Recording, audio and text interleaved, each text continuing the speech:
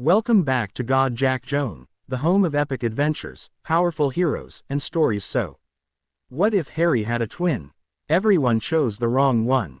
Here is short summary. What if Harry Potter had a twin brother, and everyone believed the wrong child was the boy who lived? After Voldemort's attack, Harry is forgotten while his twin is celebrated as the hero. Ignored by his family and pushed aside by the wizarding world, Harry grows up alone, carrying a secret no one knows. But years later, a shocking truth is revealed: Harry was the real survivor all along. Will those who abandoned him beg for forgiveness?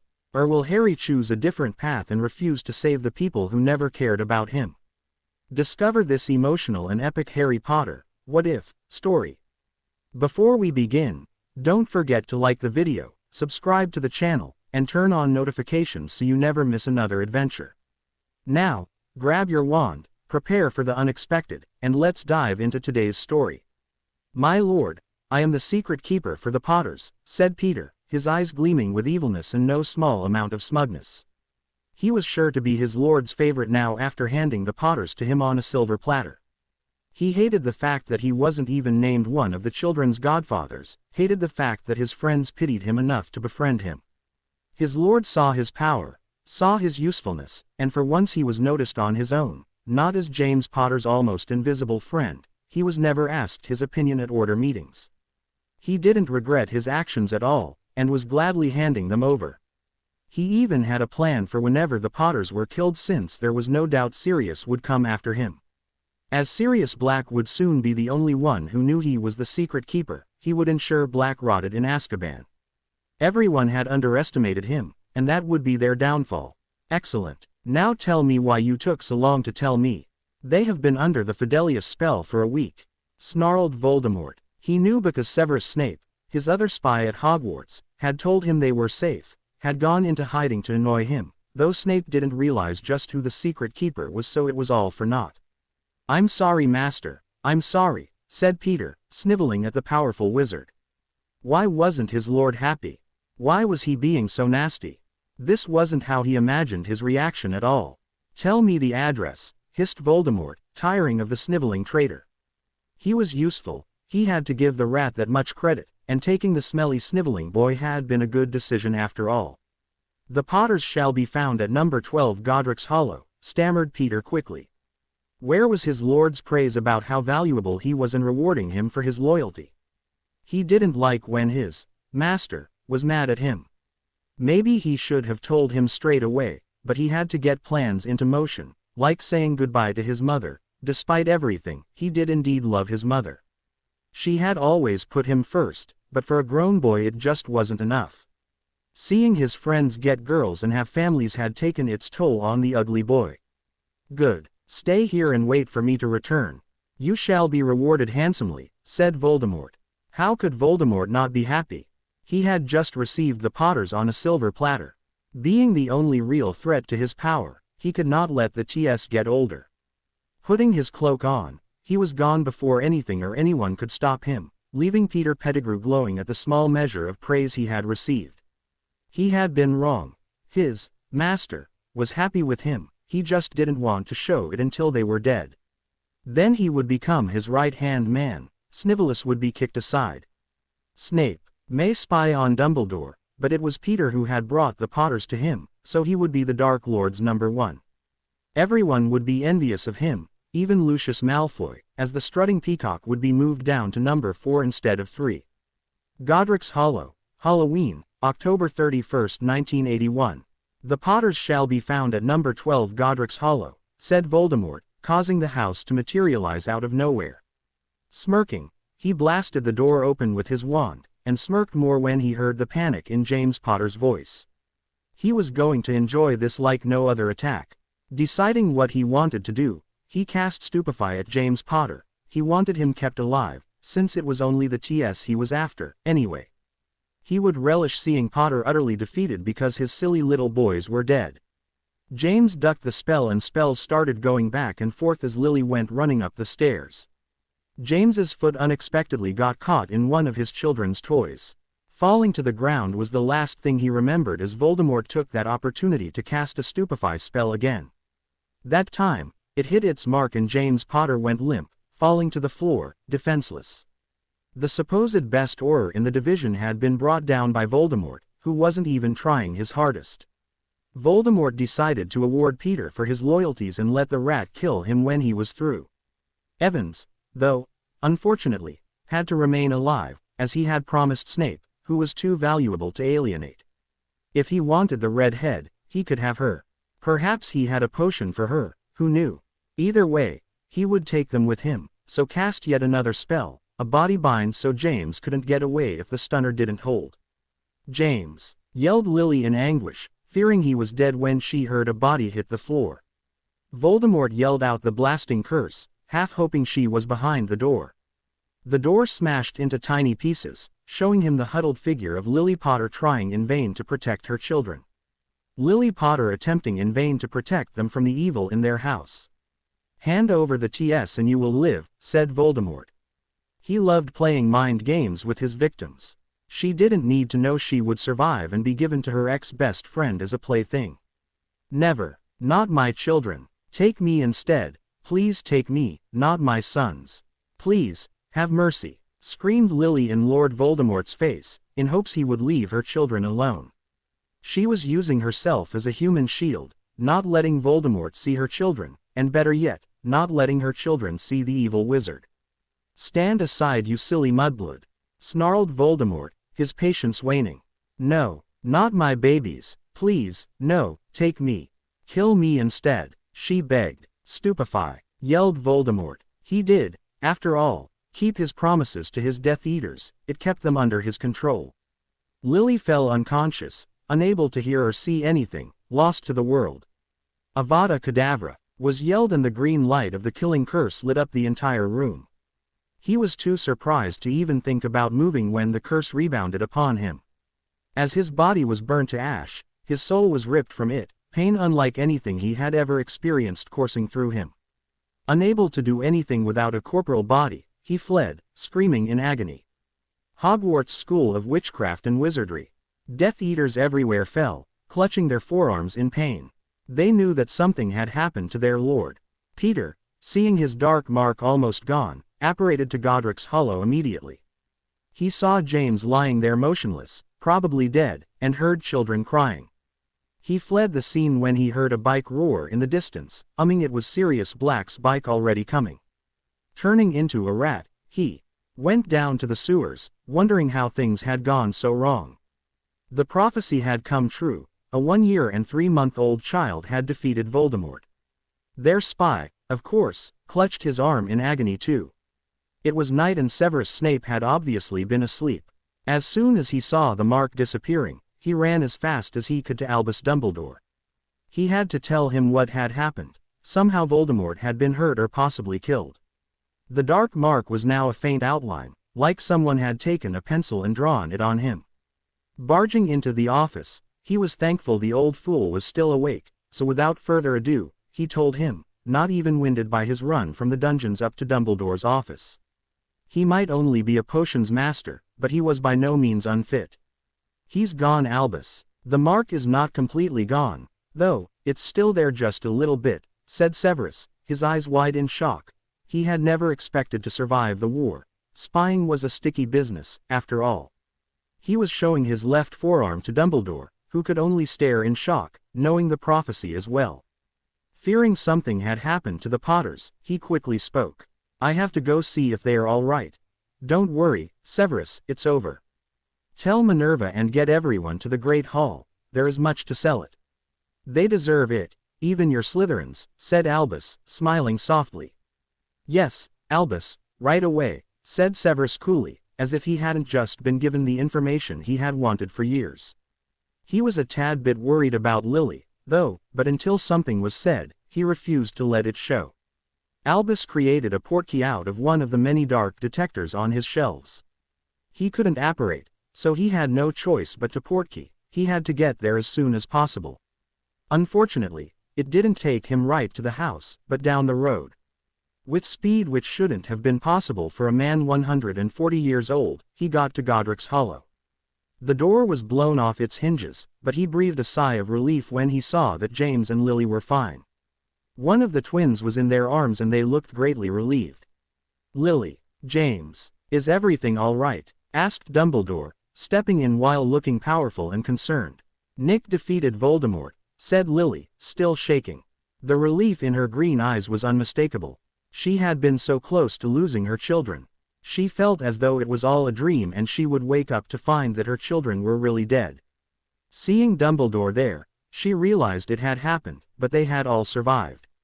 Are you sure? Asked Albus, frowning. Nick had been the firstborn. If anything, he had expected it to be Harry. He was born last and closer to the 7th month dies. However, he would of course trust Lily's judgment. She had been there and seen the whole thing. Perhaps Nick had been close enough to the 7th month dies condition. Yes, Albus, replied Lily adamantly. It seems he is the child of the prophecy then, my dears. The coming years are not going to be very good for the little one, said Albus softly. He tried to stop himself from thinking about training Nick, but it couldn't be helped. Voldemort wasn't gone or the dark mark would have been gone completely. What about Harry? Asked Albus after a few minutes' silence. He's sleeping. I finally got him back down, but Nick's too scared to sleep, whispered Lily, looking worried and as though she had failed all at once. Do not worry yourself, I'm sure he will be fine. Just flow me if you cannot get him to sleep. I shall get Severus to brew a potion for him if that is the case, so fear not, said Dumbledore soothingly. Would you? Thank you, Albus, sighed Lily, still clutching her shuddering son close. He had finally stopped crying, even though had closed the scar and healed it as much as possible. Harry's too had been healed as much as possible, but she was too proud of her son to get rid of the marks the twins bore. He had, after all, got rid of the Dark Lord at just 1 year and 3 months old. Sirius Black rode his motorbike to Peter's home, concerned since he had not seen or heard from a particular one of his 3 best friends as he was supposed to have. He thought perhaps Peter had been taken at first, until he saw that there were no signs of a struggle there. Getting more and more suspicious by the second, he got back on his bike and headed for Godric's Hollow. He knew someone close to them had been betraying them, ping on information for the past year, and had suspected Remus, but now, why? Now he feared the worst, and it was due to the one who held his best friend, his friend's wife, and his godson's lives in his hands, Peter Pettigrew. He got within viewing distance of James and Lily's home and paled drastically when he saw the door blown off its hinges and James lying on the floor, dead. With a snarl of rage he turned around, and proceeded to spend the rest of the night tracking down Peter Pettigrew. He wasn't the second best Auror in his division for nothing. It wasn't a problem tracking down a rat and exterminating it. Finally cornering Peter in Muggle London like the scared coward he was, Sirius got within spell-casting distance, when Peter suddenly started crying and screaming at Sirius. Why, Sirius, why? Why did you betray your friends like this, why? I thought you liked us better than that. James was your friend. Why, Sirius? Cried Peter, hiding his malicious smirk behind his hands. You know I did not betray them, you did. Snarled Sirius, pulling out his wand. You did, Sirius, you killed them. Screamed Peter hysterically. Why you? Snarled Sirius, raising his wand. Unfortunately, Peter had his wand behind his back, and before Sirius could react, a blast surrounded Peter, killing innocent muggles in the crossfire. Through the red haze, he saw Pettigrew cutting off his finger and disappearing into rat form after waving at him slyly and into the sewers. The only thing Sirius could do then was laugh. That weak wizard had fooled for him so long. What kind of Auror was he if he could not even find dark wizards? He didn't care for the 13 or so muggles who were around him or react when the Aurors came for him. He just continued to laugh, as if he had gone insane. They put him in a cell at the Ministry of Magic, still under the impression the Potters had died that night. What will we do with them? Asked one of the Aurors. They had captured a good amount of Death Eaters that night, however, none of the inner circle were caught. They were better at hiding than the others, and Karkaroff was one of them. Send them all to Azkaban, said Crouch. His under-secretary, Mr. Fudge, agreed with him immediately. Are you sure, sir? Asked another Auror who just came in with his partner. Yes, said Crouch, looking like he would not be moved. When, sir? Asked the other Auror. Tonight. Get it done tonight. I give you permission, said Crouch. Yes, sir, said the Auror, nodding then leaving. Leave, barked Crouch at the Auror who had asked if he were sure. Yes, sir, said the Auror, jumping slightly before leaving. What can I do for you, sir? Perhaps some coffee, asked Fudge. Fudge was like Peter, power-hungry, and sniveling to the biggest bully in the playground. They would go to any lengths to be the best in the man's eyes. Yes, and some biscuits, too, before I go to the meeting, said Crouch distractedly. I will be right back with them, sniveled Fudge. Can't wait till I take over, was all Fudge muttered as he poured the coffee and put the biscuits on a plate, all via magic of course. He didn't approve of how the man was dealing with the Death Eaters. He personally thought they deserved but they would get it when he ruled all of them. He would become the Minister of Magic. He didn't realize just how soon that would happen.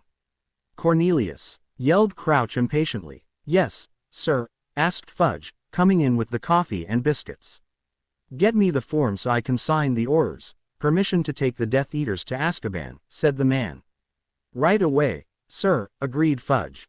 Be quick, I don't have all night, said Crouch. Cornelius Fudge went to the file cabinet where all the papers were, the bold letter standing out, making Fudge feel stupid, as if he didn't know where they were.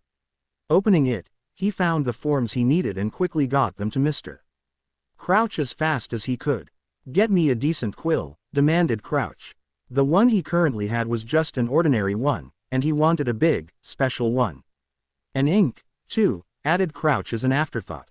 Fudge rolled his eyes when he could not be seen while getting the black ink that had a red swirl to it. Getting the best quill he could find, he put them on his boss's desk. Finished collecting the items Crouch wanted, Fudge slumped into a chair. He was knackered after doing everything the man asked, just like always. He was usually home by now, but the man had stayed extra long. I'm sorry to interrupt you, sir, but your son, Barty, is here to see you, said a woman who looked extremely nervous as she came in. Tell him he can come up, but only for a minute, said Crouch, getting back to work. Yes, sir, she said, closing her eyes as she left the office and thanking God she still had her job. The last person who had done that had been fired. Your father will see you, sir, just go right up, she said kindly. It was her boss's son, after all, and he was nothing like his father at all, since he was nice, kind, and good-looking. Thank you, ma'am, said Barty with an award-winning smile as he headed up. You're welcome, the woman called after him, blushing beautifully as she walked back behind the reception area. Father, what's going on?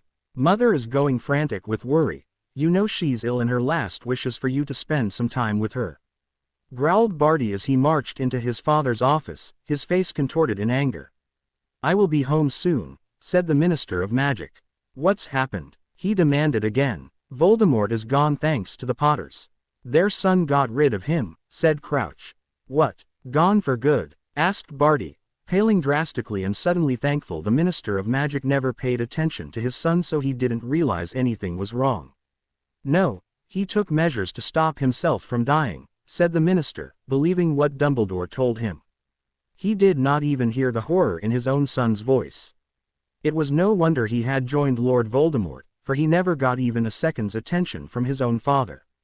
Well, let everyone else deal with it, and please go home to Mum, said the boy, sounding like an impossibly young child right then, not like a fully grown adult wizard and a Death Eater to boot.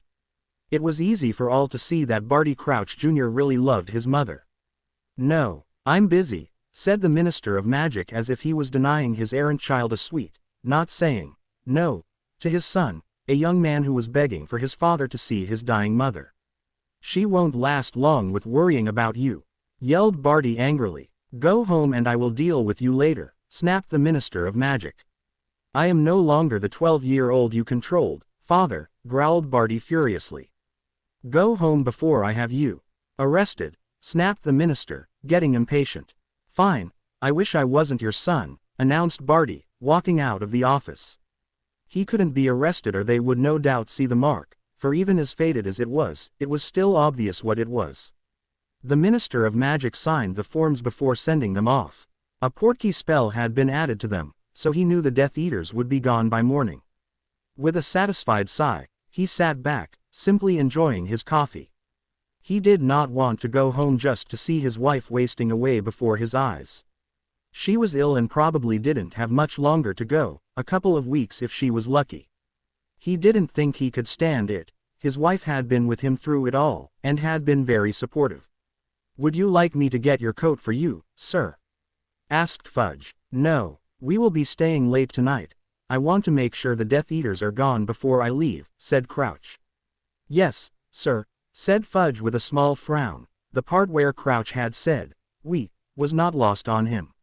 Fudge fell asleep in a corner of the room beside the fire. Crouch didn't even realize that his undersecretary had fallen asleep, far too deep in his own horrible thoughts to realize what he was doing. "Sir," yelled an Auror suddenly. Fudge woke up in an instant. Seeing his boss was just turning his head, he made it look like he was awake and aware of everything. The Auror in question who had just shouted came in. "Yes?" asked Crouch, annoyed at being brought out of his thoughts. "The transfers to Azkaban have already started. 5 of them are being shipped off as we speak. We will need to do overtime duty if you want them all gone by morning. There aren't enough Aurors on duty right now. James hasn't come in since he went under Fidelius," said the Auror. "Fine, you will get paid. Just do it and go home after you're done," said the Minister of Magic. "Yes, sir, we'll get it done right away," agreed the Auror. "Good, you can go now." Crouch dismissed the man. Just then, the fire in the fireplace blazed green, the color for someone flowing replacing a flow call, and a man in multicolored robes stepped out onto the hearthrug, his blue eyes like 2 sharp crystals as he looked at Crouch with disappointment. He had just been told by Minerva McGonagall, of all people, that his spy, Severus Snape, had been arrested. If anyone could actually intimidate Crouch Sr., it was Albus Dumbledore. The man known as Albus Dumbledore came through the flow, his face grim with disappointment. He had always given the Minister of Magic advice on what to do. Now, it wasn't because of his ego or because the minister hadn't done what he had asked which bothered Dumbledore. No, it was the fact that he had imprisoned them all without a trials. Karkaroff had illegally been given Veritaserum and had spilled all the names of the Death Eaters he knew, which was how they had found out about Severus Snape and arrested him at Hogwarts. They all wanted advice from the great and powerful Albus Dumbledore, since Albus had a great amount of respect from the wizards and witches in the wizarding world. It was well known Albus had been offered the position of Minister of Magic, but he had turned it down, to become the headmaster of Hogwarts instead. Along with all the trials of being headmaster, he still had to deal with wayward ministers who thought they were above the law. He was furious with the Minister of Magic. How dare he imprison people without trials? Even if they were Death Eaters, there may be a few who could get a second chance at life. "Bartemius, what have you done?" asked Albus, his anger held in check. The only thing which gave away the fact that he was furious was his eyes. They were ice-cold blocks lacking their normal twinkle in them. "I've done what I should have done a long time ago and had all the Death Eaters shipped off to Azkaban without trials," glared Minister Crouch, still angry from his son's words, or he wouldn't have used that tone with Dumbledore. He was, after all, the head of the appointed body who had named him Minister of Magic in the first place, and he could be as easily removed as he had been appointed. "2 people whom I know are innocent are down in those holding cells," snapped Albus. He knew Sirius Black was innocent and he liked the man, but the man he was most worried about was Severus, the man he loved like a son and who had been arrested just some 20 minutes ago. Albus knew Severus felt guilty about everything he had done and knew the Dementors would tear him apart, would feed on that guilt, and eventually, it would drive Severus mad. "Who?" scoffed Minister Crouch. "Severus Snape and Sirius Black," said Albus. "Snape is a Death Eater and Black sold out the Potters," said Mr. Crouch adamantly, his puffed out importantly. "No, Black did not. It was Peter Pettigrew," argued Albus, angry and showing it. "Albus, they are going to Azkaban. They're guilty of the crimes they've been accused of," snapped Minister Crouch right back. He didn't care whether they were innocent or not, he just wanted to be rid of them for good. The fewer he let out, the less chance he had of getting his job taken from him. He still had no idea that soon he would lose it anyway. The Death Eaters all deserved Azkaban. They were the worst sort of wizards in the world, and he couldn't believe the great and light Albus Dumbledore was defending them.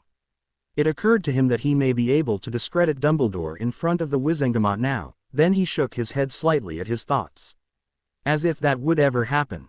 He would be laughed at, they would coo sickeningly at Dumbledore's display of light and goodness. "Do not make me drag this up before the Wizengamot," threatened Albus. He would go to any length to help Severus, even if that meant threatening the minister.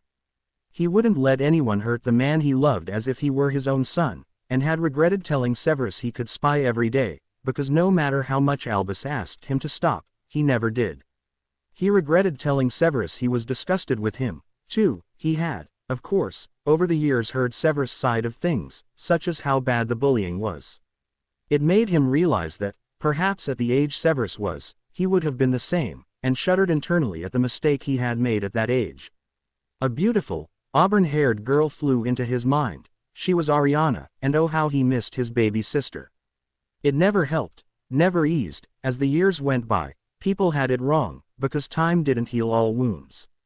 "You can drag it up all you like," said Crouch, thinking it was a bluff.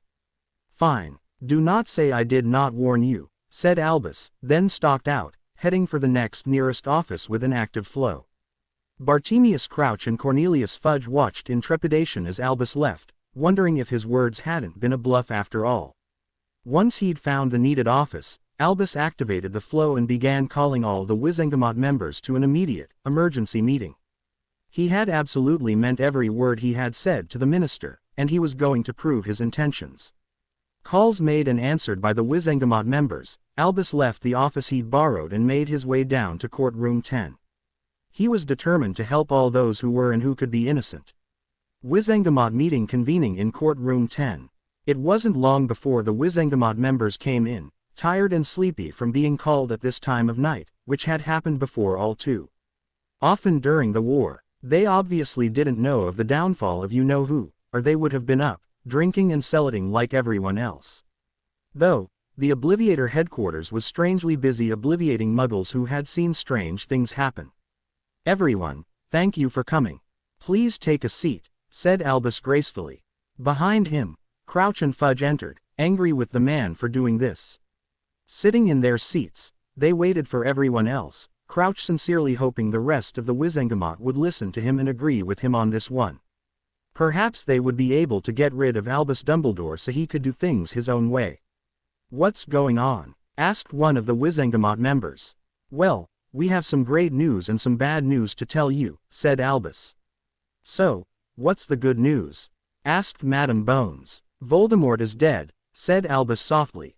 Most of them flinched when Albus mentioned the name, but Albus refused to stop calling him by his name just because they were scared. He found it stupid that they were all afraid of the name, always insisting fear of the name would cause fear of the thing itself. "How did it happen?" asked Madame Bones after the cheering and clapping had died down. They all listened, curious about what Dumbledore was going to say. They thought perhaps it was Dumbledore himself who did it. They were wrong, of course, as proved by his next words. "Nick Potter defeated him," said Albus soothingly. "Well, that's the best news I've heard in months, perhaps years," said Madame Bones. "Agreed," announced another. "So is that all we're here for?" asked a smooth voice from the middle of the table. "No. The bad news is that I am here to tell you Minister Crouch has sentenced all the captured Death Eaters to Azkaban without trials," said Albus looking old and weary. "Good. The quicker the better," stated one of the members. "Yeah," agreed most of the others. "That is not right. Some of them may have been under the Imperious curse, and I personally know of 2 people who are innocent. One of them has been working for me," said Albus angrily, demanding everyone's attention. "Who has been working for you?" asked one of the members curiously. "Severus Snape," said Albus sadly. "He is a Death Eater," said one of them, disagreeing with Albus. "No, he is far from it. I asked him to spy, risking his life for the light side, which called for his death because of a mistake he made. Of course, he continued on spying, despite it being a thankless task. I know he is my spy, as I have used Veritaserum on him as well as having been into his head, both with his consent, of course," explained Albus, ing on a drop he had taken from his robes. "Well, he should be free to go." "Albus would not stick up for Snape unless he was sure," shouted someone from the back. "Agreed. What about the other innocent person you know, Albus?" asked another member. "His name is Sirius Black," who was supposed to have been the Potter's secret keeper. Lily and James will be able to tell you all. It was Peter Pettigrew, who they had made secret keeper in place of Sirius. I went to see them before coming here when I heard what happened to my potions master, said Albus pleasantly. Very well. All Death Eaters will be given trials, and Severus Snape and Sirius Black are free to go, said Madame Bones. Some of them are already gone, blurted Fudge. Well, then, your Aurors are just going to have to get them back, said Albus pleasantly. As there are no other urgent matters to discuss, this meeting is now coming to an end. There are people to collect, some selling to do, and announcements to make, continued Albus, thinking, no sleep for me tonight then. Yes, very well. I will make sure everything goes according to plan. Moody, take Albus down to collect Black and Snape, said Shacklebolt. Aye, sir, said Moody as they left. The cells, the dungeons of the Ministry of Magic. It was well known that Albus Dumbledore got on famously with Alistair, Mad-Eye, Moody. The man was well known for catching the most Death Eaters that night. He could see the mark on their arms no matter how they tried to disguise it, so he knew who was a Death Eater and who was not. Snape, you are free to go, grunted Moody, opening the door magically. About bloody time, sneered Severus, getting up. His defenses were up already. As he was treated like a criminal without proof nearly all the time, he snarled and sneered all the time to cover his true feelings. Right now, he was covering up the horror he had felt at ending up in Azkaban after hearing the Aurors going on about it. He had been petrified and had prayed Albus would get there in time, but had almost given up hope until that very moment.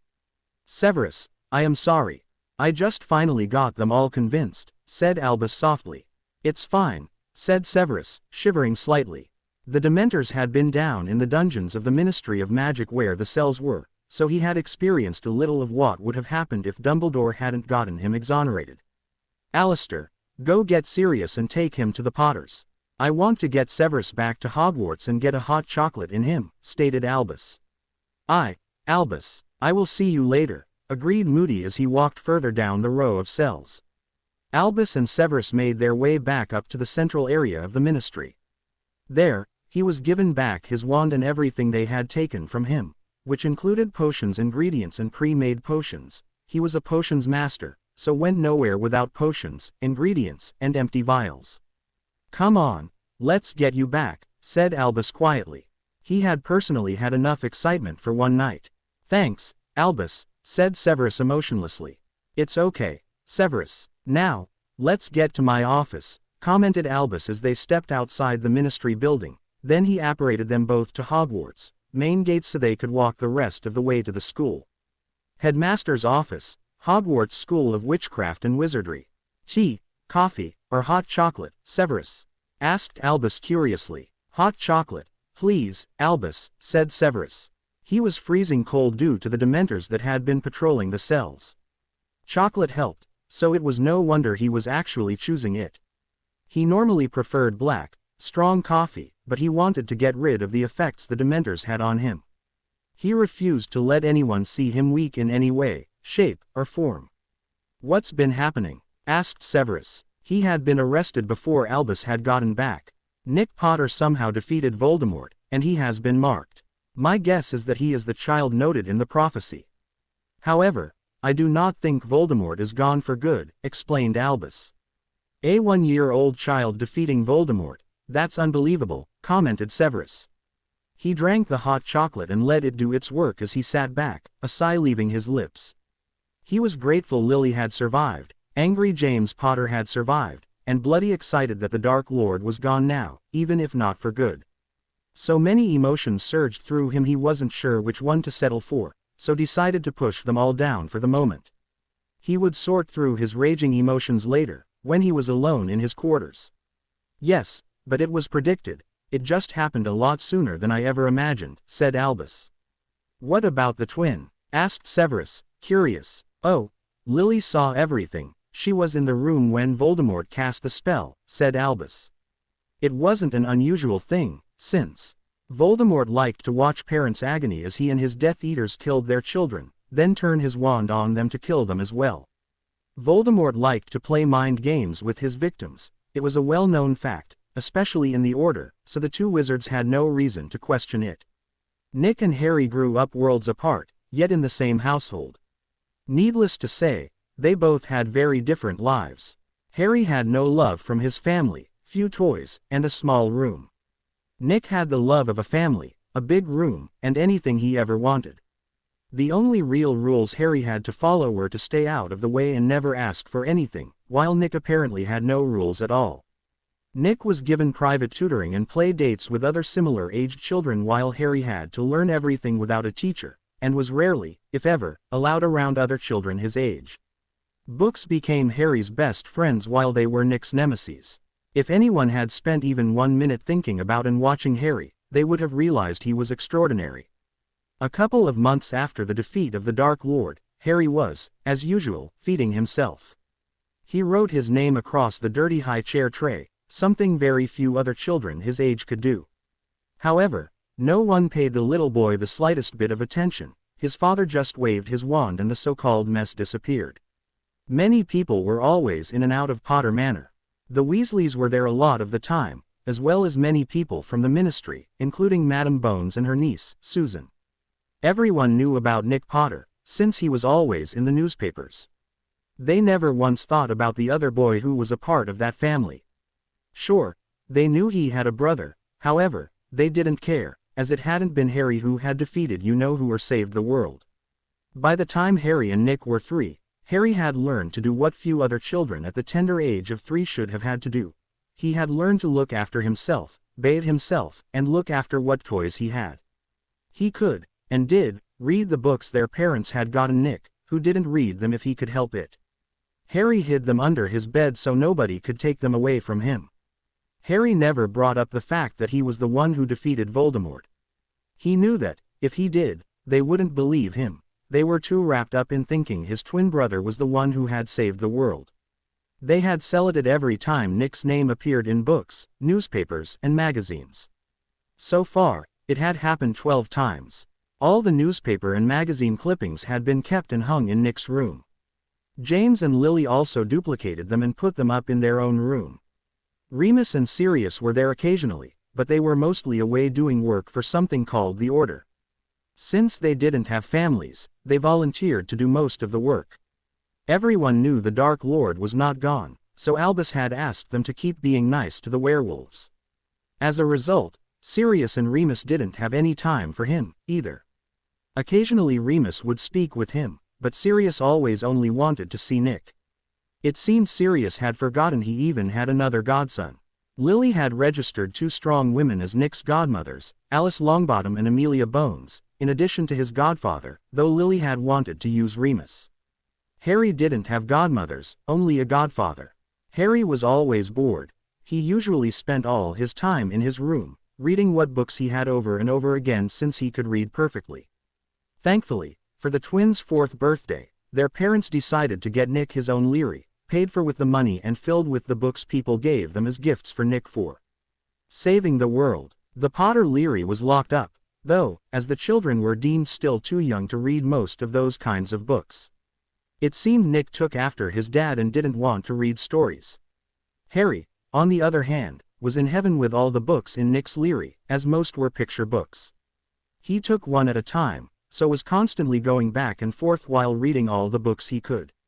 Which wasn't hard to do, since his parents never even thought about him, or even gave him the time of day. That, however, pleased Harry. He knew he was different from his family. If they had been around, they would have seen a happy Harry smiling and laughing as he read the books. They were Harry's escape from the world which deemed him unimportant. The years slowly passed, the hero worshipping seemed to slow down. People saw Nick as an ordinary boy as well as a hero. He did small bouts of accidental magic, though nothing magnificent, like they imagined he would do. James and Lily didn't see that at all. They continued to spoil their firstborn son. Alice had her second son with Frank. Lily and James were named godparents to him. They named their new son Marcus Frank Longbottom. He was 3 years younger than Neville. Most people actually called him Frankie. Neville and Nick were good friends, but not best friends. Nick loved Quidditch and playing pranks. Neville was a quiet person like his father, who liked to draw or play in the garden with his plants. He would have been the prefect playmate for Harry, if he had only been encouraged to pay the slightest bit of attention to the little boy. It didn't help that Harry usually hid in the Leary every time people were around. Not that he was ever out of the Leary, he slept and ate his meals there. Some would think he lived there instead of having his own small room. Harry and Nick were 4 when they saw their mother's belly start to swell. Then he overheard Nick being told he was going to be a big brother, that his mum was pregnant. Nick had been so happy to hear he was going to have a brother or sister. However, it broke Harry's little heart when he heard and saw it. No matter how much he was used to it, to being left out, it always seemed to hurt. He had tried very hard to get his mother's attention, but nothing seemed to work. Finally, he had given up and started trying to keep himself occupied. He had never truly been happy in his life before, but no one seemed to care. He was never really a bubbly boy full of happiness. He was content with his books, but never happy. When they were almost 5, their sister was brought into the world. Her name was Roxy Lillian Potter. She had her mother's fiery red hair and her green eyes, and Lily was over the moon. They would soon realize she also had her mother's temper and book smarts. Harry and Nick were not quite identical anymore.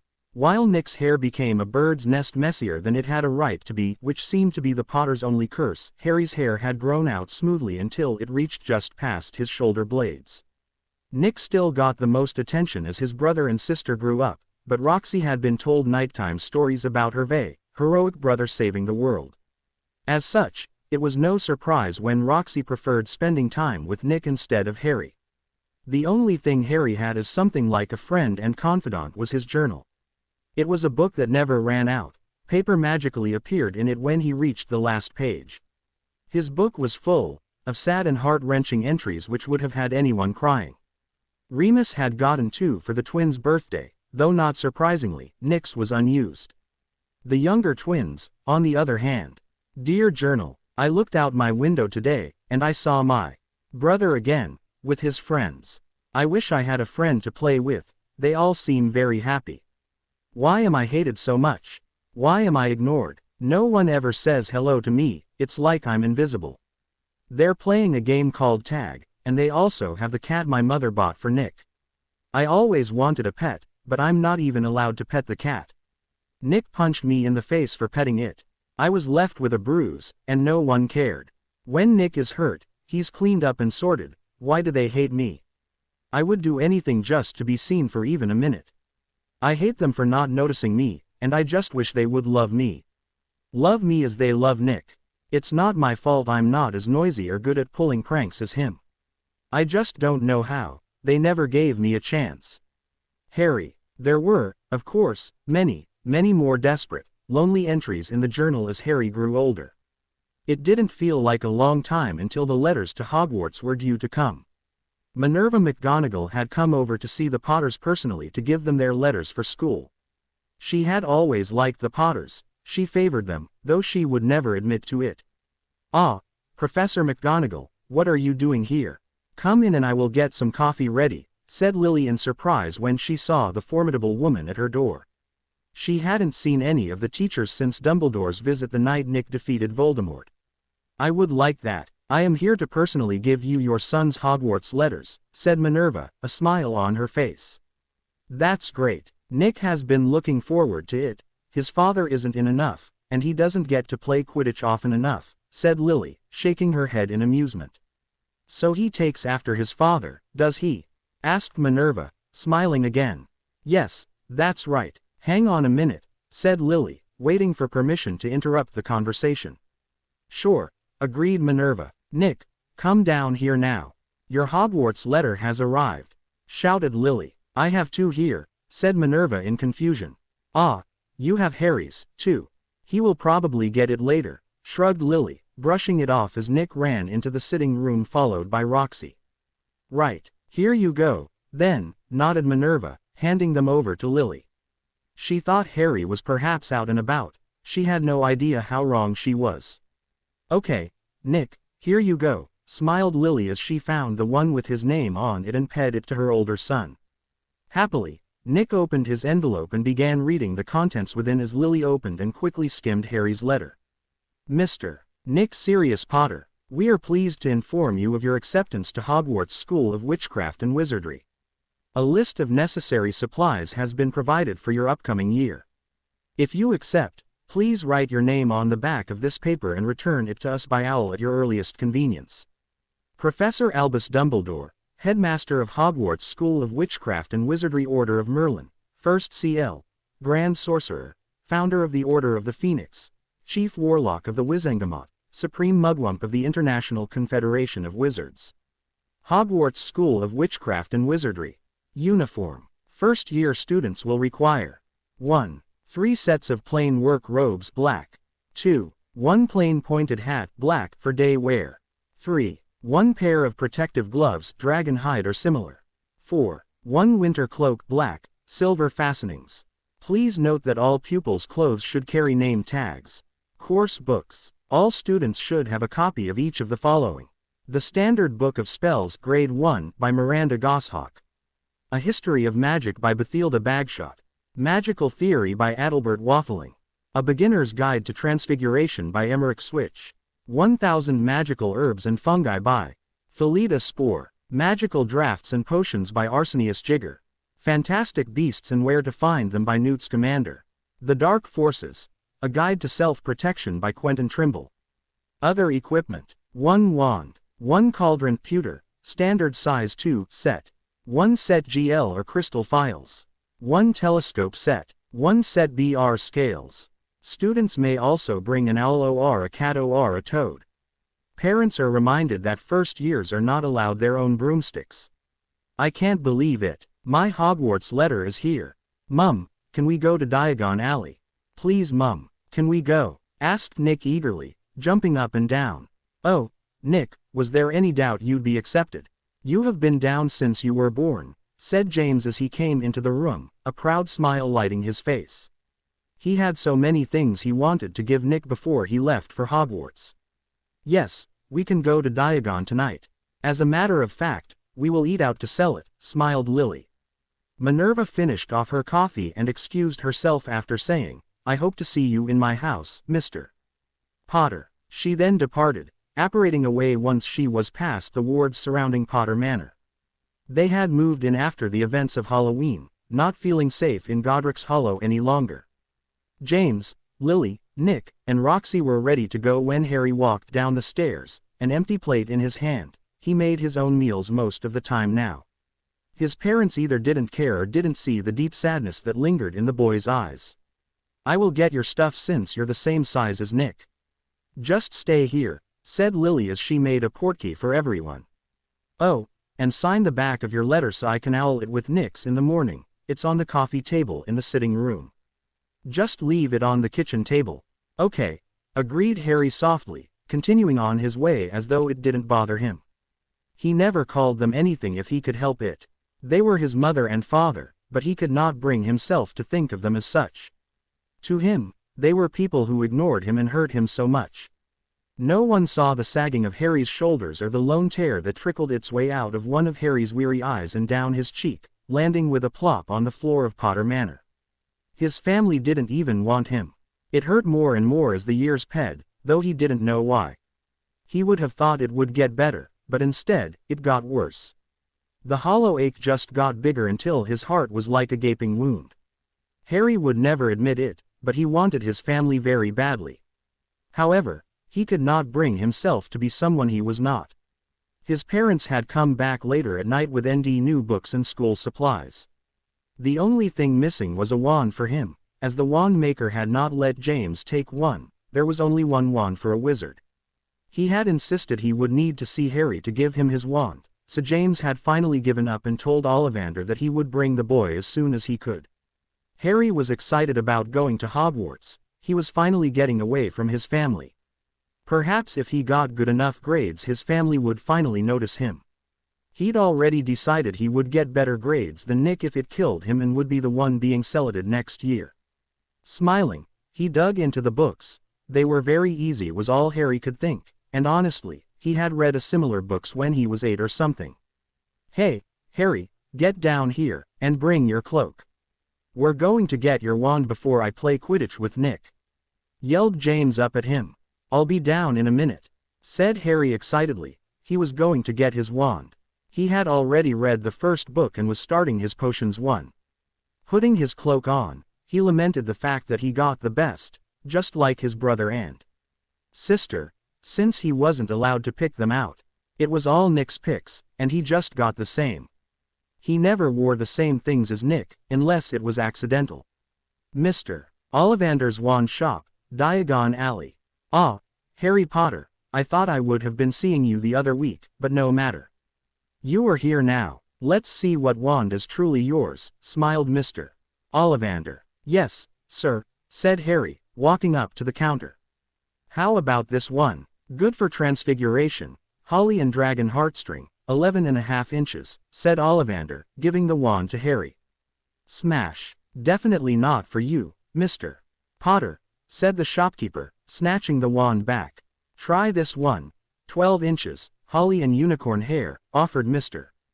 Ollivander, holding out a different wand.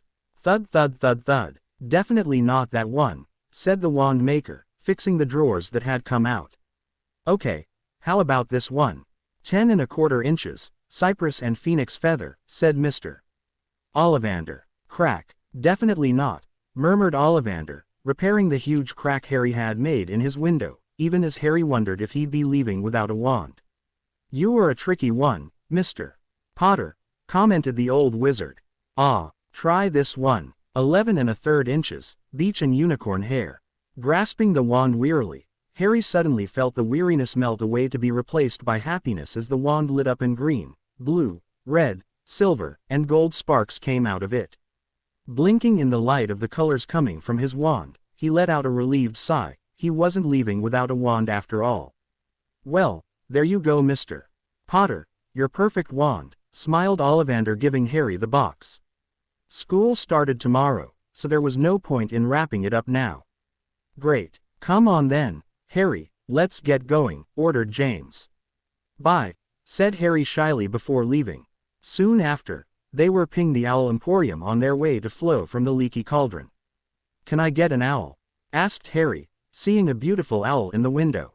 I don't have the time. You can borrow Nick's if you need one, said James.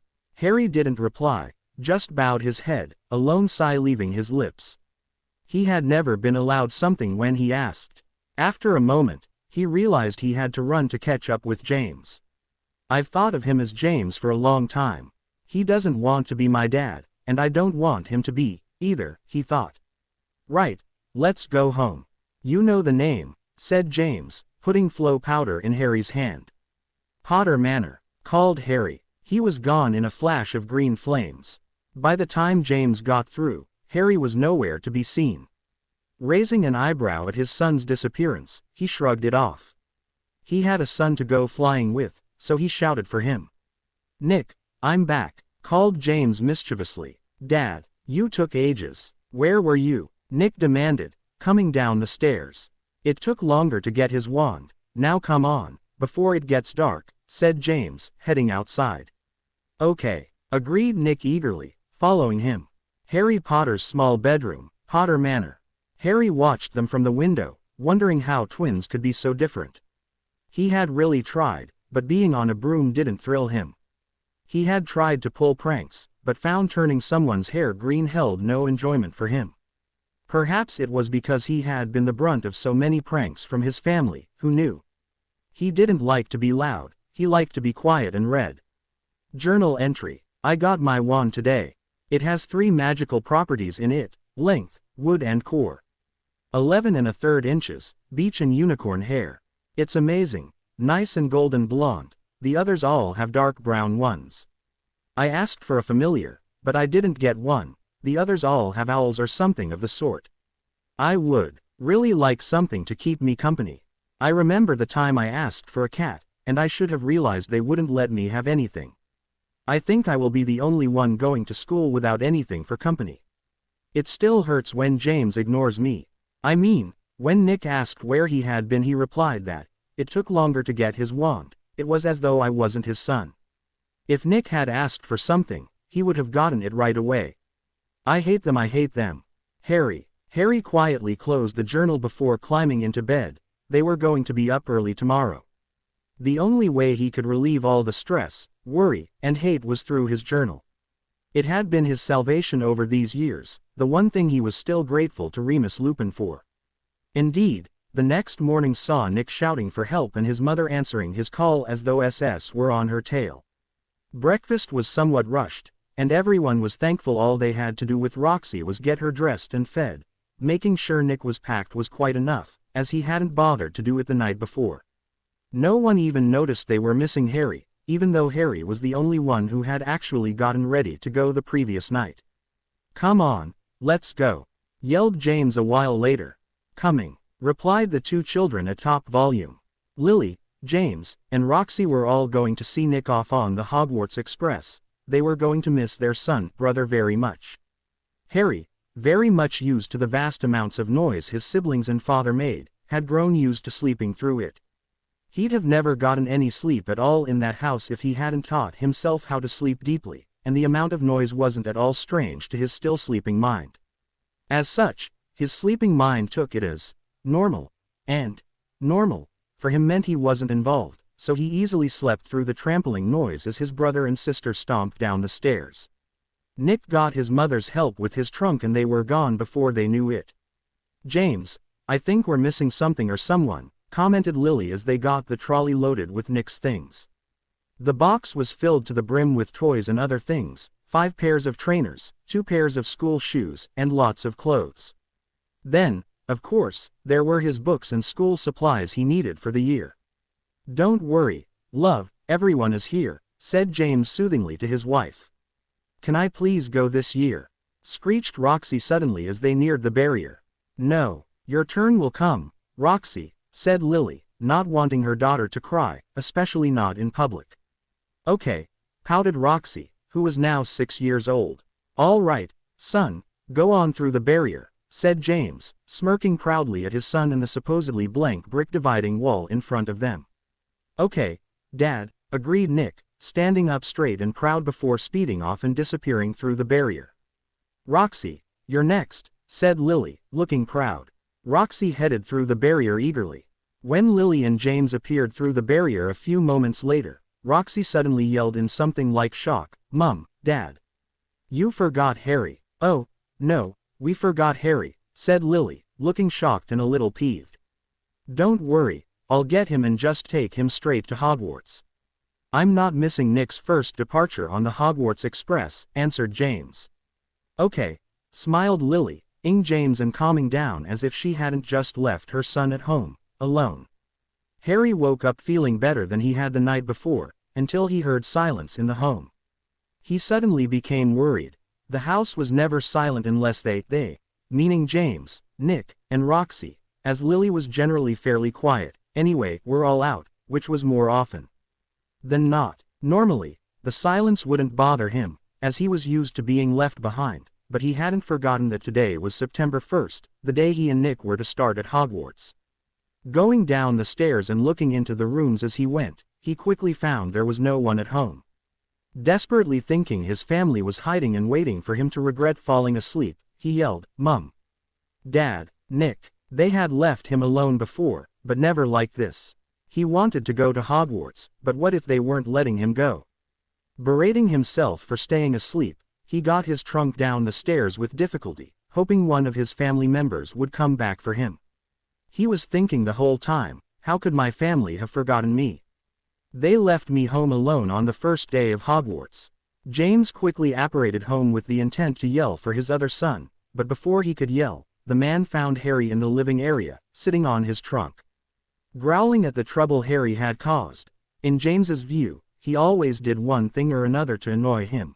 He shrunk the boy's trunk and asked, "Why didn't you come down?" He shook his head in disappointment. Instead of enjoying watching the train travel out of sight, as soon as it left the station, he'd had to apparate back home to find his other son. "I was asleep," said Harry truthfully. "And I'm the Minister of Magic," mumbled James disgustedly under his breath, but Harry heard it anyway. He doesn't believe me, thought Harry. His own father had practically accused him of lying. Sagging, he wondered again if his family would ever really love him. He already knew the answer to that, but he didn't like admitting it even to himself sometimes. He was, after all, only 11 years old. Let's go, said James. Grabbing his son, he pulled him close and they were apparating before Harry knew it. When they arrived at their destination, it turned out to be Hogwarts' front gate.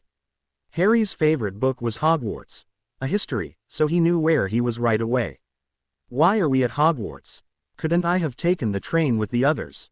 Asked Harry quietly and softly. No, you missed it. I can hardly apparate you onto the train, said James, tapping the gates with his wand so one side opened and allowed the two admittance so they could follow the carriage path up to the front doors of the school proper. James knew the castle's magic would have sent a notice, something like a magical doorbell to Albus to alert him to the visitors, so figured at the current pace he had to walk at with Harry, the headmaster would be at the front doors by the time they had crossed the grounds. It made his life easier, as he'd be able to leave Harry with the old man and get back to Lily and Roxy sooner, rather than waiting around with his troublesome son. Sure enough, as they got to the front doors, they found them open, so walked into the large entrance hall. At the foot of the stairs leading to the Great Hall and all other parts of the castle, Albus was waiting, smiling and twinkling at them. To what do I owe this visit, James? The old wizard asked, eyes on Harry curiously. Hello, Albus. Sorry about this, but he missed the train. Can he stay here until the train comes? Asked James as Harry followed him into the entrance hall. Ah, not a problem. Though, who is he? Asking Albus curiously, wondering if the boy was a Potter relative he hadn't known about before. It's Harry Potter, said James with a smile. Ah, I must say, he looks nothing like his twin, smiled Albus, his eyes twinkling merrily. Although, he was confused why James was saying he, instead of his son. The twins should have been raised together. Yes, he seems to have missed the Potter looks, said James, looking somewhat disappointed. It does suit him, though, said Albus, looking at the boy's long hair. Yes, it does, agreed James, even as he thought, thank Merlin he looks nothing like Nick. It's fine. Why don't you sit down here, Harry, and have some lunch, which is about to be served? Requested the elderly wizard as he led Harry and James into the great hall and made him sit at the end of one of the long house tables. Harry didn't know it at the time, but the table he had been made to sit at was the Ravenclaw table. Albus went on talking as he sat carefully at the literal end of the table in a transfigured, comfortable-looking chair.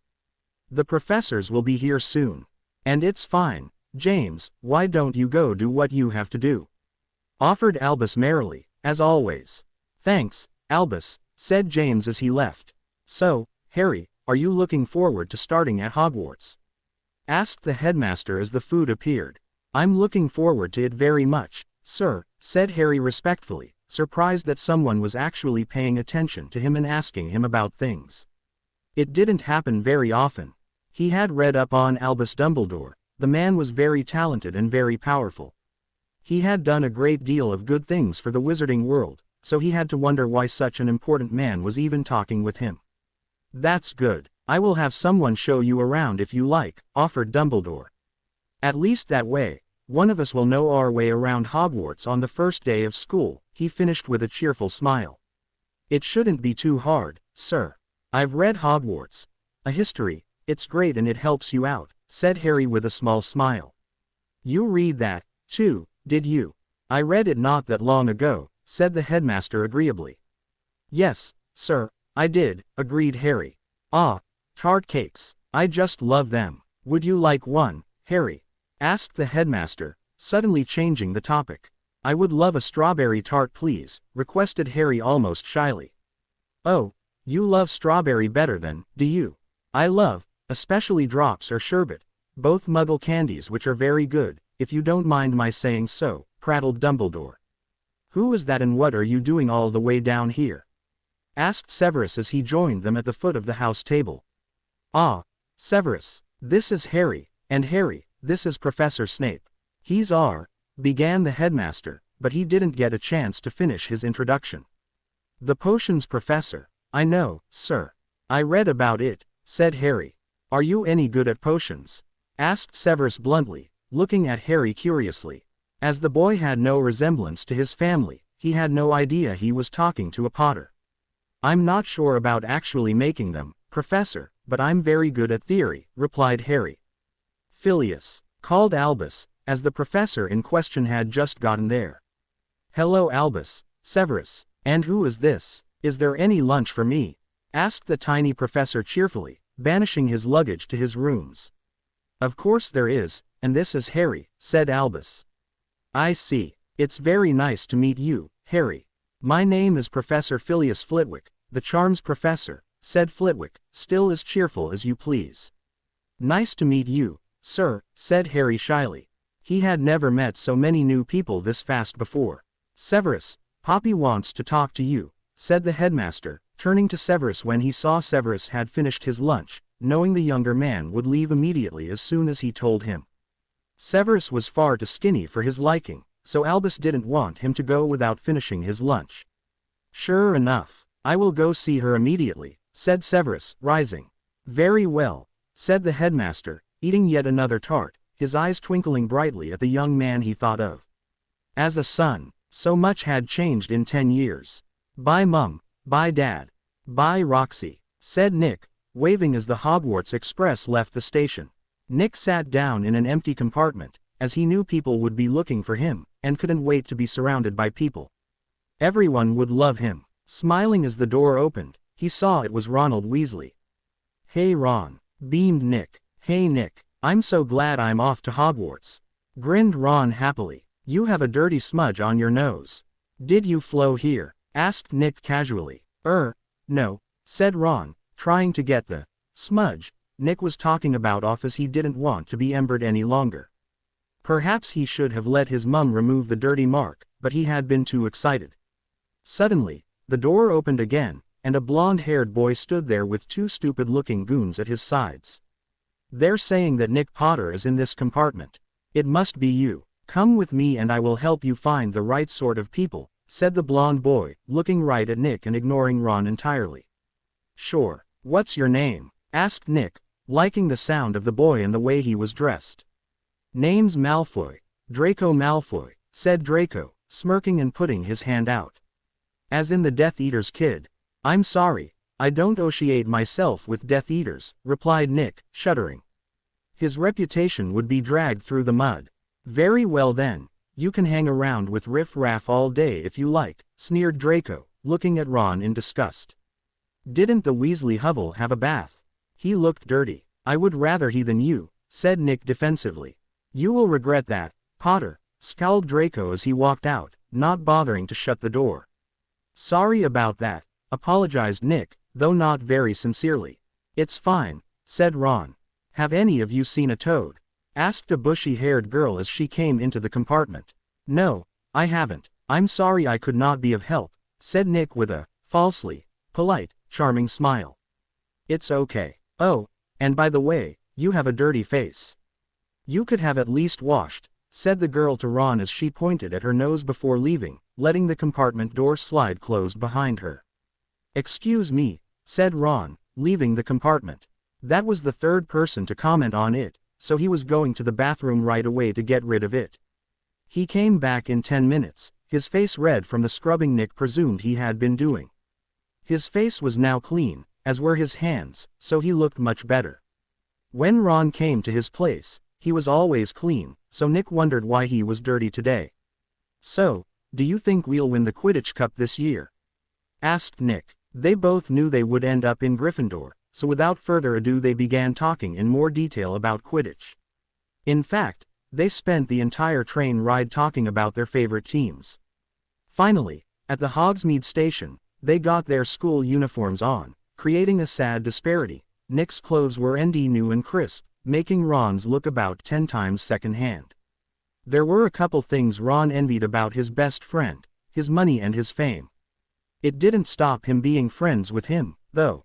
After all, what better way to get recognized? "Over air furs, years. Over air," yelled Hagrid, a lamp in his huge, beefy hands.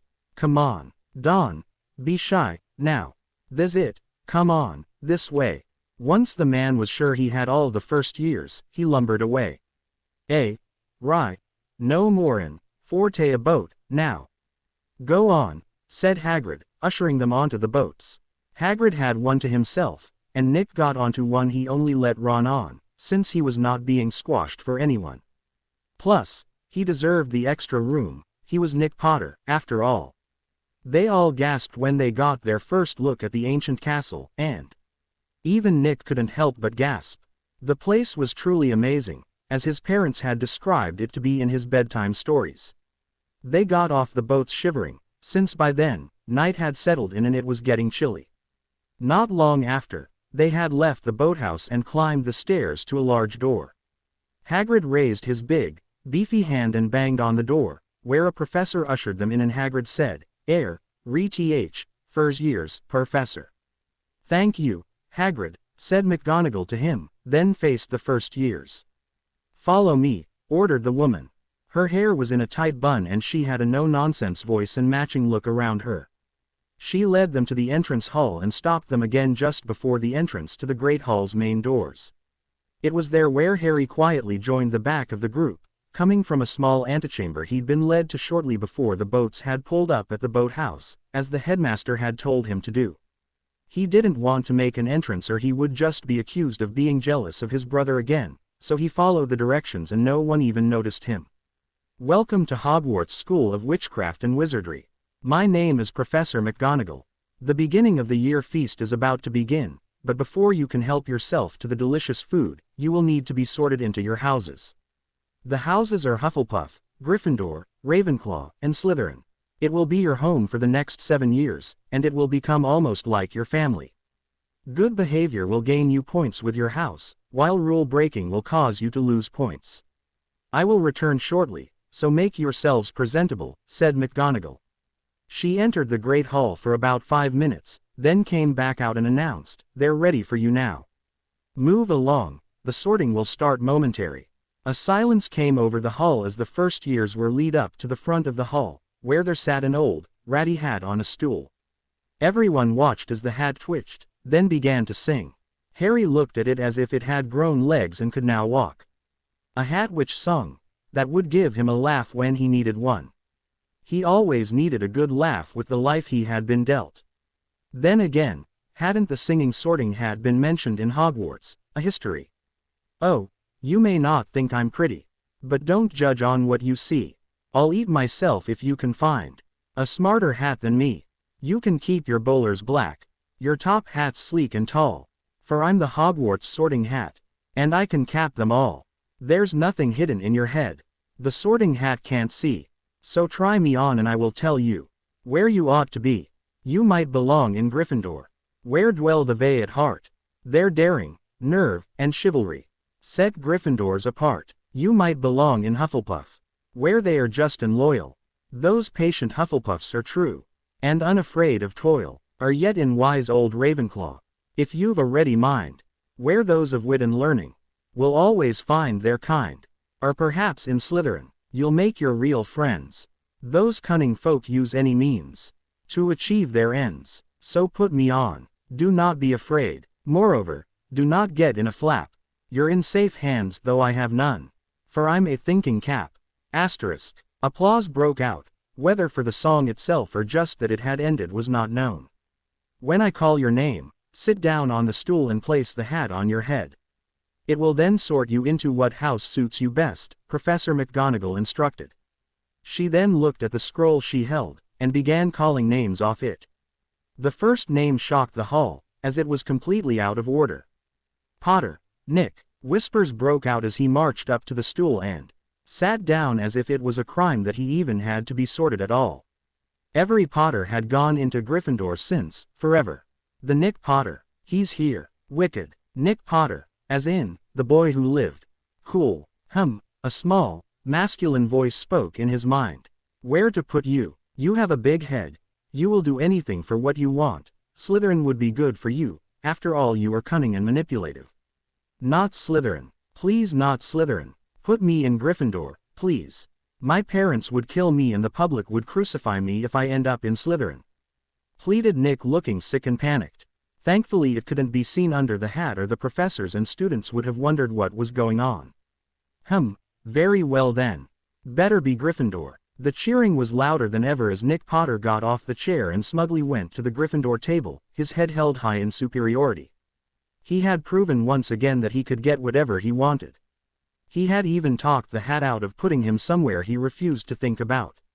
He wasn't Slytherin. How dare the hat think such a thing?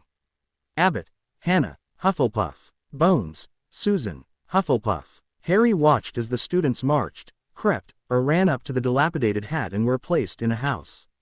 He wondered what house he would be put in, but he figured it would probably be Slytherin. Granger, Hermione, Gryffindor, Malfoy, Draco, Slytherin, Potter, Padma, Ravenclaw, Potter, Parvati, Gryffindor. Then came Perks, Sally Ann, and finally, Potter, Harry. Harry calmly walked over to the hat, hearing the gasps all around the hall. Not many people knew about him, after all. He was mentioned once in all the books and it was one sentence. The twin of the boy who lived. I never knew he had a twin. He has never been mentioned before, has he?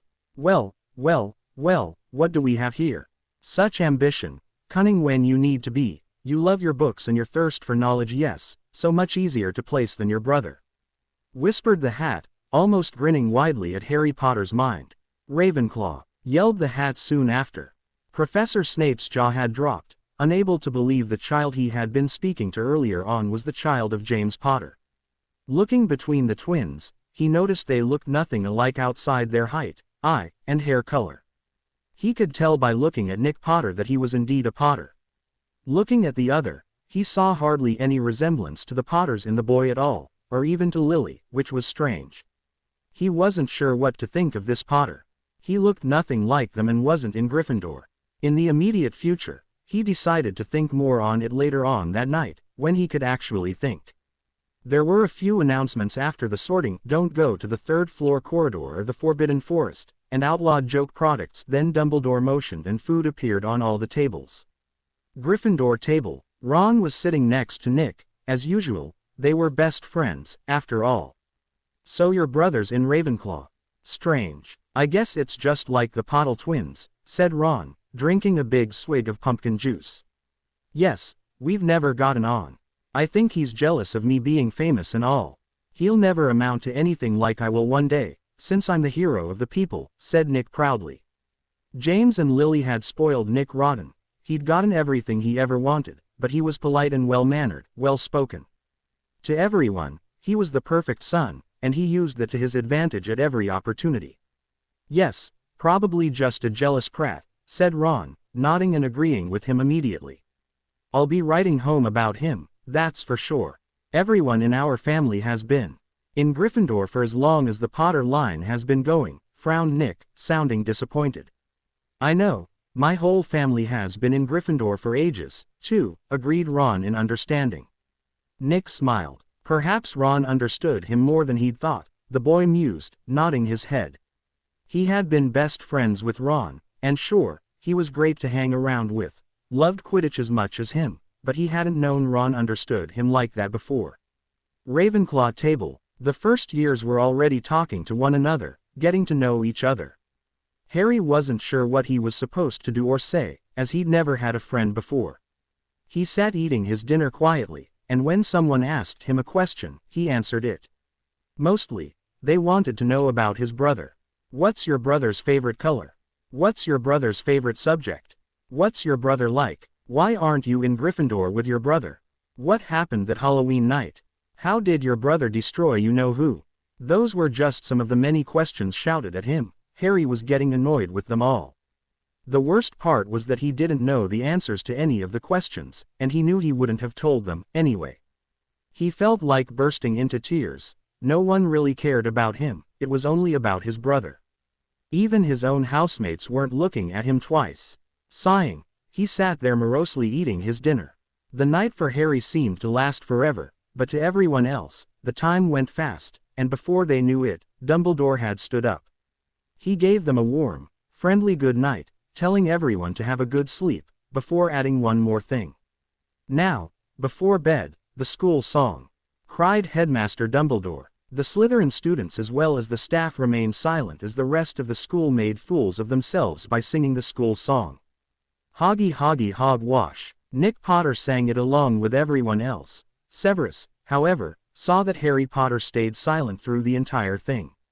The song ended to a slow funeral march, compliments of twin redheads over at the Gryffindor table, who people knew as Fred and George Weasley, the resident pranksters. Harry was glad it was over. He just wanted to go to bed and sleep to get away from all the trying questions. They were led up towards Ravenclaw Tower alongside the Gryffindors, where they parted ways at the moving staircases.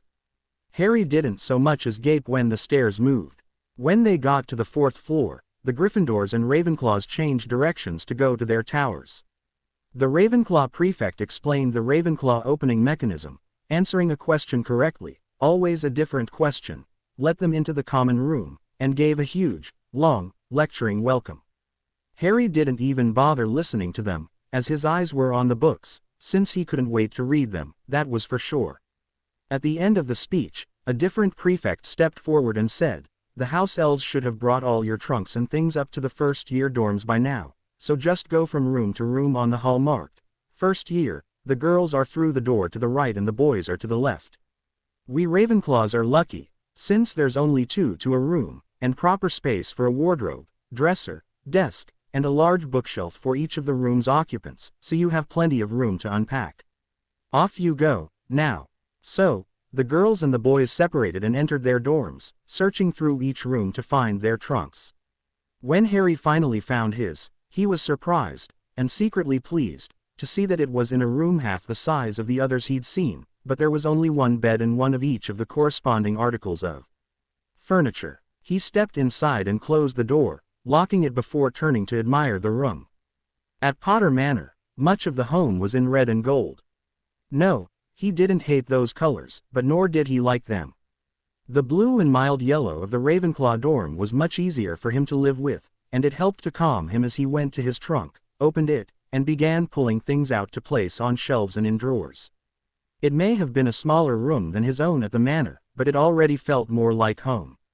Before he was finished, he heard a knock on the door and tentatively unlocked and opened it to see another first-year boy standing there. The boy said without preamble, "I'm looking for my trunk. Mind if I check here? There's only one bed in this room, though, so it can't be here," Harry told him, pushing the door open enough for the other boy to see there was indeed no other bed in the small room. First, the boy seemed a bit put out. His expression then turned suspicious, and finally, it became anger as he almost growled, "Why do you get a single room? You're a Potter. This is the first time one of yours has been in Ravenclaw. My family have all been in Ravenclaw for generations, so if anyone should have a single room, it should be me. Get out, I'm getting my trunk and moving it in here, Potter." The way the boy spat out the last word made it sound like venom. It frustrated Harry, and more, it made him angry. Eyes narrow and voice deliberately soft and calm, he stated, "I didn't choose this room. If you have a problem with it, take it up with the house elves. In the meantime, I'm going to bed. Good night." He then slammed the door shut and locked it again before the other boy had a chance to react. Without realizing it, he also put up a silencing spell. It faded by morning, though, so as he finished unpacking and climbed into bed, he didn't hear the boy outside yelling and screaming profanities. He didn't know the other boy got sent to their head of house for a good talking to, points loss, and a detention, and he didn't know about the strange divide he'd caused in Ravenclaw by refusing to be bullied by an arrogant pureblood. Some of them respected him for it, and others hated him for it, but all of them really weren't sure what to make of him, so by the next morning, nothing would have changed for him. He didn't know until morning that his name was now scrolled on a small plaque which had appeared outside the door during the night. Every door had a plaque with the room's occupants' names on them, but there was one benefit to it he really appreciated. At least he wouldn't have to put up with his house members asking questions about his brother all year.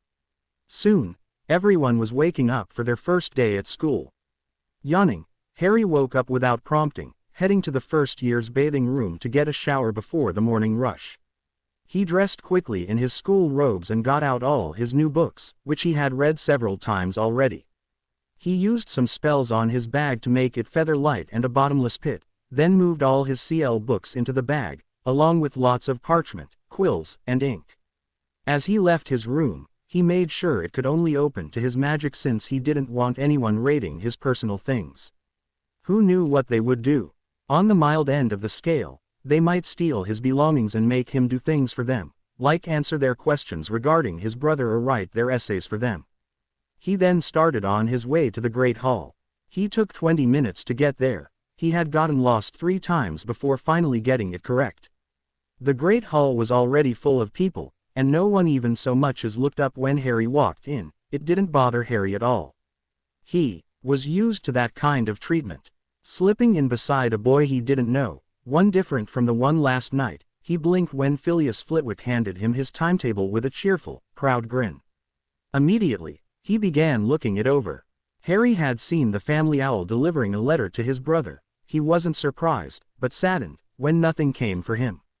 He had not really expected anything, but was hurt that they wouldn't or couldn't bring themselves to even congratulate him, or even tell him how disappointed they were. Harry really hated being ignored. In some ways, being shouted at was much better, since at least it meant they knew he existed. He was able to sit and eat breakfast longer than some of the others, who were only just getting their timetables and had to go find their dorms again to get their books. Harry already had all the books he would need for the year in his bag. I have most of my clues with Slytherin. It's better than Gryffindor, I suppose. The less I have to do with my brother, the better, thought Harry as he continued reading and memorizing his timetable. Putting it in the front of his bag so he would always be able to see it, he then began wondering what Transfiguration, his first CL of the day, was going to be like. He also wondered what McGonagall would be like, though he felt it would be an easy CL, as he had learned Transfiguration ages ago. I best head up now. It might take me a while to get there, thought Harry, nodding his head as he got up, grabbed a bit of toast, smeared it with jam, and walked from the Great Hall. Making his way to CL, he was surprised to find the Transfiguration CL room pretty easily. On the desk at the front sat a stern-looking gray and black tabby cat with spectacle markings around its eyes. Since he was nearly the first one there, he went to the very back of the room and took his book out as he waited for the CL to start. He had to stop himself from laughing when his brother and Ron stumbled into the room several minutes late and looking a mess. "Thank Merlin she's not here," said Ron, sitting down. There were only 2 seats left, and they were right at the very front. Suddenly, the gray and black tabby cat on the desk moved forward, blurred, and became the stern Professor McGonagall. "Perhaps I should transfigure one of you into a pocket watch so at least one of you may be on time," said Professor McGonagall, sounding both annoyed and a little amused at scaring them as she returned back to normal from her cat animagus form. "Sorry, Professor McGonagall, it was Ron's fault," replied the boy who lived, giving the woman a charming smile. "Very well, sit down, Mr. Potter," ordered McGonagall, and Nick promptly sat beside Ron. "Mr. Thomas, I want you to hand out what is in that box," said the professor, pointing at Dean Thomas, then to the box she meant with her wand. "Yes, ma'am," said the boy, sliding from his chair. "Now, I want to welcome you all to Transfiguration. My name is Professor McGonagall, in case anyone has forgotten, and I want you to work very hard in this CL room. I won't accept anything less," said Professor McGonagall with her lips drawn and the bun in her hair making her look more intimidating with her green witch's robes. Once everyone had a match, Thomas sat down and the professor took a step forward, commanding the students' attention with a sense emanating from her which told everyone she would have no nonsense in her CL. "I want everyone to take out their books and read the first chapter. I will award any house 5 points if they can transfigure their match into a needle today. As rare as it is for someone to be able to do so, the points will be well earned. Very few have been able to do it in all my time working here," said Professor McGonagall. The CL began working right away. It was about 10 minutes before the witch said anything else. "Well done, Nick. Just a little more and it will be entirely transfigured. If you're able, I will award you an extra 5 points, offered Professor McGonagall, smiling slightly. Of course Nick was good at transfiguration. They both were, actually, but Nick got all the help he needed while Harry had to do it himself. The reason she didn't expect anyone to get it was because parents didn't teach their children transfiguration ahead of time.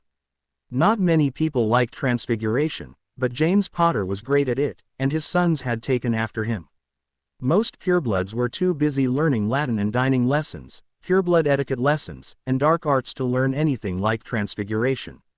Harry, himself, had done it almost immediately, but no one noticed either him or the blue sapphires which dropped into the replica of the Ravenclaw Hourglass on the CL wall that was a smaller duplicate of the one in the Great Hall. Every CL room had the smaller duplicates on one wall. Not even his partner noticed, as he was trying to get it himself. His total concentration was on the match. Had McGonagall looked at the other side of the room, she would have seen that both Harry and a Muggleborn had gotten it before Nick. The girl was the same one from the train, who had bushy hair and larger than normal front teeth. She seemed disappointed when the teacher did not look at her, while Harry was just used to not being noticed. Harry looked away from the girl in disgust, thinking, teacher's pet. He hated people like that. His brother was like that, too, expecting praise for everything he did. It was pathetic and annoying. He couldn't help but think, she has a lot to learn. No one will praise her, not when Nick Potter is around, that's for sure. He shook his head at the thought. Very well done, Mr. Potter, smiled Professor McGonagall suddenly, an extra 5 points to Gryffindor. The bell rang soon after, and everyone packed up and began leaving with McGonagall thinking only one person had gotten their match transfigured. Once the students were gone, the woman quickly gathered all the test matchsticks, then frowned as she realized that 3 people had gotten their match to turn into a needle. She didn't have any idea who the other 2 were, but she was suddenly looking forward to this year.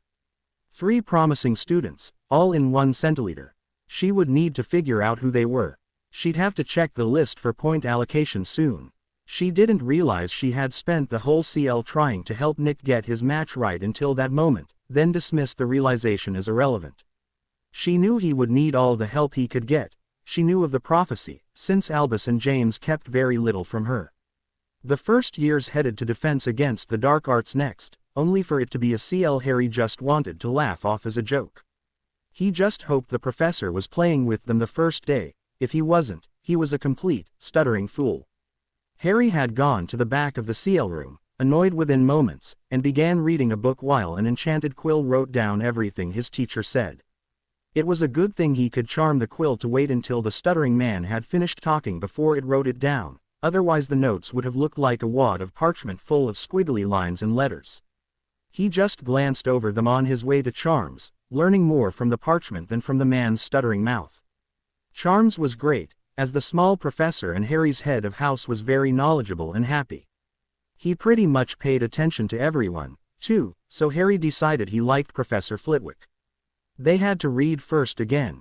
However, the Charms book was much larger than the Transfiguration book, but the spells were easier overall. Harry spent the CL reading his book and pretending to try to work the spell, but Nick cast the spell correctly right away. Lily had taught Nick how to do it.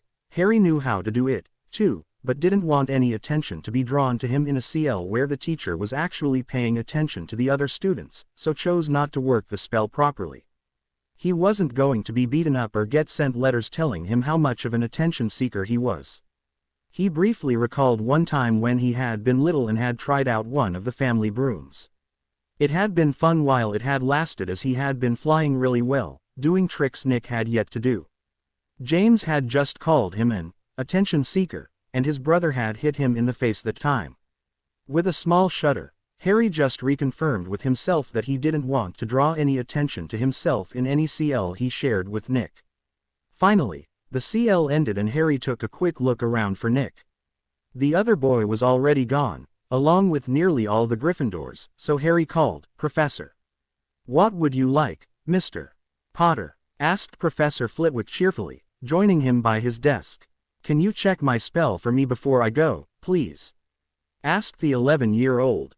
At the small wizard's nod and "go ahead" motion, Harry cast the spell perfectly. "Oh, good job. You've got it. 5 points to Ravenclaw," announced Flitwick happily. "Off you go, now," added the professor, shooing the pleased boy out of the room. Next came potions, which was with the Hufflepuffs that time. Thank goodness it wasn't another CL with his brother. Sliding into a seat in the potion CL room, he started reading his book while waiting for everyone else to come in. They didn't seem to want to come into the CL room, and none sat near him. He wondered what the hell was going on. He was right at the back and he knew they were avoiding the front, but they also seemed to be avoiding him. Shrugging his shoulders, he hid behind his book. It wasn't all bad, as he had extra room for all his things, him having the entire bench to himself. He found he liked that just fine, so didn't feel put out that none of them wanted to sit next to him. Just then, the door banged open to reveal Potions Master and Professor Severus Snape.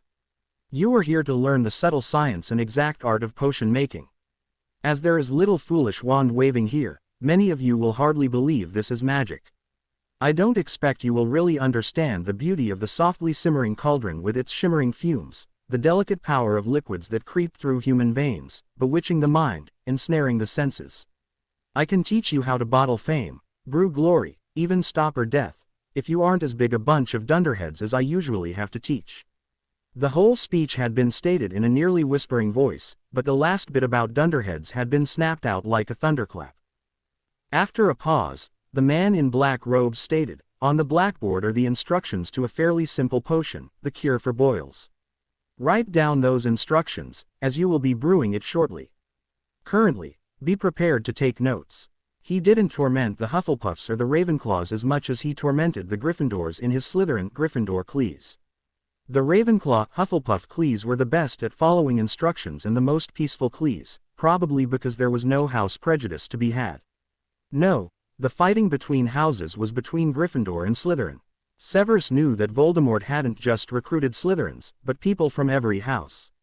He also was under no illusions, like everyone else. He knew Voldemort was coming back. It was part of the reason why he acted the way he did, as he knew that when Voldemort came back, he would have to be harder, stronger.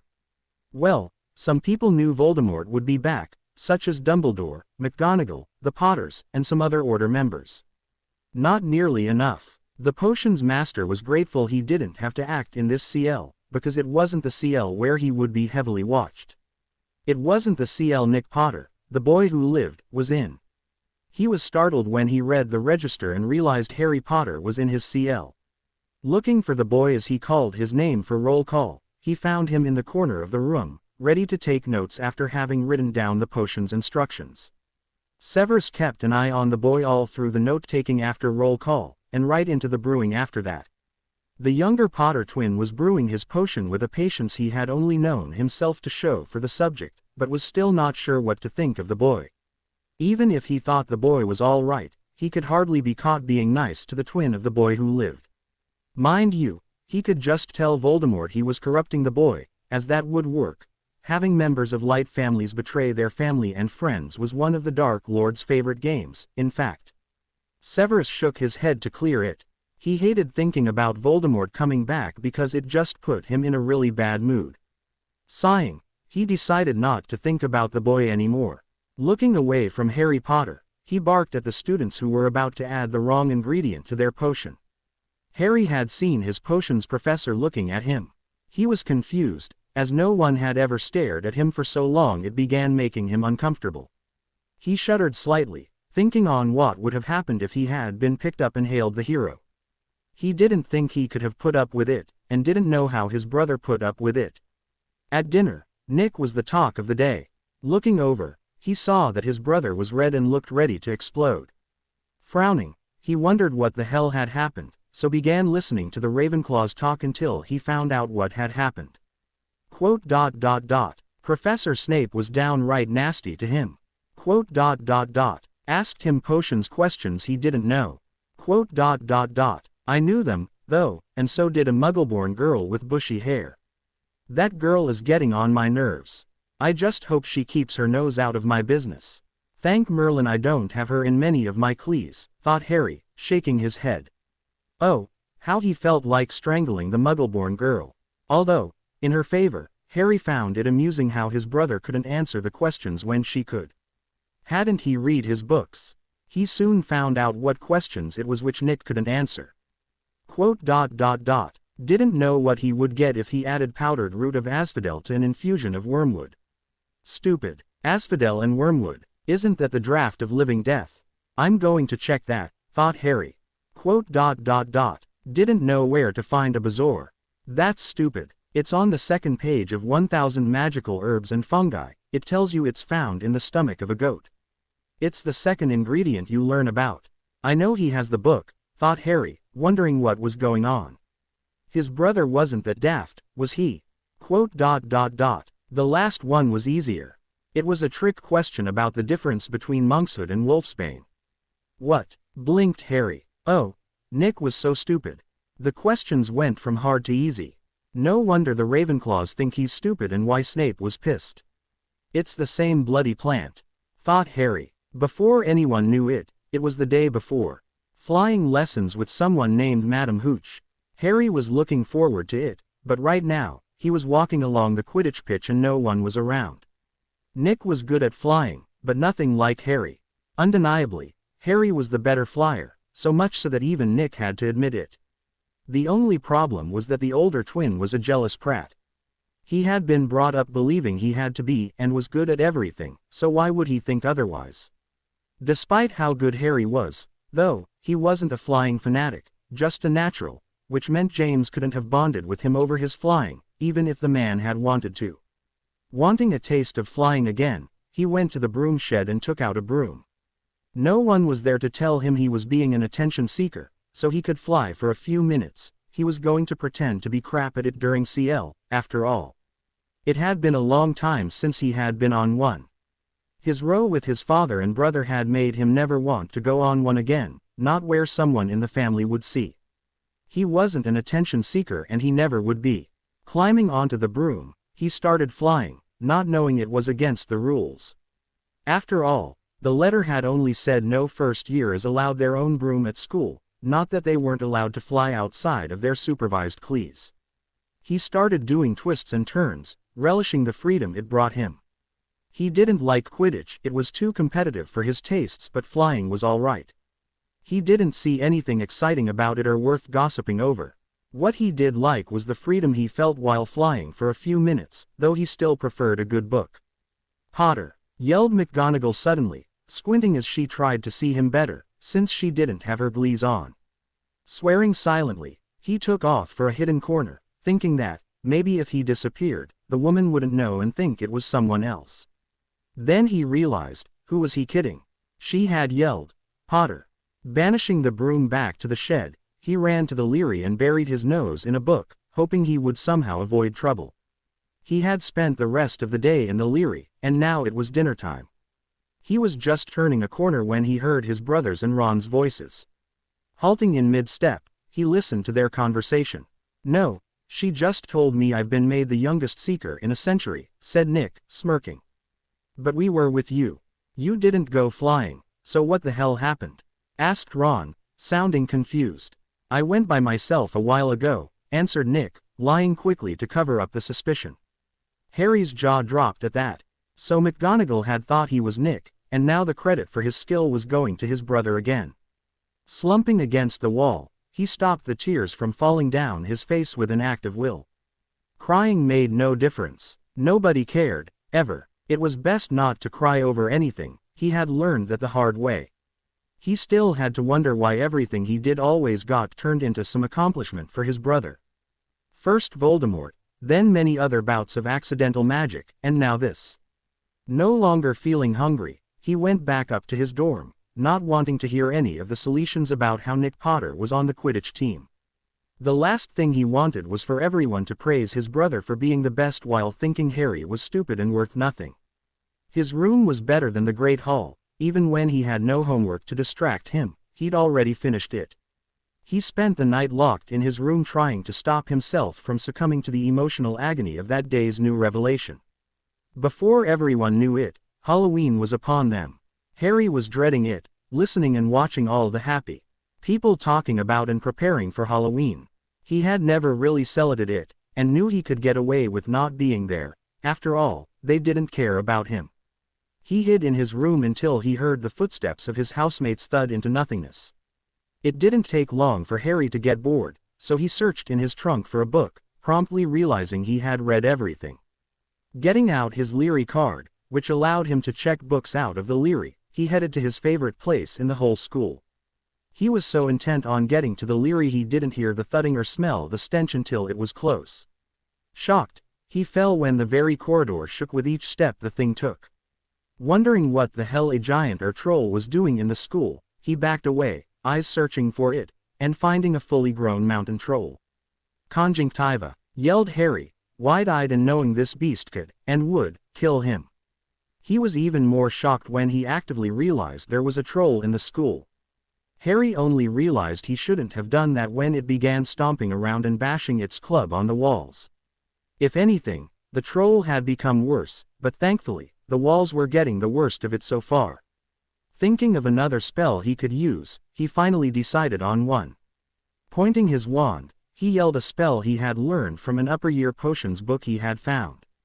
It had been among the used potions books in the seal room cupboard when he had forgotten his own one period. He had taken it in the book he was using for his first year. He knew it was a 6th-year potions book, but he loved potions enough to take it, especially when he saw all the notes about the potions themselves and the ingredient preparation written in the columns. Seeing what the book contained, he never gave it back. Potions would be so easy with the scribbling in the margins to support him. Nobody would miss it. After all, it was just a used book stuffed in a drawer for when others had forgotten their books. Levicorpus, yelled the boy, putting as much magic into it as he could. The troll was upside down within seconds. However, Harry couldn't keep the spell going because the troll was too heavy. With a thud, the troll fell on its head. He saw the crunch and just stared as the troll's neck snapped in half. It was torn and hanging open, green troll blood leaking everywhere. Gagging at the sight, he quickly ran from the scene. If he was found there, Nick would write home, and he really didn't want a howler from home calling him an attention seeker for trying to save his own life. Especially not in front of everyone, which was when howlers had a tendency to arrive. Albus Dumbledore locked the entrances to the common rooms, knowing whoever was out had killed the troll. He wanted to know who had the strength of magic to kill a fully grown mountain troll. "Everyone not in their common rooms come down to the Great Hall immediately," announced the headmaster, his voice angry as it channeled through the school to be heard by everyone not in their common rooms. Harry and others who had not been in their common rooms came in one by one guiltily. The first to arrive was a teary-eyed Hermione Granger, followed by Ronald Weasley and Nick Potter. Last but not least was Harry Potter. "Were any of you near the troll at all?" asked the headmaster, his eyes not twinkling. For a moment, no one said anything. "We were, sir," said Ron and Nick worriedly. They had seen the troll and had bolted when the beast had given a huge grunt. "And what were you doing down there?" asked Dumbledore, his voice cold and hard. Nick had to get himself out of trouble. He just needed to. He had never been in trouble before and didn't want to be now, so he told the headmaster. Everything, or an edited version of everything, which made him look good, his voice apologetic and head lowered, gaze on the floor. "I'm sorry, headmaster. You see, Ron had been unkind to a Muggle-born girl named Hermione and a girl called Parvati and caused them to be upset. I overheard someone say that they were crying in the bathrooms, but we kind of got lost on our way there and met a troll. I did what I had to do to stop it," said Nick. "Bit far from where you were meant to be, was it not?" asked Severus, sneering. "Yes, sir. We got lost," said Ron, his face, which was now bright red, matching his flaming red hair. "Very well. 20 points for facing the troll, but detention with McGonagall for disobeying my orders," said the headmaster, his eyes twinkling again. "Thanks, sir," said Nick and Ron, sharing wide-eyed looks. "What spell did you use?" asked Severus, eyebrow raised. "Levitation spell, sir," said Nick, recalling their last charms CL and thinking back on how lucky it had been that there just happened to be an old, magically reinforced, thick, wooden door which looked like it had once belonged on the entrance to the Great Hall sitting in the corridor near them. He had been able to use it to block the troll off so it couldn't chase them by ching it against two of the statues down the hall. "Is your potions book new?" asked Severus, stalking forward towards his prey. "Sir?" asked Nick, raising his head in confusion. "Is your potions book new?" repeated Snape, talking slowly and deliberately. "Yes, sir. My mother bought it," said Nick, even more confused. "Very well," smirked Severus. So Potter hadn't killed the troll, the tea was lying after all. Or, by the way he was acting, he and the headmaster were talking about two different events. He knew the effects of his own spell. It had a very unique signature, even if it was similar to the Wingardium Leviosa signature. Dumbledore didn't realize that, but he had as soon as he had examined the troll. Therefore, it was definitely not Nick Potter, so either he had taken credit for someone else's work or had met the troll and somehow had avoided fighting it using the levitation spell. Interesting. He was curious to know who had his book to even be aware of those spells. He would need to check his Slytherins. Only his Slytherins would act like the actual defeater of the troll had.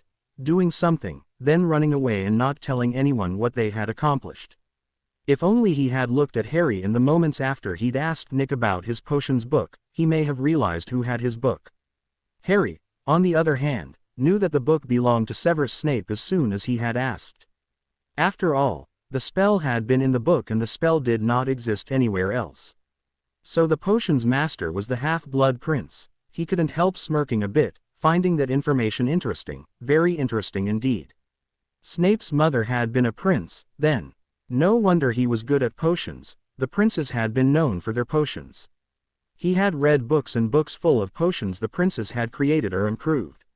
As good as all that was, Harry was torn between wanting to be recognized for what he'd done and wanting to be left to his own devices like it had never happened, like he hadn't just killed a living creature. It made him angry that Nick was getting the credit for what he had done again, but he was terrified of anyone finding out and what would happen to him if anyone did, so he just stayed quiet. Nothing was said after that night. Severus, however, was getting frantic trying to find his old potions book, as none of his Slytherins had it. He couldn't believe he had left it somewhere where someone could have gotten their hands on it. It was dangerous. There were spells in there which could kill someone within seconds without the counter curse, and he knew the counters weren't written in that book. If he didn't find either the book or the student with it, they might try them. It would be his fault if someone else died because of those spells, even indirectly. Harry couldn't help but think bitterly, the first Quidditch match of the season is next. Can life get any worse? Why doesn't anyone ever see me? I was riding that broom. How could she have mistaken me for my brother? We don't have the same length of hair, just for starters. With a sigh, he sat back and ate his breakfast. Looking over at the Gryffindor table, he watched as the head of Slytherin went over to his brother and said something. He wasn't sure what it was, but Snape seemed to hate his brother, and he was glad the man didn't hate him like he did Nick. He seemed to take points from him and humiliate him every chance he got. He was just glad someone didn't blindly love his brother. Sighing, he wondered what people would think of his brother's skills at Quidditch. Were Lily and James coming to watch or not? He wondered briefly if they'd come to watch Harry fly, but immediately dismissed the idea. Harry wasn't Nick, after all. Just as he thought about the Potters coming to watch Nick play, the doors to the Great Hall opened, and with a sinking feeling in his stomach he realized it was James and Lily with Roxy. He swallowed hard as he watched his brother get pats on his back from their father and a new broom to fly on, pats he should have gotten, and cuddles from his sister and mother, cuddles that should have been his. He exploded in anger, making every single goblet in the Great Hall erupt, causing pumpkin juice and other drinks to spray everywhere. The headmaster just waved his wand and the goblets were repaired, their previous drinks pouring into them once more. Everyone shrugged their shoulders and dismissed it while Harry was sitting panting at the Ravenclaw table. It had been a long time since he had released that amount of magic. No one had seen, thankfully. Harry had been thinking since the whole Seeker incident, and couldn't help but think that it was much better not being seen. His parents coming to congratulate Nick and lavish him with attention had brought the bitter hate back. Fame or not, his parents should have been the ones proud of him. It had been him, after all. Harry, get over here, ordered James as they got up to leave the hall. What? Asked Harry once he was standing with them. You're coming with us to watch your brother play, and we're sitting up in the teacher's box, said James, taking his son's shoulder. Nick was already gone, presumably to get changed. The others all made their way to the Quidditch pitch. Severus felt hate started bubbling up when he saw the Potter family, and watching Harry with his family caused the hate to transfer to him. It suddenly hit him that Harry was a Potter whether he was in Ravenclaw or looked like one or not. Snarling, he too headed to the pitch, hoping his Slytherins beat the Gryffindors. He had a bet on with McGonagall, so they had better win. Severus had congratulated the Potter boy, but had been surprised at how nervous the boy had been. Said Potter boy was nervous because he knew he wasn't that good at Quidditch. He knew it had been his brother, but the thought of fame held him back from telling the truth. The result of Nick's lie saw Harry sitting in the teacher's box with his family, sitting the furthest he could away from them without being too obvious about it, but looking very unhappy and resigned. Just then, the Gryffindor that was commentating on the match started speaking through the enchanted microphone. "Welcome to the first Quidditch match of the season, Slytherin versus Gryffindor," yelled Lee Jordan, a black wizard who was friends with the Weasley twins. First out, the Gryffindors. Beaters Fred and George Weasley, chasers Katie Bell, Alicia Spinnet, Angela Johnson, team captain and keeper Oliver Wood, and the ND new seeker. None other than our very own boy who lived, Nick Potter. Next up, the Slytherins. Team captain and chaser Marcus Flint, chasers Adrian Pusey and Victor Mitchum, keeper Miles Bletchley, beaters Damian Burke and Tobias Daly, and seeker Terrence Higgs. Announced Lee Jordan, lacking the proper enthusiasm. "I want a nice, clean game," Hooch said, her cat-like eyes taking in every player and demanding they listen to her. Madam Hooch, the referee, blew the commanding whistle. The war drums had been struck. The battle had begun. The long, wooden box was kicked open, releasing the bludgers and snitch, and off they went. With another whistle blow, the quaffle was thrown up. Lee's voice broke through the swarm of cheers radiating from the stands. "And Flint grabs the quaffle first. He dodges Bell, ducks a bludger courtesy of Fred Weasley, or was that George? Flint shoots. Wood moves to save it. Come on, Wood. No, Wood has to jump away to avoid the bludger shot by Burke. Flint scores 10-0 Slytherin. Angelina Johnson has the quaffle, pays to Bell, who throws it too, intercepted by the Slytherin chaser Mitchum, who pays to Flint. He scores 20-0 Slytherin. 3/4 of the stand Mies booed loudly, stomping their feet roughly in protest. The green and silver attired crowd yelled their support. No sign of the snitch so far. Nick Potter, Gryffindor's new seeker, is riding the ND new, state-of-the-art Nimbus 2000, the best broom on the market today. The advertisement for the new broom was cut off shortly by a reprimand of, "Mr. Jordan, comment on the match, not the broom." McGonagall's voice snapped harshly. Lee Jordan, third-year Gryffindor, murmured a nonplus, "Sorry, Professor," while dancing away from McGonagall's reach. The play-by-play commenting began again. And the SS steal the quaffle again. The Weasley twins hit a bludger each at the Slytherin chaser Pusey. They miss. He scores. 30-0 Slytherins. 20 minutes ped. The Green Army had clearly taken a commanding lead. The score had advanced to 120-40 Slytherin. Johnson has the quaffle. Let's hope she can keep it together to begin a comeback. Go Johnson. Show those SS. Keeper Bletchley is hit with a bludger in the stomach. Nice aim Fred or George. Bell scores. 120-50 Slytherin. Bletchley is still in game, shaking off the effects of the hit. Jordan continued as several warnings from McGonagall filled the stadium. "Is that the snitch?" Lee asked excitedly, cutting off the Transfiguration professor. The stands silenced, looking intently at the seekers. Potter dives, heading fast to the ground. The Slytherin seeker dives down. Higgs overtakes Potter. Higgs pulls up and Potter darts back up, missing the ground by mere inches. The snitch has disappeared once again. A half-hour ped, Slytherin still dominant. The Slytherin beaters had stepped up their attack. Burke and Daly were blasting the bludgers at the Gryffindors, double-teaming the chasers. The Weasley twins were too busy protecting their fellow teammates from bodily harm to break up Slytherin advances. The score soared to 250-60 Slytherin. The mighty Lions were losing spirit. Their pride had taken a major bruising. Higgs was making slow circular pays, looking for the snitch. Occasionally, he would dart down into a sharp dive to break up a Gryffindor play. Everyone watched in horror as Nick Potter's broom gave a violent jerk. Or mostly everyone. The Slytherins and Harry couldn't give two sods. Then, another. The broom would not respond to Nick's commands. It was as if it had a mind of its own. And it wanted its rider off now. Potter seems to have lost control of his broom. I guess the Gryffindors were wrong to use a first year. Shows why there's a rule against it.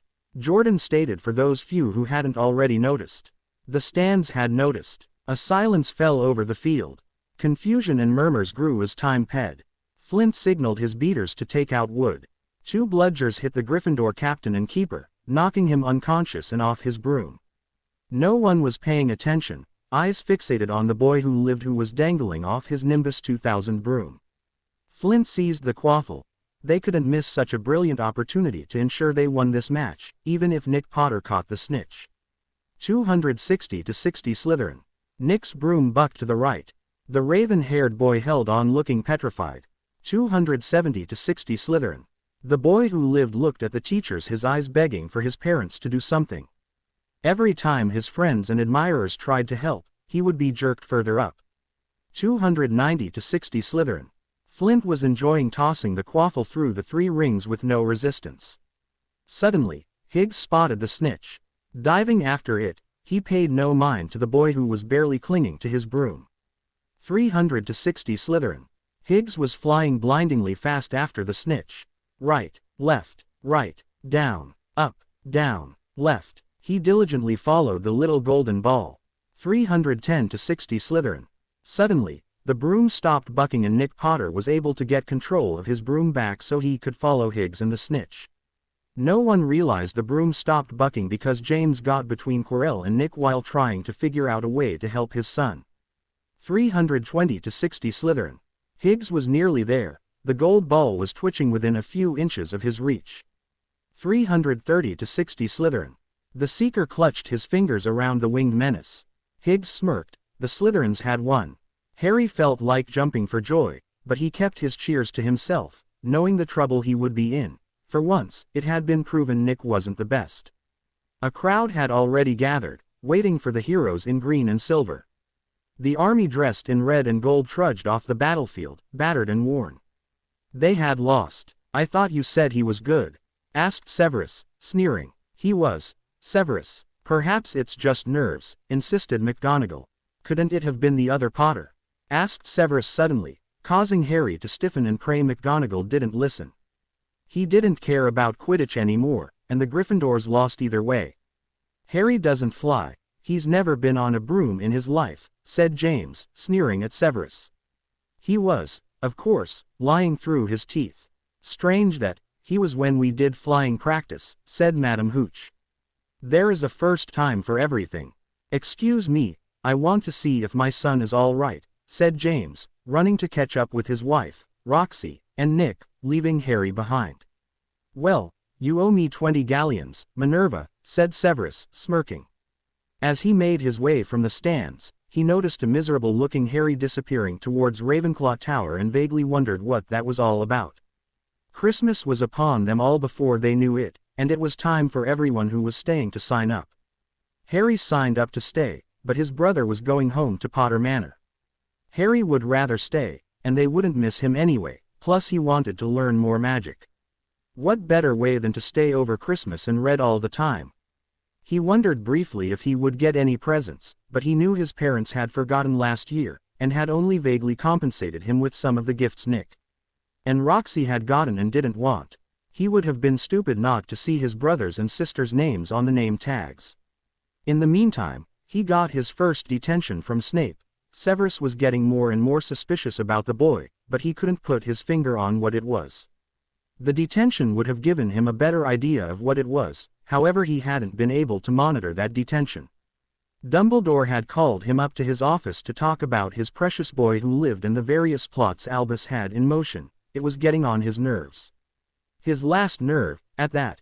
So, Harry had been forced to serve detention with Nick, Ron, and Draco Malfoy.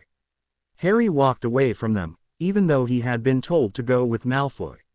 Only problem was, Malfoy was just a coward who hid behind a tree just inside the Forbidden Forest. He wasn't far from his brother, but out of nowhere, an agonizing pain hit his forehead. It was worse than a migraine or any headache he had ever had, causing him to fall to his knees. However, the pain started receding slightly moments later, and he looked up, gasping as he saw a black shadow approaching his brother. He knew it was Voldemort. Of course, his brother wasn't grasping his forehead or suffering pain. He wasn't the real boy who lived, so there was no connection. Nick had no idea that the black thing was Voldemort, so Harry thought he should do something to help, but seconds later, he could hear hooves. A centaur appeared to rescue his brother, so he backed away, but stayed close enough to hear what Nick and the centaur were saying. "What was that?" Harry heard his brother ask. "Do you know the properties of unicorn blood?" asked the centaur. "No," answered his brother. Harry snorted. He knew that one, and was thinking it as the centaur said it. It is a monstrous thing, to slay a unicorn. Only one who has nothing to lose, and everything to gain, would commit such a crime. The blood of a unicorn will keep you alive, even if you were an inch from death, but at a terrible price. To have slain something so pure to save yourself, you will have but a half-life, a cursed life, from the moment the blood touches your lips, explained the centaur quietly and seriously. Harry could not help but frown and think, who would choose such a life? Even though he knew the answer, Voldemort. So, was all his brother asked. Harry had to snort softly in derision. Was Nick really that stupid, when he knew, just as Harry did, that Voldemort would be back? There is only one person who would do this, to survive long enough to enter Hogwarts, said the centaur. So? Asked Nick again, looking annoyed. Harry, however, grasped what the centaur was trying to tell his brother. Voldemort. There must be something in the school which would give him his body and life back. What could it be? There was nothing which could do that was there. There was only one thing he could think of, the Philosopher's Stone, but even then, it belonged to Nicholas Flamel. Why would it be in Hogwarts? Slowly, the pieces began to make sense. The break-in at Gringotts, then the stone being taken to Hogwarts. Flamel obviously didn't think the stone was safe, but Voldemort should not have been able to get into Hogwarts. The castle was said to be the safest place on the planet. However, he didn't know that, by the end of the year, he would be changing his mind. Hello, there, Firenze, Hagrid's voice suddenly boomed from nearby. Here is Hagrid. This is where I leave you, Nick Potter. Good luck. You will need it, said Firenze the centaur, but he was looking into the trees where Harry was standing, and Harry had the eerie sensation Firenze knew he was there. Finally, as Hagrid was approaching Nick, the centaur left. Goodbye, said Nick, joining Hagrid, the monster in the cloak already forgotten. Harry stood there, unable to believe what he had just heard. He wondered how thick his brother was. Perhaps he would put the rest of the clues together later, but right now, he had to get back to the others. He didn't want to stay in the Forbidden Forest any longer, and the last thing he needed was for Voldemort to find out that it was really him who was the boy who lived. He would, when Harry was screaming in pain, clutching his bloody scar while Nick didn't even react. Where's our brother? Asked Hagrid. I don't know, I wasn't with him. Ron ended up wandering off, and I don't know where the others went, said Nick. Well, come on, then. Le's get lookin' for him, replied Hagrid, holding up a huge lantern. Meanwhile for Harry, as he was heading towards the trail, he saw a unicorn and stopped to stare. It was bleeding silvery blue blood which glinted in the moonlight, and quite heavily, at that. He knew some healing spells and hoped they would work on the injured creature laying nearby, even as he hoped the unicorn would stay there so he could approach it to heal it. Thankfully, the creature stayed still as he approached and crouched by the wound. Sure enough, the spells did work, but only a little. Harry began biting his lip, not wanting to see such a beautiful animal die. Just then, he remembered the potion he had made while experimenting with the HBP's book. He dug quickly in his bag and pulled out a healing potion.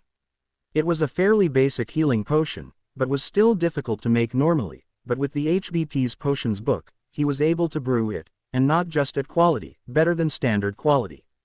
Pouring the potion on the gaping wound in the unicorn's hide, he watched intently as the wound closed. Sighing thankfully, he actively looked at the unicorn for the first time and found himself in awe of the beautiful, pearly white mane and its long, slender legs.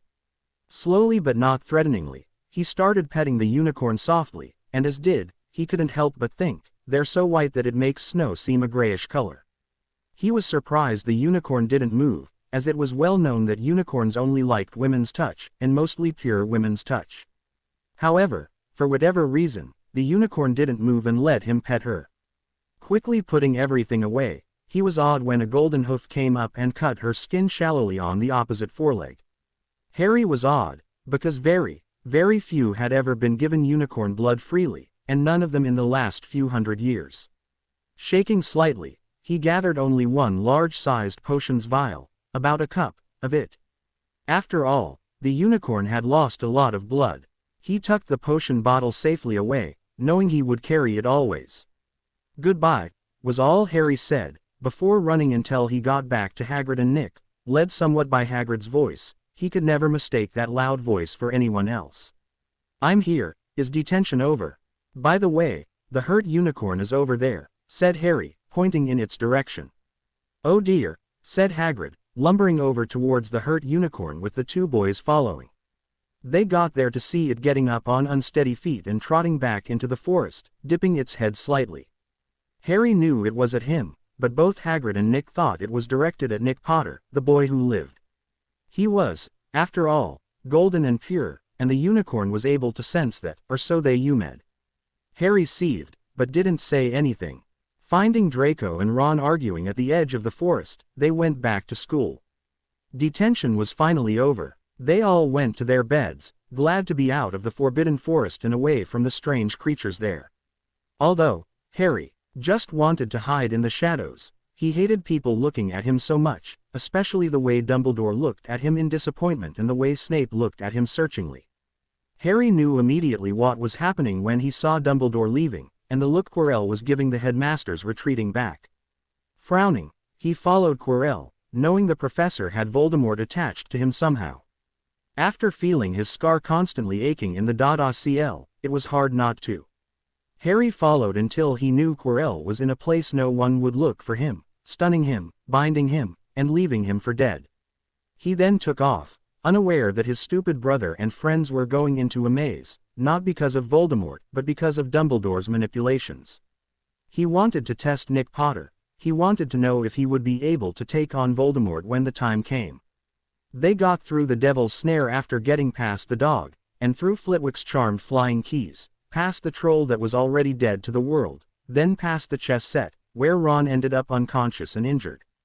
Of course, Hermione stayed to help Ron while Nick took off on what he thought would be a heroic adventure. He got to the last obstacle and found himself, before he knew it, in front of a mirror. Not just any mirror, but the mirror of Erised. Nothing heroic happened. He just stood there until Dumbledore came.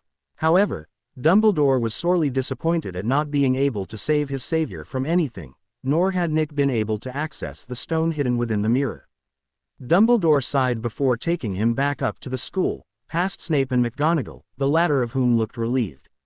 However, Dumbledore was far from relieved. He had known Quirrell had been hosting Voldemort, and had expected Nick to fight him. Now, the defense professor seemed to have disappeared, and Nick had done nothing, not even retrieved the stone from the mirror. "Where is Quirrell?" asked Dumbledore in mild irritation. "We don't know. We haven't seen him since you left," said McGonagall. "I did tell you I suspected him," said Snape, scowling fiercely. He then headed for his personal quarters. None of his Slytherins were missing, so it had nothing to do with him, and right then, the less he had to do with the headmaster or McGonagall, the better and happier he was. Especially when the headmaster was meddling. No good ever came out of it. The leaving feast. Another year gone. Now, as I understand it, the House Cup needs awarding. In fourth place, Gryffindor, with 350 points. In third place, Hufflepuff, with 410 points. Second place goes to Ravenclaw, with 490 points. And finally, the first place winners, Slytherin House, with an outstanding 500 points. Announced the headmaster, and everyone in the hall clapped for the houses as they were named. The Slytherins were cheering like mad, and Harry was clapping as well, happy that at least Gryffindor, and Nick, hadn't won. Also, he was proud of himself, as he had earned most of Ravenclaw's points. Well, at least he thought he had. Sighing softly, he could hardly believe the year was already over. Now he had a whole summer of being ignored to look forward to, but hey, he did have some books he could read. Madame Pants had let him take them out. She knew his love for reading, and while they would be slightly overdue, it didn't matter that much to her as long as they were with someone who would appreciate them. However, some last-minute house points need awarding, shouted Dumbledore, silencing the room. To Miss Hermione Granger, for the cool use of intellect when others around her were unable, 50 points. At the words, the Gryffindors became excited and cheered, while the rest of the hall sat in stunned silence, trying to understand what was going on. I award Mr. Ronald Weasley 50 points for the best played game of chess Hogwarts has seen in many long years. The Gryffindors cheered louder as Percy shouted, "That's my brother." and proudly puffed out his as though he could take credit for what Ron did. And finally, to Mr. Nick Potter, for pure nerve and outstanding courage, I award 60 points. We're 10 points ahead of Slytherin now. Hermione squealed, and the cheering from the Gryffindors went wild, causing the others in the hall to wince slightly. The noise was deafening enough to send the owls flying all the way from the Ollery. When it finally died down, Dumbledore said, "Yes, yes, well done, Gryffindor, well done. It seems a change of decoration is in order." He completely ignored the looks of betrayal from everyone but the Gryffindors and McGonagall as the banners were changed to Gryffindors. Harry sat there, his mouth gaping, unable to believe the headmaster had just done that. Looking at the Slytherins, and his housemates' reactions, he smiled almost sadly, knowing how hard they had worked to get their points.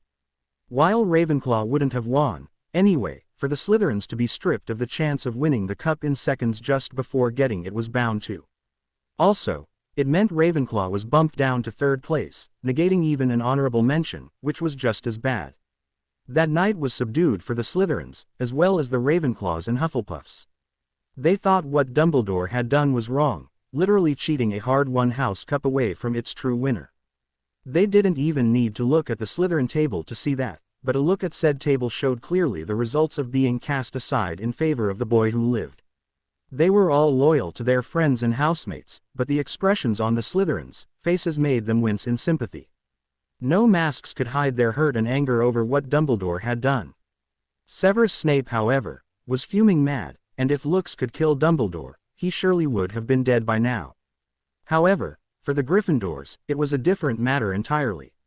They didn't care how many people had been hurt, only about winning, and continued on cheering and eating the feast, enjoying their last night at Hogwarts. Next day, "Come on, get on the train, it's leavin'," yelled Hagrid as the whistle started howling. Harry just wished he could stay at Hogwarts forever.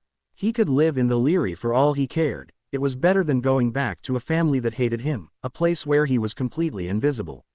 Sighing softly, he got on the train, still hurt deeply every time he saw other students with familiars. He knew he would never be able to experience that bond. "Nick's exam results will be coming soon, James. It's so exiting. I bet he did the best in his CL," said Lily, beaming with pride. She thought so much of her son, she didn't realize just how blinded she was. "Of course he did. I'm going to train him. He needs to know more about Quidditch. The more practice he gets, the better he will be," said James, also beaming with pride. Harry walked in just in time to hear those comments and rolled his eyes. His parents were talking about Nick again. It was just a shame no one really cared about or looked at him. As soon as they saw it wasn't Nick, he was looked down on, then not spoken to. Harry started making a sandwich for himself. It was just after dinner time, but Harry hadn't eaten much. "What are you doing?" "We just had dinner," said Lily. She didn't want her children getting fat, especially not her failure of a son, Harry. "I didn't have much dinner. I'm hungry," said Harry softly. "Well, go hungry, then, and go to your room. The next time, you had better ask," said Lily angrily. "Mum, I'm hungry. I've just finished all my homework," yelled Nick as he came into the kitchen. "Here," said Lily, giving Nick Harry's sandwich. Harry's jaw dropped. How could she do that? Nick had eaten most of the food at the table, and now he was getting Harry's sandwich. Scowling, he walked away, in a worse mood than ever. Already, he was counting down the days until he went back to Hogwarts. He had read the prince's book again, though he dared not try any of the spells after what the one spell had done to the troll. Every time he thought of it, he shuddered over what it could do to a human being. He wondered what his parents would think of his grades and hoped he had done better than his brother. More than anything, he wanted his parents' love, he wanted them to be proud of him and stop ignoring him. While he had a feeling it was never going to happen, he just had to feel hope that one day, he would be seen, heard, and spoken to by his family. He dreamed many dreams of them being proud of him, only to wake up to reality. Going up to his room, he put all his first-year books on his shelf along with all the other books he had collected over the years. His journal, though, stayed in his trunk along with his school clothes, as he didn't want them nosing around in it. During the year at Hogwarts, He had spelled it so only he or someone he allowed could read it, but he didn't know if the spells would hold, so he wasn't taking any chances. His results are here, cheered Lily a few days later as they sat down for breakfast. Nick looked proud, Roxy was exited, and Harry was a little hopeful. "Open them," exclaimed James. "In first place, there is," began Lily excitedly, but when she saw who it was, her face fell. "What is it, love?" asked James. "Hermione Granger. She's first place," said Lily, looking like she had just had the wind knocked out of her. Nick looked a little sick as Harry and Roxy blinked in surprise. "Ah well, who has second place?" asked James. Perhaps his son had come second. "Harry," answered Lily, looking confused. How had her other son done so well? "Third," asked James. "His son better be on the top 3 at least." Harry didn't count, as they knew he wasn't that good and was just an attention seeker. No one saw Harry's face fall, as they were too interested in all the other results. "Draco Malfoy," said Lily, looking sad. "His marks are probably set. Lucius Malfoy has the money to do it," stated James angrily. "Yeah," agreed Lily, not cheering up in the slightest. "So how well did Nick do?" asked James. Nick and Roxy waited attentively. "Let me see," murmured Lily, reading the list. It was in order from the highest grade to the lowest by year. "He's halfway down, number 59. She looked hurt, and Nick looked confused. "I don't understand why he's so far down." "He's a good wizard," said James. "Ronald Weasley is right next to him." "Ah, that's what it is. Ron is distracting him," said Lily definitively. "Yes, that's it. Nick, you'll have to stop playing around with Ron, and if you aren't further up next year, you'll be sent to a different school or homeschooled," said James seriously to his favorite son. "What? Why? I like Ron," said Nick, pouting. "Fine, but if you're still this low next year, you're out of Hogwarts," replied Lily. She knew her son could do better than this. "Okay, Mum, I'll do better, I promise. I was so distracted with the whole Voldemort thing," answered Nick sadly. "Of course, that's what it was. Oh, Nick, we are so sorry. We won't ask you to leave Hogwarts again. Next year, you'll be the best, won't you?" asked Lily, happily, hugging her son now that she had a good reason for his low grades. "Of course, Mother," said Nick, smiling at her. "I'm going to bed, good night," said Harry suddenly, pushing away from the table. He ran to his room, opened his journal and began writing furiously.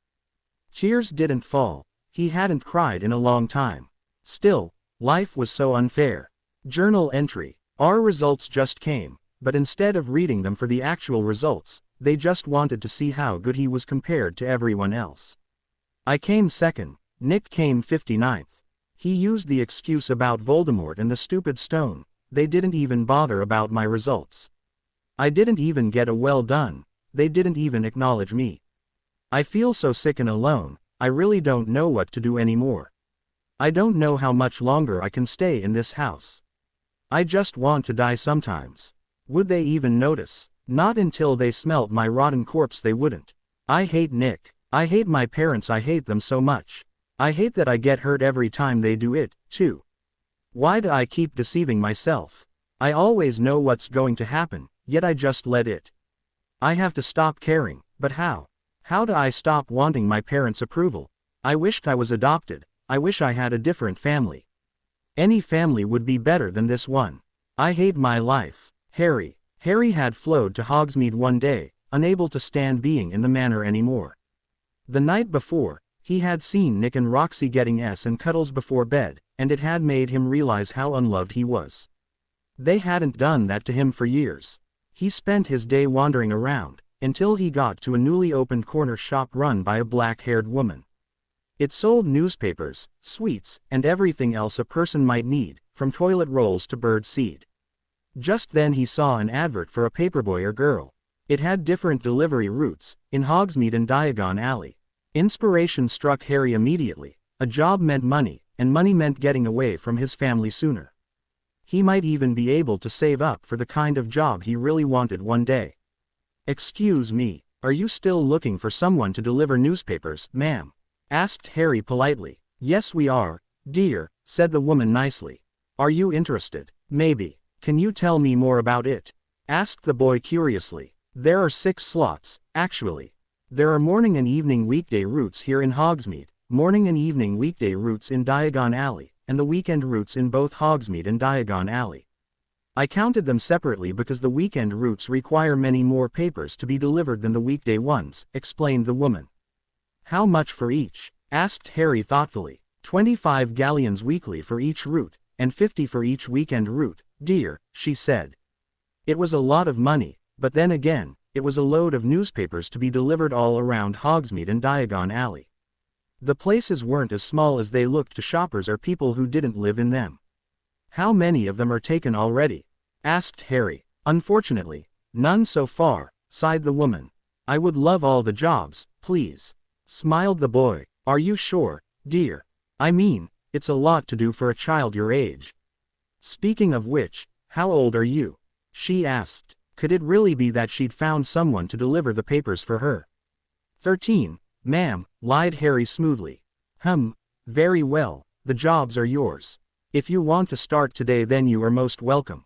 What's your name? Asked the woman. I would like that, but I'll need a map until I get familiar with the areas.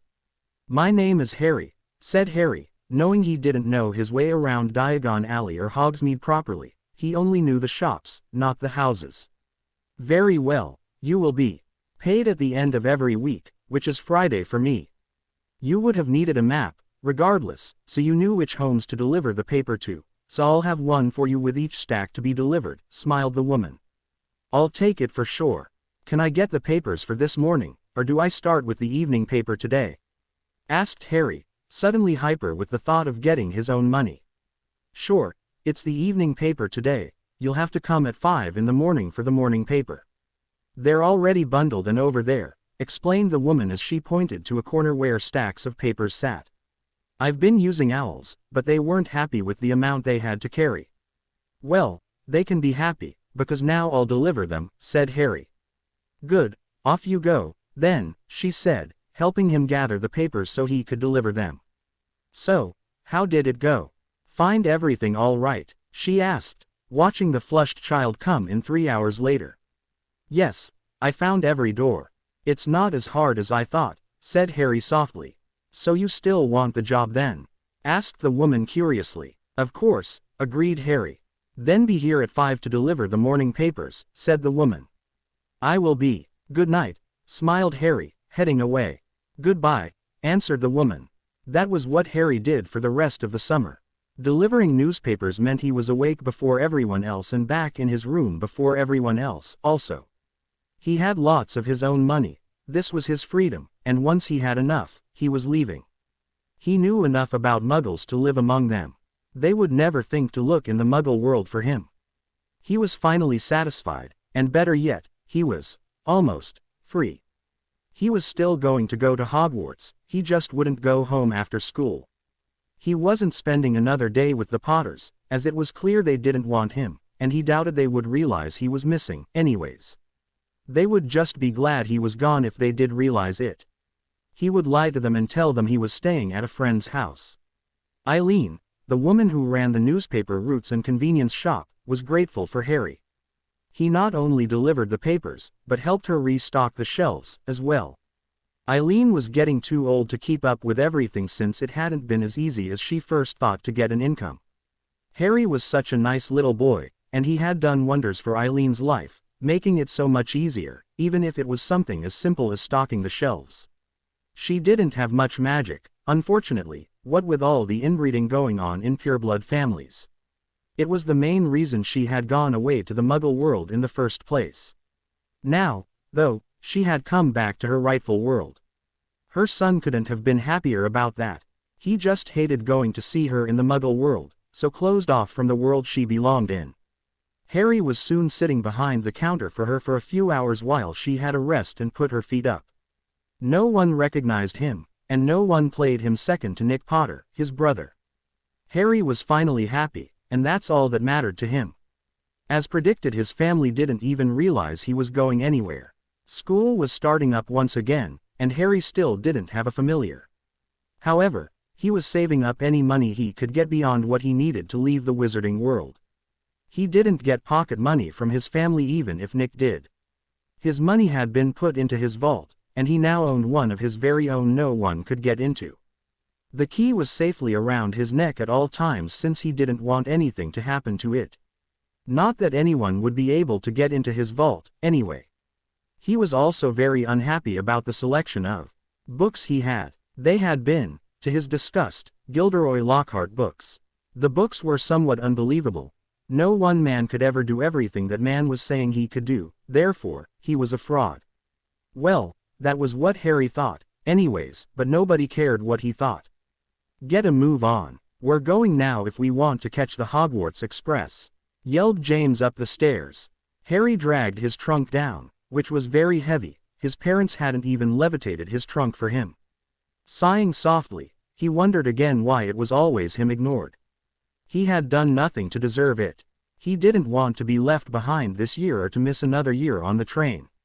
These days, Harry had given up hope, the hope of being loved and of his parents approving of him. He had even given up hope that all his teachers and the other students would see him, not just look at him once before admiring his brother. No one ever really spoke to him, not for him, anyway, only to ask about his brother. Well, he was being a little unfair in that, as a few of the teachers paid just as much attention to him as they did to everyone else, like Professor Flitwick, and he even had a few tentative though not close, by any stretch of the imagination, friends in Ravenclaw. Still, he didn't have any real friends, and very little to look forward to at school, but it was still better than at home, especially since his food intake had been cut back at the start of summer.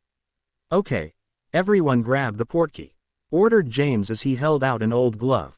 Lily, Roxy, Nick, and Harry all grabbed a different finger of the glove, and shortly after, they were standing in King's Cross, in a hidden arrival area for witches and wizards to portkey in at. We're busy and can't take you to the Hogwarts Express, so you'll need to go yourself, said James to Nick once they had moved out of the portkey arrival zone. Dad, please come, whined Nick. I can't, I'm very busy. Now go, before you miss the train, said James, hugging his son goodbye. Harry sighed softly before going towards the barrier. Once he was through, he climbed onto the train, dragging his trunk. He was bumped into, and much to his agitation, mistaken for his brother again. Hey Nick. Sorry, wrong person, said the person, realizing it wasn't Nick. It's fine, said Harry softly, and the person walked away. Shaking his head, he took his trunk and sat down in an empty compartment. It wasn't fine, but it was best just to keep that to himself. Can I sit here? Asked a chubby boy. Yeah, sure, agreed Harry. You don't have to sit there, Nev. Come along with us, Nick will be here soon, said Seamus, one of the people who shared a dorm with Nick and Ronald Weasley, as well as the chubby boy, Neville Longbottom. Okay, thanks, bye, I guess, said Neville, shutting the door and joining Seamus. It can't go. Nick's not here, said Seamus outside Harry's door. Well, his brother is here so he might be still looking for us, answered Dean. Yeah, come on, then, let's sit down, agreed Seamus, shrugging. Harry heard the door slamming closed just next door. We're nearly at Hogwarts. Let's get our uniforms on, grinned Seamus. Yeah, but I wonder where Nick is, mused Dean. Dunno. Just hope he is all right, said Seamus. He will be. He's the hero of the wizarding world, after all, shrugged Neville. Yeah, said Dean and Seamus, agreeing immediately. They were entering Hogwarts before they knew it, and Harry wasn't worried about his brother. He sat eating a big meal at the Ravenclaw table, enjoying being back at Hogwarts. He knew it would be another boring year, as he already knew everything in the second-year books. Well, he knew everything in the fifth-year books, never mind second year. Welcome to another year at Hogwarts, said the headmaster, his arms spread wide to welcome each and every one of them. The sorting lasted what felt like ages, and many noticed Nick and Ron weren't there. Harry watched everything, just like every Ravenclaw. Sighing softly, he licked his lips when the food arrived. I have new teachers to introduce to you. First, the Defense Against the Dark Arts teacher, Gilderoy Lockhart, said Dumbledore. Wild applause spread through the Great Hall. We also have a new potions teacher and new head of Slytherin House, Professor Colin Reese, continued the headmaster. Another round of wild applause broke out across the hall, louder than ever. Professor Snape has decided he would rather work on his potions, so has retired from teaching. We wish him the best of luck in his work. Now, let's eat, smiled the old wizard as they all sat down. Excited chatter broke out across 3 of the 4 house tables, but the Slytherins were sitting there stunned. They had a new head of house. Had Professor Snape left or had he been hurt? Albus had tried to get Severus to come back, but Severus wanted to concentrate on his potions. He had spoken the truth. He was close to a breakthrough on the Wolfsbane potion. Plus, Severus really couldn't stand Nick Potter for some reason. With no way to convince him, even reminding him Voldemort would be back didn't work, he'd had no choice but to find another potions professor and head of Slytherin House. Severus was always good at making up stories, so no doubt he would be able to spin a good yarn to Voldemort when he was back. Later that night, 200 points had been added to the Gryffindor Hourgall. He heard through the Pottle twins that Nick and Ron got points for productive thinking. They had ridden an enchanted car to school. Needless to say, no house was happy other than Gryffindor. With one house starting the year 200 points ahead of everyone else, it would be hard to catch up. The others might never have a chance to win now, and it just wasn't fair at all, Pottle had said. Silently, Harry agreed. That year, Harry was privileged with the blame when Mrs. Norris was found petrified and hanging by her tail in the corridor, a message written in blood on the wall behind the cat. All because he had been going to the Leary instead of the feast. He had, after all, felt a little sick. That's not fair, sir, I was only on my way to the Leary, protested Harry. Very well, off you go, allowed Dumbledore. Despite Dumbledore letting him off, the students didn't, and he was glared at all year. He had been attacked quite a few times, too. As though that wasn't bad enough, another thing was wrong, too. Professor Reese hated him. His new potions teacher took every opportunity he could to make him feel 2 inches tall. At first, Harry hadn't realized just how much the man hated him, until he saw his mark gradually begin to drop. He knew he wasn't doing anything wrong. It was like Reese had the alternate attitude from Snape. Wrong color, Potter. Failed, said Reese, clearing his potion away before anything further could be said or done. This wasn't the first time it had happened, either. The more Harry continued to stay silent, the more Reese got furious at him. He hated the fact that he couldn't get a rise out of the boy, so his game continued, finding whatever excuse he could to target him. Reese was just a jealous man because Harry was able to produce a better potion than even him. He was the potion's master, yet a boy was capable of creating a potion that outdid his. He couldn't stand for it, so the vicious cycle continued, and Harry. Why? Harry stayed silent. He knew complaining wouldn't help him any. The Quidditch match went off without a hitch. There were no real messes and the Gryffindors lost dismally. The Slytherins won the match no problem at all. Draco Malfoy had been made Seeker of the Slytherin team. Not only had he joined, but he had got everyone on his team Nimbus 2001s, or his father had. Despite all the training James had given Nick, he was still nowhere near good enough. Draco Malfoy had been preening like a peacock since then, as everyone but the Gryffindors loved him for taking out Nick Potter. The Gryffindors, on the other hand, were losing their patience with the boy who lived. In fact, Harry had overheard them stating they were thinking about kicking him off the team. Harry couldn't wait for that day, but he doubted McGonagall would allow it to happen. Harry had seen the sign-up sheet for those who wanted to play Quidditch on the bulletin board by the door in Ravenclaw Tower. He had been tempted to. Boy, that was putting it mildly.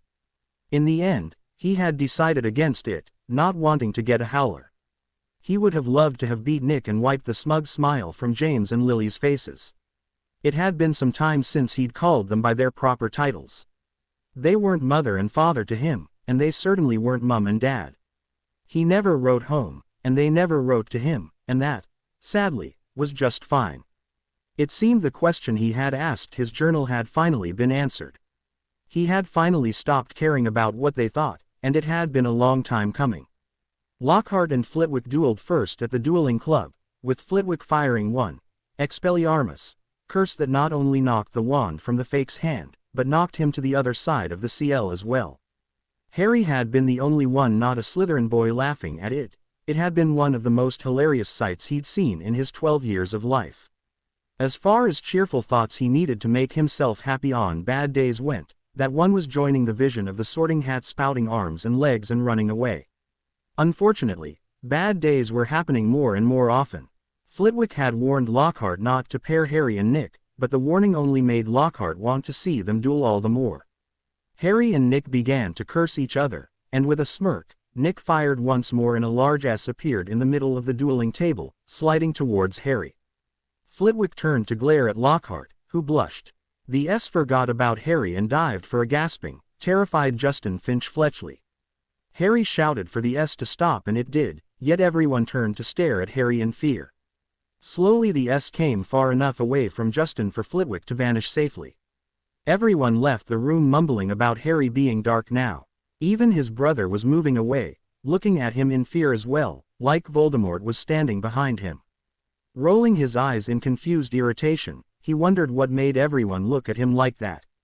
With a growl of annoyance, Harry ceded himself for the months of rumors and accusations which were sure to come. He wasn't wrong, of course. Harry knew better than to think anyone would suspect anyone else.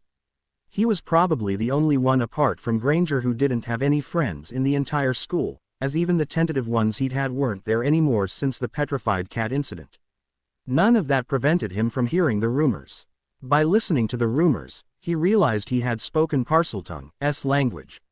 It had sounded English to him. He wondered how long it would take for his parents to find out. As it turned out, he didn't need to wait long, and only 5 hours after he spoke it, James's owl was pecking at his window in Ravenclaw Tower. "Harry, Nick has just told us you can speak S language.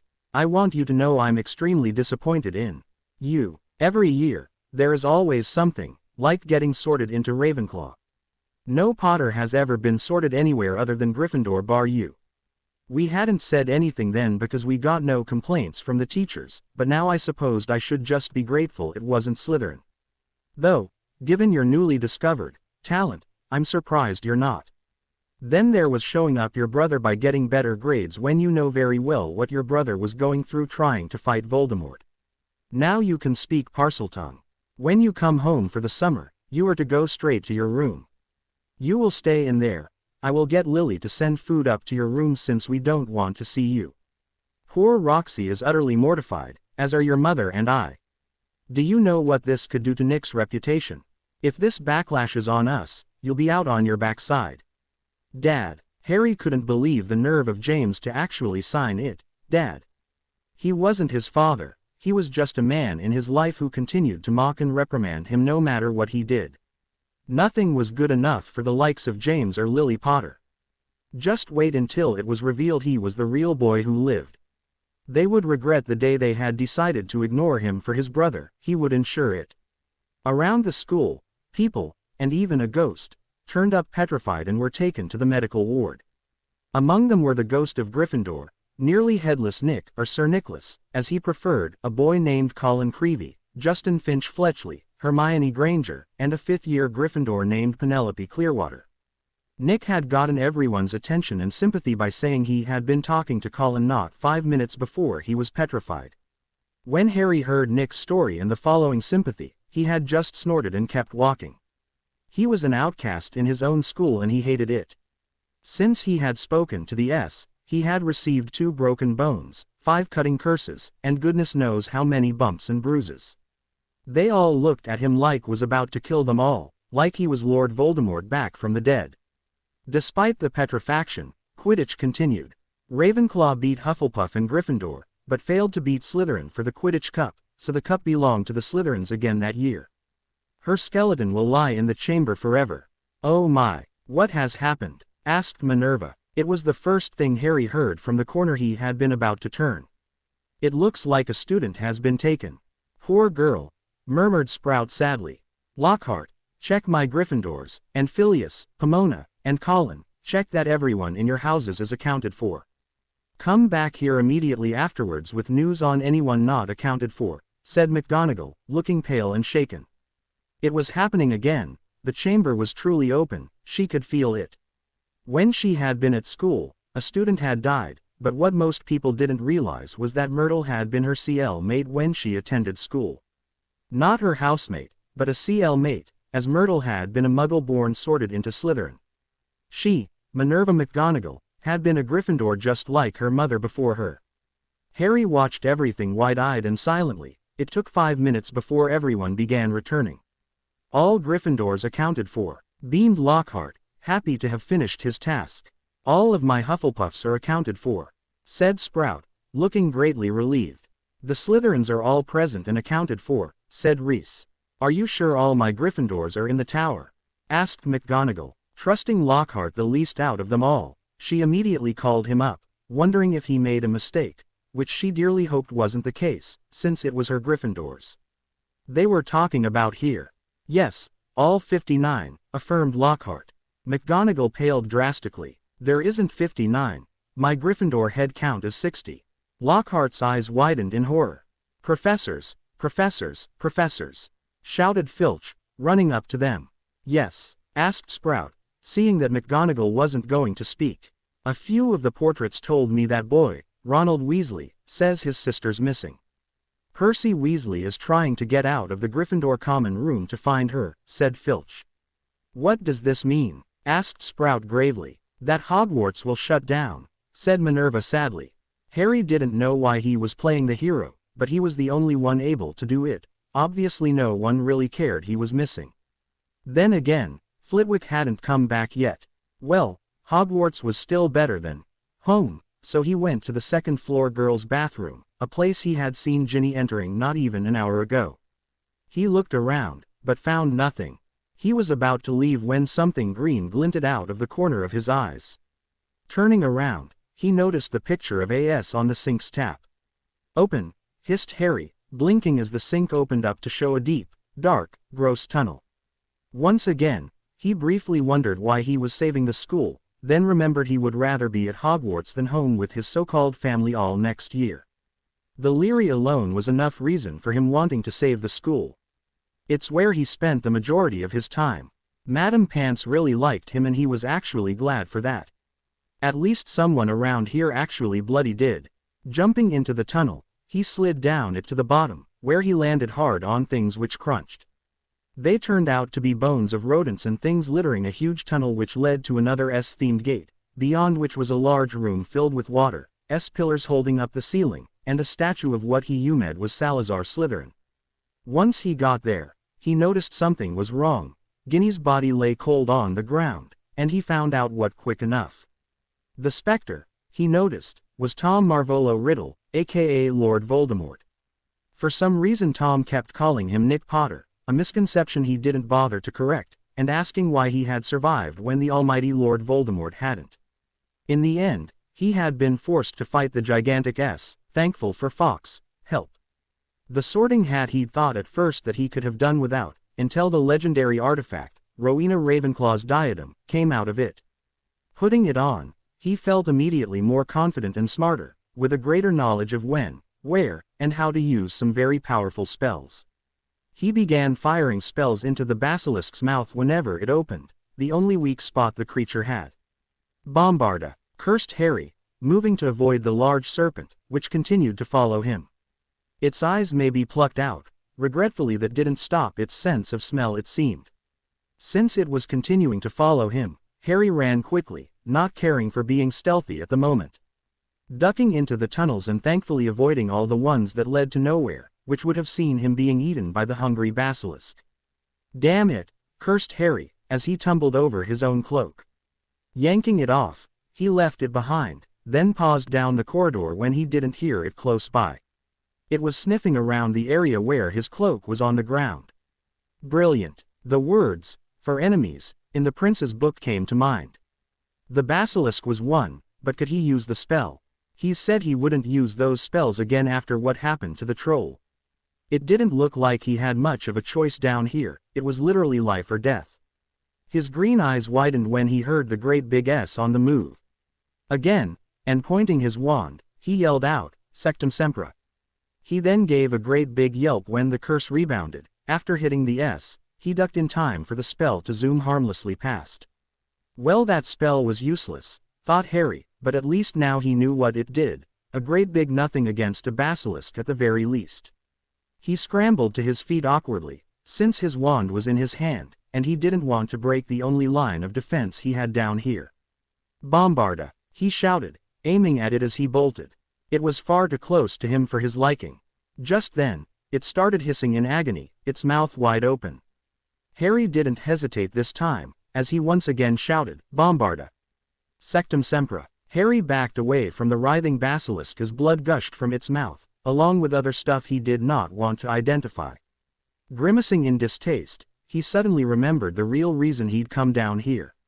The Weasley girl, he had to save her and stop Hogwarts from closing since he didn't have enough money to get his own place yet. He certainly didn't want to spend any more time than he had to in Potter Manor. How was he going to do that? Peering around the corner of the tunnel, he saw Weasley and the specter of Tom Riddle, and he was at a loss of what to do. Then he noticed an item, a book, lying next to her. She had nothing else on her, so why would that item be so important? Unless, could it be what he was using? Accio book, chanted Harry, and caught the book out of the air before looking around for anything sharp. Nothing. There was nothing he could use. Then he saw the sharp fangs lying in the dead basilisk's mouth. Groaning, he called, Accio basilisk fang. Gagging at the squelching sound that was made as the fang tore itself from the thing's jaw, he grasped onto the bloody fang and slammed it into the book as a yell of, no, penetrated his mind. He didn't listen to it, but did jump when he was splattered with ink. It worked, thought Harry as the specter screamed in agony before fading away.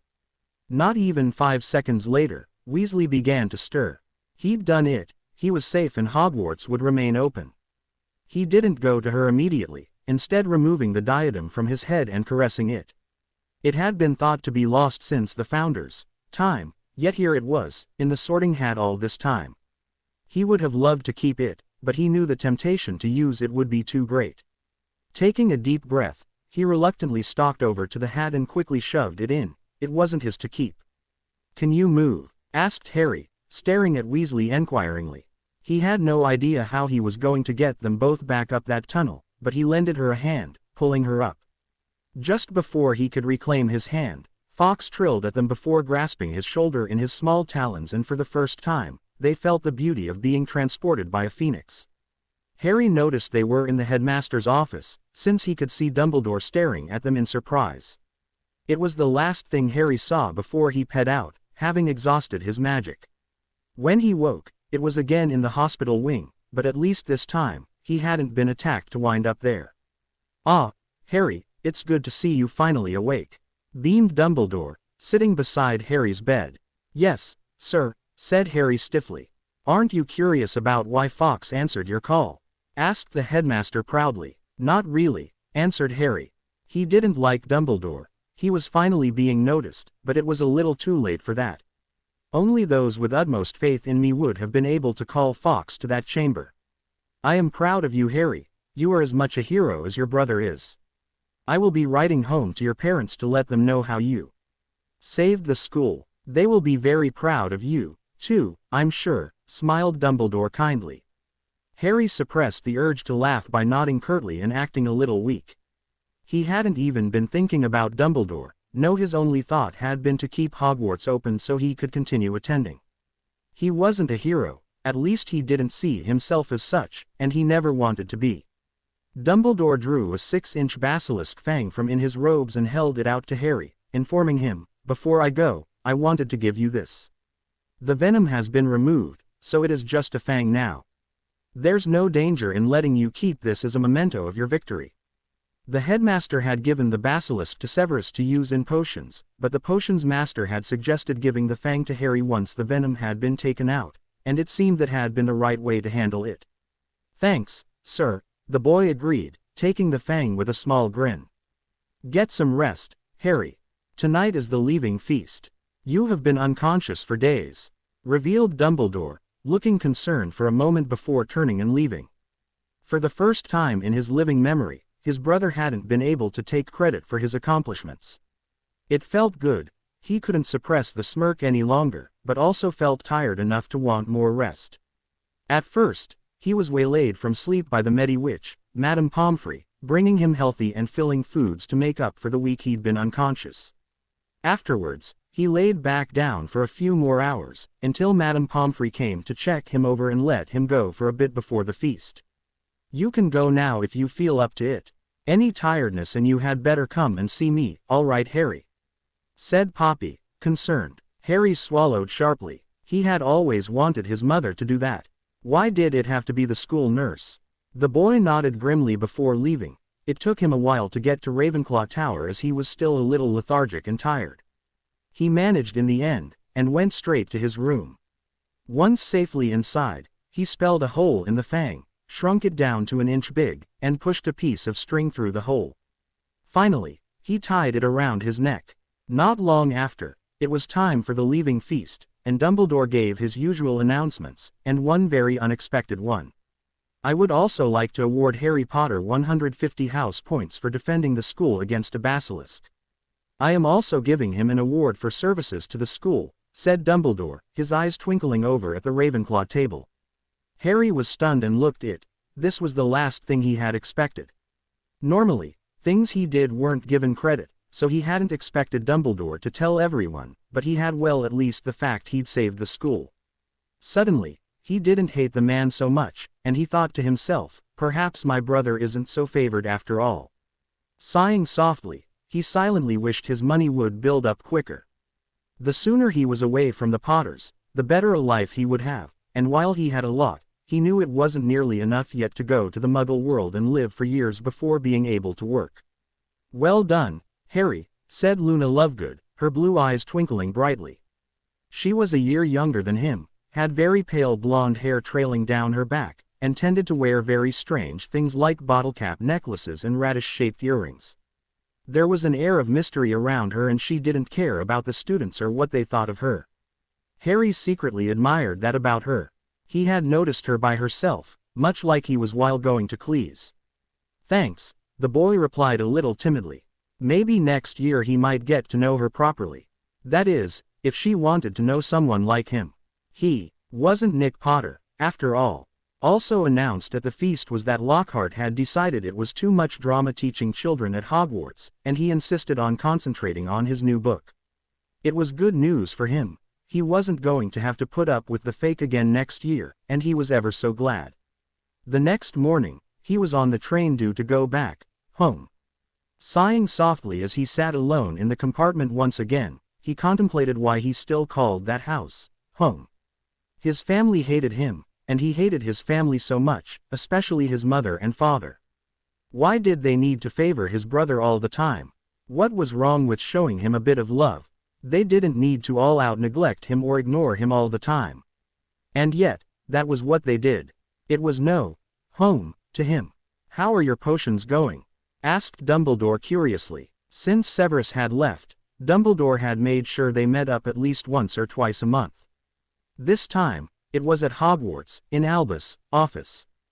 "Good. I think I've perfected the Wolfsbane potion," said Severus, his eyes twinkling. He had changed a lot since he'd left. Sure, he wasn't the handsomest fellow, but he was handsome in his own way, depending on what look a person went for. "Impressive. I suppose you truly were underachieving at the school," said Dumbledore sadly, pride clear in his voice also. Severus would have beamed hearing pride in the headmaster's voice, but he was still a stern man who rarely displayed emotion. The headmaster was like a father to him, had been since he made a foolish mistake at the age of 17. He had gone to the headmaster and begged him to make sure Lily lived, even told him he would go quietly to Azkaban. Since then, he had been spying. At the time, Albus had been vicious with him, saying he was disgusted with Severus for not caring about James Potter's death. The reason was understandable. He had only said to make sure Lily and her children were safe, instead of the Potter family. Thankfully, he had corrected Dumbledore on that point, and despite the horrible start, they did get along well now. About half a year later, Albus had begged him to stop spying, when he had come back beaten and cursed more times than not. Then again, he hadn't been bringing back any really valuable information. "How are the students?" asked the potions master, mostly referring to his Slytherins, of course. He might not be the head of Slytherin anymore, but his Slytherins meant the world to him, and he always asked after them. "Good, good," They are getting used to the new head of house, and the changes that came with it. They still miss you. I think it will take a while for that to truly fade. It was the abruptness of your departure that confused and hurt them the most. They understand why you left, and if the younger ones didn't, the older ones made sure they did, said Dumbledore, smiling brightly. I have always been curious as to why you did what you did to the Slytherins last year, said Severus tersely. Unbeknown to Albus, it was one of the reasons that had made him leave. He knew it would only continue to get worse each year Nick Potter was at Hogwarts. What did I do, Severus? Asked Albus with a frown. You awarded the Gryffindors points, and caused Slytherin to lose the House Cup they had worked so hard for. You hurt them more than you will ever know, said the younger wizard. It would surprise many to know he kept in touch with his students. Marcus Flint had been one of them, a good boy, a bit rough around the edges, but a decent young man. He had been told in great length they missed him and what Dumbledore had done since, including the newest round of points to Harry Potter for saving the school from a basilisk. I didn't realize, said the quiet, shocked headmaster. He had never looked at it that way. Yes, some of the Slytherins began hating you that night, admitted Severus, or worse than they already did because of their parents. That caused Albus to look years older than he was. Sometimes, like any normal Gryffindor, he did things without thinking of the consequences. Now, he was just being told the consequences of his actions of trying to favor the boy who lived.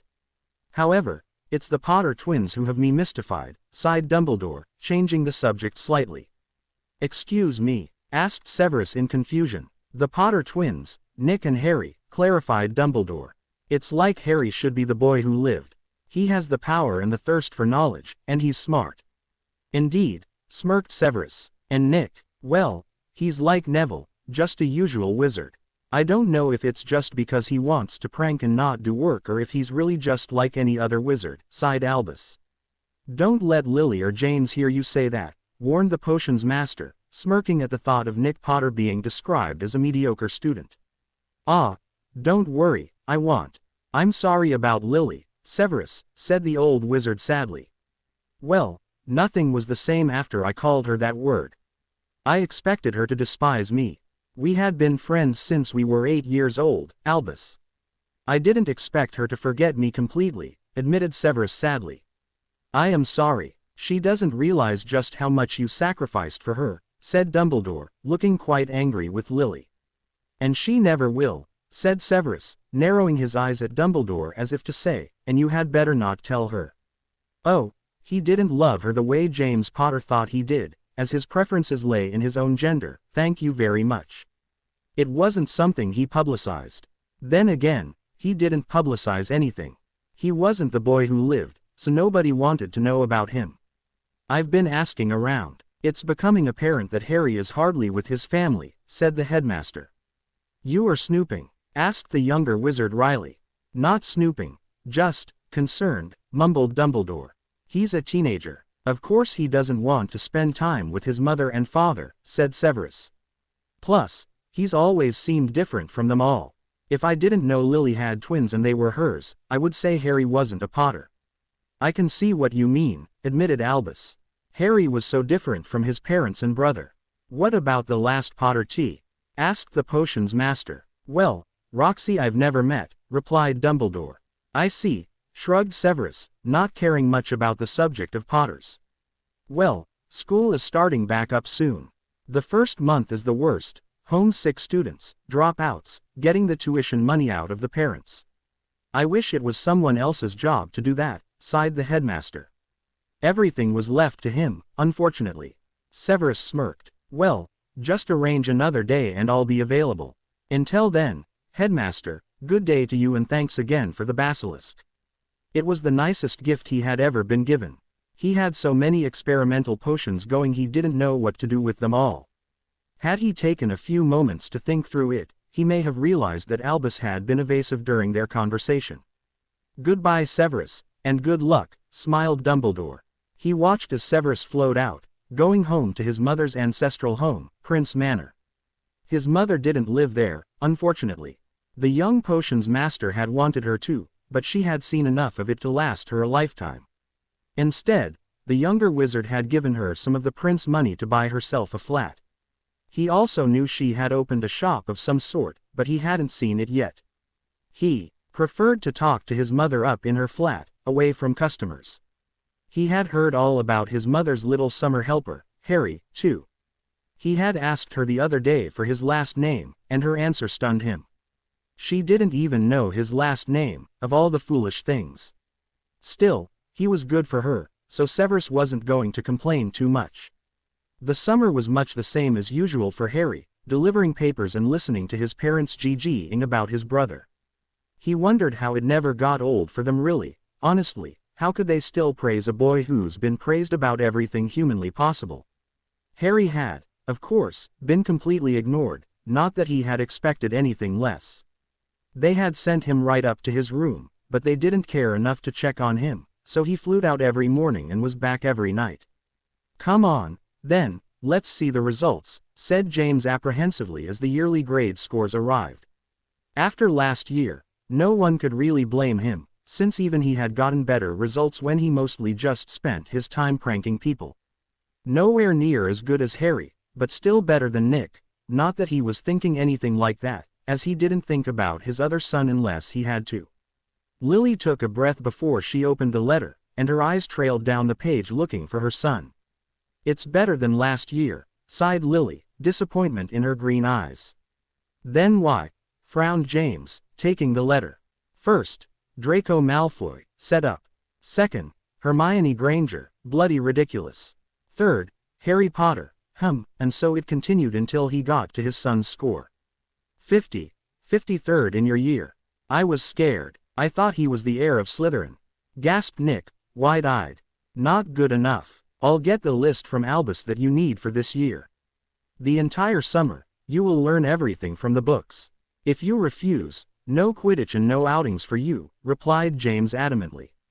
Nick was the boy who lived. He had to set an example, and he knew his son was better than this. He just didn't understand what was causing this lack of concentration in school. "Fine," groaned Nick. "I can't wait to go to Hogwarts, Mummy," grinned Roxy. "Your time is coming fast, sweetie," answered Lily, ing the top of her daughter's head. 2 more years and her daughter would be joining her brothers at school. When Nick was going into 5th year, she would be going into her 1st year. Lily wasn't sure what she was going to do when her son and daughter were both at school, but she was actually considering taking up a job at Hogwarts so she could be closer to them both. "Yup, 2 years, beamed Roxy. "You will be brilliant, just like your mum," said James softly. "Dad, can I at least ask Ron over for the summer?" "Let him train with me?" asked Nick, pouting childishly. "No," said James adamantly. It was Ron's fault Nick was doing so poorly, of that he was sure. "Fine," pouted Nick, leaving the room. "Hi Eileen, do you need some help?"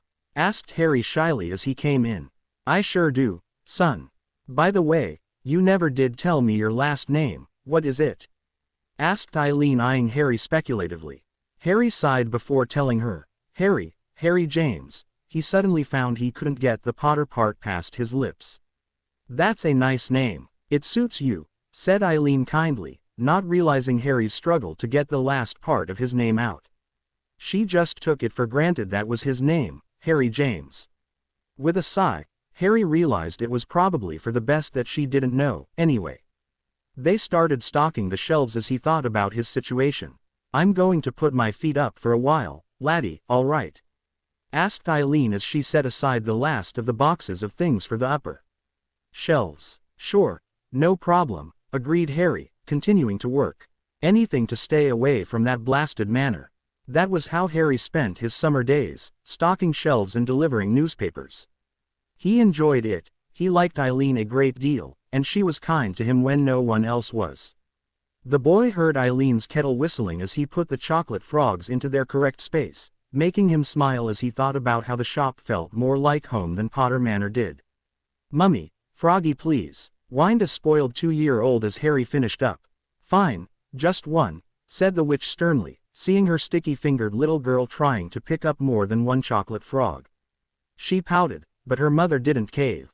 The woman placed the items she wanted, a few papers and a loaf of bread, on the counter, Then her daughter put her chocolate frog up on it with the other items, and Harry added the total, gave her the appropriate change, and put the items in a bag. No one ever wondered if Harry was even old enough to be working in a shop. It was a testament to just how mature Harry must have looked compared to his twin. "Where have you been?" asked James as soon as Harry came through the floor late one evening. "Hogsmeade," said Harry honestly. "You were supposed to stay in your room," stated James curtly. "Sorry," answered Harry, bowing his head, not wanting to look at James anymore. "Go upstairs," said James, shaking his head in disgust. His son couldn't even follow a simple rule, yet he was expected to believe he had saved the school.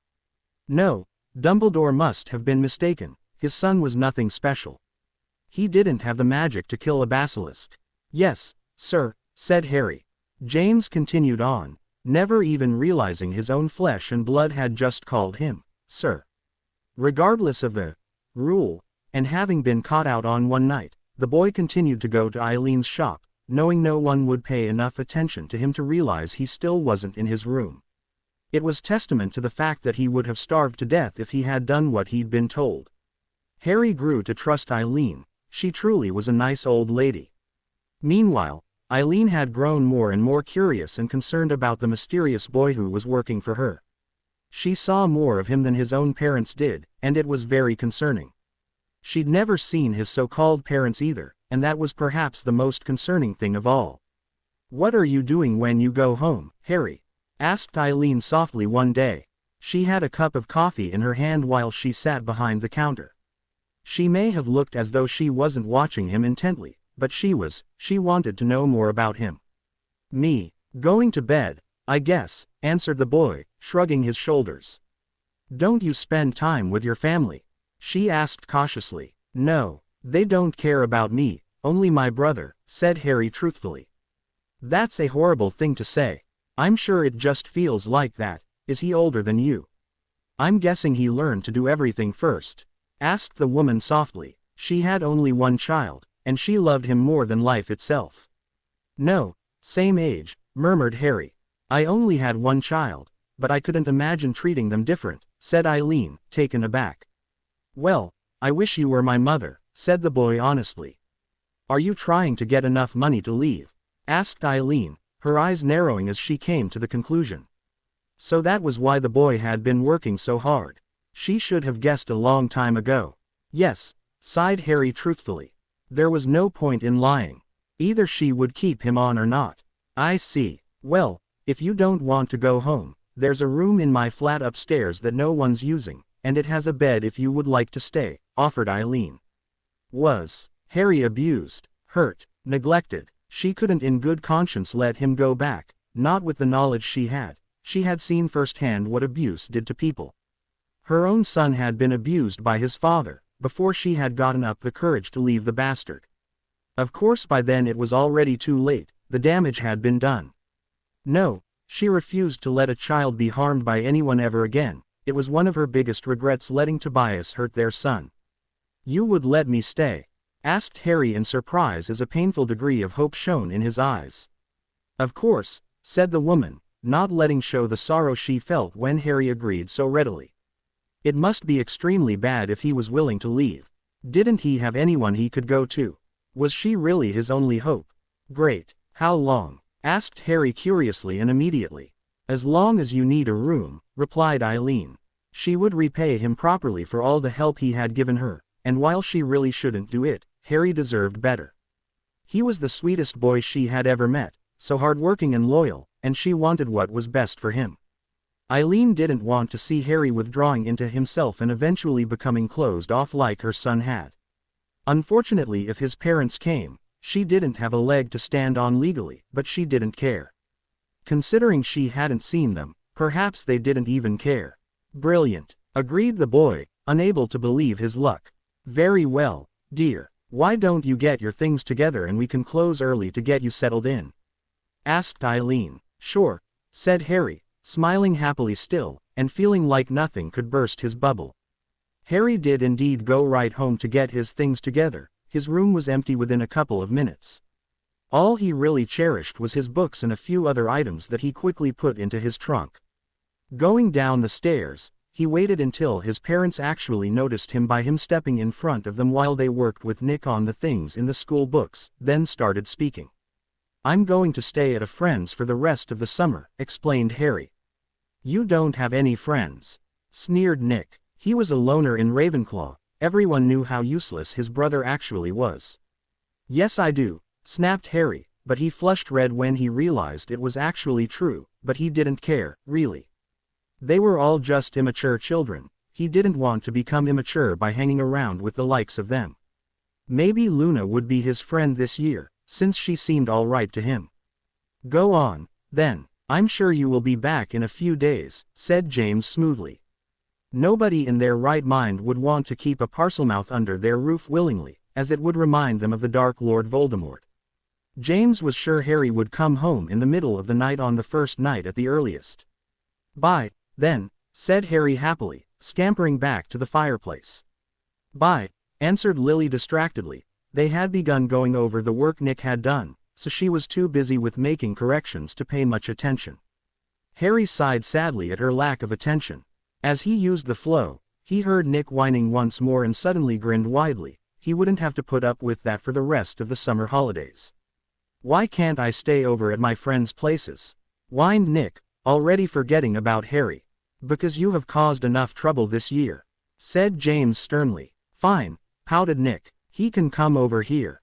Harry's away, so Ron can use his room, asterisk," said Lily kindly, not able to deny her son anything even while angry at him. "Can he, Mum, Dad, please?" asked Nick excitedly. "All right," agreed James, smiling at his son. Nick reminded him of himself when he was just a child, always wanting to play with his friends and prank everyone. How could he ever say no to his son? He would never be able to. His resolve was gone and he had only gotten Nick to perform around 10 spells before he had given in. "Great, I'll flow him now," said Nick as he ran over to the fireplace. "The burrow," shouted Nick once he'd thrown the flow powder into the fire. "Can I help you, dear?" asked Molly kindly. "Can I speak to Ron?" asked Nick. "Of course, hold on. Ronald," shouted Molly. "What is it?" asked Ron from somewhere outside the room with the flow connection. "Nick's in the fire," she called. Soon after, Ron ran into the room and knelt in front of the hearth. "Hey mate," said Ron, looking pleased that Nick had flow called him. It meant he wasn't going to have to clean his room before bed, something hopefully his mum would forget. "Hey, you wanna sleep over for the rest of the summer?" "My mum and dad have already said yes," said Nick eagerly. "Mum, can I sleep over at Potter Manor?" asked Ron. "I don't know," said Molly thoughtfully. He still had his chores to do. "Come on, Mum, please," said Ron whining, knowing that always worked. "Oh, all right," agreed Molly. It was one less pouting child in the house. Ginny was doing her head in at the moment. Ron was packed and fluing out within 5 minutes. "Right. Did you get everything from home, dear? Would you like some pumpkin juice?" Eileen asked as Harry came back from Potter Manor, not that she knew he had come from there.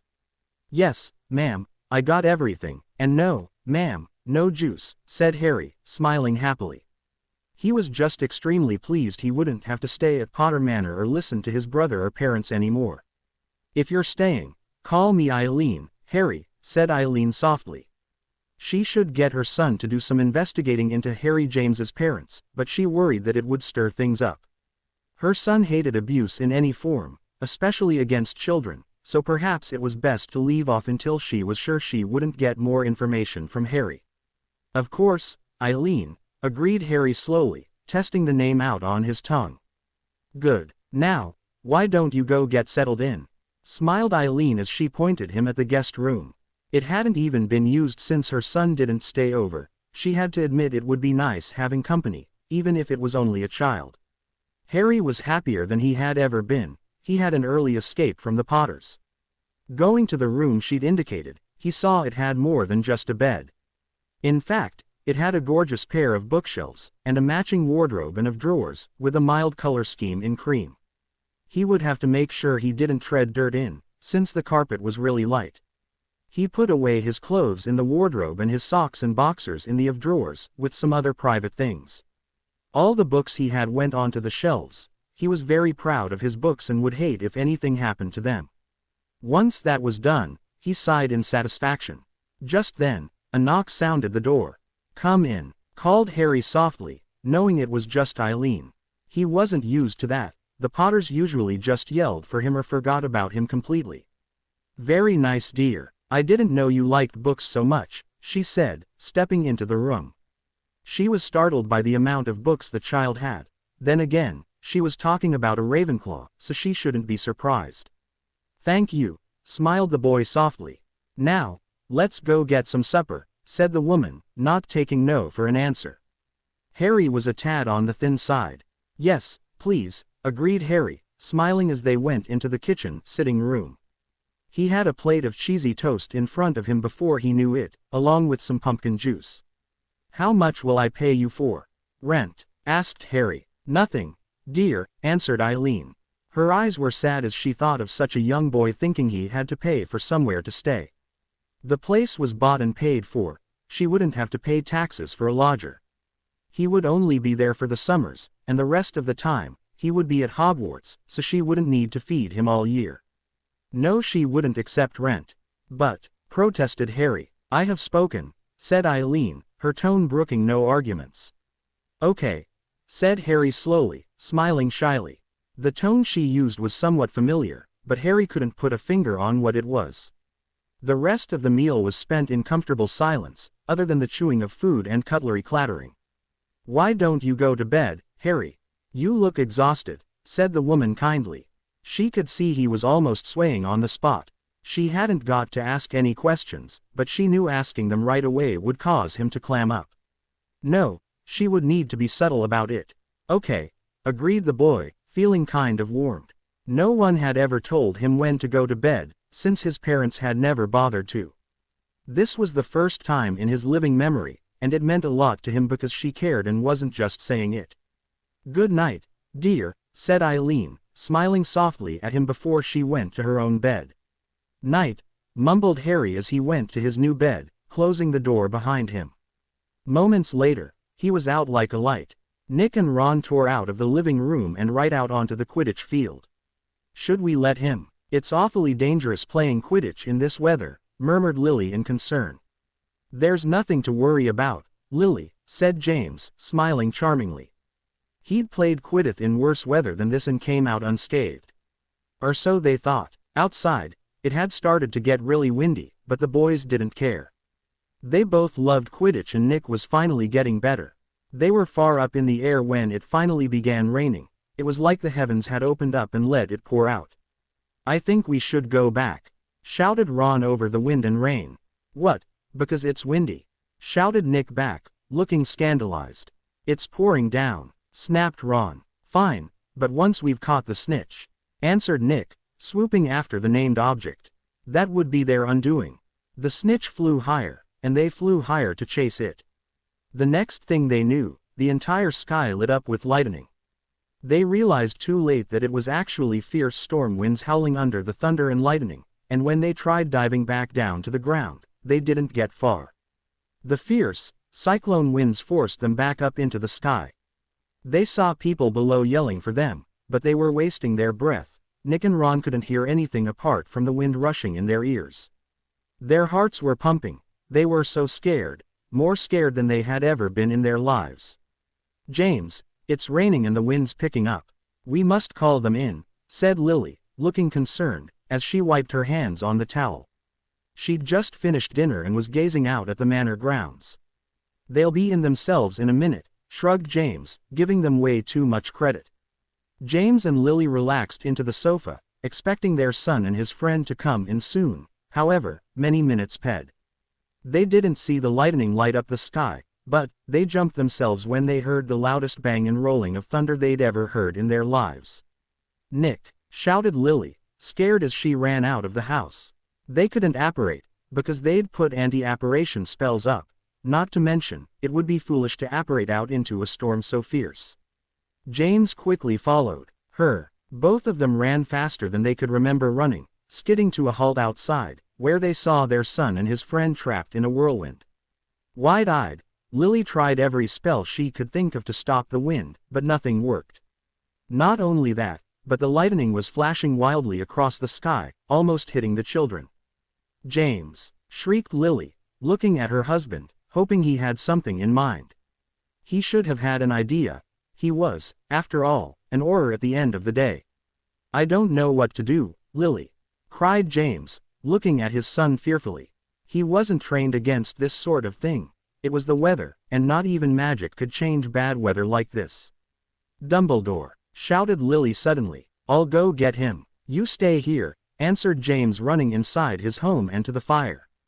Throwing in a handful of flow powder, he stuck his head in the green flames. Hogwarts, headmaster's office. Albus Nick stuck. We need your help, yelled James. What is it? Asked Dumbledore as he knelt in front of his office hearth. There's a storm in Godric's Hollow. We need help. Nick's stuck in a whirlwind, replied James. Oh dear, said Dumbledore, nodding. He would call some other teachers and they would help all they could. There wasn't a storm in Scotland, so they hadn't realized there was a storm. After all, James and Lily lived in England. I'll call a few other professors and we'll come through the flow momentarily. James nodded and withdrew from the fire, and only a minute later, Flitwick, McGonagall, and Dumbledore came through. Albus, what are we going to do? Asked McGonagall, seeing the hopelessness of the situation. Their magic was completely useless in this kind of situation. It was little wonder James had flew over in a panic. I don't know, said Dumbledore. He'd had no idea it was so bad. Help my baby, shrieked Lily once she had reached them. Give me a minute to think, answered Dumbledore. What? Asked Lily, looking shocked. Albus Dumbledore didn't know what to do. Was her perfect world coming to an end? There has to be something. Please hurry, said James, looking scared. His son's cloak had ripped off him and he was now in just his t-shirt and trousers. Ron was in the same state, so they were bound to be freezing cold, and could they even breathe up there in that whirlwind? I'm sorry, I can only things so quickly, also for damage to the boys, said Dumbledore regretfully, watching the pair with bated breath. The wind got fiercer, blowing the teachers off their feet, and poor Flitwick would have blown away if Dumbledore hadn't managed to grab hold of him. Hold me down for a moment, stated Flitwick, drawing his wand. As the headmaster held him down, he cast sticking charms on his feet, to stick them to his shoes, then used another set of sticking charms to stick the soles of his shoes to the ground.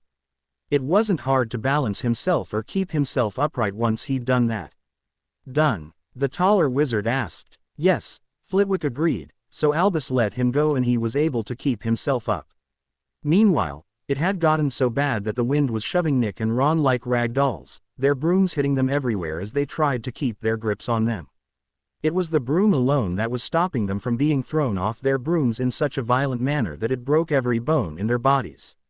It was a testament to their strength and resilience that Ron and Nick had managed to stay on their brooms despite the severe winds trying to unseat them. Their fingers were white because their grips on their brooms were so fierce. On three, all of us summon Nick, said Dumbledore finally, getting desperate. It was dangerous either way, but this way at least it was slightly more controlled than what would happen once their grip came loose. 1. Began Albus. 2. Continued Flitwick. 3. Cried Lily. Accio Nick Potter. They yelled together, and it worked. Nick came zooming to them, but they had put so much power into it that he slammed into the ground with a sickening thud. Mr. Weasley next, asked McGonagall. Unlike Albus, she didn't call her students by their given names. Then again, everyone knew Nick was a special case when it came to Albus. Let's get Nick seen to first, answered Dumbledore, casting a diagnosis spell on the boy. A few broken bones and a mild concussion. Take him in and get Poppy through the flow.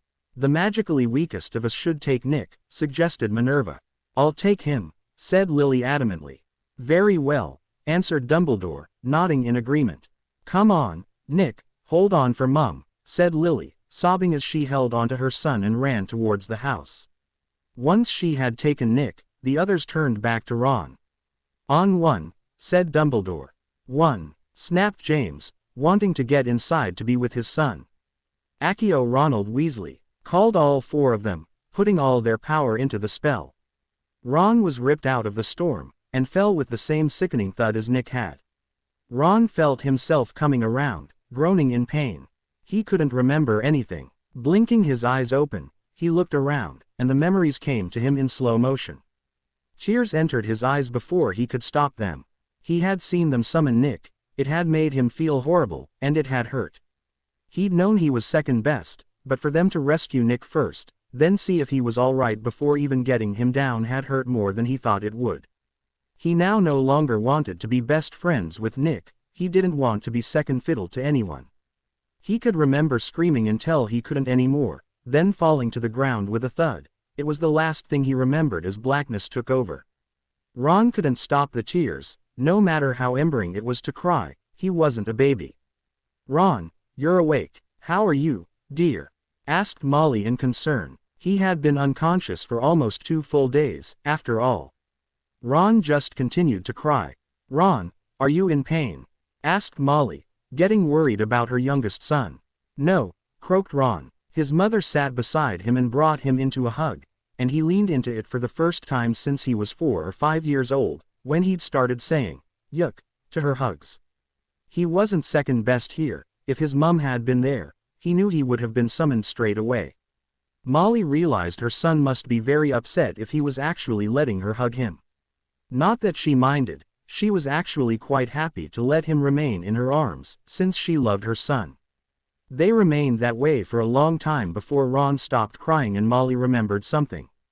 "I must go and tell Albus," said Molly, rising and running from the room. Ron glared at his mother. Luckily she didn't see it or she would have thought there was something seriously wrong. "I'm really hungry, Mum. Starving," shouted Ron after her. "Well, I'll bring something right up." "Ron, dear," called Molly, going down the stairs to start making her son something to eat. Ron smiled. He really did come first. He still came first here in the burrow, where his family lived.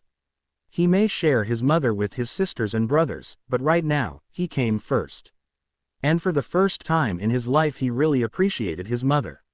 Smiling softly, he let his mum cook his food and baby him, and dug into the food happily. "Do you need anything else?"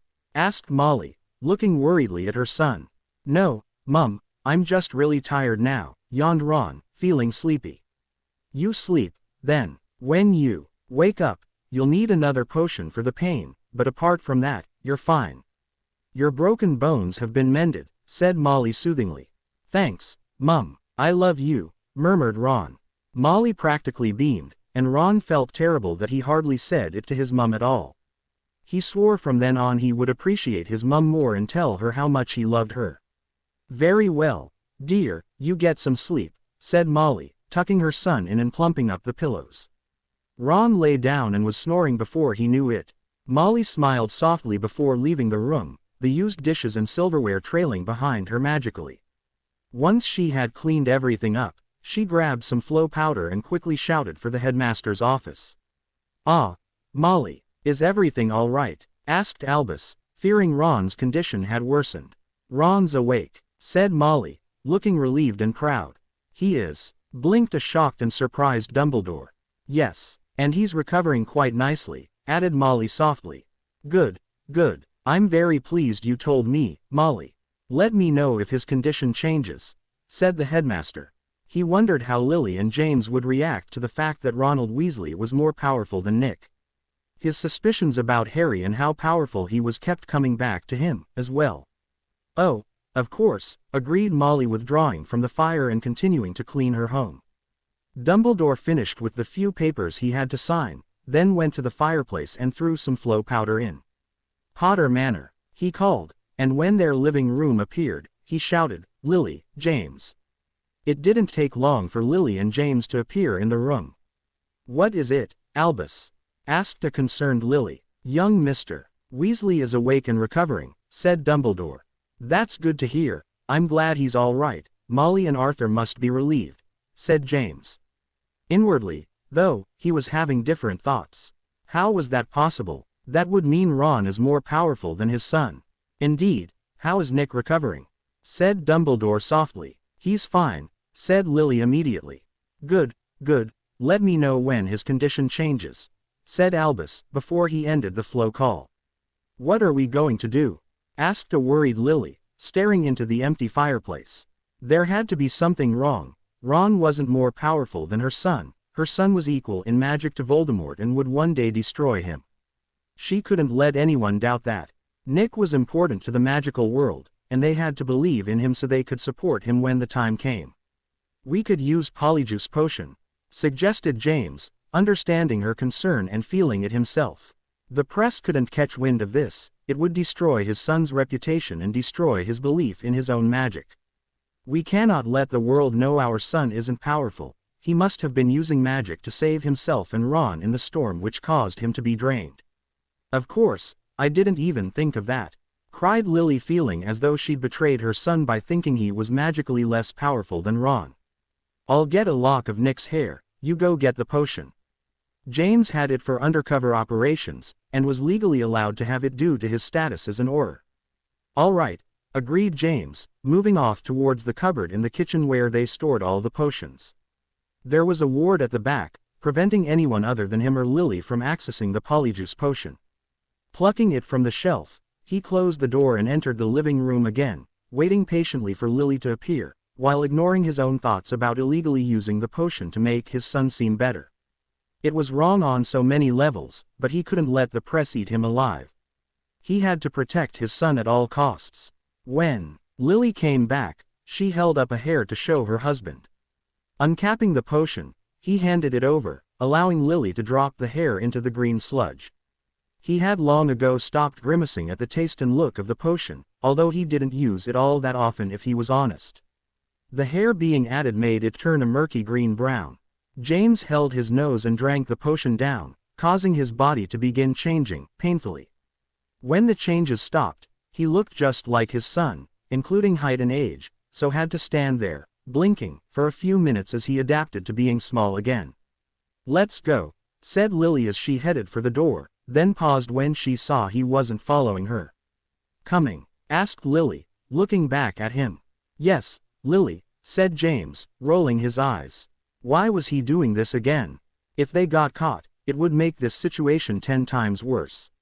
"It's Mum, remember, Nick Sirius Potter," snapped Lily. "Fine, Mum," said James, testing it out and grimacing.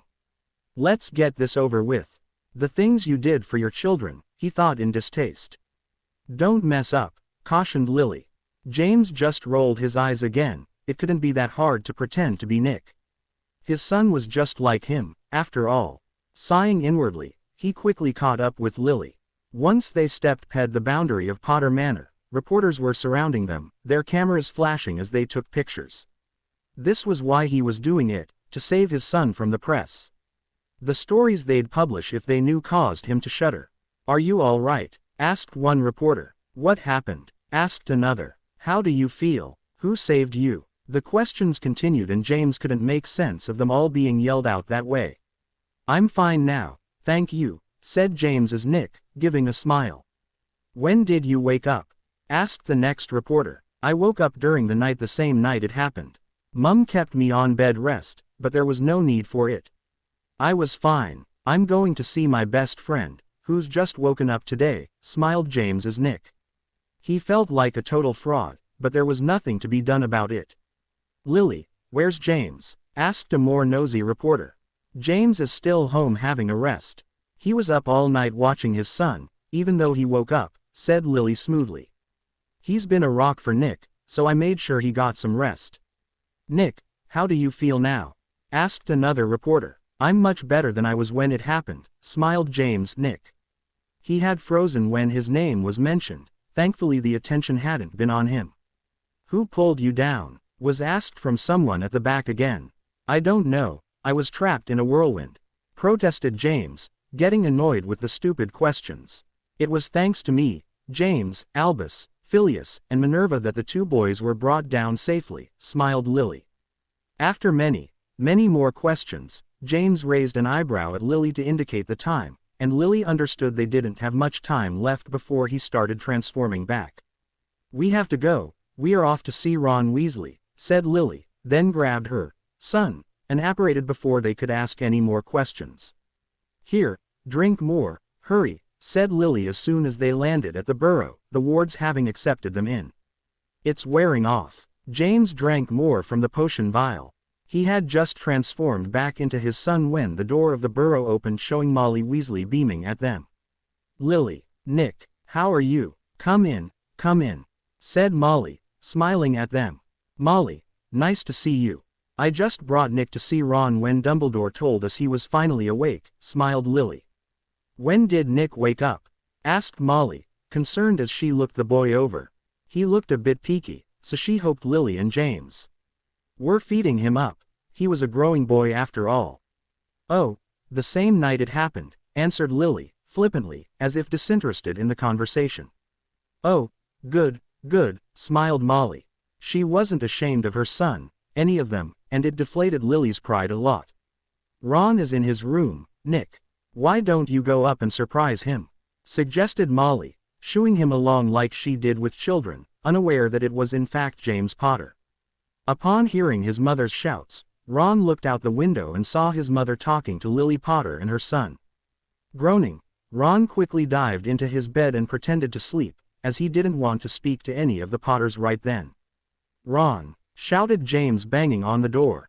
"It's Nick." Opening the door, he saw his son's friend was still asleep, and he didn't want to wake him up. This charade aside, he was a father first, and the boy obviously needed rest. "He's asleep," complained James when he returned to the kitchen, surprised by how genuinely he sounded like Nick when he whined. "Ah, he must have been tired, poor thing," said Molly. "I'm just glad he's on the mend." "You must be," smiled Lily. "I'm just glad I didn't have to wait for long." "That's a relief," agreed Molly, still smiling. She really didn't care. Lily was awed by how much she loved her children even if someone was making digs at them. "Right, well, we're going to get going, since Ron obviously needs his rest," said Lily. She wanted to get back to her actual son now that she had done her part. She just hoped he woke up soon. "Of course," mumbled Molly, nodding. Soon after, the burrow was once again its usual self, or would be in a few hours when Ginny returned, as well as the twins, who were at Jordan's for the day. Percy had always been the most quiet of all her children, always up in his room studying. "How is everything?" asked Dumbledore curiously, early the next day. Everyone knew Nick had woken up. Curious indeed how they had said he woke up immediately, yet hadn't informed him of the fact. He knew it was a lie, and he wondered why they were lying. They had been in the paper for goodness sake, so it was hard to miss. It was a little white lie, so he didn't think on it too much. He understood the immense strain the Potters were under, as he too had been under such pressure with Grindelwald back in the day. "Nick is fine, Headmaster," said Lily quietly. "And how is young Mr. Weasley?" asked Dumbledore. "He didn't get the chance to talk to him. He's still sleeping constantly. I think it was luck he woke up when he did," said Lily adamantly. "Well, I am glad everything is resolved," said Dumbledore, watching them curiously. "Yes, me too," agreed Lily, looking extremely relieved. "Take care," said Dumbledore. Obviously Nick was awake somehow, and he wondered silently why they hadn't told him. He knew the child had to have just woken up. He had been over there a few times to make sure the boy was fine. It had been the same response those other times. He was still asleep. They hadn't displayed any awkwardness or guilt, so they hadn't done anything they shouldn't. At least, he didn't think they had, and didn't want to, otherwise, the implications would be terrible. James looked at his wife in awe. Her acting was impressive. He hadn't seen anything like it before. "Nick!" shrieked his mother when she noticed her son awake the next morning. Relief flowed through Lily as she thought, "Oh, thank Merlin, my son is fine." "Mum!" groaned Nick. He hurt everywhere. "Here, take this," said James as he joined them, putting a potion vial to Nick's lips, which the boy drank, unable to stand the pain. "How are you feeling, son?" asked Lily. "I'm fine, Mum, honest," mumbled Nick, still hurting but feeling much better. "With the potion in him." "Oh, son, we've been so worried," sobbed Lily. James hugged her and nodded his head. "Where's Ron?" "Nothing happened to him, did it?" asked Nick. He wasn't worried, just curious. "No, he's fine, but we have to talk to you, Nick," said Lily. She wasn't sure whether to tell him or not. "What's wrong? I haven't lost my magic, have I?" asked Nick, wide-eyed with fear. "No, but we told everyone you woke up the night it happened," answered Lily. Why? Asked Nick, puzzled. Because you did and then fell back asleep. We thought we would remind you just in case you didn't remember. We don't want the press calling us liars, son, that's all, said Lily immediately. It was best if he didn't know, since they'd done this to protect him, after all. That's right, said James, nodding his agreement. Oh, well that's okay, Mum, agreed Nick. Yes, it's okay now, smiled Lily, ruffling Nick's hair, relieved beyond belief. Nick Potter's had an accident, commented Harry, a grimace on his face behind the paper. Has he indeed? Well, is there nothing more exciting than that? Asked Eileen, shaking her head. Her son had spoken about Nick Potter. He wasn't a very good student, very mediocre, or so he said. She had no reason to distrust her son, so she took it as truth. I guess I better get those papers delivered, said Harry. I shall see you in an hour, Harry, smiled Eileen kindly, knowing just how long Harry would be gone for. He had been doing it for 2 summers now. He was due to go back to Hogwarts soon, and she hated to admit it, but she was going to miss him, his quiet company, his shy smile, his helpful ways, and everything about him. She more than ever couldn't understand why his family was being so harsh with him. She honestly didn't know what else to call it, really. Bye, answered Harry. He already had his Hogwarts things ready to go, and he had managed to get the letter before she saw his full name. After he got all his school things, he binned the letter in Diagon Alley while he was there. Coming, yelled James when he heard a knock on the front door of their manor. He went to open the door, only for it to be shoved open from the outside once he had it about an inch open. Surprise, yelled Sirius, barreling in and hugging his best friend. Is Nick all right? Asked Remus from behind Sirius, his amber eyes alight with fear. Oh, he's fine, honestly, you know the papers, said James, brushing it off as nothing. Uncle Remy, Uncle Siri, shrieked Roxy happily. She hadn't seen them in years. Roxy, beamed Remus, hugging her and asking her all about her day as Sirius turned back to James. Pettigrew's signature has been found here. We've been following it for years, and this is the warmest it's ever been, said Sirius quietly. James's eyes narrowed in disbelief that Pettigrew had the nerve to show up here again, of all places. Where was it specifically? Asked James worriedly. Scotland, said Sirius. I'm guessing you're both going to stay here while you look? Asked James, looking hopeful. Sirius was the Auror getting paid to track down the wanted wizard Pettigrew, with help from Remus, whose sense of smell helped a great deal. It was how they had managed to get near Pettigrew. We hope so, agreed Sirius, grinning and nudging his best friend. He had been missing this for years. No problem. Pick a free room, laughed James. Where's Nick? Asked Sirius. Where's Harry? Asked Remus curiously. Nick is having a shower. Harry is staying with a friend, answered James, grinning widely. Can you read me a book, Uncle Remy? Asked Roxy, her eyes wide and hopeful. Of course. Just let me get settled in and I'll read you a whole one, said Remus, wanting to make up for lost time. Yay, whooped Roxy. James just smiled at her.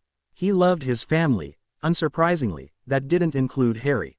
Bye, Eileen, I'm going to miss you, sighed Harry, hugging her gently. I shall miss you, too. I have a gift for you, she said, then gave a sharp whistle. From the shelves at the side of the room, a black owl glided over to settle on her shoulder. Harry's eyes widened and tears he couldn't stop flooded his cheeks. His own parents had refused to get him a familiar, yet Eileen had gotten him one. He wished more than ever that Eileen had been his mother, as she was so great and he loved her.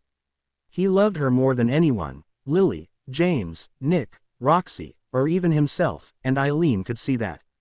Harry obviously got all the physical essentials, but lacked everything else. A person could have all the money in the world, but it wouldn't matter if they weren't loved properly. She wiped his tears away and nudged the owl onto his shoulder, smiling sweetly at him. There, now you can keep in touch with me, said Eileen. It was the galleons she would never regret spending to see the look of joy, gratitude, and love on Harry's face. Thank you, said Harry softly, reaching up to stroke the noble, black bird preening on his shoulder contentedly. What do you want to name him? Asked Eileen, waiting on the portkey, which would activate in 20 seconds. Hermes, grinned Harry happily. Lovely name. I shall see you next summer, Harry. Take care of yourself and write," said Eileen. She saw Harry nod once before he was gone. Harry had the train compartment to himself this year, but he also didn't have the signed permission to go to Hogsmeade. He was probably going to be the only child not going, so it was a good thing he had spent his summer there, but just the same, he would have liked to go and spend the day with Eileen, but some things weren't meant to be. Perhaps he should write to James, see if he would agree, but he knew the answer. He didn't need to send the owl, since it would be a wasted journey. James would say no just because he could. Before long, the carriages were arriving at Hogwarts steps, and they were in and sitting down before the first years, who took the boat over. Again, it took a long time for everyone to be sorted. Dumbledore gave his usual speech, but he added something else and it caught Harry's attention. There is a known criminal who has been cited not far from here, known as Peter Pettigrew. He is a rat animagus who resembles a common brown rat with a missing toe on one of its front feet. If you have any information, or see anything suspicious, please come forward immediately. If it becomes dangerous, Dementors will be dispatched to the school. They are foul creatures, so please be careful, alert, and watchful. Now, let the feast begin. "Hi, Luna," said Harry softly as she shuffled over to sit beside him. "Hi, Harry," smiled Luna, her usual dreamy smile not present. "How are you? Did you enjoy your summer?" asked Harry curiously. "Oh, yes, Daddy and I went to see the Crumplehorn Snurkax," said Luna kindly. "Did you? What do they look like?" asked Harry. He, unlike the others, didn't laugh at her. "They're similar to Thestrals, I'd imagine." "We never did get to see them," sighed Luna sadly. "I'm guessing it's a less-known magical animal," guessed Harry. He was indulging her now, but it didn't mean he disbelieved her. There were probably a lot of animals out there which weren't well known, especially magical ones. "Yes, Daddy and I hope to see one to prove it to everyone," said Luna, her dreamy expression visible once more. They were soon finished with dinner, and sent to Ravenclaw Tower, where Harry said goodnight to Luna, since she slept in the girls' dorms across the tower from the boys' dorms. She said goodnight back, and before long, he was in his bed in his room, sleeping.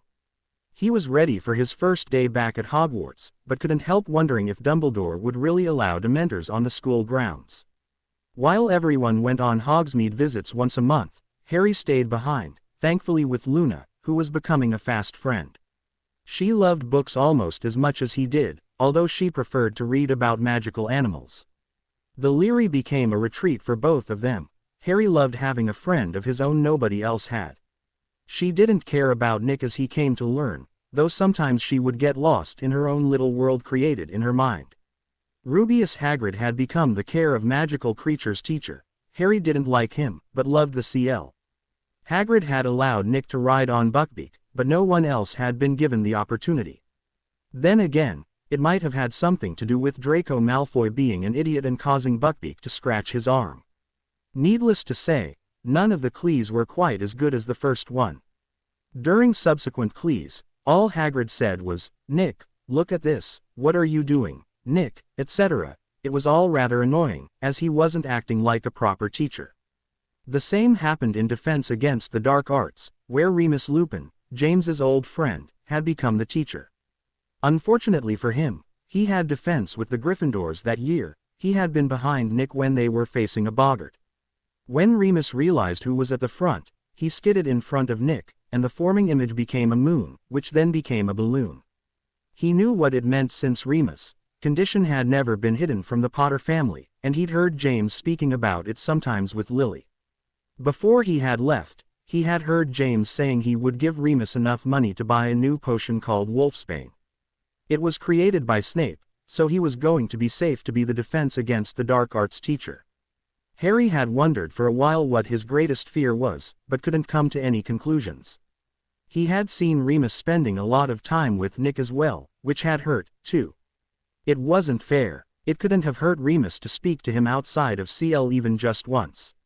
When he'd commented to Luna about the unfairness, she'd just told him it was Remus, lost because he was a great guy, or so she said. Despite that, the year went very smoothly indeed. No Voldemort, no Tom Riddle, no Stone, no diary, no nothing. For the first time, he didn't have to watch out for anything suspicious, though he was rather curious about Quirrell's fate. Had he gotten away, or was he still there, and if he was, had he died?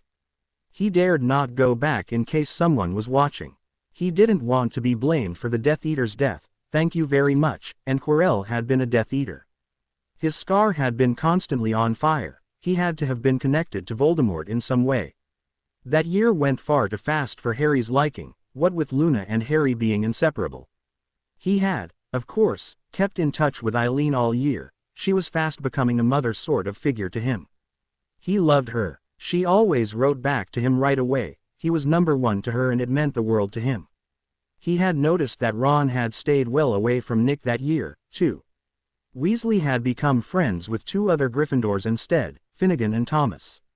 Potions had been more of a nightmare, Reese was still being horrible, no matter what his potion was like. He wasn't nasty to anyone else, just Harry, but he continued on, not letting Reese get to him. Nearer to the end of the year, though, he had mellowed, began ignoring him instead, which Harry was fine with. The only downside was that, by the end of the year, his grade in potions had dropped from the EE of last year to an A. Hufflepuff had won the Quidditch Cup that year, Cedric Diggory had joined the team as their seeker. Even Harry had to admit he was very good, better than Nick or even Draco Malfoy, so they had deserved their win.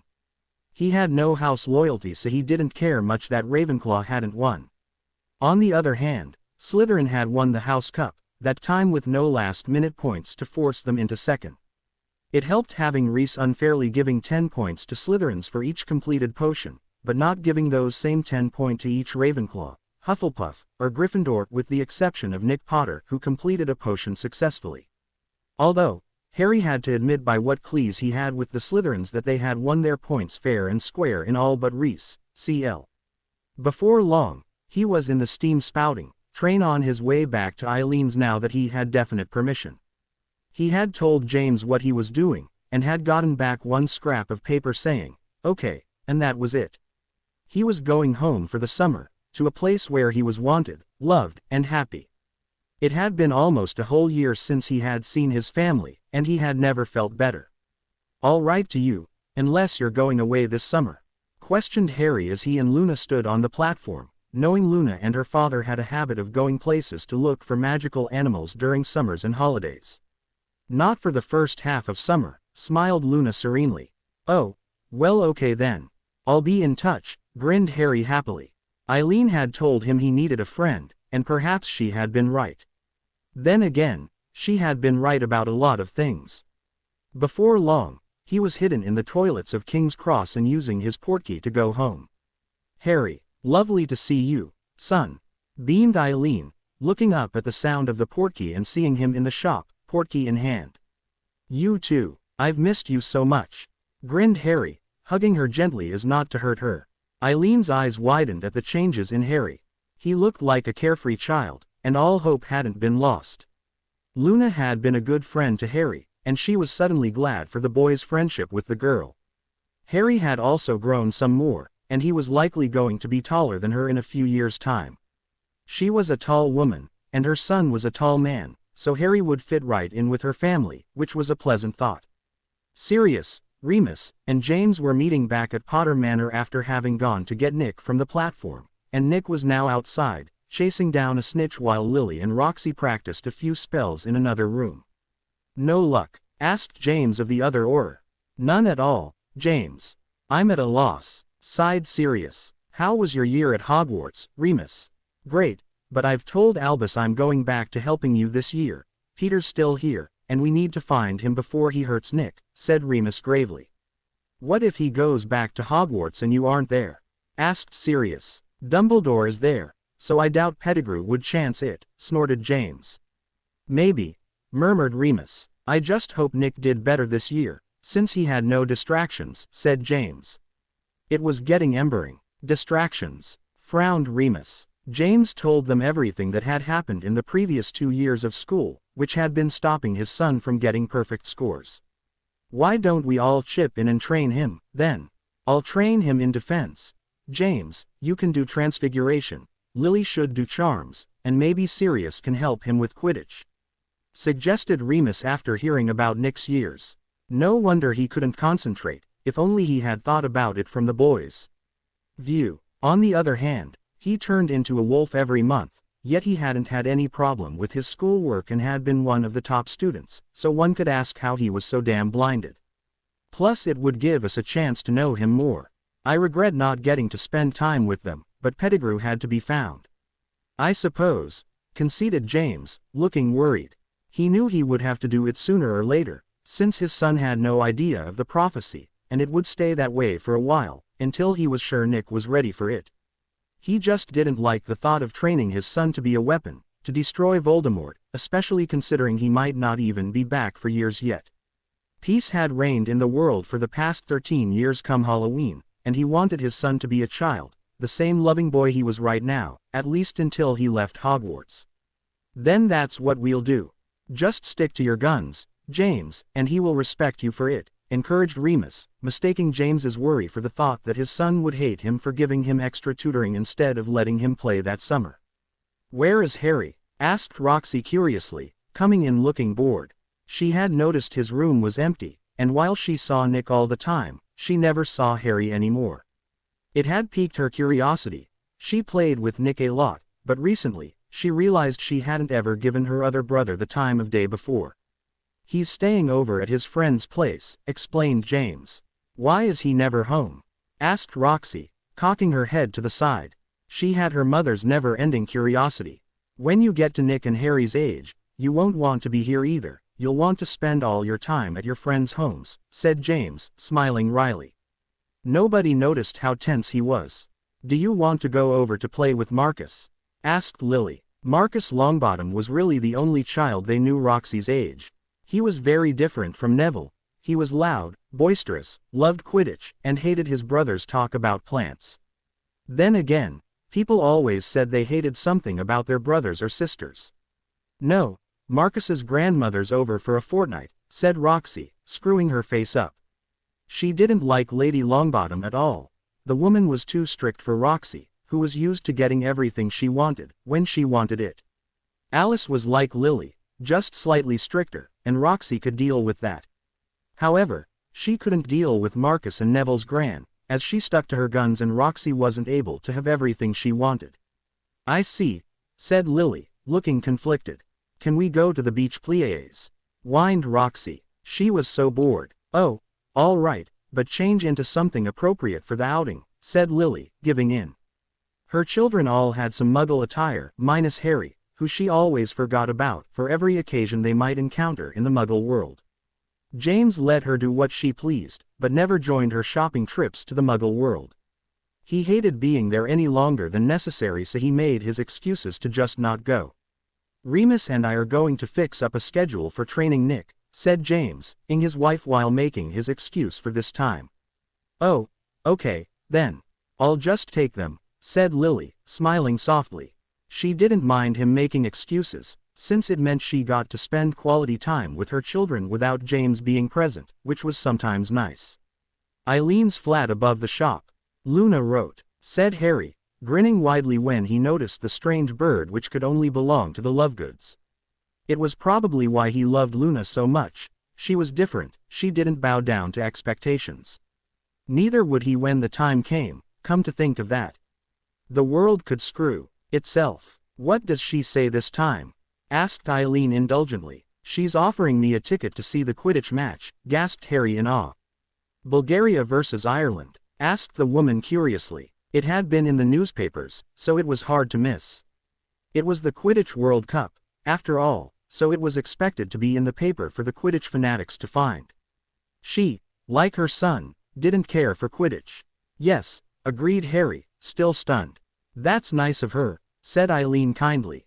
"I didn't think she was into Quidditch that much," commented the boy, genuinely taken aback, in a good way. "What else does it say?" asked Eileen. "It's for my birthday," said Harry, his jaw hanging open. His own parents never remembered his birthday and hadn't in a long time. Even if it was on the same day as his brother's, Nick was more important to buy for. "When is your birthday?" asked the woman, surprised. "July 31st, said the boy stiffly. That date was well known for being the boy who lived's birthday.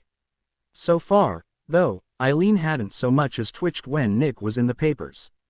Just last year, she had commented on nothing else being in the paper that they were putting Nick on the front page yet again. I see, said Eileen, an odd twinkle in her obsidian eyes, ones her son shared. She knew immediately who the child really was, much to her shock. It had been a long time coming. He wasn't Harry James, but Harry James Potter. This was Nick Potter's twin brother, and she remembered reading about twins that night. She had been so happy because her son was finally free of the man he had ended himself to.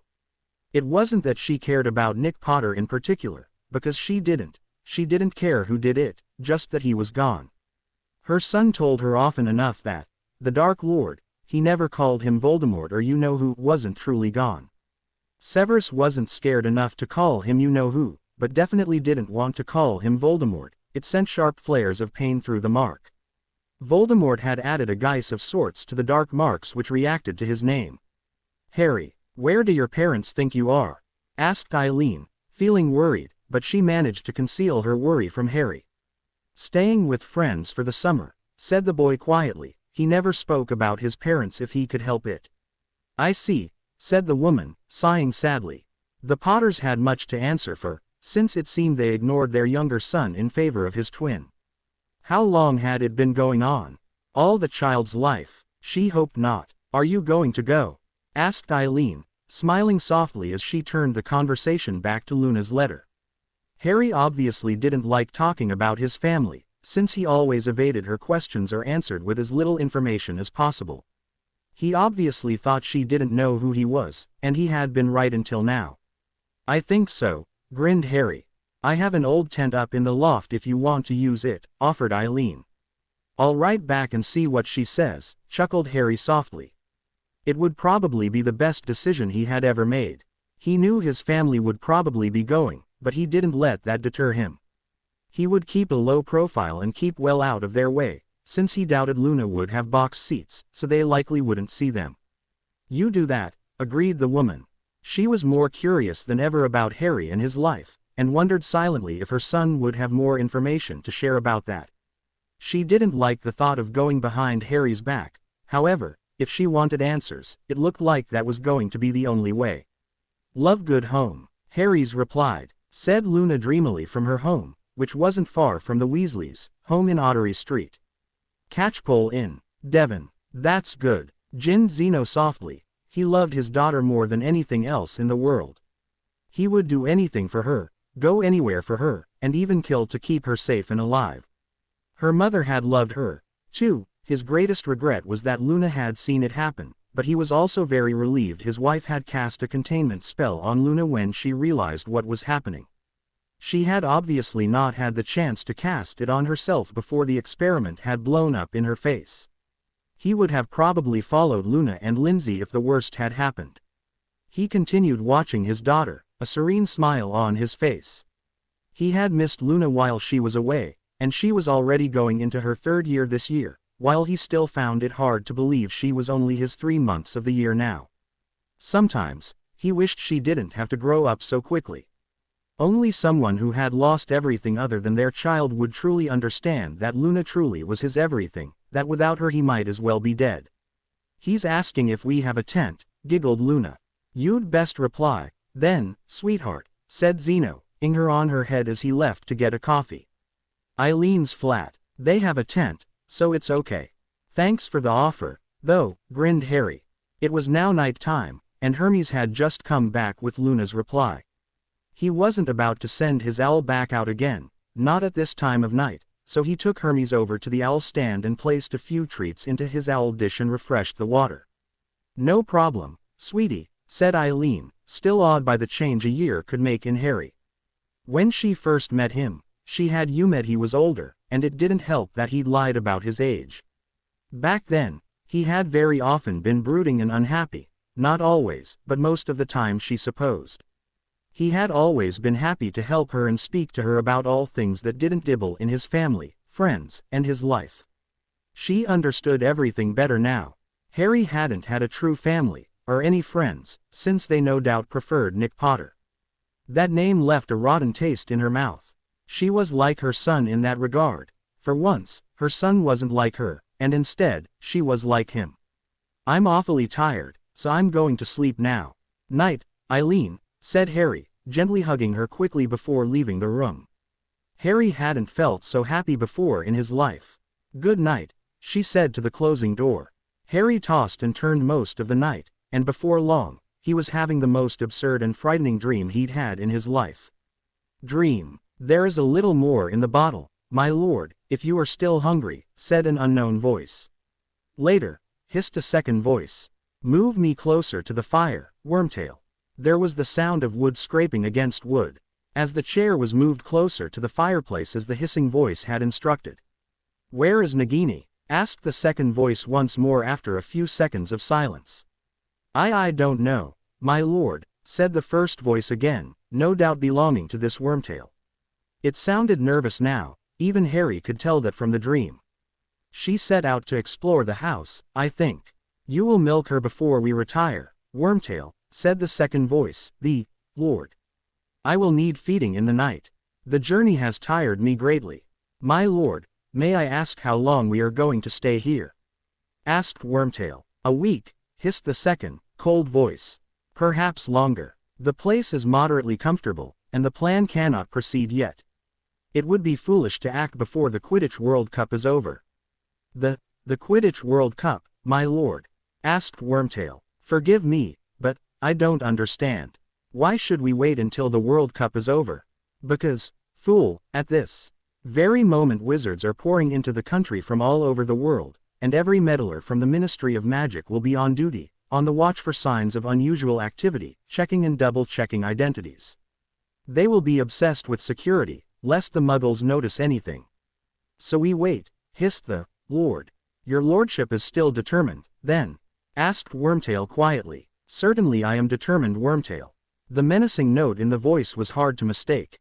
It could be done without the Potter twins, my lord, said Wormtail quickly, as if he was wanting to finishing speaking about this. Without the Potter twins, breathed the second voice softly. I see, my lord, I do not say this out of concern for the boys, said Wormtail, his voice rising squeakily like the rat his name implied. The boys are nothing to me, nothing at all. It is merely that if we were to use another witch or wizard, any witch or wizard, the thing could be done so much more quickly. If you allowed me to leave you for a short while, you know that I can disguise myself most effectively. I could be back here in as little as 2 days with a suitable. I could use another wizard, said the Lord, softly. That is true. My lord, it makes sense, said Wormtail, sounding hugely relieved. Laying hands on the Potters would be so difficult, they are so well protected. And so you volunteer to go and fetch me a substitute. I wonder, perhaps the task of nursing me has become wearisome for you, Wormtail. Could this suggestion of abandoning the plan be nothing more than an attempt to desert me? Hissed the second voice evilly. My lord, I have no wish to leave you, none at all. Gasped Wormtail in fear. Do not lie to me. Hissed the second voice. I can always tell, Wormtail. You are regretting that you ever returned to me. I feel you shudder when you touch me. No, my devotion to your lordship. Your devotion is nothing more than cowardice.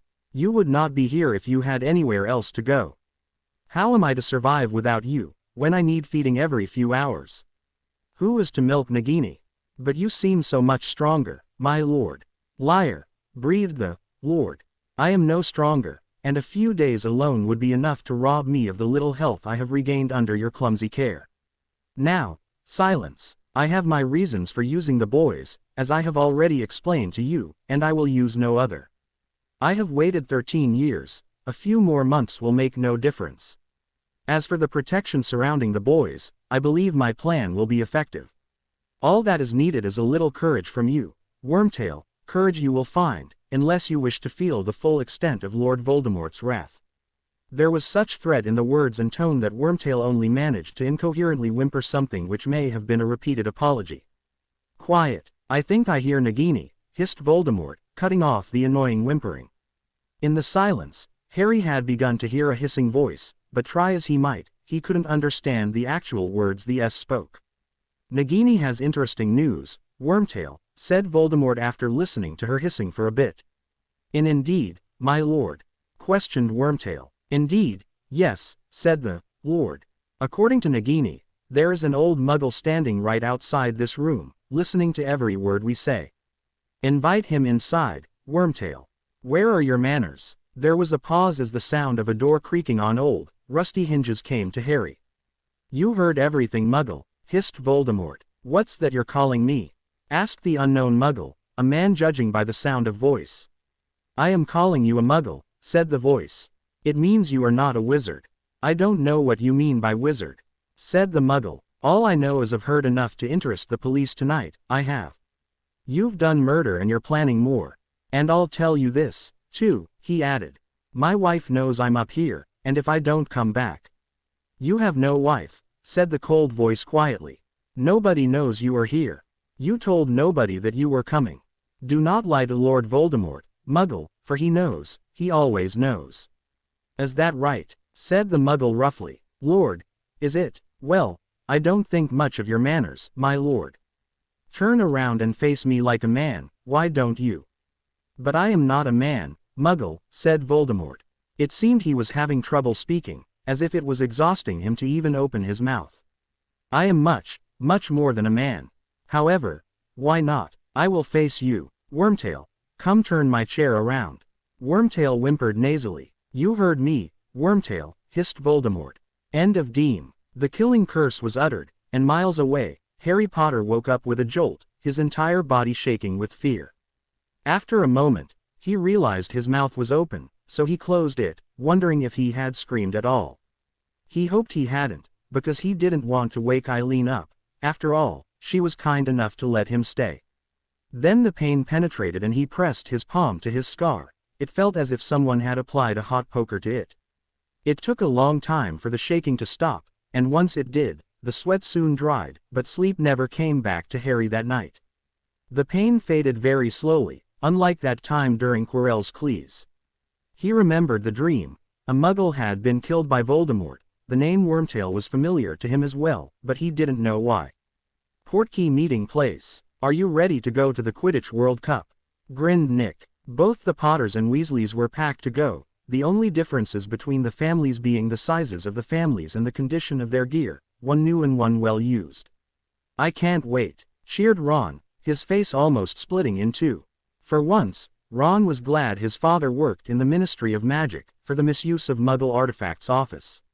They all headed eagerly for the site where they were scheduled to take a Portkey to the World Cup.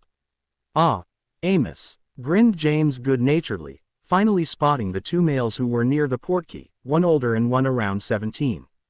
James had been speaking to the older of them. This is my son, Cedric, beamed Amos Diggory, as if they didn't know. He was undoubtedly proud of his son, and with good reason. He was a handsome boy who was captain and seeker for the Hufflepuff House Quidditch team at Hogwarts, and head boy that year as well. Hi, grinned Roxy, blushing bright red.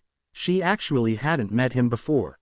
Hi, everyone, waved Cedric happily, obviously very much like his father with his bubbly friendliness. Long walk, Arthur? Asked Amos. Not too bad, said Arthur. James wasn't happy that no one was paying attention to him or his son. Can we go now? Asked Nick, bored because the attention wasn't on him. Merlin's beard, is that Nick Potter? Asked Amos, his eyes wide. Yes, beamed Nick proudly. Nice to meet you. Ced's talked about you, of course, said Amos, and Nick puffed himself up proudly, until he heard the rest. Told us all about playing against you last year. I said to him, I said, Seed, that'll be something to tell your grandchildren, that will, you beat Nick Potter at Quidditch. The Weasleys still at school all scowled at the reminder that they had lost to Hufflepuff that year. Isn't it time to get going? Asked Lily, forcing a smile to her face. Is anyone else coming? Asked Arthur. Oh no, the Lovegoods have already gone, answered Amos. Before long, they were portkeyed to the Quidditch World Cup grounds. Quidditch World Cup grounds. Harry, you've been awfully quiet, are you sure you're okay? Asked Luna softly. I'm fine. My parents and siblings are probably here by now, said Harry. It wasn't only that which was bothering him, his dream was, too. If he had wanted any more proof he was the one who destroyed Voldemort that night, he now had it. He was connected to Voldemort through the scar and it disturbed him more than anything else in the world.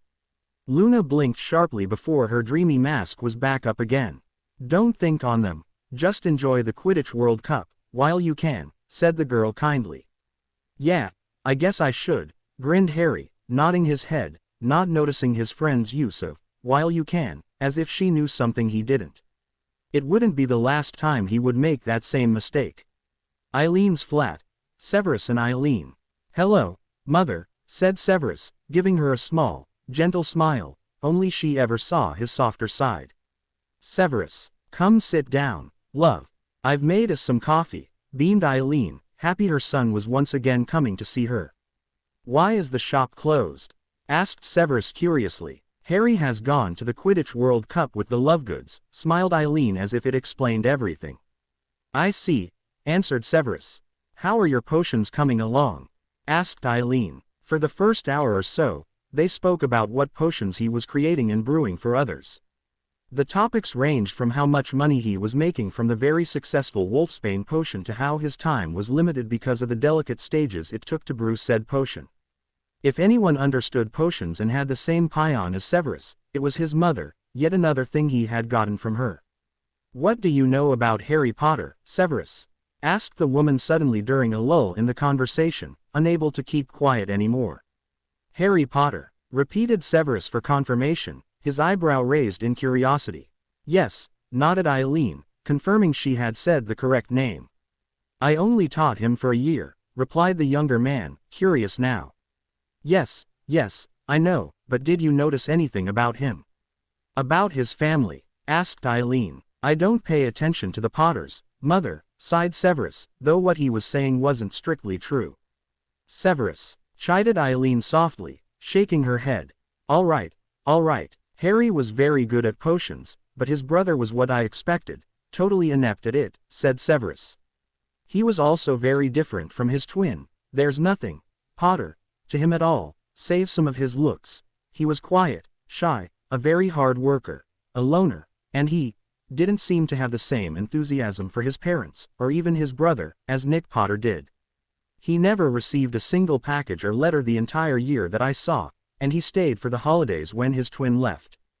Do you know why? Asked his mother sharply. I don't know. Albus told me Harry never spends any time with his family, he was snooping around, replied the potions master, knowing there was more to this conversation than he was understanding currently.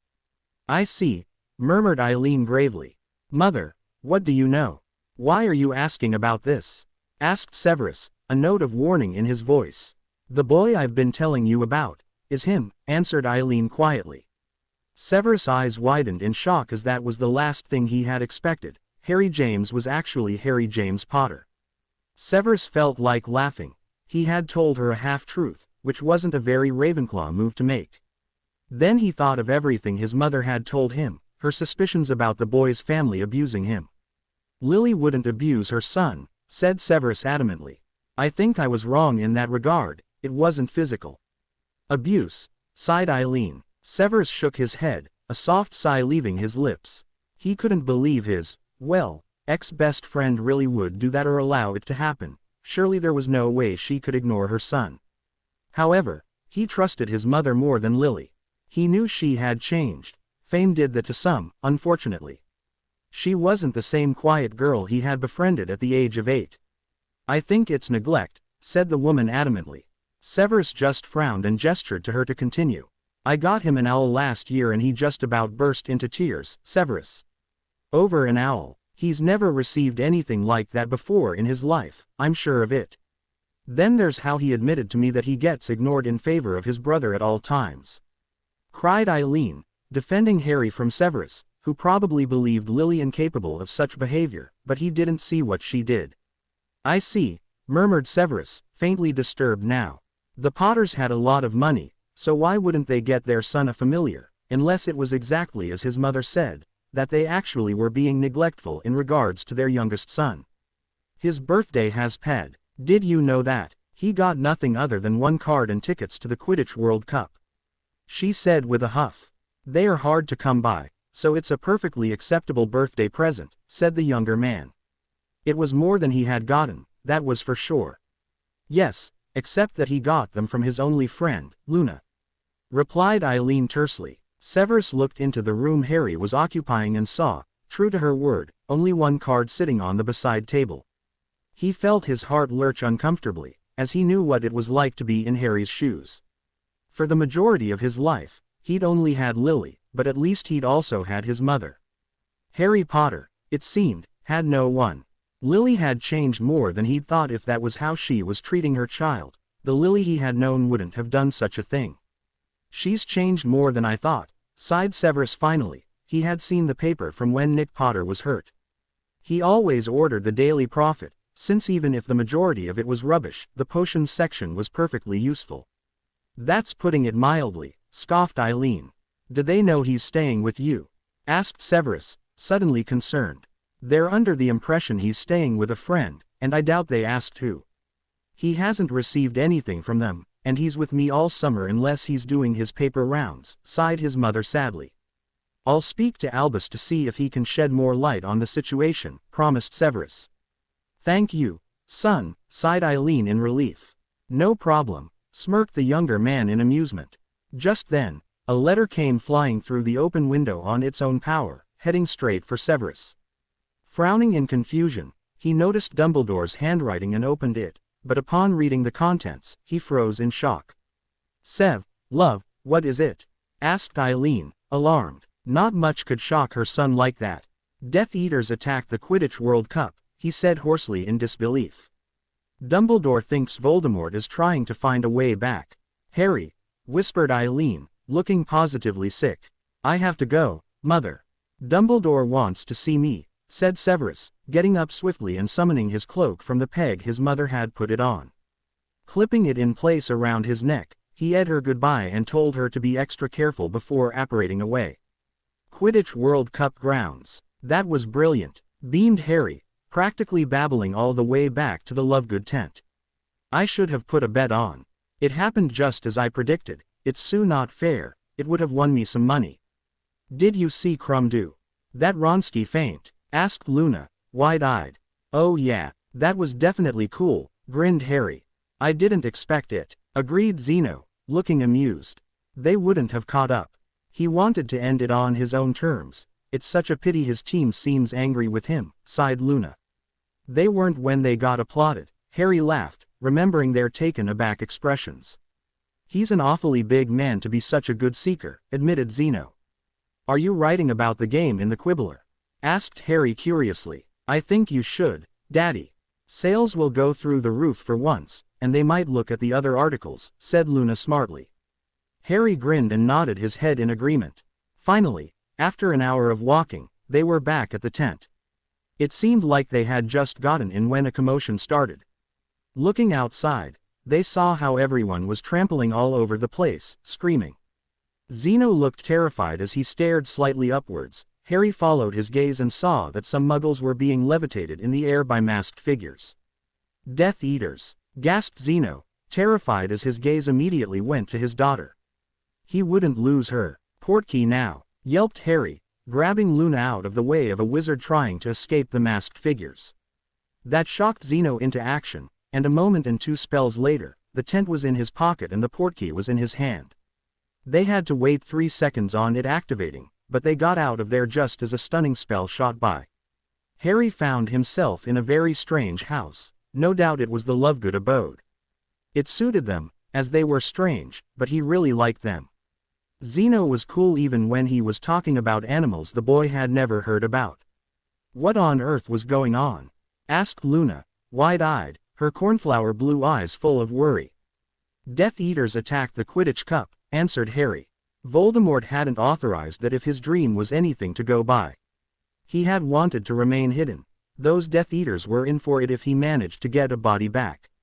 Do you want a coffee? Asked Zeno, his voice high-pitched instead of the soothing, calm voice he usually had.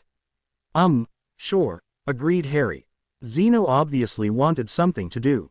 The wizard immediately stood up and made his way to his little kitchen to do just that. Eileen's flat, Harry, shrieked Eileen, moving quickly and bringing Harry into a hug, looking greatly relieved. I guess you heard, then? Asked Harry, his voice muffled by the woman's shirt. I did, said Eileen, closing her eyes as relief flowed through her.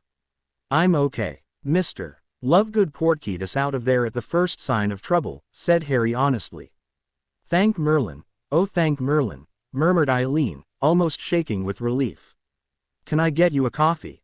Asked Harry, alarmed by Eileen's pale face, or rather, paler than normal face. Oh, no, I've had enough of that, said the woman, grimacing slightly. Harry laughed at that. Me, too. He'd had 3 before he could get away from the Lovegoods. Journal entry. Today was bad, but also good. Death Eaters attacked the Quidditch World Cup, but it was worth going to it anyway. I guessed right about the outcome of the cup, too. I'd thought Crumb would get the snitch, but Ireland would win. I wish I had bet on it, since that would have meant I'd have enough money to move out, but I didn't want to risk losing any. Eileen was very concerned when I got back, it made my stomach do flips. She's been so good to me, and I don't understand why. I've never been this lucky before in my life. For the first time, I didn't even think about the Potters on my birthday, other than just to be glad to not be spending it watching Nick opening presents and getting cake. Luna is the best friend in the world and I'm glad I took the chance. However, I don't know what to do now. Do I distance myself from her? I don't want to put her in danger by associating with me. Harry. Journal entry. Oh my god, Eileen got me a new present. I've got 2 cards now. I feel like I'm 5 years old, counting my cards and presents. Unlike Nick, though, I will cherish everything I get, knowing someone cares about me. She got me a beautiful gold chain. It's really heavy, it's not all girly, and there's a coat of arms on it. It's also very familiar, I just can't put my finger on which coat of arms it is.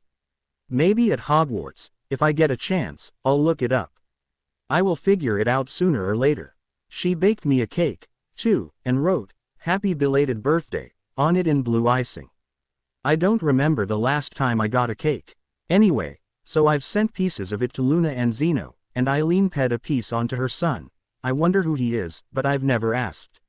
I don't know why, I just feel it's too personal, or at least, it used to be. Maybe she would share some of her stories about her and her son with me. I'd love to know what a normal wizarding family is like. Maybe it's what Luna and Zeno are like, since I don't think the Potters are normal, but I might just be bitter. I have every right to be. I hate them and wish I was adopted. I just wish I was of age and away from them.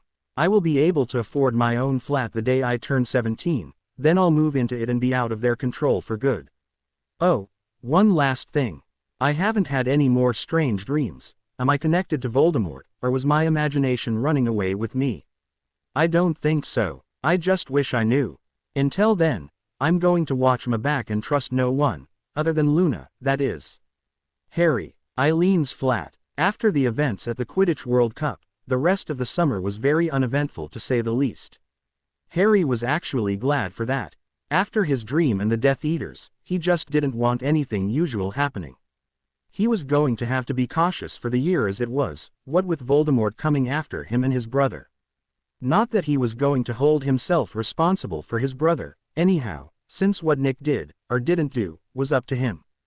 Before long, Eileen had created a portkey for him which would take him directly to the magical platform 9 3/4. Harry was almost crying this time. If it was possible, he had gotten even more attached to Eileen than ever. "Take care of yourself, you hear?" said Eileen sternly. "I will, and you, too," said Harry softly. He would kill anyone who tried to hurt Eileen. Hell, if he had to choose between Eileen and his mother, he'd choose Eileen in a heartbeat. With his owl and trunk safely in one hand, he clutched the portkey in the other, and a moment later, he was gone, a tug behind the navel the only indication it was a portkey. He grunted as he landed but stayed on his feet, staying still for a few seconds until he didn't feel all woozy. As he was getting on the train, he heard Ron talking to Finnegan and Thomas. "I'm telling you, something big is happening at Hogwarts this year," said Ron in a hushed whisper. "Like what?" asked Finnegan doubtfully. "Don't know, we'll find out soon," answered Ron smugly. Hogwarts Express. For once, Harry wasn't riding on the train alone. Luna had come in to sit with him, holding the Quibbler upside down. Harry barely blinked before a beaming smile spread across his features. "Hey Luna, How was the rest of your summer?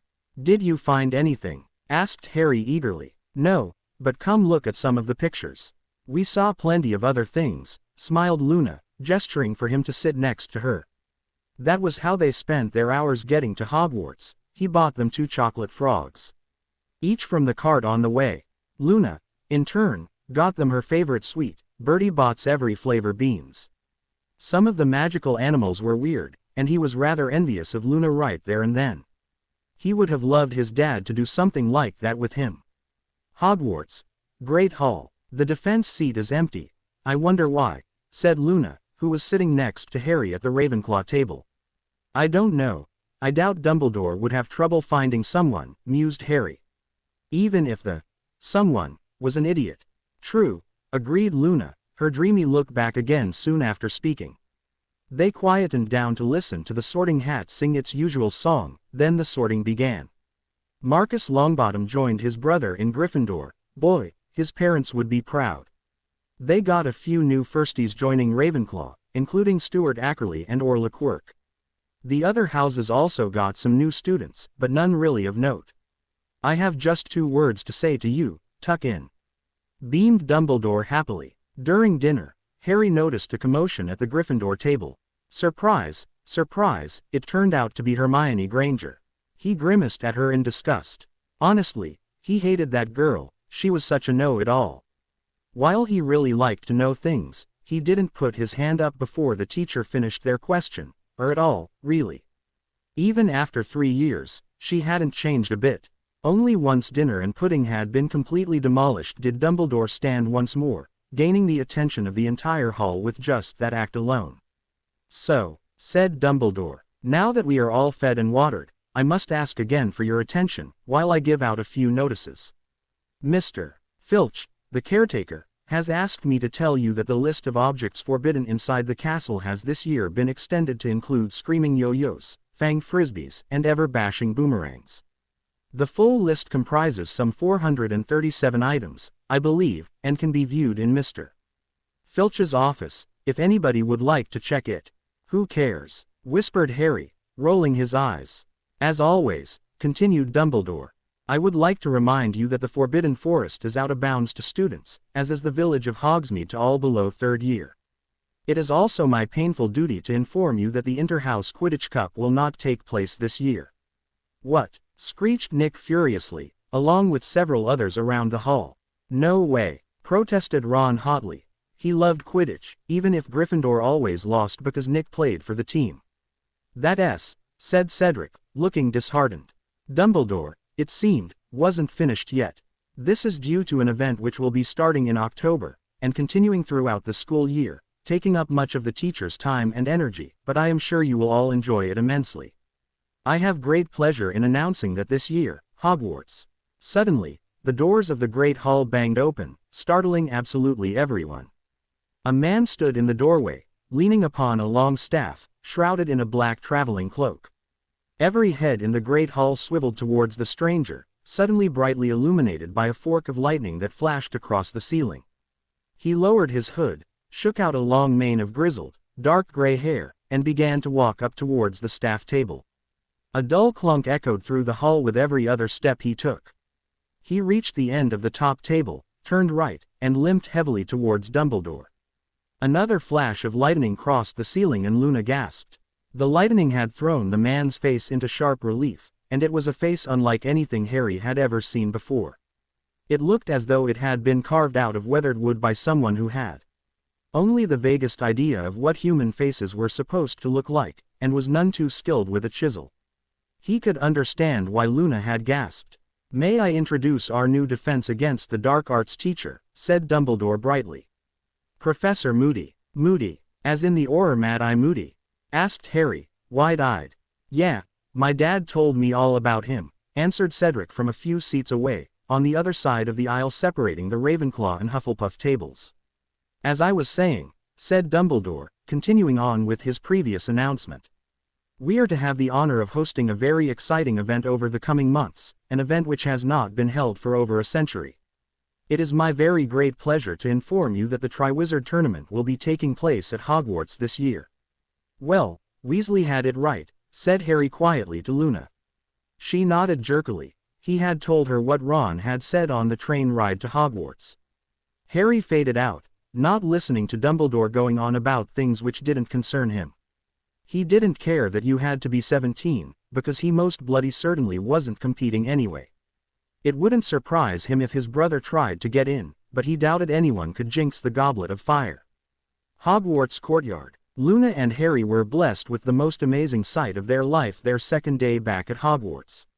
Nick had been arguing with Draco Malfoy about how the Potters had been in the newspapers again. It quickly got out of hand, and Draco had almost attacked Nick, only to be thwarted in the end. Moody had turned Malfoy into a ferret and bounced him around the courtyard. Harry hadn't been able to stop laughing. It was the funniest sight in the world. He actually liked his new teacher, and he hadn't even had a CL with him yet. If only someone would be willing to do that to Nick, his ego could stand to be blown away so he might become more normal. Nick had, for the past year after Ron ditched him, had other friends, Neville, Lavender Brown, and Parvati Patil, and now this year's addition despite being a first year, Marcus. Better still, they had seen Moody reprimanded by McGonagall like an errant 5-year-old. Nobody could stop laughing at Malfoy for weeks. Defense against the Dark Arts CL. It was 2 days later when he got his first taste of Moody's CL. The first thing he said as everyone came in was to put the books away since nobody would be needing them. Harry grinned and did as he was told. He was slightly disappointed that again this year he had defense with the Gryffindors. I've had a letter from Professor Lupin about this CL. You have covered pretty much everything about dark creatures, boggarts, redcaps, hinky-punks, grindylows, kappas, and werewolves, is that right? Asked Moody. Yes, sir, said Ron while everyone else murmured ents. But you're behind. Very behind. On dealing with curses, continued Moody. So I'm here to bring you up to scratch on what wizards can to do each other. I've got 1 year to teach you how to deal with dark. Aren't you staying? Blurted Nick. You're James Potter's son ain't ya? I'm only staying for the year. Special favor to Dumbledore. 1 year, then back to retirement, said Moody. He had a very awful grin on his face, making his scars worse and his face contort like he was in agony. Harry was rather excited about this CL now. Getting to do, and undo, proper curses would be great. Quirrell and Lockhart had both been useless. Lupin was all right as a teacher, he was just furious with the man for ignoring him all year. So, straight to it. Curses. They come in many strengths and forms. Now, according to the Ministry of Magic, I'm supposed to teach you counter curses and leave it at that. I'm not supposed to show you what illegal dark curses look like until you're in 6th year. You're not supposed to be old enough to deal with it, till then, said Moody. But Dumbledore has a better opinion of your nerves. He reckons you can cope, and I say, the sooner you know what you're up against, the better. How are you supposed to defend yourself against something you've never seen? A wizard who's about to put an illegal curse on you isn't going to tell you what he's about to do. He's not going to do it nice and polite to your face. You need to be prepared. You need to be alert and watchful, said Moody, then paused for a moment. So, do any of you know which curses are most heavily punished by wizarding law? Asked the retired Auror after surveying the CL for a moment which felt quite long. Weasley, asked Moody after some hands had been raised. My dad told me about one. Is it called the Imperious Curse, or something? Asked Ron. Ah, yes, said Moody, nodding. Your father would know that one. Gave the ministry a lot of trouble at one time, it did. Yeek, squeaked Ron when Moody had withdrawn spiders from his desk. It caused most Ravenclaws to roll their eyes. Everyone knew Ron's worst fear was spiders, remembering the boggart just last year. Harry listened intently to Moody's lecture about the Imperious Curse, and he didn't laugh like the others did when the spider was put under the curse. Eventually, Moody stopped the spell, after effectively scaring the living daylights out of everyone by making the spider try to kill itself, saved only by the change of his order before it succeeded. He finished up by saying he would teach them to beat it.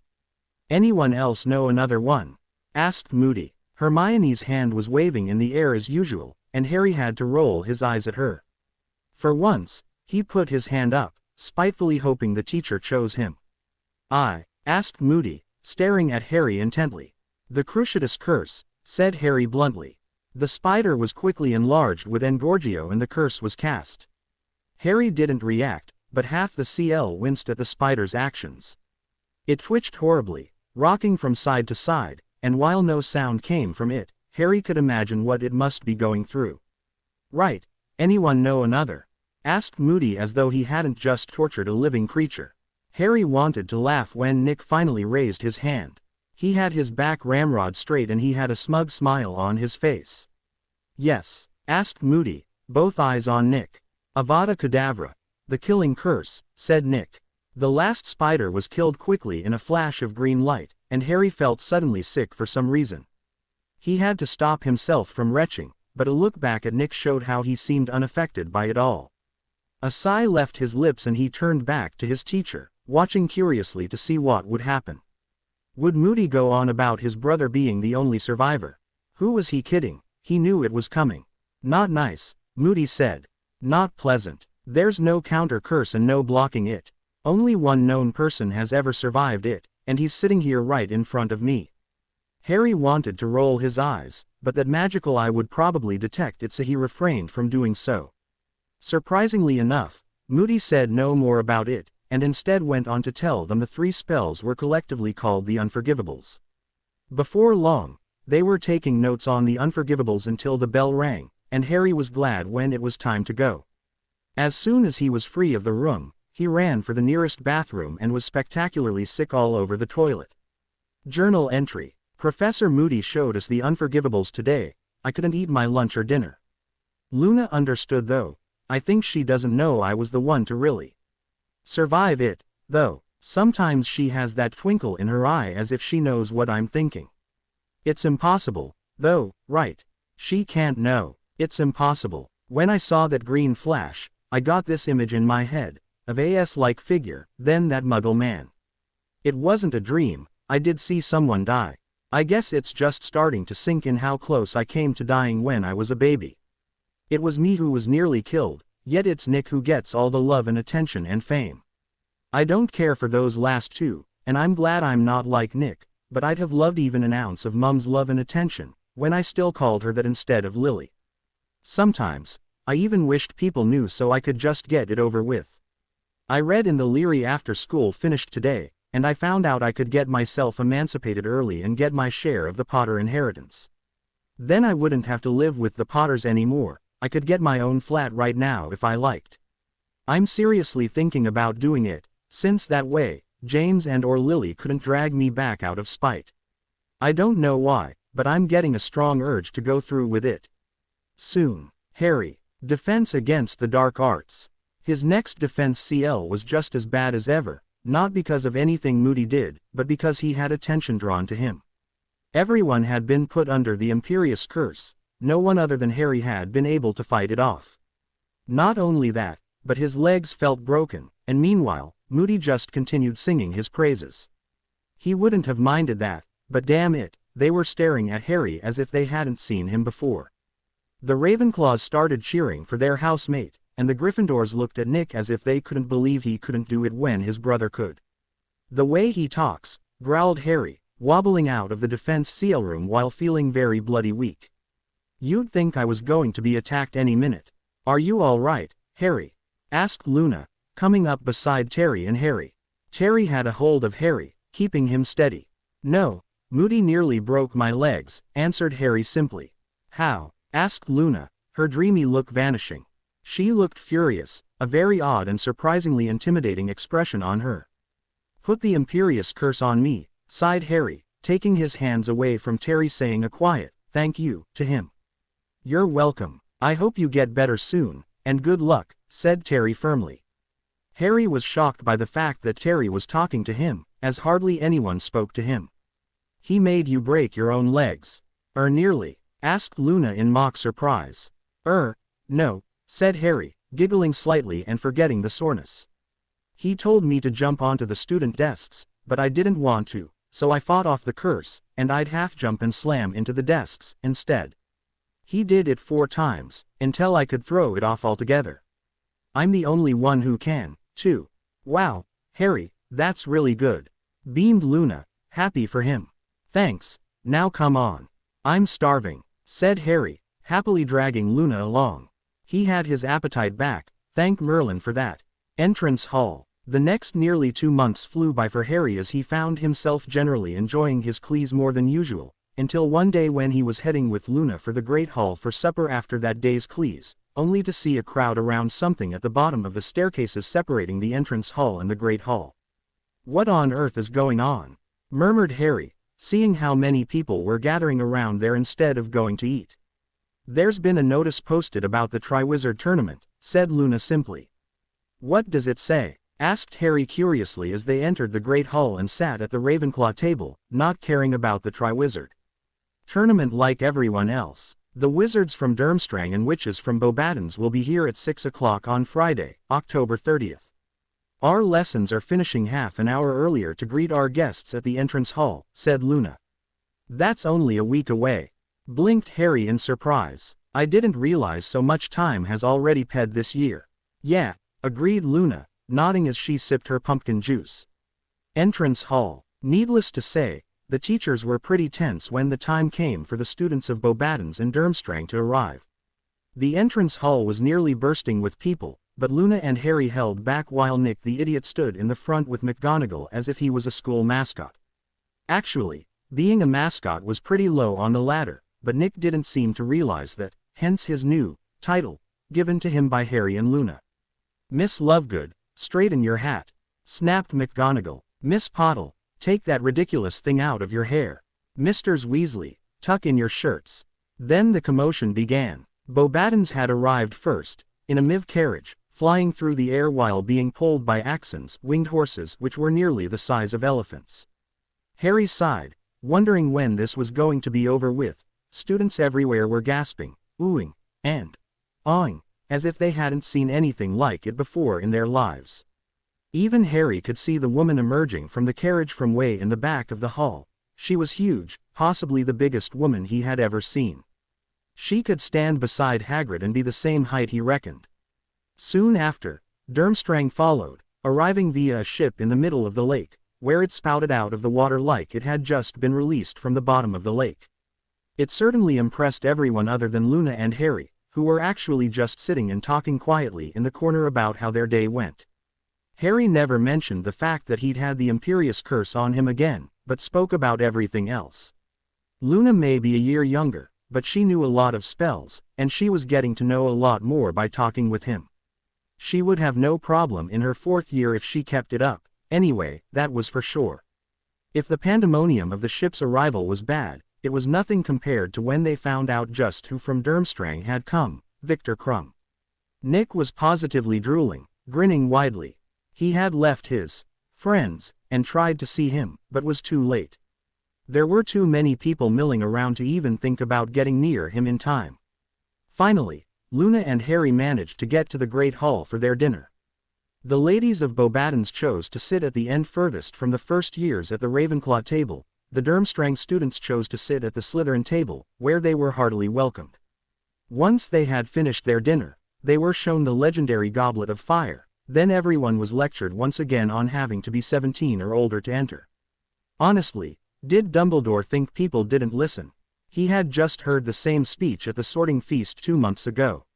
Then again, maybe half the students, like the Weasley twins who now sported gray beards after trying to cross the age line and enter their names, and Nick, didn't listen or had very short memories deliberately.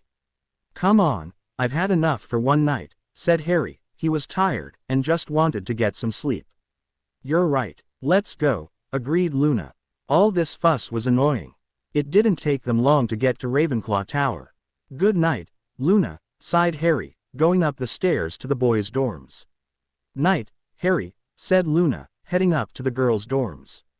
Harry had just come from the hospital wing. Luna was feeling under the weather, so he had to keep himself happy for a while. Currently, he was completely bewildered by the Ravenclaws. He had known them for 3 years and a bit now, and they hadn't bothered to speak to him, yet since that CL where he'd beaten the Imperious Curse, everything had changed and everyone in all 7 years wanted to talk to him. He was more comfortable talking to the younger years, though, as they hadn't done anything to him in the past. Right then, he was dealing with the confusion by getting up early and walking, usually somewhere outside and away from people. After the unexpected early morning trip to take Luna to the hospital wing, he found himself walking towards the broom sheds near the Quidditch pitch.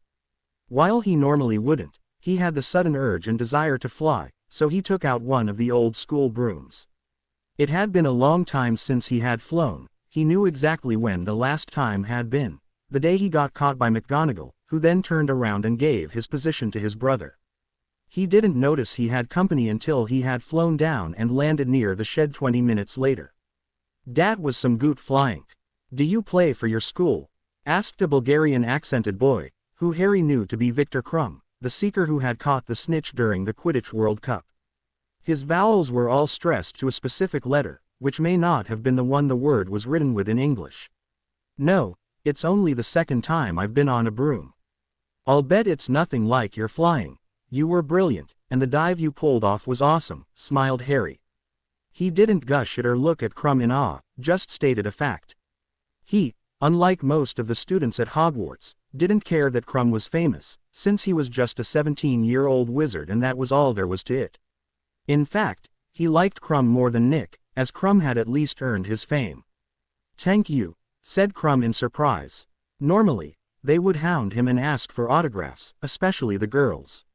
He didn't like the attention which came with playing Quidditch professionally. This boy was the first person to treat him like a normal person in some time, and it was a nice change.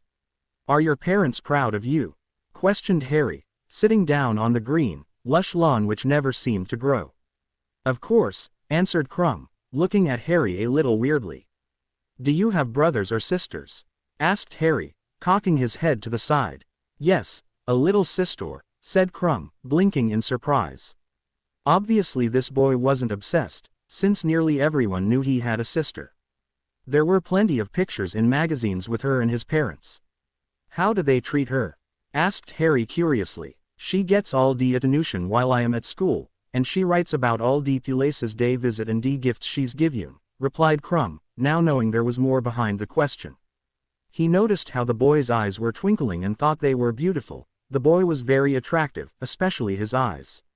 "That's nice," smiled Harry, but it was an odd smile. It reached his eyes, but his eyes told a different story, of a different emotion. They were full of pain, and there was no need to guess what he was thinking by that alone. "So which are you?" asked Krum, watching the younger teenager closely. He had seen pain lingering in those eyes, and it wasn't what he expected to see on a student at school. That's the sort of pain someone would see when another had lost their whole family in one go, desolate hopelessness. "Harry Potter," sighed Harry, half-ching himself for the next question, and the rejection which was sure to follow. "Ah, well, it's very nice to meet you, Harry Potter. Perhaps we can get to know one another better," offered Krum, his accent making it harder to get the words out properly, especially with the way his H's sounded like a cat hissing. He had his hand out, waiting on Harry shaking it. Harry looked at Krum and thought about it. Was it worth it befriending someone famous? He already got badgered about Nick all the time. It would be just the same if he befriended Krum. A sigh left his lips then, since he did want someone to talk to other than Luna. He loved and trusted Luna, but it just wasn't the same as having someone older to talk to. He loved his conversations with Eileen, and perhaps Krum could help fill the void. He took Krum's hand and shook it, and a friendship was born as Harry said, "I'd like that." "Thank you. I think your flying would be better on a Puropur broom. Do you want to try mine?" asked Victor Krum. "Oh no, I've never been on a proper professional broom, I'd be too scared I'd break it," said Harry, wide-eyed in surprise. "Go on, I'd like to see you fly," answered Victor kindly, holding his broom out to the younger teen. "Oh, all right, then," murmured Harry. "But don't blame me if something happens." That was how they spent their morning, taking turns flying around the Quidditch pitch on Victor's broom. Harry, though, had gone beet red upon seeing the older teen's body when he had taken off his t-shirt. The weather was very different in Scotland compared to Bulgaria. Their clothes were much thicker, so it came as no surprise that he would be too hot. The next day was Sunday, and Harry was up early again, as Luna had been released from the hospital wing. They had just sat down in their normal seats when Victor came over. Harry had to stop the blush from enveloping him. He knew now he was gay, he wasn't a stupid boy. Another thing for his parents to hate him for, he was sure, not that it really mattered since they didn't care, anyway. He wasn't ashamed of who he was, he just hoped Eileen wasn't disgusted with him. That would hurt more than anything else in the world. He had written and sent a letter off to her last night telling her about his discovery of his UAL orientation, but he hadn't heard back yet. Has anyone put dear names in yet? Asked Crumb, helping himself to a large breakfast. The rest of the Durmstrang students didn't follow him, choosing to remain seated at the Slytherin table. I don't know, shrugged Harry. We just got here ourselves. Ah, said Victor, nodding his head. Ah well, we all put our names in this morning. Do you really want to do it? I mean, it's supposed to be extremely dangerous, and you're already famous, the younger team couldn't help but point out. True, but I'd like to prove I'm more than just a Quidditch player. You cannot play Forvor, you know. One day, I will need a Purokur job, the latest I am hearing of someone playing Quidditch as dear Ruli Tarudis, explained the older teen. Very sensible, said a new voice, this one French accented, as the voice's owner sat next to them. It was a haired girl, very pretty and dressed in the blue silk of the Beauxbatons students, who always sat at the Ravenclaw table, anyway. I am Fleur Delacour. It's very nice to meet you, she said, offering her hand to them to shake. She was part Vila, they could tell, but neither he, nor apparently Victor, were overly attracted to her, and Luna obviously wasn't, but she'd been so silent since Crumb had joined them. Out of the corner of his eye, Harry could see nearly everyone in the hall gaping over at them. Harry Potter, said Harry, shaking her delicate, feminine hand. Luna Lovegood, smiled Luna kindly. Victor Krum, replied Victor, shaking her hand politely. It's very nice to meet you. You as well, she declared before beginning to eat her breakfast. Zat, is a very unusual necklace you wear, Luna, said Fleur, no expression on her face, so neither Luna nor Harry were sure whether she was mocking Luna or not. Thank you, my mother and I made it. She died 3 weeks afterwards. I saw it happen, it was a spell accident, she explained, straightforward and without her dreamy look about her. She normally never bothered explaining when people said anything, but today she did. Fleur smiled a kind smile. I would wear EET, too, she revealed softly. Thank you, said Luna after swallowing her piece of egg. So what are you doing today? Asked Crumb. Just then, there was a commotion, causing them all to look around, only to see that Fred and George Weasley had been thrown across the hall. When they stood up, Harry laughed in bitter amusement. Both twins had Dumbledore's hair and beard. They had obviously tried to fool the powerful Goblet of Fire. Stupid idiots, said Crumb, shaking his head. They are be rotors to deodor redhead, aren't they? He wouldn't leave me alone until I was signing Canatogurif. Ronald Weasley, you mean? Asked Luna quietly. Yes, nodded Crumb to emphasize his answer. He's been all right lately actually. Grew in over the holidays, said Harry, snorting briefly. Anyone who stopped befriending Nick was smarter than he gave them credit for. Suddenly, the doors opened, giving a resounding bang when Madame Maxime entered. She truly did put Hagrid to shame, she was huge. Behind her trailed every single member of Beauxbatons Academy, or at least the ones who actually came with her. Other than, of course, Fleur and 2 others who'd been sitting at the far end of the Ravenclaw table. In single file, they all added their names into the goblet, looking rather smug. Harry sat in the Leary with Luna that day, reading a book about wizarding customs, which was when he saw it, the choice of being emancipated. Harry's mind exploded with ideas. He could even legally change his name after being emancipated, since it didn't matter that his family was alive. Better yet, he would get his Potter inheritance, and there would be nothing James could do about it. A smile broke out on his face. What's got you smiling? Asked Luna curiously. I can get myself legally emancipated, answered Harry. Harry, I know you are unhappy, but do you really want to do that? Asked Luna sadly. She knew about Harry's family, how they ignored him, never bought him anything. It was why she had spent all the money she had saved up to get them the Quidditch World Cup tickets. However, getting emancipated was a big thing, and who knew how the Potters would react. I have to, and I want to, since they've never been family to me. I can even legally change my name to take any of my ancestors' names, grinned Harry, feeling a weight lifting off him. As long as none of them are alive, like, for instance, the Black name or the Weasley name, I couldn't take, but there are others. I see, said Luna quietly. He'd made his decision, so later that day, he sent off a letter to Gringotts asking about it. He wanted to know everything, before he risked tangibly doing it. Since he wasn't stupid, he had to know what to expect and what would happen. He got a letter from Eileen that day, too. Dearest Harry, I could positively feel your anxiousness when you wrote. Don't be afraid I'll abandon you just because you prefer your own gender. Just remember it's widely accepted in the wizarding world, although there are always a few prejudiced people, just like there are people who think it's horrible and wrong in the Muggle world. If you fear what your despicable family think, I'll take you over my knee and wallop you one. One day, they will regret what they've done, you mark my words. They'll realize what they've done when you're a powerful, well-known, young man. I have a feeling you will go places, Harry. You are a smart boy. Smart people do not end up with regular jobs unless they do something silly. I did that in my youth, to spite my own parents. It's not something I want you doing, it's part of the reason I helped you. To spite my own parents, I left Hogwarts and went straight to the Muggle world and married one. I cannot regret it completely, because I got a son out of it all, but you see, my parents were purebloods, as pure as you could get. They disowned me, their only daughter, because of it. I miss you and your company, and I eagerly await your next letter. Let me know who ends up being the Triwizard champions. Much love, Eileen. Luna, Victor, Fleur, and Harry were sitting at the front of the Ravenclaw table, close to where the goblet sat in front of the head table. They ate their food leisurely, although Victor and Fleur were eating quicker than normal, likely from the excitement of soon seeing if they would be picked by the goblet. Everyone was craning their necks to see if Dumbledore was finished, waiting on him announcing the champions. Well, the goblet is almost ready to make its decision, said Dumbledore, rising. I estimate that it requires one more minute.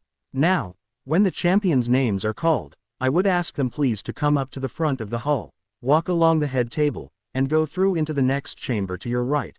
He paused to indicate the door he was talking about, where they will be receiving their first instructions. Once he finished speaking, he waved his hands, sweeping the hall into darkness. The only light now shone from the goblet and the candles in the pumpkins. Dumbledore really did have a thing for dramatics, was all Harry could think. Any second, murmured someone, but Harry wasn't sure whom. He was right. A second later the formerly flaming red goblet turned blue and a tongue of flame shot into the air, a charred piece of parchment fluttering out of the cup in the flame. The whole room gasped, and Dumbledore grabbed the parchment before it could float to the floor, holding it at arm's length as if he was long-sighted. The champion for Durmstrang, he read, in a strong, clear voice, will be Victor Crumb. The cheering was loud and resounded all around the great hall. Harry was clapping enthusiastically. Fleur and Luna were a little more composed, wincing at the loudness of cheers and screaming. Victor nodded at them before getting up, making his way to Dumbledore, then around the head table, and disappearing through the door to the other room. The clapping and chanting died down and everyone's attention was focused again on the goblet, where a second piece of parchment shot out of it, propelled by the flames. The champion for Beauxbatons, said Dumbledore, is Miss Fleur Delacour. Well done, smiled Luna over the loud cheering which had started up. Fleur, too, got up from the Ravenclaw table, smiling warmly at Luna and Harry. It wasn't long before she disappeared from view, joining Victor in the other room. When she had vanished into the side chamber, silence fell again, this time with a silence so stiff with excitement you could almost taste it. The Hogwarts champion was next, and out came a parchment. The Hogwarts champion is, the Hogwarts headmaster called, but his face had gone funny. Something was wrong, people could tell, and they were whispering with their neighbors wondering what was wrong. Dumbledore cleared his throat and said in a voice filled with disbelief, Nick Potter. What? Whispered Harry, wide-eyed. He knew his brother couldn't possibly have done it, which brought him back to his dream, and he felt cold goosebumps rising. It couldn't be what he was thinking, it was impossible, right? Every head had turned to look at Nick Potter, who had paled to a sickly white color.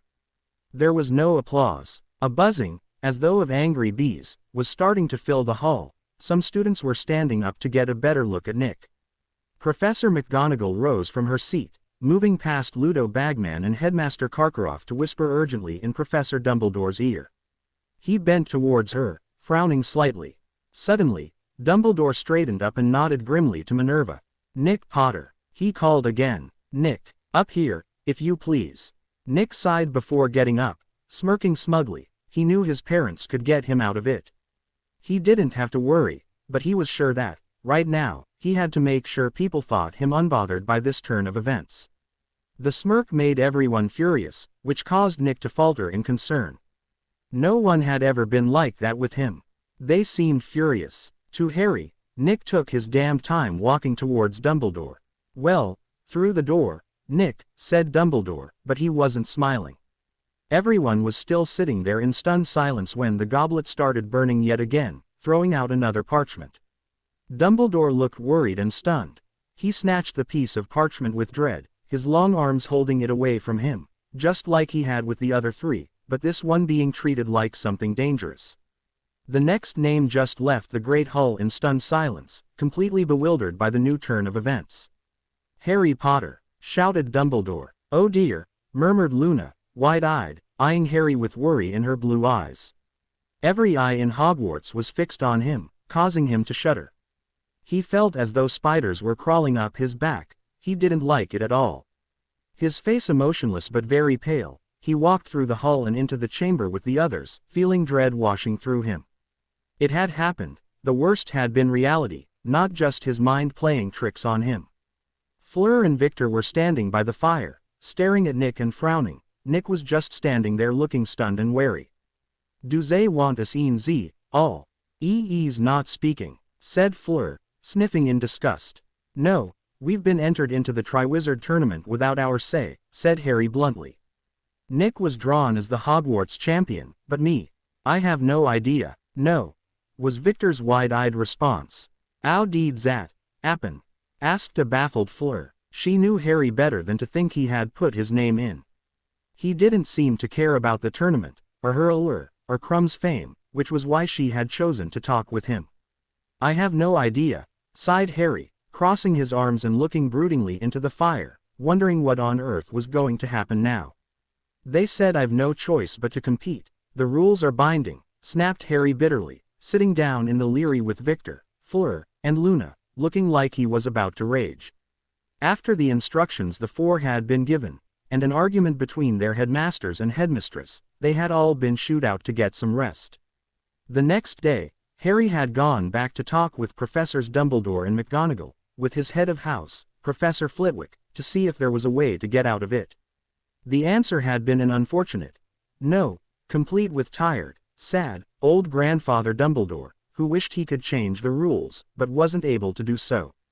"We told you," said Victor, pity deep in his eyes and voice.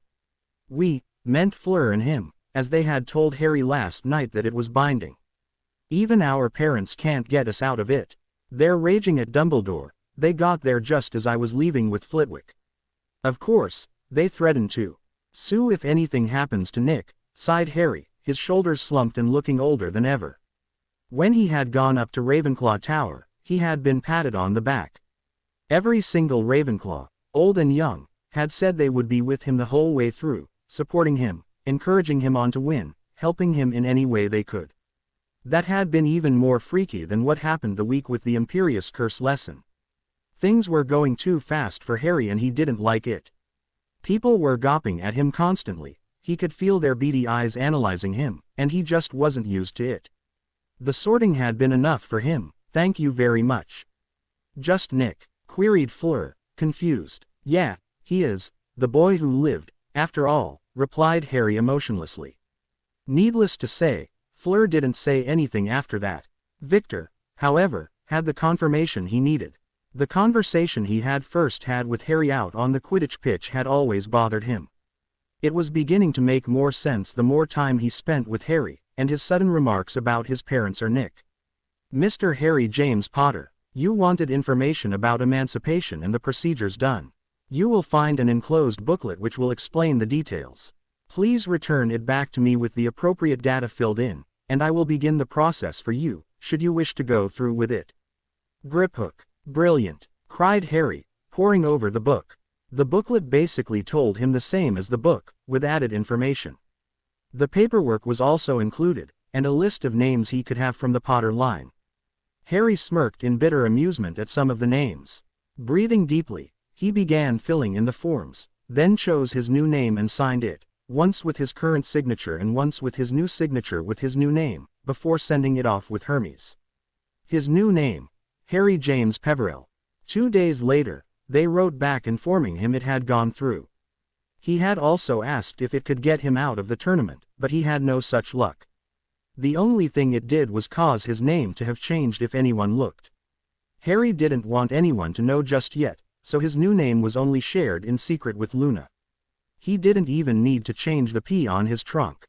He was also the proud new owner of an invisibility cloak and a large chunk of the Potter inheritance, along with the Peverell money, which was in a separate vault from the Potter one. He was a descendant, so nobody could contest it. It was in his blood, and in his name. James couldn't hope to touch the money, though Harry wondered curiously to himself how long it would actually take them to figure out what he had done. His good mood was ruined every time he thought about the tournament, though, but oddly enough, someone else had joined him, Luna, Victor, and Fleur for meals the day before, Cedric Diggory. It looked like he'd be staying, and was showing signs of being possibly a good friend with the group. "Harry, wait up," yelled Victor. The hissing, H, still threw Harry sometimes.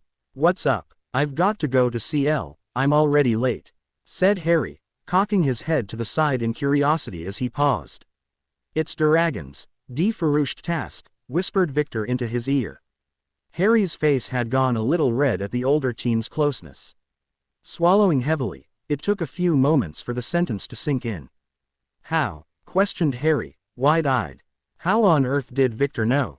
"Ronalud Weasley told me about dem," said Hagrid was dear with Maxime, too. "Fleur probably knows, and I know, so I'm telling you," said Victor quietly. "Thank you, Victor," said Harry, smiling gratefully. "No problem. If you need help I'm sure we can come up with something together. Or if you would prefer, speak to Luna and Cedric only. I mean, whatever you want," said Victor smoothly. He wanted to help Harry. Standing next to him, the younger teen seemed awfully small, albeit gorgeous, too.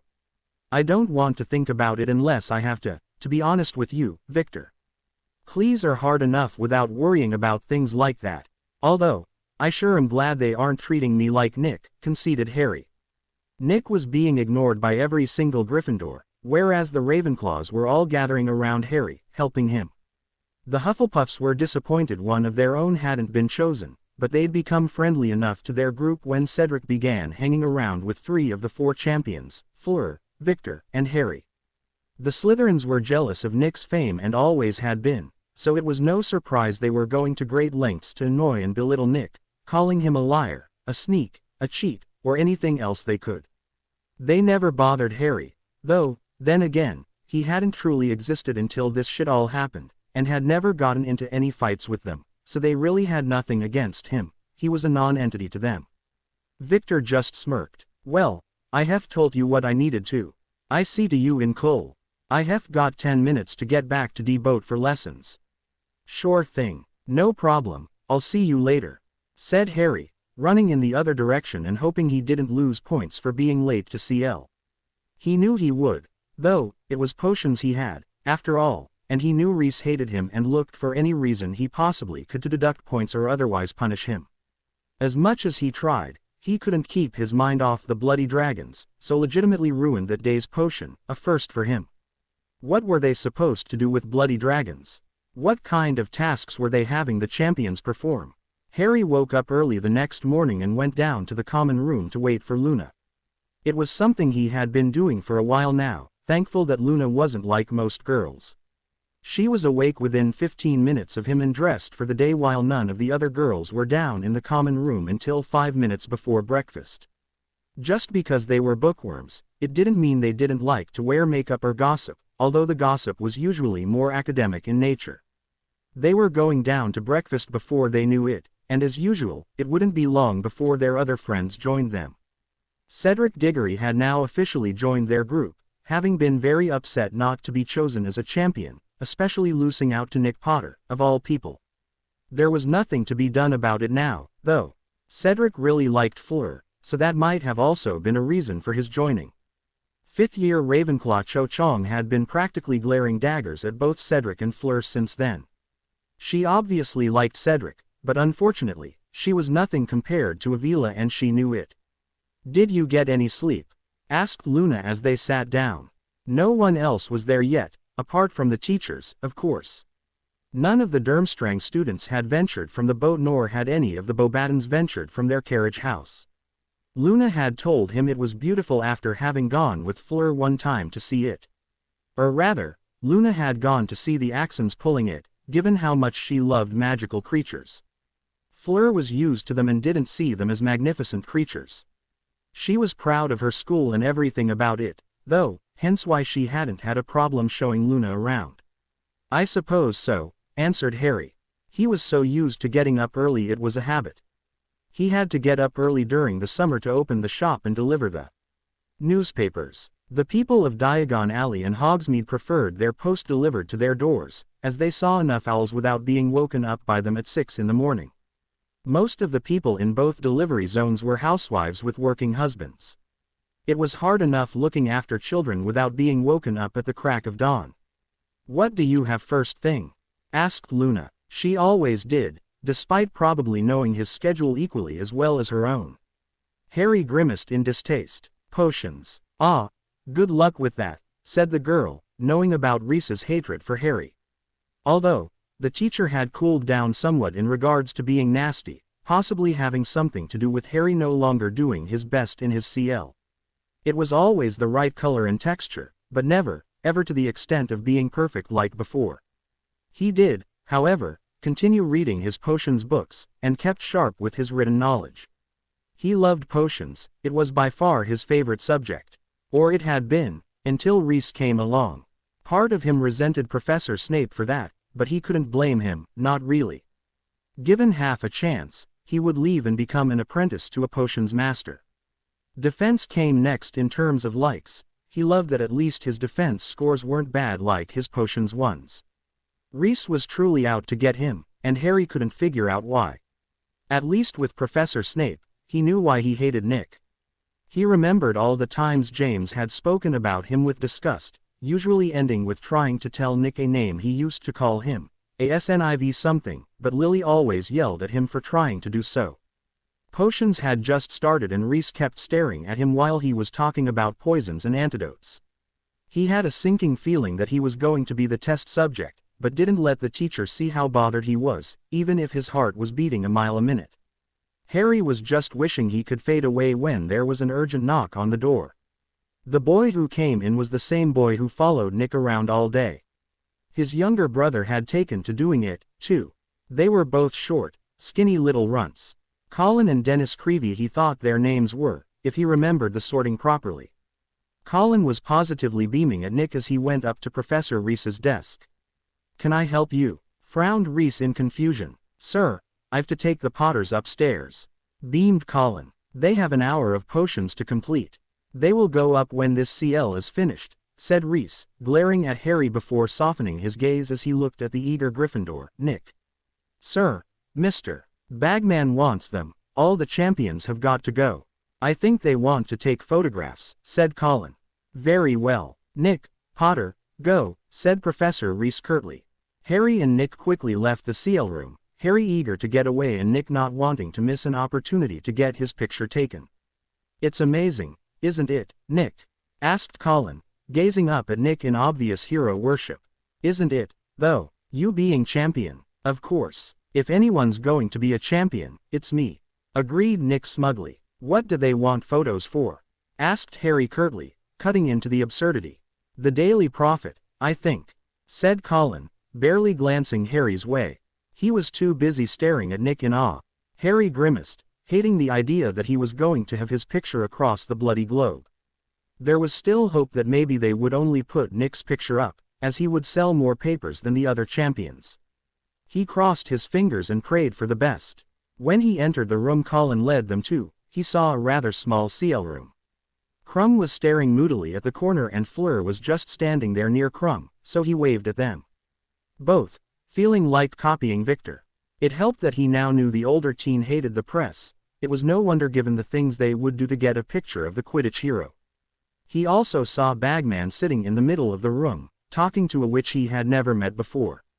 Nick had, though, because he had perked up and straightened his robes. "Ah, here they are, champions 3 and 4. Beamed Bagman. Come in, nothing to worry about, it's just the wand weighing ceremony. The rest of the judges will be here in a moment."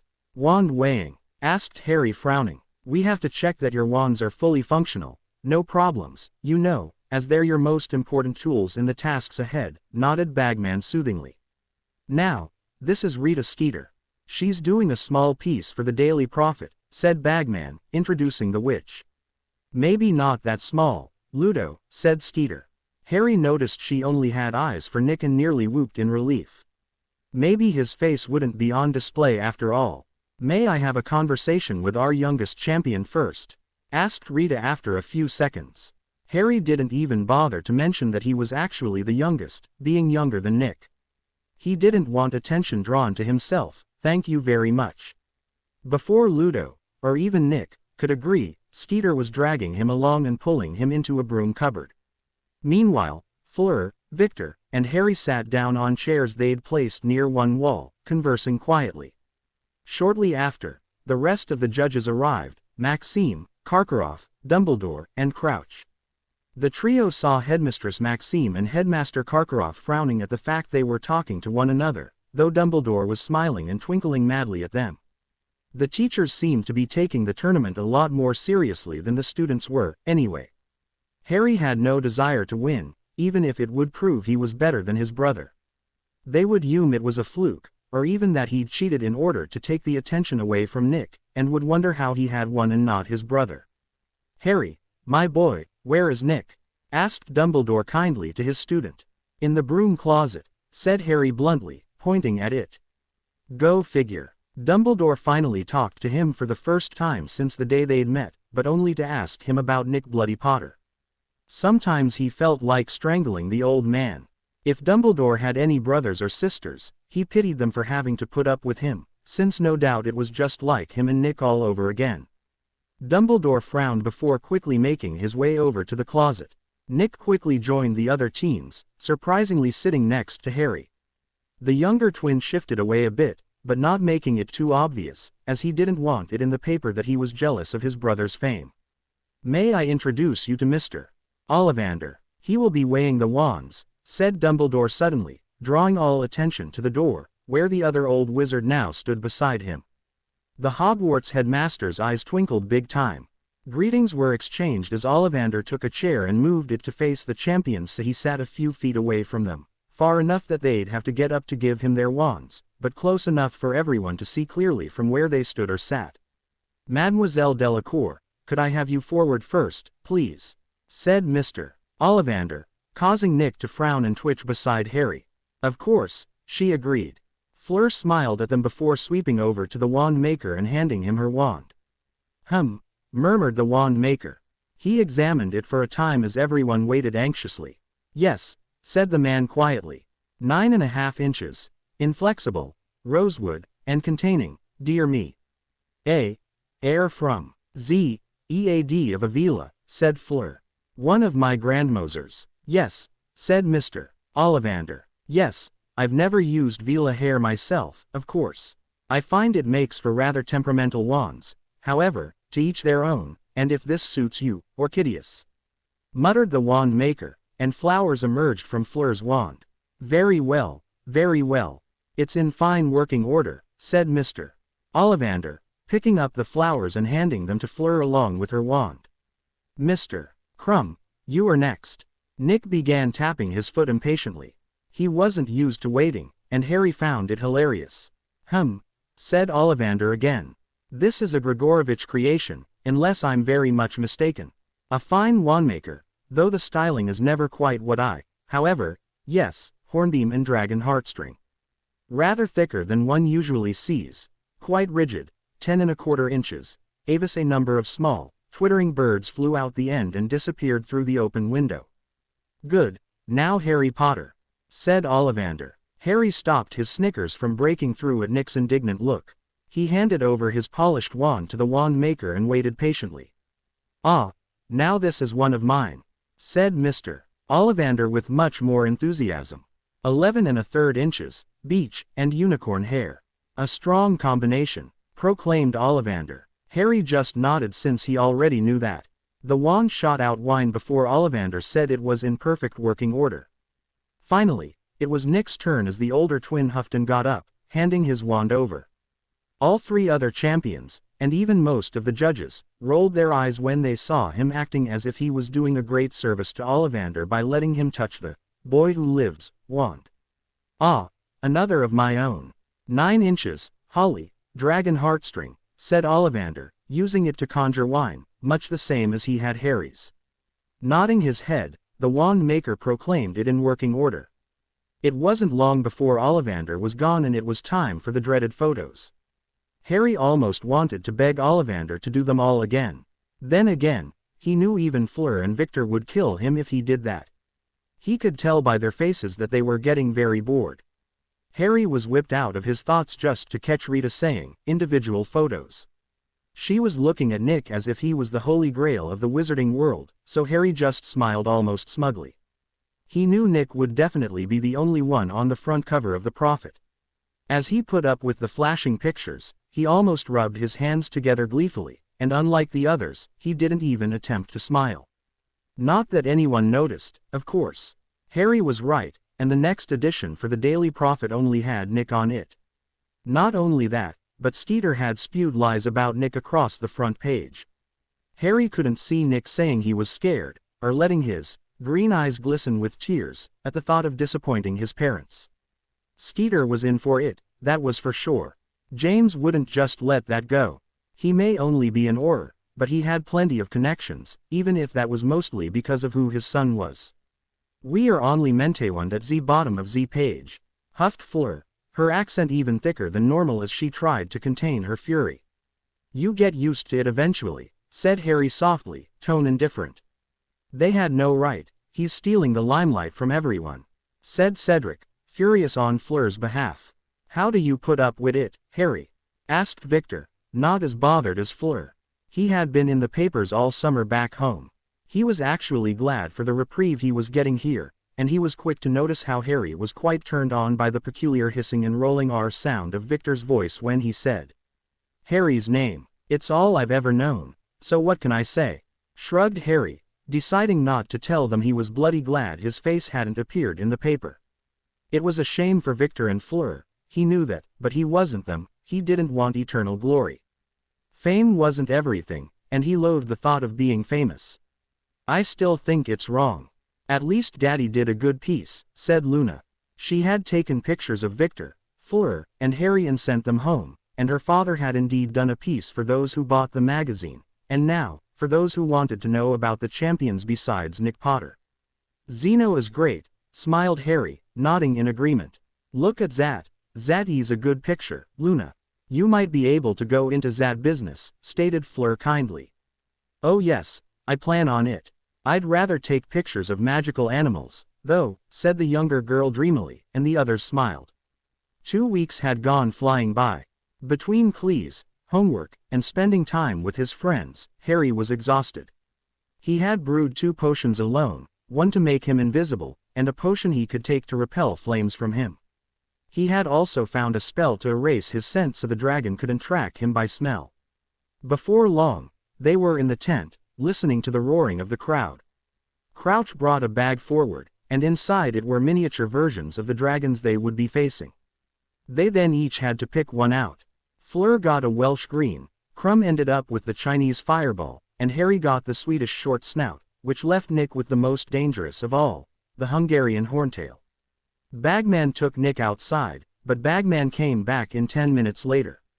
Harry barely heard the commentary being shouted, too preoccupied with fluttering nerves. He didn't want to do this, but he had to since it was a magical contract. He nodded curtly to each of his friends as they went out to fight their own dragon. Crumb went first, and 10 minutes later, he had successfully retrieved his egg if the crowd was anything to go by. Fleur went next, looking rather sick and clammy. Harry had to hand it to her though. She walked out with her head held high, even if her wand was held rather tightly in her grip. Around then, Nick came back inside as well. Finally it was Harry's turn. As he was about to leave the tent, he spared one glance for his brother, who actually looked green. After that momentary pause, he shrugged his shoulders, deciding he wasn't about to help him, and it wasn't his problem. His brother had never once helped him in their lives, so why should he give him any comfort now? Out in the arena, he looked at all the spectators and swallowed thickly. Well, it was now or never, he thought to himself. Everyone gasped in shock when he drank a potion and disappeared from view. They saw only a vial being raised to his lips as he drank the one to stop the fire hurting him, and never heard the spell he chanted. Finally ready, he went forward. Harry's hands were shaking, and his forehead was wet with sweat. Still, he went on. He had to keep quiet, he hadn't thought about his footsteps. Swiftly, he grabbed the egg and made a dash for it, and the noise of the dash caused the dragon to spew fire in his direction. The fire caught him but did no damage as the dragon hissed and blew fire in every direction, trying to hit an invisible target. The spectators knew where he was since they could see the egg clutched in his arm. They had gasped, then went quiet when the fire should have completely fried him. Harry kept running until he was safe from the dragon, then he raised the egg in triumph as he was expected to do. It was Nick's turn next, and Harry never stuck around to see it happen. Needless to say, it was over an hour before they could check their scores. Nick had eventually managed to summon the egg from the basket an hour later. Fleur's scores. Maxime equals 10, Karkaroff equals 8, Crouch equals 7, Dumbledore equals 8, Bagman equals 8. The grand total equals 41. Victor's scores. Maxime equals 7, Karkaroff equals 10, Crouch equals 7, Dumbledore equals 7, Bagman equals 7. The grand total equals 38. His score was mostly because he had caused damage to real dragon eggs, and the dragon handlers were not happy in the slightest about it. Harry's scores. Maxime equals 9, Karkaroff equals 7, Crouch equals 10, Dumbledore equals 10, Bagman equals 10. The grand total equals 46. Nick's scores. Maxime equals 3, Karkaroff equals 2, Crouch equals 4, Dumbledore equals 8, Bagman equals 3. The grand total equals 20. Well done, all of you, beamed Bagman. Now just a few quick words. You have a nice, long break before the second task, which takes place in February. We have given you something to think about in the meantime. If you look down at your eggs, you will see hinges on them. They open, and will tell you how to solve the next clue, which gives you time to prepare for it. Got it, all right, well, off you go. Of course, Nick was caught by Skeeter once more, this time luring him in by acting shocked at his score points. He's an idiot, isn't he? Asked Crumb, watching Harry's twin ramble on with scorn. He can't help it, it's how he's been raised. If his parents hadn't done it, maybe he would have been different, shrugged Harry. They weren't his parents anymore and hadn't been for a long time, it was just more official now that he had changed his name. Beside him, Victor said nothing about his reference to Nick and the Potters, a knowing look in his eyes. Ah, Severus, good to see you. Come in, beamed Dumbledore at the man whose face he could currently see in his fireplace. How are things? Asked Severus when he stepped out of the flow a moment later. Terrible, sighed Dumbledore sadly. Why, did he die? Asked Severus dryly. Oh no, I was told by James and Remus that they had trained Nick during the summer. However, I find that hard to believe. It took him an hour to summon the dragon's egg to himself, said Dumbledore. Actually, of all the champions, Harry's approach was both the fastest and wisest. I was impressed. What did he do? Asked Severus, cocking his eyebrow curiously while declining the sweets Dumbledore insisted on offering everyone. He absolutely loathed drops. He used 2 potions apparently, one to turn him invisible, the other to stop fire affecting him, said Dumbledore, smiling proudly. His customary twinkle was gone, though. Quite impressive indeed, smirked Severus in amusement, impressed a Potter could have come up with such an intelligent move. Then again, the boy was a Ravenclaw, so it was to be expected. I do not understand Nick at all, sighed Dumbledore, agitated. He should be more powerful and intelligent than this, equally as much as his twin, if not more. Do you know how the Potters treat Harry? Asked Severus, ignoring Dumbledore's pity party. He wanted no part in that. He was sick of the man's constant doubts that Nick wasn't the boy who lived. Severus couldn't care less, or wouldn't until Voldemort came back, then he'd worry. What do you mean? Frowned Dumbledore, not liking Severus' insinuations. Well, you say he never spends time at home. The other T does, so why doesn't Harry? Have you ever asked him? Questioned Severus wryly. He wasn't about to tell Dumbledore that Harry was living at his mother's during the summers. Merlin knew what damage Dumbledore could do, even unintentionally. The Potters might even insist on Harry going home this coming summer and staying there. If what his mother suspected was true, it wasn't advisable for the boy to be at home for an extended period. If they continued down that road, it was just asking for trouble. The boy could even turn to Voldemort to get some bloody sort of attention. He knew what it was like to go without a stable family or friends, and it had made him join Voldemort. He had at least had his mother to go to, but by the sounds of things, Harry Potter didn't have anyone, well, except his mother, irony of ironies. He didn't want a path of darkness for someone as smart as Harry. All teenagers like spending time away from home, Dumbledore pointed out. Then why isn't Nick doing the same thing? Asked Severus shrewdly. I'm not sure, admitted Dumbledore. I assume because he's getting training. Yet you just told me it took him an hour to cast the summoning charm correctly. Asked Severus dryly. Dumbledore just looked rather constipated at that. Harry had been in Transfiguration when they were all told unexpected news. He had practically run towards the Great Hall afterwards, completely and utterly gobsmacked and furious with the judges and teachers for just dumping it on them.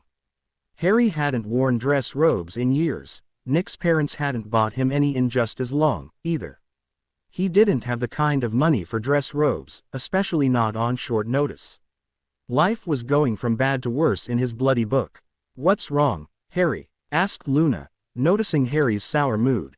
He's angry because of the Yule Ball, giggled Fleur. Not funny, hissed Harry between clenched teeth. It's not so bad, insisted Luna. Oh right, you think so. Try going to a ball with normal robes on when everyone else is dressed up. Huffed Harry, his green eyes showing apprehension instead of anger. You don't have dress robes? Asked Victor, sitting down across from them. No, and I am not spending a ridiculous amount of money to wear something for one night. Said Harry adamantly. He wasn't exactly rich, even if he now had the Peverell money along with the money he had been saving up for years, working his ass off. He had plans for that money, all of it. Getting himself a flat and apprenticing himself to a potions master cost a lot of money unless he showed great promise. Thanks to Reese, his academic records didn't show any promise. He was pretty sure he would be down to a low A, or maybe even a D, by the end of the year. I have a few sets with me. If you want to be wearing dem, I'd have to Shernick dem for you, offered Victor. That would be great, said Harry, his face lightening up as he nodded eagerly. Oh, Cedric, would you like to come to the Yule Ball with me?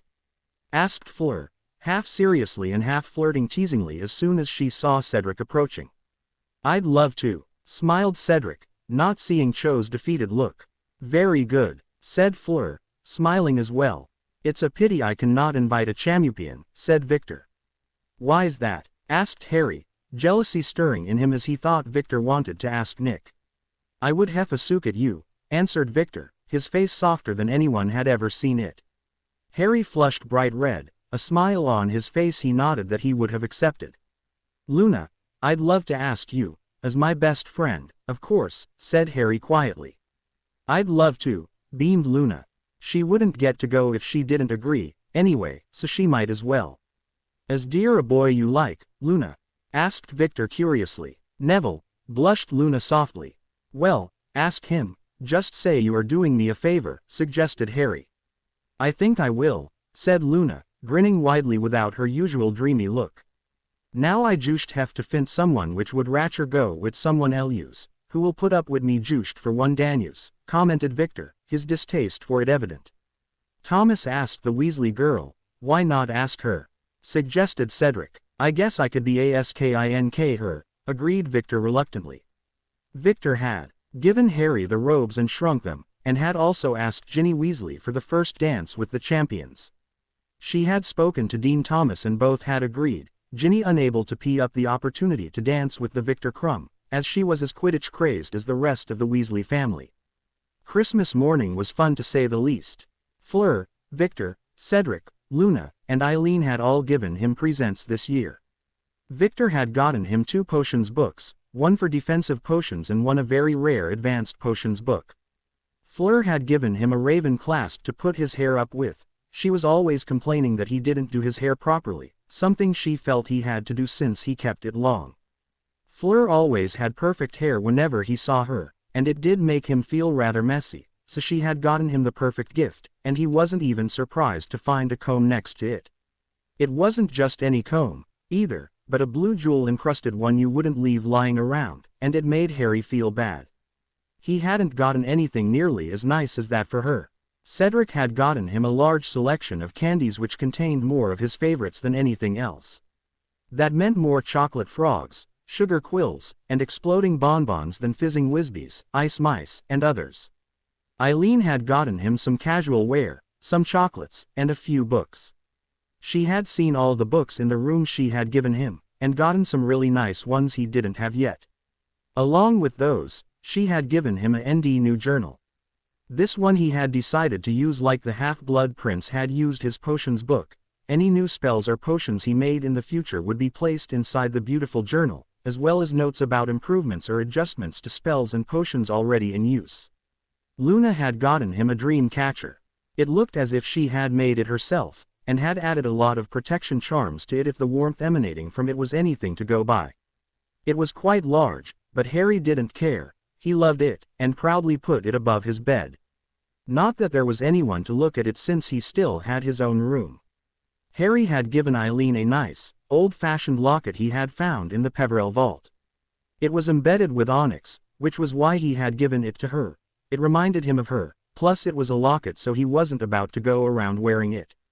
To Fleur, he had given a beautiful, silver photo frame, extremely large and decorated. She had been going on about not having a picture of her whole family together on her wall because there wasn't a photo frame big enough. Why she didn't just put it up, he didn't know, but there could have been magic involved in the picture she wanted to put up, so he'd felt the frame would be useful to her. He had given her fudge, too. He had seen her eating it numerous times before. Cedric he had given a toffee tray and 3 bars of chocolate, white, dark, and milk chocolate. Victor had been the hardest to buy for, as he had given nothing away when asked. What did you get a Quidditch star who had everything?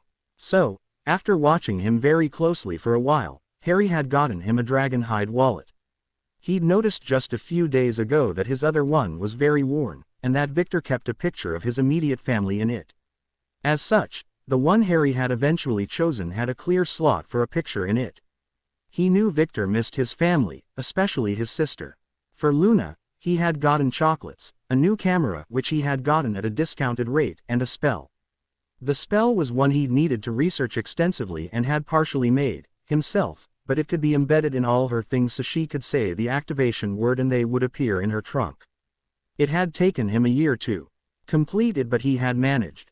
Luna's things always seemed to go missing, especially near the end of the year, and Harry suspected Peeves to be the main problem, annoying pest that he was. Thank you for the wallet, Harry. I have bank needing a new one, smiled Victor as he sat down with the group at breakfast. He had already added a picture of himself, Harry, Fleur, Luna, and Cedric to it, as well as one of his family. I'm glad you like it, proclaimed Harry, relieved. I really wasn't sure what to get you and you wouldn't give me any clue. True, grinned Victor. The day went by exceedingly fast. It wasn't long before Fleur wandered off, needing a few hours to get ready, and even Luna left half an hour after Fleur. Crumb had to leave to get ready around then, as he had to go all the way back to the boat, so it was just Cedric and Harry. Both left for their own common rooms soon after, thinking they might as well get it over with. Harry got dressed in the clothes Victor had given him, a light flush settling over his features. He couldn't believe Victor Crumb actually wanted to be with him. He wasn't special, or famous, or even worth noticing, really. At least, that was how he felt, and being ignored all his life didn't deter his umptions. He was slowly beginning to realize he wasn't truly invisible, though it would take a while for his self-worth to be established. Perhaps Victor would be able to do that before the end of the year. Dinner hadn't been served yet, and he was starving by the time it was 8 o'clock. They met everyone down at the entrance to the Great Hall. Harry had Luna on his arm, and the girl was dressed in a green gown that looked remarkably like a Christmas tree. She had some accessories on and she actually looked good in it if it was possible. Victor was standing next to him with Ginny on his arm looking extremely broody and gorgeous in his brown dress robes. Fleur and Cedric were together both wearing different shades of blue, Fleur a baby blue dress, of course, and Cedric royal blue dress robes. The only one who didn't look comfortable was Ginny, who wore a faded blood red dress. It didn't surprise any of them as she wasn't part of their group. He noticed Nick in his ND new Gryffindor red dress robes out of the corner of his eyes. He was with one of the Pottle twins, though he wasn't sure which because they didn't have their uniforms on. She was wearing a traditional pink Hindu dress which hugged her figure in all the right places. Everyone else was allowed in bar the champions and their partners, since they had to make a grand entrance and open the dance. Luna was great to dance with, much to his relief. Once that dance was over, they were allowed to sit down and eat. "Sweet and sour chicken," said Harry after looking at the menu, and the food appeared. All around him, people were doing the same, digging into their food ravenously. Really, making people wait that long to eat without planning a snack between hadn't been the smartest move. He decided on a chocolate log, strawberry tart, and some ice cream for dessert. Thankfully, he didn't make a mess of the black dress robes Victor had been kind enough to lend him. Finally, after eating, Ginny left to find her actual date, Dean Thomas, and Luna approached Neville. They began dancing. Poor Neville, though, as Luna wasn't the most inconspicuous of dancers, she had her own version of a dance. No one was as bad as Ronald Weasley, though, who was stomping on the other Patil's poor feet. She was wearing an open-toe shoe, and her toes were already bright red, along with her face. Victor was quick to invite Harry to dance, and Harry was just as quick, and happy, to accept, much to the surprise of nearly the entire hall. They danced most of the night, talking about things and in general having a good time. Eventually, midnight approached, and Harry was going to see Victor off to his boat before heading to Ravenclaw Tower. "I'll see you tomorrow," said Harry softly. "You certainly will," said Victor while smiling softly. He didn't smile often, and when he did, it changed his entire face, which Harry had realized was getting closer to his own. Harry automatically opened his mouth and let Victor lead in the. He was very inexperienced in the tangible, physical aspect of things like ing, so he preferred it that way. Experience aside, it was one of the best things he'd ever felt, and it made him happy to know Victor was enjoying it as well, if his pleased was anything to go by, which Harry answered. Eventually, they broke apart, panting heavily. Harry had flushed red which caused Victor to smirk in amusement and pride. Suddenly, they heard a noise behind them and broke apart to finish vocally saying goodnight. As it turned out, it was only Fleur and Cedric doing pretty much the same thing as he and Victor had been, but they still felt it would be better to part ways then, rather than be caught by a professor. The 14-year-old practically floated all the way back to Ravenclaw Tower, where he wrote and sent off a letter to Eileen, despite having written one yesterday with his present for her. He wrote about the Yule Ball, Victor, and of course, he thanked her for the presents she'd sent him. He wasn't surprised he had gotten nothing from Nick's parents, again. It was January before Victor and Harry tried to figure out the egg clue. It was actually one of the Ravenclaws who gave him the idea to use the prefect's bathroom when she had commented that it sounded like a merperson or something. Ironically enough, the comment she had made as a joke was actually right. Victor and Harry had been spending a lot of time together by themselves, and much to Harry's relief, Luna had Neville to content herself with. He didn't want to feel guilty for leaving her like that, and he would have stayed if she had been alone. "You ready?" grinned Harry as he stood in the huge, deep bath quite nude.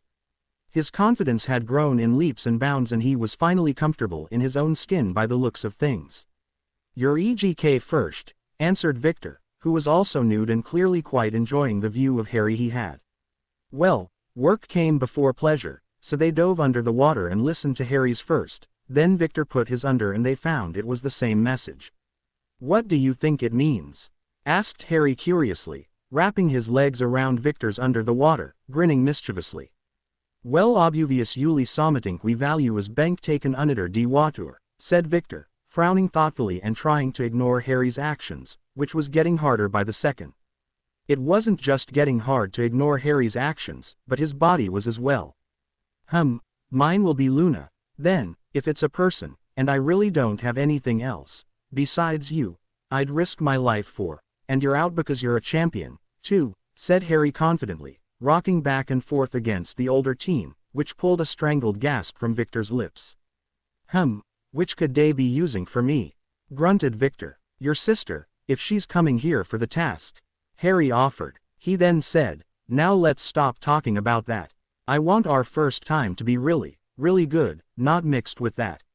At that, the older and now amused teen just shook his head and took his boyfriend properly in his arms, letting Harry have his wicked way with him and guide how quickly things progressed.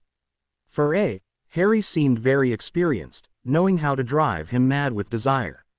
If only he had seen the large selection of books, gay books, which were actually not that hard to find in the wizarding world, Harry had been reading, he would have thought differently.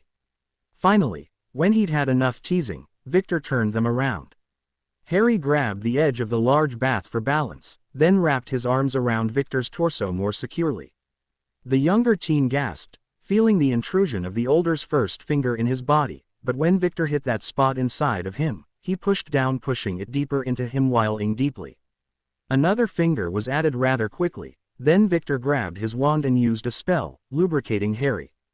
The third finger hurt a little, but it was forgotten when he hit his sweet spot over and over again, delving the fingers deeply into the younger teen. Victor withdrew his fingers, and replaced them with something much larger and thicker. Slowly but surely, he sank deeply into Harry, tortured leaving their lips. Harry was going to be hard to leave behind, very hard indeed. Thankfully, the bath was magical and didn't allow the water to spread all over the bathroom, otherwise they'd flood the room in short order as they moved together, panting, and keening in desperation, wanting more and wanting to come. Fortunately, the need to come became too much, and with a groan, Harry had released hard, his essence erupting in the bath. Victor followed close behind, only his seed was deep inside Harry. Victor sat there for an hour, holding on to Harry and basking in the afterglow. Eventually, though, their skin looked like prunes, so they gathered their eggs and Victor banished their activities from the water. Getting dry, they quickly pulled their clothes back on whiling a little more. Suddenly, they realized Victor had to get back to the boat, as his own curfew was coming up quickly. Harry walked, admittedly a little slower and funny, him to the doors, waved him away, and made his way back up to Ravenclaw Tower. New Year's had positively flown by and the cold weather was beginning to be felt even in the castle. The 2 months since then had flown by just as quickly. Victor and Harry continued their relationship. They were as close as Siamese twins, practically always joined at the hip. The same could be said for Luna and Neville, and Cedric and Fleur too. Harry and Victor had told Fleur what the egg was since they wanted it to be fair. Of course, they all just conveniently forgot about the other Potter twin. Harry was having the time of his life. For the first time in his life, he was the one who mattered, not his twin. They didn't care that he wasn't the boy who lived. He had made friends for life, whereas Nick only had fans. Nick might have his parents wrapped around his fingers, but he wouldn't have anyone when he was older if he continued on as he was. Only a week ago, Nick had stuck up a conversation with Victor as if they were best friends, pretending to be sympathetic that Harry was stealing Victor's fame, and that he, Nick, was used to it. Victor had just sat there, stunned by the boy's audacity to say such things when he knew that Victor was going out with Harry. Victor then promptly ignored the pompous windbag and left the table, then had told Harry about it. The next day, Harry received a letter from Lily and James. They were furious about who he was seeing, and reprimanded him for stealing Nick's limelight. Unfortunately for Harry, Victor had been there when he read it, much to his shame. The older teen had been furious upon reading the missive, rightfully so. He couldn't believe a parent could do that to their child, and any doubts, if he'd had any, about Harry's statements regarding his parents were gone. So who are we going to use for the captives in the second task? asked Dumbledore as he sat down. The other Triwizard judges were sitting in his office, discussing random things, but Dumbledore felt it was time to get down to the proper business of the day. Fleur's little sister will be, said Madame Maxime immediately. If that's the case, I think it's best we use Victor's little sister also, muttered Karkaroff darkly. What about the Potter twins? Questioned Bagman. For Nick, I think we should use his sister, said Dumbledore. Unfair. It's Ari's sister as well, and they might be confused, protested Madame Maxime at once. Oh no, not at all, madam. Harry isn't very close to his family, while Nick is, but there is someone else who Nick doesn't know but Harry is very close to, Luna Lovegood. I think it would be obvious to Harry and Nick both, said Dumbledore patiently. Would the Potters agree? Asked Karkaroff curtly. Good question, murmured Bagman cautiously. He knew they never seemed to let their children, or at least Nick and Roxy, out of their sight. They were always in the paper together. It wasn't right. 14-year-old children shouldn't spend so much time at home. He had hardly seen his own children once they began Hogwarts, always flowing over to friends' homes to stay. Of course, his wife always made them stay at home for the last 2 weeks of summer, and they did, reluctantly. He saw more of them now that they were grown up than he had when they were teenagers. It didn't stop him from trying to help Nick, as he actually felt sorry for the boy. Everything always seemed to happen to him. First you know who, now bloody tournaments. They will or I shall find alternative means, soothed Dumbledore, eyes twinkling about how he had once again gotten his way. Very well, then, we shall inform them the morning of the second task, nodded Bagman grimly. Indeed, beamed Dumbledore happily. Yet another week later, it was finally time for the second task. Victor still wasn't sure what he was sorely going to miss because as far as he knew, his sister wasn't supposed to be there for the task. He assumed it was one of his friends, but he couldn't be too sure. Harry had told him not to worry, that if anything went wrong, nothing would actually happen to the captives. It's not like Dumbledore would want Hogwarts to get a reputation for people dying, especially innocents who hadn't entered the tournament. Well, all our champions are ready for the second task, which will start on my whistle. They have precisely 1 hour to recover what has been taken from them. On the count of 3, 1, 2, 3, yelled Bagman, a sonorous spell on him making his voice heard, even over the roaring of the crowd. Harry downed a potion, one he had created himself, the first to be added to his journal. It didn't just work for the 1 hour necessary, but for 24 hours. Nothing changed about his appearance or his insides, he just had the ability to breathe underwater, since the main ingredient in this potion was gillyweed. Normally, gillyweed allowed a person to breathe underwater by virtue of giving them gills and to swim by converting hands and feet to webbed versions. With the ingredients he had added, he'd stopped the gill and webbed limb formations from advancing, yet still made it possible to breathe underwater and swim more smoothly. As he swallowed, he glanced over at the others. Victor was now half shark and half human. Harry had to pause to admire his boyfriend's awesome piece of magical transformation, and even McGonagall was looking quite proud of it. Fleur had wanted to use a bubble head charm, but Harry told her not to, insisting it could be broken. She and Cedric had tested it and found Harry was correct, so she was using gillyweed instead, also at Harry's suggestion. As he immersed himself, he heard people laughing and wondered why. As he looked up, he found out Nick was just standing there, looking like a spare end and rather confused. Harry began swimming, something he wasn't very used to doing in all honesty. It didn't surprise him that, as he was reaching the bottom, Fleur and Victor were already grabbing their sisters and going. Harry gave them the thumbs up, so they nodded, even his shark-bodied boyfriend, and began swimming once more. Harry smartly untied both girls at the same time, and swam off with them before the mere people could think about it. He reckoned he might as well save Roxy since Nick wasn't going to be saving anyone. It was probably a good thing he'd taken both, because while he wasn't sure why, Roxy began struggling along with Luna as they got closer to the surface. What if they had still been down there? Would she have drowned? He didn't like the thought of that, thank you very much, because as much as he didn't consider them family, Roxy was only 10 and didn't deserve to die for having bad role models and a sorry excuse for a brother in Nick. He was glad he wouldn't have to find out if she would have been left to die. Once they were at the surface, he helped them up, paying much more attention to Luna than Roxy.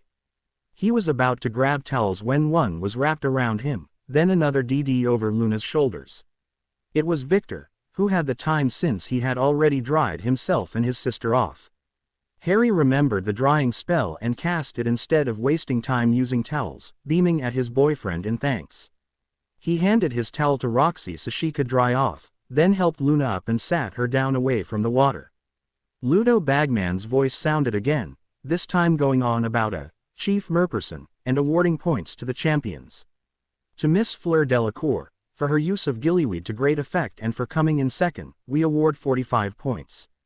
Beamed Ludo Bagman as cheering erupted. Fleur now had 86 points altogether. To Mr. Victor Crumb, for an excellently demonstrated piece of transfiguration and coming in first, we award 47 points. Continued Bagman. The cheering was louder for the famous Quidditch star, who flushed a little when Harry's cheer could be heard the loudest. Victor was now up to 85 points. To Mr. Harry Potter, for the excellent use of an unknown potion, saving a captive not his own, and for coming in third, we award 48 points. Called Bagman. The cheering was loud, but nowhere near as loud as Crumb's had been, not that Harry noticed. Victor had just smiled at him, a proud glint in his eyes, and it sent Harry's stomach turning to mush. It was then he realized why he preferred older people. He wanted approval and love, and someone young couldn't do that for him. Harry was now up to 94 points.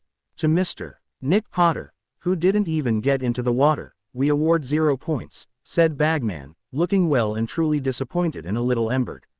Nick obviously hadn't managed to figure out the clue, whereas his brother had. Nick remained at a low score of 20. No one noticed just how furious Professor Moody was about that. Moody had been so sure the boy had figured it out, given how his twin bloody well had and how the boy had assured him everything was fine, even turning down his minor offers of help. The third task will take place on the 24th of June, continued Bagman cheerfully. The champions will be notified of what is coming precisely 1 month beforehand. Thank you all for your support of the champions. It was almost over with, thought Harry, just one more task to go before he could fade back into obscurity, like he wanted. A curious thing happened several weeks after the second task. Barty Crouch showed up at Hogwarts. Percy Weasley had been working in his stead, stating that he was overworked and taking a break, but that could only go on for so long before even uptight Percy started looking for him. Then, suddenly, he had been in the papers and everyone was looking for him.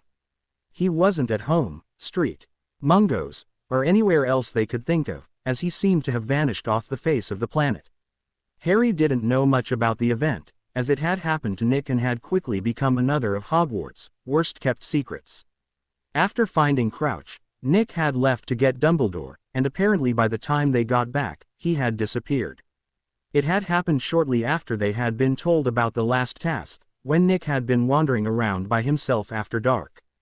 Harry silently wondered if Nick had really seen Crouch, or if this was another bid for attention. He and the others finally came to the conclusion that Nick couldn't have lied, not about something like that, he just wasn't smart enough to think up something like it. No, for attention he would have sought out Skeeter or someone for an interview about how hard it was competing with 7th years. Nick was getting very jealous of Harry, he glared murderously at him all the time. He hated it, hated how his brother had figured out the egg clue, hated how he was getting attention and acclamation. That was usually reserved for him. He was hurt, but at least he still had a few Gryffindors on his side. Neville had even left him for the group around Harry. Neville had been his friend for nearly 2 years, and he didn't like losing friends and popularity to his good-for-nothing twin.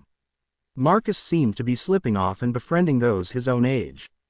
The only 2 people still following him around were the Creevy brothers.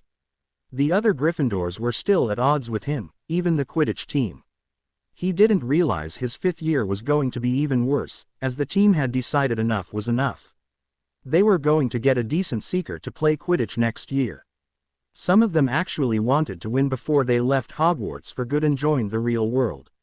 Harry, Victor, Fleur, Cedric, Luna, and Neville couldn't figure out why Crouch had snuck into Hogwarts and demanded to see Dumbledore, but it didn't bode well for him or Nick, he supposed. Harry thought as he considered the dream he'd had at the beginning of the year. Come to think of it, he had yet to tell Victor about his dream. You were in luck, Wormtail, said Voldemort. Your blunder has not ruined everything. He is dead, my lord, gasped Wormtail. My lord, I am so pleased, and so sorry. Nagini, said Voldemort, you are out of luck. I will not be feeding Wormtail to you, after all, but never mind, never mind. There are always the Potter boys. He paused for a moment, then went on, now Wormtail, perhaps one more little reminder why I will not tolerate another blunder from you. My lord. No, I beg you, whimpered Wormtail. Crucio, snarled Voldemort. Far away, a boy named Harry Potter screamed as his scar seared red hot as if a hot iron had been placed upon him. It was a good thing he had a room to himself, still the same room he had acquired in his first year, he thought to himself as he lay there panting, his palm squashing his scar as he tried to make the pain go away. It was a long time coming before it did, before Harry could truly think on what he had seen. He shuddered, remembering the threat. Nagini, Voldemort planned on feeding him to AS. He really didn't like SS because of the basilisk he had faced. He might have liked them if he'd met a nice S which didn't intend to kill him. He sighed softly, wishing he had someone to speak to. Especially about those visions or dreams, or whatever the hell they were. He didn't trust anyone 100% other than Luna, Eileen and Victor, none of whom he could really ask to bear such a burden. Added to the strain was how today was the third task, and he just felt everything was wrong. His mind was screaming warnings and danger at him, but he couldn't understand why, so with great reluctance, he got up to start the day. His mind was in overdrive, what with studying for his exams and the upcoming task. One thing was sure, he would have no trouble with defense this year with the amount of spells he had learned. Not that he ever had. Ladies and gentlemen, the third and final task of the Triwizard Tournament is about to begin. Let me remind you how the points currently stand. In first place, Mr. Harry Potter of Hogwarts with 94 points. In second place stands Miss Fleur Delacour of Beauxbatons with 86 points. In third place, Mr. Victor Crumb of Durmstrang with 85 points. In fourth place, Mr. Nick Potter of Hogwarts with 20 points. Announced Bagman. For as much as it was possible with the sonorous charm active, he had whispered the last part compared to the cheerful shouts of the other champions' scores. Now, for this task, they will each enter the maze one at a time based on their scores, seek out the Champions' Cup at the center, and claim it. The task ends when the cup has been claimed, and the winner of the Triwizard Tournament is the one who claims the cup. Good luck, all our champions. Harry went into the maze first, and it wasn't long before another whistle sounded, indicating Fleur had entered, then Victor shortly after. It was then a few minutes before the final whistle sounded, indicating Nick had entered. Right then, Harry stumbled back in shock, seeing himself as he grinned widely and mouthed the words, "I'm Harry Potter, I'm the boy who lived." What on earth was happening? How could he be facing himself? Blinking rapidly, he realized it must be some sort of spell. Finite incantatum. The copy of him didn't even blink, just continued grinning widely, scar on display and truly freaking Harry out. Seeing this version of himself like that, it was his worst fear, for people to know he, not Nick, was the real boy who lived, to become like his brother. Then he choked when he realized the answer had just been handed to him. Ridiculous, cried Harry, and the other him disappeared in a puff of smoke. He continued on, wondering what else they had come up with, shuddering slightly. He came face to face with a blast-ended Scroot, but with a swift reducto, it was splattered everywhere. He hoped Professor Hagrid didn't like them. He was just getting his own back for all the bloody burnt fingers and stings he'd had to put up with from the disgusting things. 5 minutes later, he took another turn and was faced with mist. He tried getting rid of it, but nothing seemed to work. Frowning, Harry wondered if he should head back in the other direction or try to continue forward through the mist. What made his decision was a scream from a female. It could only be one person. He bolted toward the scream, right through the mist, not caring that he might come upon something dangerous. Fleur was more important than danger, and Merlin help anything which got in his way. He would blast it to kingdom come, just like the Scroot. He ran into nothing other than 2 dead ends, which he just completely obliterated with a couple well-placed reductos and continued on his way. It was a few minutes later when he finally heard Fleur's voice as she begged someone. Frowning, he ran faster, and a moment later, he heard his boyfriend's voice growling out an unforgivable. Victor, please, enough, stop, Z's please, wake up, fight EET, pleaded Fleur. Crucio. Fleur screamed in agony as the Crucio curse tormented her body, riddling it with pain. Pushing past the last hedge, Harry saw Fleur on the ground as his boyfriend tortured her with the curse, but Victor's eyes were blank, just like everyone's had been the day they tried to fight off the Imperious curse. Well, that explained Fleur's words earlier. Stupefy, yelled Harry quickly. Victor fell to the ground, unconscious. Fleur, are you okay? Asked Harry, running over with a worried expression. My wand, give EET to me, she managed to say, her voice croaked and strained in pain. Harry did as she asked and she sent sparks up, announcing her surrender. She couldn't even think about moving since her entire body was still jerking and spasming in pain. Harry sent up sparks for Victor with his boyfriend's wand as well, having every intention of staying there. Go, Ari, don't let him win, said Fleur. Victor wouldn't want that. I don't want to leave you, answered Harry worriedly. Don't worry about us, Z teachers are coming. Just go and finish Z's, said Fleur softly. Oh, all right, said Harry, nodding and admitting defeat in the current argument. Good luck and be careful. Z's obviously something.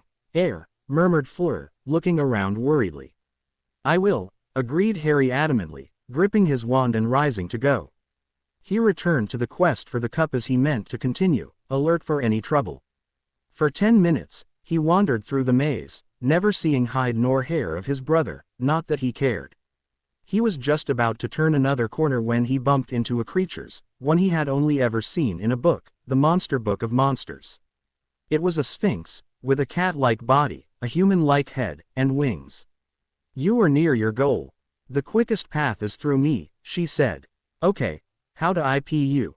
Asked Harry, knowing a riddle was coming and looking forward to it. He wasn't a Ravenclaw for nothing.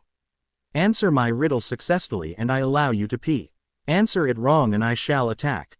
Remain silent and I shall allow you to return from whence you came unscathed, said the Sphinx. Sure. What is the riddle? Asked Harry eagerly. First, think of the person who lives in disguise, who deals in secrets and tells naught but lies. Next, tell me what is always the last thing to mend, the middle of the middle or the end of the end. Finally, give me the sound often heard during the search for a hard-to-find word. Now string them together and answer me this, which creature would you be unwilling to? Lives in disguise and tells naught but lies, a spy. Then the sound heard, so it would be spy. Middle of middle and end of end is, D, and a creature you would be unwilling to, spy D. That's it, a spider, said Harry excitedly as he finished working it out. The Sphinx smiled broadly and moved out of the way for him to pee. Thanks, grinned Harry, moving forward quickly. He had to get this over with so he could make sure Victor and Fleur were all right. He saw the cup, but just as he saw it, he glimpsed a shadow nearby. Raising his wand, he glanced around, then saw it, a huge spider, an acromantula, coming out of the shadows and barreling towards him. Harry promptly fired off 5 stunning spells in rapid succession. The huge spider fell, and before Harry could sell it, he felt his arm being grabbed in a tight grip and found himself being dragged towards the cup. A quick look showed Nick. Nick, let me go, snarled Harry, furious at being manhandled by his brother, who hadn't listened, just continued on and touched the cup. As he did so, Harry noticed 2 things, one that Nick was also under the Imperious curse, and the other how the cup was a portkey. Hogwarts disappeared from view and an abandoned, run-down graveyard took its place. He felt his scar sear in agony but was too scared to react. He knew what was coming, he could feel it in his bones. He was just about to grab his brother and the cup. He knew the portkey would take them back, but before he could, he and Nick were levitated from the ground and held against 2 large tombstones, then both were bound tightly to them, arms and legs secured down with magical bindings. Harry could hear hissing and swallowed fearfully. Voldemort was back, and if he had his way, Harry would be food tonight. He didn't even listen to Nick's sniveling, which indicated the imperious curse had worn off. It didn't surprise him, as Nick was a coward under all that swagger, but he couldn't listen to anything anyway while his scar continued to burn in agony. It was a good thing he couldn't clutch his head and give himself away, or it surely would have happened by then. Harry grimaced, biting his tongue to try to redirect the pain from his forehead. He didn't succeed, just caused himself more pain. His brother didn't seem to be bothered by any pain, just peeing himself in fear if Harry wasn't mistaken. He would say he wasn't mistaken by the yellow stain on Nick's trousers and the smell of urine in the air. He was a Ravenclaw and a smart boy, so he'd say he wasn't wrong, but he didn't want to spend time thinking on whether his brother had peed himself or not. Pettigrew, whispered Nick fearfully, watching him wide-eyed. He was carrying with him some sort of bundle, a bundle Harry knew to be Voldemort by the strange visions alone. Although he hadn't seen Voldemort properly, what he had seen matched, and his scar was giving it away. Harry remembered James going on about Pettigrew, and the look on his face, his scowl, had been disturbing, to say the least. Black and Lupin had tried for years to catch him, with a few other Order members chipping in now and again. Black had been given the task of tracking him down as an Auror. Of course, a few other Aurors had been drafted in now, and Black wasn't solely looking for Pettigrew anymore. Harry should have hated Pettigrew with all he had as well, as it was his fault his family didn't care about him. One day when he had been a little younger, around 9 or 10 years old, he had come upon a trunk full of photo albums. He had looked through them, tears running down his face when he realized something. After Voldemort attacked, there hadn't been a single picture of him taken. He knew because his and Nick's scars were slightly different. His was a lightning bolt, while Nick's was more of a sideways zigzag than an actual lightning bolt. Also, Nick's was longer and more to the left, whereas his was right in the middle of his forehead. Not one single picture of him was there to be found, and he had flipped through thousands of photos, desperate for at least one to be there. There were plenty of James, Lily, Nick, and Roxy, but none of him. It had broken his heart even more if it was possible, and he thought he had been done with feeling hurt when his parents had done, or not done, anything. Harry shook off his thoughts and looked down to see the name on the grave he was pinned to. Tom Riddle. He wondered briefly and insanely why that particular tombstone, but shook it off just as quickly, not wanting to let his mind wander. Thank you very much, not right now. Maybe if he survived, then he'd do it. In the meantime, he felt sick just thinking about being fed to AS. What an excruciating way to die. It suddenly dawned on him why it was the Riddle tombstone. This was a Muggle graveyard, and Riddle had been Voldemort's name while he was in school, while there wasn't a pureblood line called Riddle. Voldemort's father was a Muggle. He had an insane urge to giggle madly. He remembered reading about Voldemort's goals, to rid the world of Muggles and Muggle-borns, and he had all the purebloods working for him. Did they even know they were bowing to what they themselves liked to call a mudblood? During the chamber incident, he hadn't paid much attention to everything Riddle said, as he had been concentrating on how to get out of there. Just as he thought that, he began hearing hissing at his feet and barely heard Nick squealing like a little girl. The S was circling the gravestone where he and Nick were tied.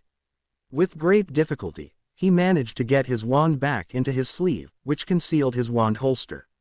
It was a good thing he managed, because his hands began spasming from the tension in them. Also, he could now hear something being dragged across the ground, and didn't want to get caught with it. Twisting his head to the side, thankful that he didn't need glees like his brother, he saw what it was.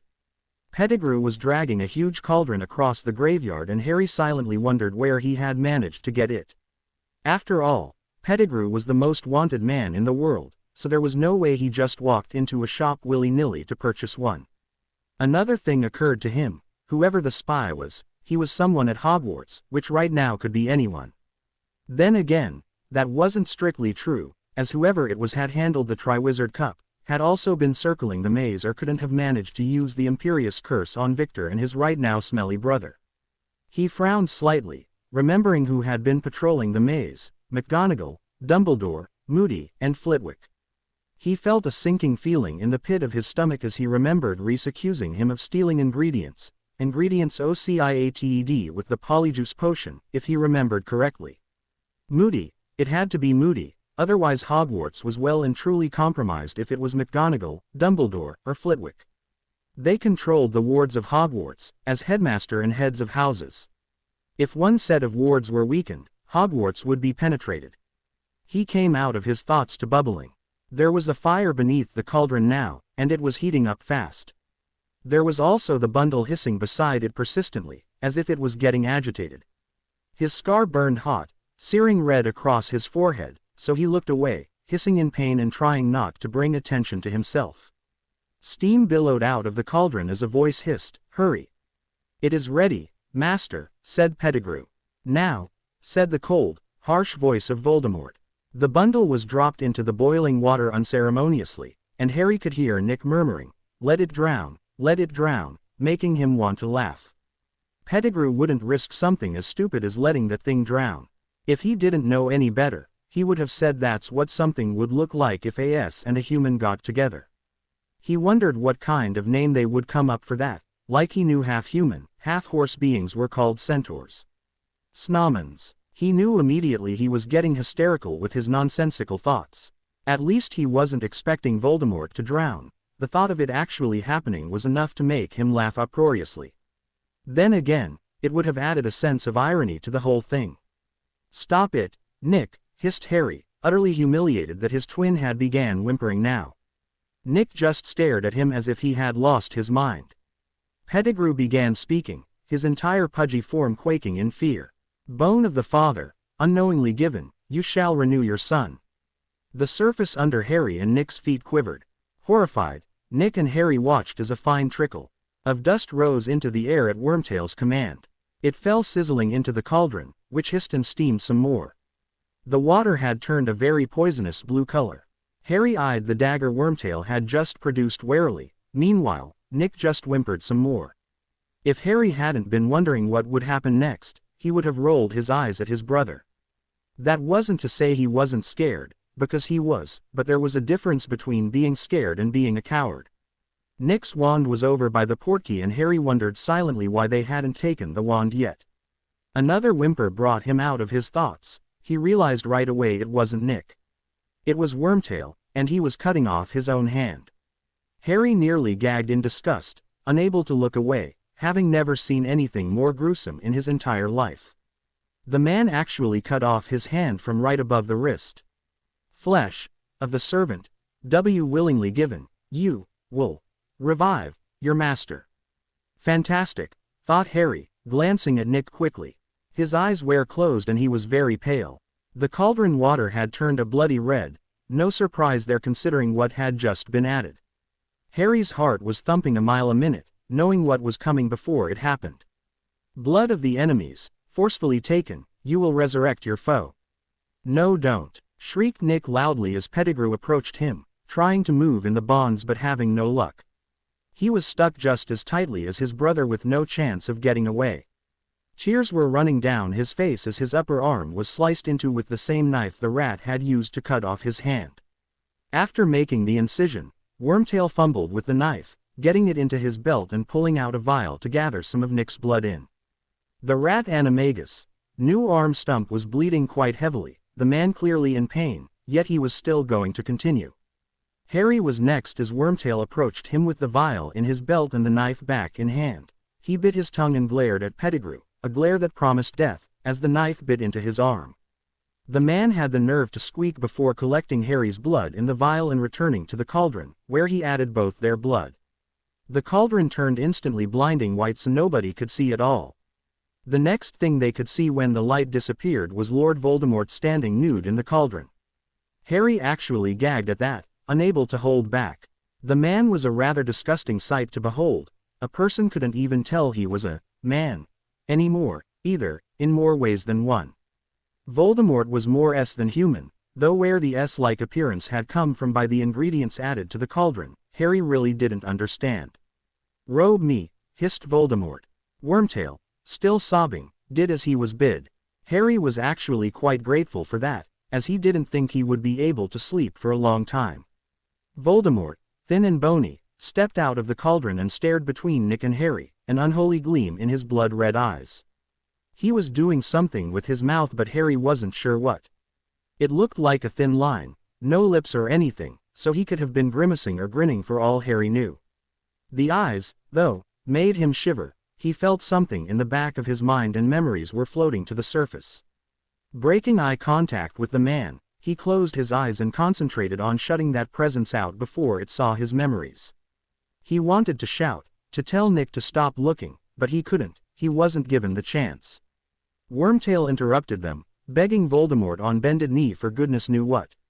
"My lord," he choked. "You promised. You did promise." The nasally voice was getting on Harry's nerves. "Hold out your arm," said Voldemort, sounding more as though he was granting an honor than anything else. Wormtail held out his bleeding stump, saying, "Thank you, master, thank you." Voldemort just laughed. "The other arm, Wormtail." Harry bit the inside of his mouth to stop himself from laughing. The idiot had brought it on himself. He spitefully hoped Wormtail would bleed to death, as this was the second time the bastard had almost killed him. This time, he might succeed, as Harry didn't see a way of getting out of there alive. "Master, please, please," whimpered Wormtail, but his other arm was extended nevertheless. Voldemort pushed the sleeve up. "It is back," he said softly. "They will all have noticed it, and now, we shall see, now we shall know." He pressed his long, white forefinger to the end on Wormtail's arm. Pettigrew howled in fresh pain. Harry didn't even get a sense of satisfaction because as Voldemort pressed that mark, Harry's scar flared in agony and it took every ounce of control he had to stop himself from screaming, too. "How many will be vain enough to return when they feel it?" he whispered, his gleaming red eyes fixed on the stars. "And how many will be foolish enough to stay away?" Harry's eyes widened as it finally dawned on him what Voldemort was doing. He was calling his followers to him. They had to get away soon or they were in trouble. Snaking his hand down into his sleeve once more, he grabbed the end of his wand and chanted in his head, "Finite incantatem." The bindings holding both twins disappeared into nothingness.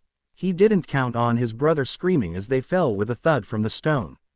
Using a curse word Eileen definitely wouldn't approve of, he grabbed his brother and was about to run.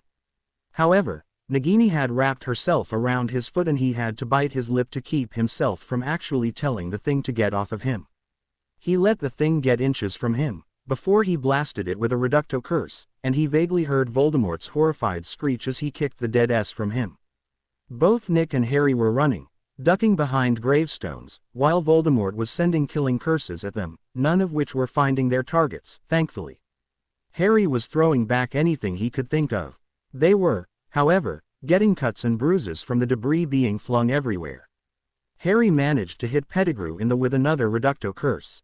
Unfortunately for him, just as he was about 5 feet from the portkey, Voldemort hit him with a Cruciatus curse, and Nick, rather than stopping or trying to reach back for Harry, continued running, grabbed the portkey, and was gone. Voldemort stopped the Cruciatus and walked towards the 14-year-old who lay on the ground, panting and trembling a bit in pain. Harry was actually feeling quite shocked as well, unable to believe Nick had actually gone and left him behind. He shouldn't have expected anything less, but damn, it bloody hurt. Not as much as the Cruciatus curse, that was for sure. "Imperio," hissed Voldemort, his eyes gleaming maliciously. Harry decided to go along with it, decided not to fight it for now. He was only told to walk so far then to stop, even as the booms of apparition suddenly filled the air. Voldemort's Death Eaters had finally arrived. Harry had no wand, as it was way over by where the portkey had been, and he had no reason to think he'd survive now. The only available transportation, the portkey, was gone. Nick fell with a grunt outside the maze, where everyone huddled around him wondering what had happened. Obviously deadly confused, the stands were full of cheering which slowly died down when they saw the state Nick was in. Dumbledore began running down the stairs at an alarming speed for an old man. "Voldemort's back, he killed Harry, he's back." Nick sobbed hysterically. Victor's eyes widened in fear. What had happened to Harry? Could they trust that Nick was telling the truth? Nothing but lies came out of the boy's mouth. Fleur looked like she was about to burst into tears, so Cedric brought her into a hug, comforting her while he looked pale, himself. The rest of the staff and students, as well as the visitors, didn't know just what to do. They had heard Nick Potter loud and clear, and just stood there in confusion. Moody grabbed Nick and started dragging him to the school, but James wasn't having any of that. He grabbed his son right back, not wanting Nick out of Dumbledore's sight. He was, after all, the only man Voldemort ever feared, and he realized Moody, of all people, would know that. "Who handled the cup last?" demanded James. "Alistair," said Dumbledore, confused as to where James was going with that. "Stupefy," shouted James quickly, but Moody dodged out of the way, grinning maliciously. Dumbledore finally realized something was wrong, so joined Lily and James in casting the stunning spell at Moody. Two managed to hit their target, sending the man flying 5 feet. "What exactly is going on here, Dumbledore?" demanded Fudge, puffing up like a peacock. The only problem was in how he didn't look as good as one. "I intend to find out," said Dumbledore grimly. Going over to Moody, he raided the man's pockets. He found what he needed and pulled it out, then poured the contents out and said loud enough for everyone to hear, "Polyjuice potion." "Who is it?" asked James. "We need to get Nick to Poppy, James. He's in shock," sobbed Lily, who had brought her child into her lap and was cuddling him for all he was worth. She wasn't even paying attention to what was happening around her since firing off the stunning spell towards the false Moody. "Take him. I'll take care of this," said James, nodding grimly to his wife.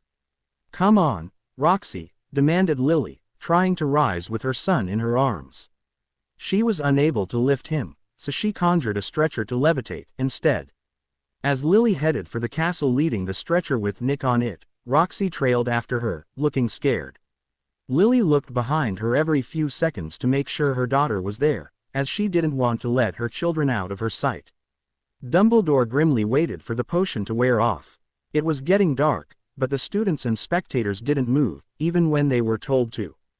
Everyone seemed to be in a state of shock, and even Fudge was afraid to say anything. He didn't know what to do or say. Eventually the potion wore off, and James did a double take as Dumbledore's eyes widened in shock. Whoever they were expecting it to be, it obviously wasn't the person who was revealed to them. The students whispered to each other while Fudge paled when he saw who it was. He wasn't stupid. He knew very well who it was, Barty Crouch Jr. "Colin, do you have Veritaserum?" asked Dumbledore, calling his potions professor by his first name, as he did with all his professors. "Of course," said Reese, handing over the potion without even blinking. "This cannot be happening," said Minerva, still looking shocked. "Do you even care that your son is dead?" snarled Victor furiously, trying to get at James Potter. Cedric, surprisingly, managed to hold the furious Bulgarian back. "Don't, Victor, please," cried Fleur, looking devastated. If she hadn't told Harry to go on, he would still be alive, or so she thought. "He doesn't give a damn. I read the letter you sent him. Just because he was going out with me, you told he was Sudilink his broder's fame," snarled Victor viciously. Dumbledore looked stunned at the accusations being flung James Potter's way. He wasn't the only one. Everyone had drawn a breath, stunned by what they were hearing. They couldn't believe what the Bulgarian had said, but it somehow rang so true they believed it nonetheless. The headmaster suddenly shook his head and gave Barty Crouch the Veritaserum. This wasn't the time to be arguing among themselves. Harry Potter's death was regrettable, but he was very glad it wasn't Nick or things would have gotten messy. After all, Nick was the boy who lived, the one destined to save them all from Voldemort. "What's your name?" asked Dumbledore sternly. "Bartemius Crouch Jr., intoned Crouch, showing he was under the potion's influence. "How did you get out of Azkaban? Why did everyone think you had died?" demanded Dumbledore. "My mother wanted me out of there. It was her dying wish, so my father agreed. My mother and I both took Polyjuice potion and switched places. She died in Azkaban in my place and was buried while my father kept me in the house under the Imperious curse. Eventually, I began to fight it and made my way to my lord," said Crouch. "Do you have proof Voldemort is back?" asked Dumbledore, knowing that if everyone heard it themselves, they couldn't deny it, or rather, Fudge couldn't deny it. "My mark burned not even half an hour ago. He's back and called his followers to him. I shall be rewarded for bringing him the Potter boys," he said. Everyone gasped as one. People screamed, and some children burst into tears. "This isn't good," said James sickly, looking terrified. Master, Master, said every Death Eater as they fell to their knees at Voldemort's feet, in the hem of his robes, obviously very willing to bow to the half-blood. Harry grimaced in disgust, though he was kind of glad none of them were looking at him, to be honest. Welcome Death Eaters, said Voldemort, 13 years since last we met, yet you answer my call as thought it was yesterday. We are still united under the dark mark, then. Or are we? For a moment, he paused. I smell guilt, he said, sniffing the air. There is a stench of guilt upon the air. Maybe Voldemort was more than human if he could smell emotion. Harry just wished he wasn't so scared, as he hated the thought of Voldemort smelling his fear. I see you all, whole and healthy, with your powers intact, such prompt appearances, and I ask myself, why did this band of wizards never come to the aid of their master, to whom they swore eternal loyalty? Harry wanted to snort. Voldemort had a flair for dramatics, that was for sure. He could sort of see how people could be drawn in by him. Sort of. And I answer myself, continued Voldemort in a stage whisper, they must have believed me broken, they thought I was gone. They slipped back among my enemies, and they pleaded innocence, and ignorance, and bewitchment, and I then asked myself, but how could they have believed I would not rise again? They, who knew the steps I took, long ago, to guard myself against mortal death. They, who had seen proofs of the immensity of my power in the times when I was mightier than any wizard living. Harry wondered if Voldemort was ever going to stop talking. He was terrified, so perhaps the longer Voldemort spoke, the safer it was for him. He would survive just a little bit longer right now, though his hate for his family sizzled just as intensely as fear in him now as he thought of what his cowardly brother had just done. And I answer myself, perhaps they believed a still greater power existed, one which could vanquish even Lord Voldemort. Perhaps they now paid allegiance to another, perhaps that champion of commoners, of mudbloods and muggles, Albus Dumbledore. Everyone there began shaking their heads and denying the possibility. It is a disappointment to me, I confess myself disappointed, muttered Voldemort. Master, someone suddenly shrieked, falling out of the circle and right in front of Voldemort's feet. Master, forgive me, forgive us all. Voldemort laughed, and Harry occiated that sound, that particular laugh, with pain. He knew what was coming. He was just a teensy bit glad it wasn't him, yet. No doubt Voldemort would get around to it, and Harry wished for nothing more than to die quickly. Maybe the killing curse would work this time, should he be so lucky. That wouldn't happen, he knew deep down he was going to be made an example of. He had killed Nagini and Pettigrew, and even helped his brother escape, the arsehole that he was. Crucio, snarled Voldemort, and the spell struck the bowing man, who screamed in agony. A few seconds later, he ended the spell. Get up, Avery, I do not forgive, I do not forget. 13 years of repayment, then I shall think of forgiving you. Voldemort then moved over to the next Death Eater in the line. McNair, destroying dangerous beasts for the Ministry of Magic now. You shall have better victims than that soon. Lord Voldemort will provide, hissed the voice. Thank you, Master, thank you, murmured McNair. And here, said Voldemort, moving on to others of his Death Eaters. We have Crabbe, and Goyle. You shall do better this time, will you not? Yes, Master, said Crabbe dully. We will, Master, grunted Goyle. And here we have 7 missing Death Eaters, 4 dead in my service. 1 too cowardly to return, he will pay, hissed Voldemort, thinking of Karkaroff. One who I believe has left me forever, spying for the Muggle lover, Dumbledore, Snape will be killed. And finally, one who remains my most faithful servant, and who has already re-entered my service, away on a task for me. Voldemort wondered silently if he was still alive, as he hoped he would take care of Nick Potter before everything spilled out. Damage limitation, of course, he didn't want anyone knowing he was back so soon. Harry blinked in surprise. Snape was a spy. Well, that took guts. His respect for his first potions master and professor grew. He had always respected him for taking Nick down a peg or two in potions. It was immature, he knew, but he couldn't give 2s, especially not anymore. He was going to die because of his own brother, who had abandoned him to save his own ass. If it was true Snape was a spy, he was sure cut from different cloth from Nick, and wouldn't be likely to abandon anyone. Harry was brought out of his musings when he felt his scar beginning to burn. Looking up through squinting eyes, he wasn't surprised when he saw how close Voldemort was to him. It took him everything he had to keep his face neutral, to not give away the agony in his scar. He didn't want Voldemort finding out he was the true boy who lived. He couldn't live with that. He would be killed 10 times quicker if he found out. Then again, maybe a quick death would be better than drawn-out torture. I could not touch the boys, he heard Voldemort finish. Harry couldn't hear anything other than the blood rushing through him. It was agony at its finest when Voldemort touched him, one long, pale finger pressed to the boy's scar. His entire body was shaking, and it was a good thing it was just suspected to be the after-effects of the Cruciatus curse. He didn't listen as Voldemort went on about how his curse had reflected, how he had been abandoned, how he had used Quirrell, how Wormtail had found him, how Bertha Jerkins had been killed. Harry barely noticed that he failed to mention how both Wormtail and Nagini were dead. They weren't there. They had obviously been sent on missions or something. The S-Man was allowing the Death Eaters to Hume. Obviously, Voldemort didn't want to be embered. A 14-year-old had outsmarted him. Voldemort removed the Imperious Curse and demanded Lucius give Harry back his wand. Now Harry was confused. Why was he being asked to fight? Voldemort couldn't possibly know he was the boy who lived. Or was it just bloody, stubborn pride? He knew spells, but nowhere near as many as Voldemort.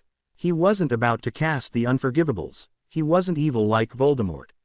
There was no way he was going to be able to survive, he thought to himself as his wand was pressed into his hands by a grinning, gleeful Lucius Malfoy. Before he could even raise his wand or tighten his grip on it, he was on the ground, screaming as the pain of the Cruciatus curse washed over him once more.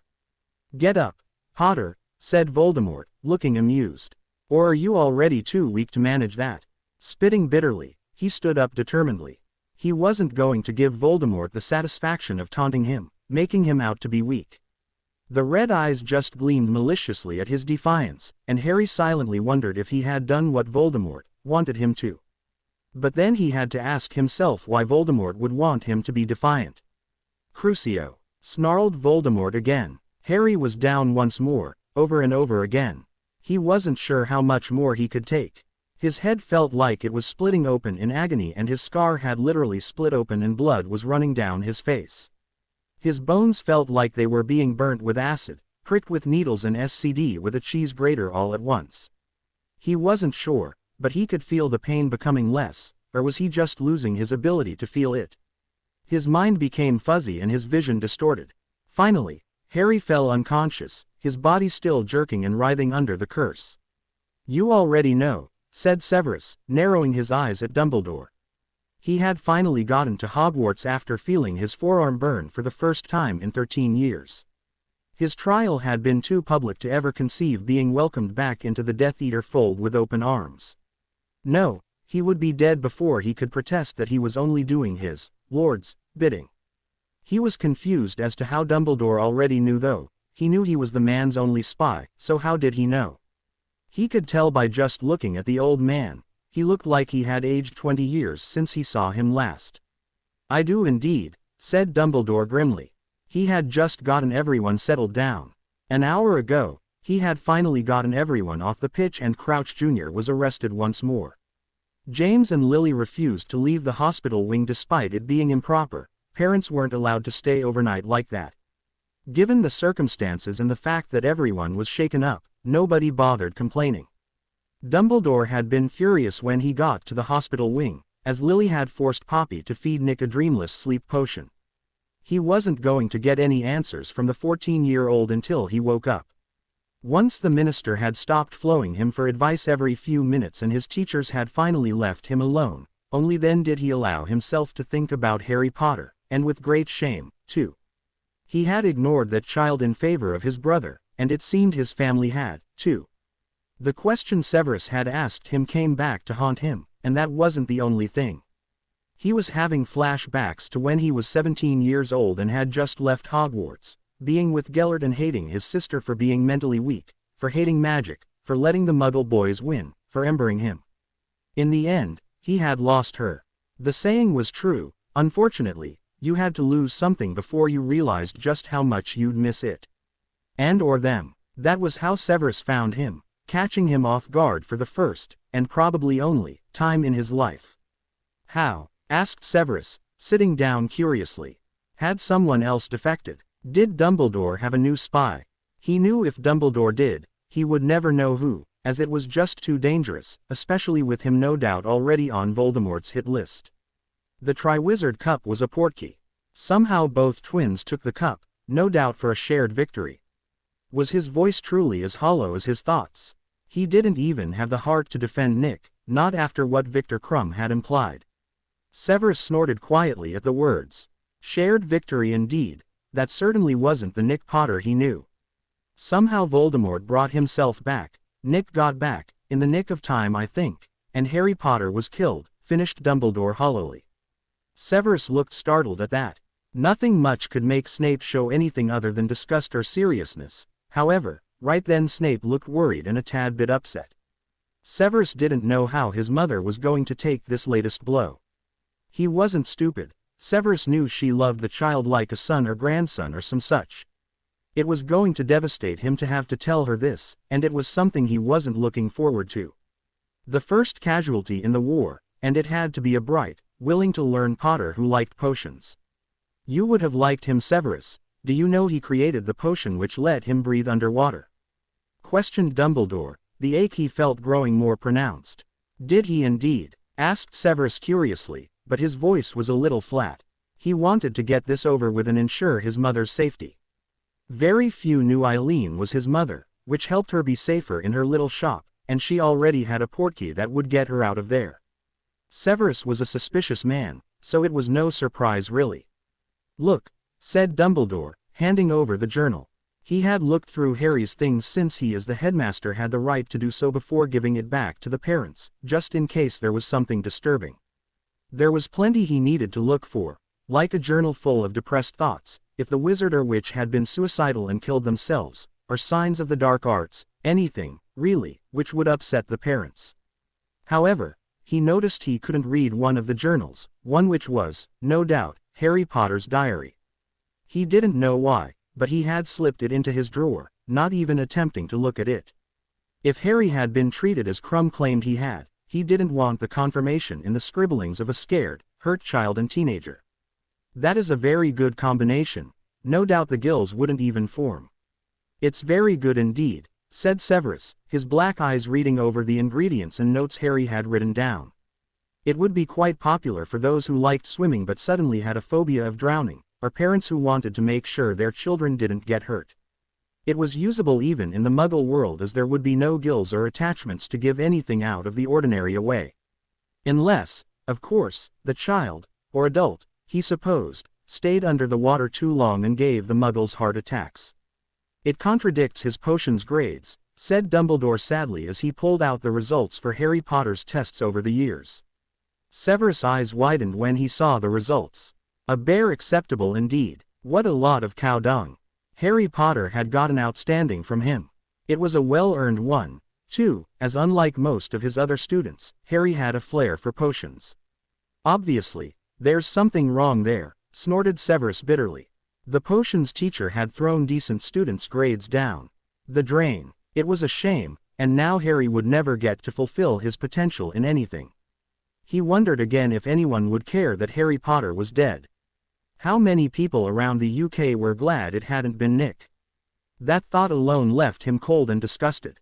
Savior or not, Harry was a 14-year-old boy who had died painfully, no doubt at the hands of Voldemort. Voldemort didn't know the meaning of killing without a dose or two of the Cruciatus curse. He shook off his disgusting, horrific thoughts and concentrated on Dumbledore. As hard as it may be, there was nothing he could do for the child. I was wondering if you would come back to teach. You will need somewhere safe. Where better than Hogwarts herself? Asked, or rather, pleaded Dumbledore. I'll think about it, said Severus with a note of finality in his voice. Thank you, replied Dumbledore. He knew that tone of voice, and even if he asked for an answer by the end of tonight, Severus would still take his time. No amount of begging, cajoling or asking would get him his answer. Like any Slytherin, Severus seemed to think all his options over before deciding something. Severus took one last look at the journal of someone who could have made a great potions master one day and put it down. As much as he wanted to put it off, he knew he couldn't. His mother deserved to find out from him, not the newspapers, and he knew it would be in the papers, no doubt about it. How much would it be about Nick surviving and Harry dying? Eileen heard a pop as she was getting dressed, so spelled her clothes on, which included her brooch portkey. She walked out of her room with her wand at the ready, quickly and suddenly hitting the light switch so light flooded the house. She let out a breath of relief when she saw it was just Severus, who had never entered that way before. "What is wrong with you, Severus?" asked Eileen sternly, her hands on her hips. She might have said more, but didn't when she noticed the expression on his face. It looked pinched, drawn, as if he was going to tell her something she wouldn't like. Her obsidian eyes narrowed upon her son's, a mirror reflection of her own. "Sit down," said Severus softly, putting the kettle on with a flick of his wand. It boiled within seconds and he put the hot brew in her hands, wondering momentarily why he was having to do this. Oh right, Harry Potter had stayed with his mother, without anyone even realizing it. Nobody knew just how much his mother loved Harry, apart from him, and perhaps Harry had known, too. "The Dark Lord came back tonight," explained Severus grimly. "You cannot go back. I mean your trial," said Eileen, wide-eyed, concerned for her son's life. "I wish that was all this is about, but no. Someone died tonight when Voldemort was brought back," said Severus sadly, knowing without a doubt his mother would realize who without him having to say the damned words. "No," said Eileen, her voice thick with disbelief, tears already entering her obsidian eyes. "I'm sorry, Mum," said Severus quietly before pulling her into a hug. He wasn't by anyone's definition an affectionate man, but his mother needed him right now. He put his own discomfort aside and helped her as best as he could. "This cannot be happening, Severus," whispered Eileen, shaking her head. "I refuse to believe he's gone." "He's gone," repeated Severus grimly. And Eileen sobbed inconsolably. Miles away at Hogwarts, a girl named Luna Lovegood was sobbing in her own dorm. Those who usually bullied her felt a big lurch of sadness for her. In a boat on Hogwarts Lake, a young man named Victor Crumb just stared at the ceiling, wondering where it had all gone wrong. He was obviously in shock, and it didn't help that their headmaster was missing. Together in the head boy's room, two people called Cedric Diggory and Fleur Delacour cried for their friend. Fleur felt inconsolably guilty. She had told him to go on. If only she had said nothing, he would have stayed with her, and maybe her 14-year-old friend would still be alive today. "Ah, Nick, it's good to see you awake and well," said Dumbledore with forced kindness. "Hello, sir," said Nick, smiling slightly at Dumbledore. "Can you tell us what happened last night?" asked Dumbledore, sitting down and looking worried. Lily and James sat grim and worried on the other side of Nick, and Dumbledore couldn't even bring himself to look at them. "Someone put the Imperious curse on me, forced me to take my brother to the cup," started Nick, not looking at Dumbledore. It was a good thing, for nothing but lies were about to spew from his lips. "We were then tied to a headstone. I managed to keep a hold of my wand and Harry had dropped his. We were forced to watch Voldemort brought back. I got a grip of my wand and ran with Voldemort and the Death Eaters shooting spells at us. My brother was behind me, but he fell. I looked back and he was just lying there, not moving. They had been using the killing curse, too, so I thought he'd been hit by one. I dropped my wand as I ran, avoiding curses until I could grab the portkey." "What ritual did he use?" asked Dumbledore pensively. "Bone of the father, flesh of the servant, and my blood," whispered Nick thickly. "Who did he use for the flesh? What exactly happened?" asked Dumbledore. "Pettigrew. He cut his own hand off," shuddered Nick, sick to his back teeth. "Don't worry. Everything is fine now, Nick," soothed Dumbledore kindly. This time it wasn't so forced, as Nick couldn't help how he was brought up. He chose instead to not even look in the Potter's direction as he rose and walked away. "I'm going to ask them if we can stay here this summer. Voldemort won't attack Hogwarts," whispered Lily adamantly. She didn't see her son flinching a mile at the name. "I don't think they let people do that, Lily," cautioned James, but he was inwardly agreeing with her. He wanted his son safe, and perhaps he could get him trained properly this time, so he was ready to face Voldemort at the end of the day. "Can I help you too?" asked Dumbledore, his face neutral. He couldn't outright be nasty to them, as he had to ensure their son was getting the support he needed for his battle with Voldemort. He would, however, show his disappointment on how they had chosen to raise those two boys. He had seen the letters Victor had spoke about last night when he looked through Harry Potter's trunk. "Albus, can we stay here during the summer? We need somewhere safe, and we're hoping some of the Order members would train Nick with us," said Lily, sitting proud and tall. She didn't even look slightly upset. They had lost a son last night and showed nothing about it. They were despicable in his eyes. "I see. I shall find out if I can get permission from the Board of Governors," said Dumbledore. "Can't you just say yes?" asked Lily indignantly. "No. During the summer, they come to fix the wards and would realize you were here right away. Even if you had permission to stay here, for those days, you would have to leave the school grounds. The wards cannot be strengthened if anything is inside the building. I help strengthen the wards, but everyone else has to leave, no exceptions made," explained Dumbledore. James Potter should already know as he was a member of the board. "Well, we can go to Hogsmeade or Diagon Alley on those days, or visit Molly," said Lily, nodding. She didn't even know Ron had stopped being friends with her son, she was so self-absorbed. Dumbledore realized it, also, but refused to even try to tell her. "I shall see what I can do," repeated Dumbledore gravely. "Thank you," sighed Lily. "We are grateful, Albus," said James, his brown eyes full of worry. "I have one thing to ask you. The Daily Prophet wants a picture of Harry with his family for the announcement page," said Dumbledore steadily. "We shall look for one, but I don't think we have anything recent.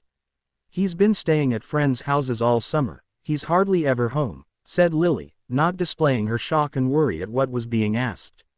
She didn't think she had any pictures of Harry come to that, and the realization actually shocked her a little.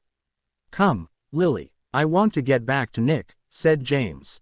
Nick was unhurt, just a little shocked, yet he was still in the hospital wing, which was full of sweets and cards from Gryffindors who had miraculously made up with him and forgiven him. No one had seen Victor, Luna, Cedric, or Fleur since it had happened. They hadn't even been down to breakfast or lunch that day. Pomona and Phileas had sent food up to them, understanding how upset they were by what had happened. The Ravenclaws were all subdued. They had just started to get to know Harry, and now he was gone. They'd never be able to make up for all those years of practically ignoring him. Harry woke up slowly. His entire body felt as if it was on fire, and Harry half expected to be burning, yet there was no fire in evidence. He was in some sort of dungeon, which caused him to sit up, but of agony slipped his lips as he fell back to the floor. He didn't want to move ever again. He hurt in places he wasn't sure had existed before then, and he could tell one of his ribs was broken. He could feel it pressing into his lung a bit. At least it was one at the bottom, so not likely to do much damage to his lungs, but it was still agony at his finest. Finally, he tried again, slumping with a groan against the stone wall near him. He wondered how long he had been there and why he hadn't been killed. A house elf popped into the dungeon, his ears flat and eyes wider than normal. He had with him some food on a plate, and Harry felt like choking on laughter. He was being fed by Death Eaters when his own family could barely remember to feed him. The ironies of life didn't fail to humor, that was for sure. He was always given food, yes, at meals, but anything in between was a no-no. It didn't help that his family didn't call for him, and by the time he got there, the food was mostly all gone. "This is being for Mr. Harry Potter, sir. I's managed to sneak some to sir," said the house elf, placing the tray with the food beside Harry, its eyes wide and fearful. It was obviously going against its master to give Harry food, and Harry found that odd. Most house elves would never do such a thing. If he was found out, he would be killed for sure. He somehow doubted house elves were cared for in a Death Eater dwelling. "What's your name?" asked Harry, his voice hoarse and raspy. He suddenly realized how ravenous he was, and he practically gobbled the soup down. He knew it must be lunchtime. This wasn't dinner food in a pureblood home, and it certainly wasn't breakfast. Unless, of course, it had been reheated and given to him, but he couldn't see that happening any time soon. "My name is Dobby, Mr. Potter, sir, said Dobby very quietly, his small body trembling as Harry ate his fill, dipping the bread in the soup like a starving man, stuffing his face. Normally Harry had more manners than that, but right then, he couldn't care. Everything hurt. He was scared, cold, and wary. Nice to meet you, Dobby. How long was I out? Asked Harry. The bowl was empty, but at least his stomach was temporarily satisfied. He wondered what he was going to do. And where he was. He couldn't rely on this Dobby for food. He had to find a way out of there. He really didn't want to die starving or tortured to death in some dungeon. You was being here for 2 days, Mr. Harry Potter, sir, said Dobby, eyes wide and solemn. Harry swallowed sharply. He had been out of it for 2 days. That was unexpected to say the least. Whatever he had expected to hear, that wasn't it. 2 bloody days. No wonder he had been so starving, but why did the pain still feel so fresh? Everything still hurt. Surely the pain would have abated by now. Merlin, where am I? Asked Harry. Malfoy Manor, Mr. Potter, sir, said Dobby. His ears twitched up, listening intently, then he disappeared abruptly, the tray of food disappearing, too. Harry blinked in confusion, until he heard it himself. Footsteps were coming down the stairs, towards him no doubt. A broken sigh left his lips. Well, Potter, I hope you're enjoying your stay, sneered the anything-but-dulcet voice of Lucius Malfoy. What can I say? I'm very comfortable and warm. I don't even want to move, sneered Harry in reply, hiding his worry. Oh, don't you worry, I'm sure you won't be able to move soon, said Lucius smoothly. His voice might have been smooth, but his tone was dangerous. Harry felt the soup quivering dangerously in his stomach. He was proven right to worry.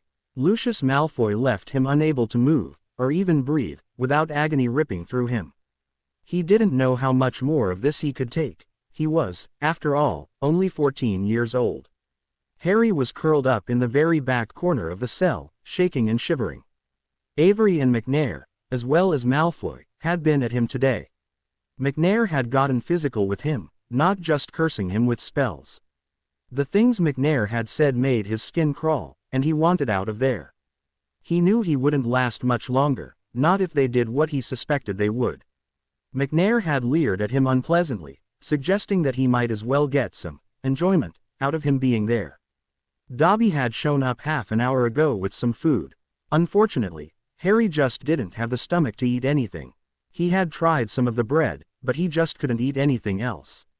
He was in too much pain to even contemplate anything else, the only relief he had gotten being that Voldemort wasn't there. His scar didn't hurt, and they obviously didn't think he was the boy who lived, so he was grateful for that. However, Dobby popping in and out had given him a great idea. He had read about apparating. Then again, you couldn't name a fourth-year Ravenclaw who hadn't. He was trying to ignore the pain and concentrate on remembering what the book said. It was something like, draw the magic from your magical core and concentrate on where you want to go. When it reaches what feels like your heart, concentrate even more firmly and apparate. He sat there in agony and tried to apparate out, but had no success. Nothing worked. He either wasn't successful or the manor was warded to stop apparition. There was also the possibility his magic was trying to make him better and couldn't spare anything on apparating. Lucius appeared in the doorway, sneering nastily at him. Harry wished he would live to see that smug smirk wiped off his face. Harry was grabbed harshly by the arm. The man practically wrenched it from its socket to drag him away. His scar began burning ferociously, which worried him a whole lot, as it meant he was getting physically closer to Voldemort. He let himself be dragged as his mind whirled in panic until he was dumped unceremoniously in the middle of the room. Death Eaters circled him like vultures, all dressed in black. Lucius joined the circle again, putting on his Death Eater mask so he looked like everyone else. Again, he concentrated on apparating, hoping against hope it would work. This was his very last chance for survival. He concentrated on his magic, forcing it up to help him, to leave his injuries for the moment. His magic seemed to know what Harry wanted, and did what it was commanded to do. Harry opened his eyes and prayed as he wished more than anything else in the world to go home. Severus had ended up spending the past few days with his mother as she wasn't coping very well with her loss. Her shop hadn't been opened in the past 2 days, and she had avoided looking at the papers like they were the plague. Severus hadn't realized just how much Harry had helped his mother. He had wrongfully assumed that his mother was helping Harry. Harry had apparently gotten up every morning at 5, sorted the papers and advertisement leaflets out, bundled them into groups, got the shop ready to open, brought Eileen a cup of coffee, and delivered the papers. He'd taken time to eat, then opened the shop, only taking a break from the shop when it was 3 o'clock, time for the evening profit to be delivered. Eileen gave him somewhere to stay, paid for his work, and made all but his breakfast meal. Sometimes Eileen would look after the shop with him, and other times, she'd tell him to take a break and look after it herself. She had thought she could handle such a job, but now she knew it wasn't true.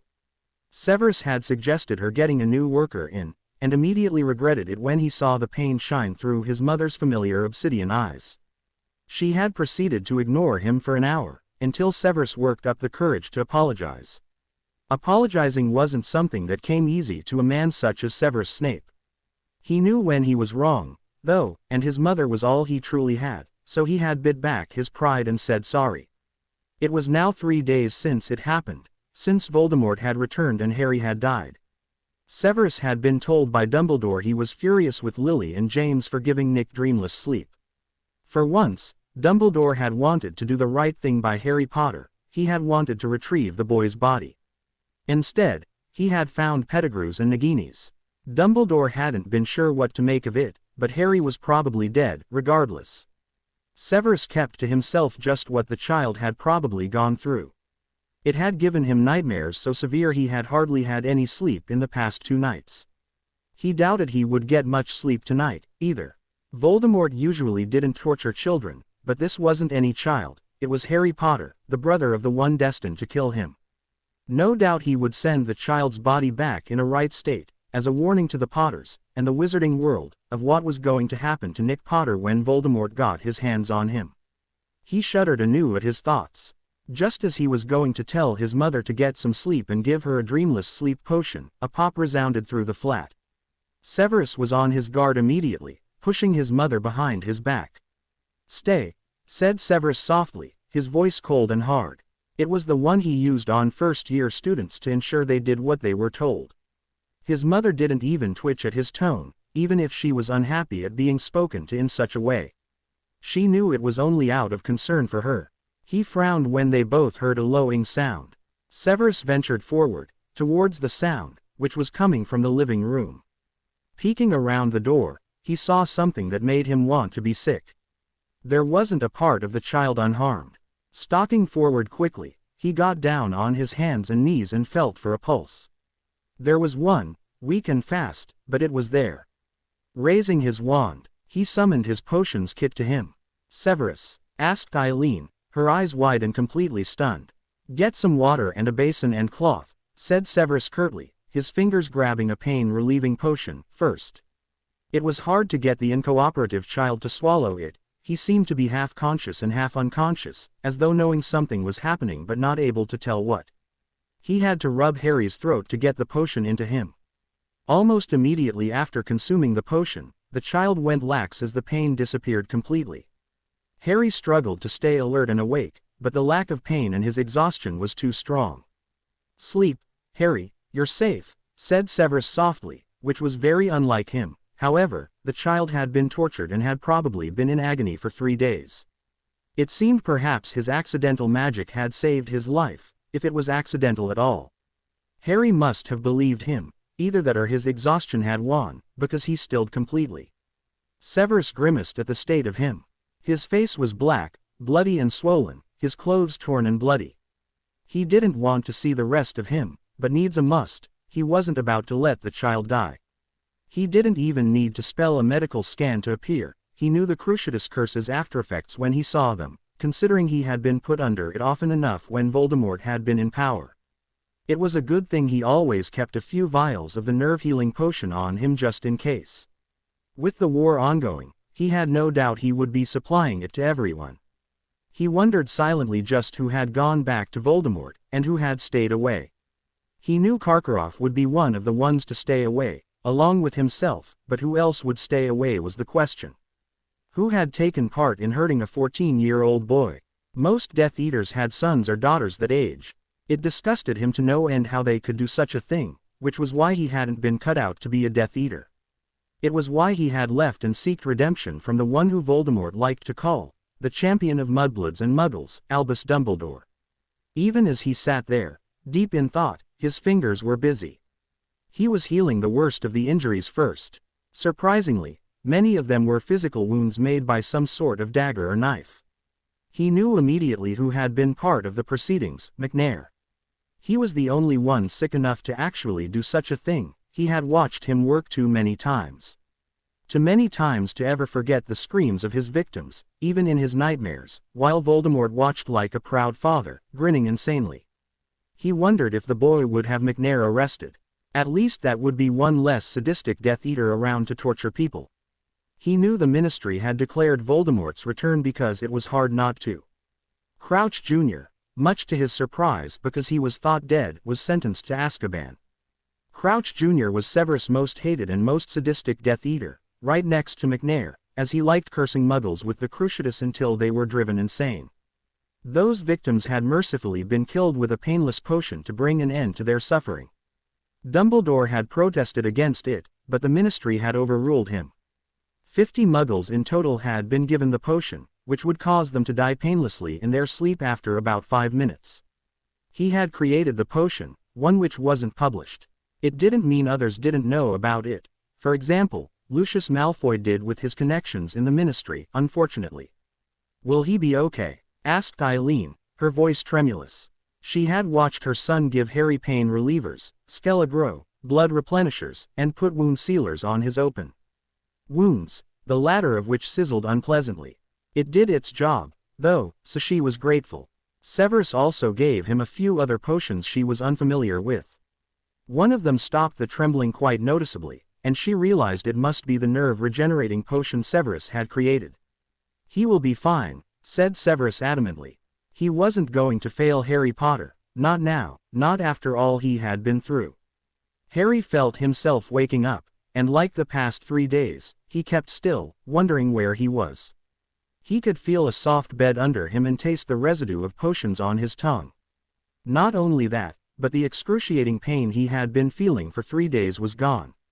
That wasn't to say he wasn't in pain, but it was just dull throbs right then. There was something familiar about the smell of where he was. The throbs were getting worse, stealing his attention from the familiar smell. He tried to open his eyes, only to wince when he found he couldn't open them at all. They felt glued shut and were probably swollen as well, very badly. His whole face hurt, come to think of it. Damn McNair to hell and back, he'd see that bastard in prison. He was a Ravenclaw and a lord, so the Ministry wouldn't have a choice but to meet with him. Pensieve memories didn't lie, couldn't lie. It was Veritaserum of the memories instead of words. A groan left his lips when a vicious jab of pain penetrated his side. His ribs still hurt, that was for sure. As he groaned, he heard something stirring. Someone was obviously next to him. Where was he? He must have escaped, as he doubted very much Voldemort would heal him, which meant he had successfully apparated, and he was obviously somewhere magical. "How are you feeling, Harry?" asked a soft, feminine voice Harry knew very well, Eileen. Harry only croaked in reply. He couldn't speak, his mouth was far too dry. His tongue was literally stuck to the top of his mouth. "Squeeze my hand if you are in pain," said another voice. It was as smooth as Eileen's, but different since it was male. He recognized the voice from somewhere, but he couldn't place it at all. Now that the voice mentioned it, he could feel someone's hand in his, and did as instructed, squeezing lightly. There was some more shuffling before a cold vial was pressed to his lips. He knew he was safe if he was with Eileen, so without further ado, he opened his mouth and let the pain reliever course through him. "Here, some water," said the male voice once more. Harry practically inhaled the water, his thirst finally quenched after what felt like a month to him. He jumped when he felt long fingers touching his face with a creamy substance on them, and winced when it began to burn. "This will sting some, but the bruising will fade much faster," said the male voice as he continued to rub the cream in. Sting it did, but he could feel the bruising receding and his swollen eyes weren't so swollen anymore. In fact, He could finally open his eyes 5 minutes later, but the creamy paste stung his eyes, so he kept them closed. A warm cloth across his face took the salve residue off, and a minute later his face was pretty much back to normal. The first thing he saw when he could finally open his eyes was his old potions professor, and felt like hitting himself. So that's where he had recognized the voice from. Then again, he shouldn't have, because the Snape he knew didn't speak softly like that. In school he was curt, sharp, and snarling as he should be because potions was a dangerous subject. "How do you feel?" asked Eileen. Her face was bright and cheerful. Harry blinked. That was a very good question. How did he feel? Oh yeah, like killing his brother for a start, then getting revenge on those 3 Death Eaters. Nothing would please him more than to see them in Azkaban. It was a good thing people could tell when someone was under the Imperious curse. He didn't want to curse at Eileen, but he did want to tell her he felt like shite. "I'm all right, all things considered," grunted Harry. He was a good liar, but not where Eileen was concerned. "What happened?" asked Severus, sitting forward. Eileen quickly scrambled away to grab a tray, forgetting to use magic. She never had been all that powerful, probably due to the inbreeding among purebloods. Her son, though, she was proud to say he was very powerful, and it just went to prove new blood was needed now and again. Any son she would have had with a pureblood would have been a squib or had hardly any magic, she could bet. She put the tray in front of Harry, and Severus helped him sit up, stacking a few pillows at his back for support. Severus actually surprised himself by how unawkward it was to help the teenager. He wasn't a hands-on man. He preferred his solitude and was not a person to comfort another, yet he didn't have a problem helping Harry. His thoughts should have been grumbling that he wasn't a nursemaid, but they weren't. He was just mighty concerned for the teenager right then. "What's my brother been saying?" asked Harry, scowling darkly. His emerald eyes went dark at the thought of his twin.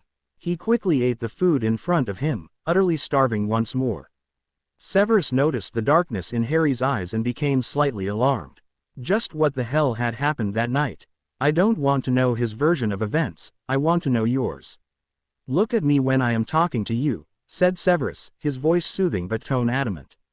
Nick somehow ended up under the Imperious curse like Victor, who was cursing Fleur. I stunned Victor, but Fleur was too hurt to continue on. She sent up 2 sets of sparks and told me to go on. Neither Victor nor Fleur wanted Nick winning, and to be perfectly honest, I didn't want him to, either. I was fighting an Acromantula, and I was suddenly grabbed in a strong grip. I told him, Nick, to let me go, but he wouldn't, and I couldn't get out of his grip for some strange reason, sighed Harry. Nick wasn't the strongest person in the world. He was looking Snape straight in the eye as he spoke, wondering why the man had insisted, but not arguing. The man had saved his life, after all. He drank the rest of the pumpkin juice and pushed the tray away slightly.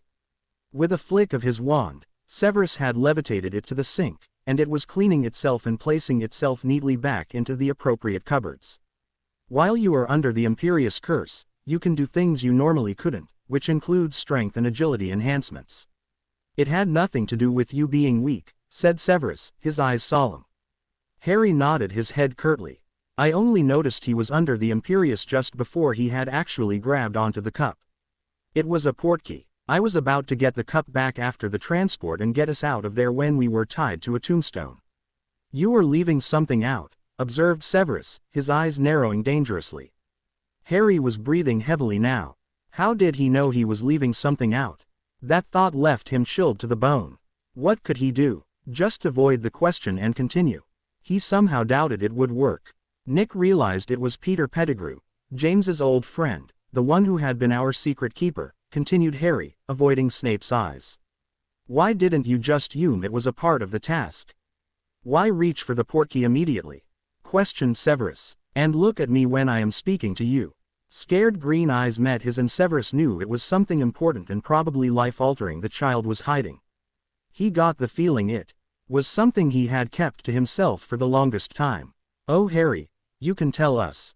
We won't tell anyone else, said Eileen, looking heartbroken. Harry knew he could trust her, but could he trust Snape? He took another look at Snape's eyes, and gasped. It was a revelation a long time coming, that Eileen was Professor Snape's mother, he was her son. Which would, Of course, explain why he was here at Eileen's instead of being in St. Mungo's or Hogwarts. If Snape hadn't been there, Eileen wouldn't have been able to help him. The Half-Blood Prince. Harry hadn't realized just how literal it was. Harry felt very foolish indeed. He had known Eileen a long time and hadn't guessed. My scar started to hurt as if someone had applied a hot poker to it, confessed Harry, his eyes falling immediately to his hands afterwards. Your scar? Asked Severus, his obsidian eyes larger than normal. Never let it be said that Severus Snape was stupid. He made stupid choices, but he wasn't a stupid man, not now, anyway. He understood all too well what Harry Potter was saying, and if he had avoided telling them, it could only mean one thing. He had already known before the tournament that he was the boy who lived, the true savior of the wizarding world and not Nick Bloody Potter. How long have you? He ended speechlessly. I've always known, said Harry uncomfortably, although his heart had burst with adrenaline. They actually believed him. It was a difficult concept to accept, especially now. Why didn't you tell anyone? Gasped Eileen, shocked. There was an undertone in her voice which told them, why didn't you tell me, as well? Who would have believed me? They would have just accused me of being jealous of Nick, sighed Harry sadly, but biting out the word, Nick, as if it were a curse. It was the same way Severus Snape used the word, Potter, much to the obsidian-eyed male's amusement. Indeed, said Severus dryly, knowing it was nothing but the truth. So your scar hurt, you realized something was wrong. You were bound to a headstone along with your brother, then what? Asked Severus, sitting even further forward. He wanted to know every detail of what had happened. Nick had dropped his wand, I still had mine, and Pettigrew dragged a man-sized cauldron next to us. He did a ritual to bring Voldemort. Don't say his name, hissed Severus, unable to help himself. Does the mark hurt when people say it? Asked Harry, thinking back to the night when Pettigrew had screamed in agony when Voldemort pressed his finger to it. Severus' eye twitched, a sure sign of shock. How could this boy possibly know? It does, said Eileen for her son when he didn't answer. Not many things could shock her severe, stoic son into silence. Oh, well, Pettigrew dropped Voldy into the cauldron, and said with his wand raised, Bone of the father unknowingly given, you shall revive your son, and bone dust from the grave under us went into the cauldron. Then he said, Flesh of the servant willingly given, you shall revive your master. Pettigrew cut of his entire hand and it dropped into the cauldron. Then he took mine and Nick's blood and said, Blood of the enemies forcefully taken, you will resurrect your foe, and put our blood in the cauldron, said Harry heavily. I see. I shall need to speak to Dumbledore about getting those remains destroyed to ensure it doesn't happen again, said Severus smoothly. Voldy appeared in the cauldron, said Harry, his face going pale and sick-looking as he remembered the disgusting thing. He looked more like a.s. than human, slit for a nose and red slits for eyes. He used Pettigrew to call his Death Eaters. He touched the mark on his forearm. Severus nodded grimly and Eileen had her hand over her mouth in silent shock. I knew we had to get out of there, and Nick was no help at all, he had peed his pants. Cried Harry indignantly. Severus' lips were drawn in a faint line, either in disgust or amusement at Harry's proclamation of Nick peeing himself. Eileen, however, sounded like her son at that moment when she snorted in derision. I managed to grab my wand from my sleeve where I'd hidden it, despite being bound, then held it and kept chanting, Finite Incantatem, until the bonds gave way. Nick cried out as he fell, alerting them, but we ran. Nick got through but I was caught up in Nagini's hold. I waited until he or she, whatever it was about to bite me, then I hit it with a Reducto curse. Harry paused for a moment to draw in a breath and shake off the reminder of what the S had nearly done. We ran, ducking behind tombstones and dodging curses. I kept flinging spells back. I hit Pettigrew with a Reducto curse in the, I think. Nick was 3 feet in front of me when Voldy hit me with the Cruciatus curse. Harry couldn't help but wince painfully at the reminder. Eileen whimpered softly, smoothing out the bedding to stop herself from smothering Harry in a hug. Severus barely withheld a wince himself. It wasn't pain he'd wish on a fully grown adult, never mind a 14-year-old boy. Mind you, he wouldn't mind James Potter being held under it, so his thoughts weren't strictly accurate. Harry shrank in on himself when he whispered the last part. Nick grabbed the portkey and left. He what? snapped Eileen, her obsidian eyes just as large as her son's were at that very moment. Harry brought up his legs and wrapped his arms around himself. Part of him was, of course, rightfully furious, but another part of him, the more innocent part which had remained despite his life, was shocked by his brother's actions. He wouldn't have done it, he didn't think, not if his brother had only been 3 feet from him. "He just left you there?" asked Severus in disbelief. He believed the boy, and he had seen the truth of it in his eyes. "Yes, I was trapped there with no way out. Voldy used the Imperius on me. He didn't know I could fight it, obviously. I decided to go along with it, try and see if I could work something out to get out of there. Then the Death Eaters began showing up and Voldy began his speech. I never realized he had a flair for dramatics," commented Harry, scratching his head. Severus didn't know whether to snort derisively or laugh with amusement, but either way, he was greatly amused with this 14-year-old's guile. Especially considering he had spent 3 days in the bastard's company, no doubt. He went on about Death Eaters who hadn't turned up, 4 dead in his service, 1 too cowardly to return. "And you, he said he was going to kill you," said Harry, watching his old potions master curiously. "That doesn't surprise me. It was a good thing I did not attend the summons," said Severus smoothly, a perfect black eyebrow arched. "I can't remember much else, apart from trying to stop myself screaming in pain. The pain in my scar was at its worst.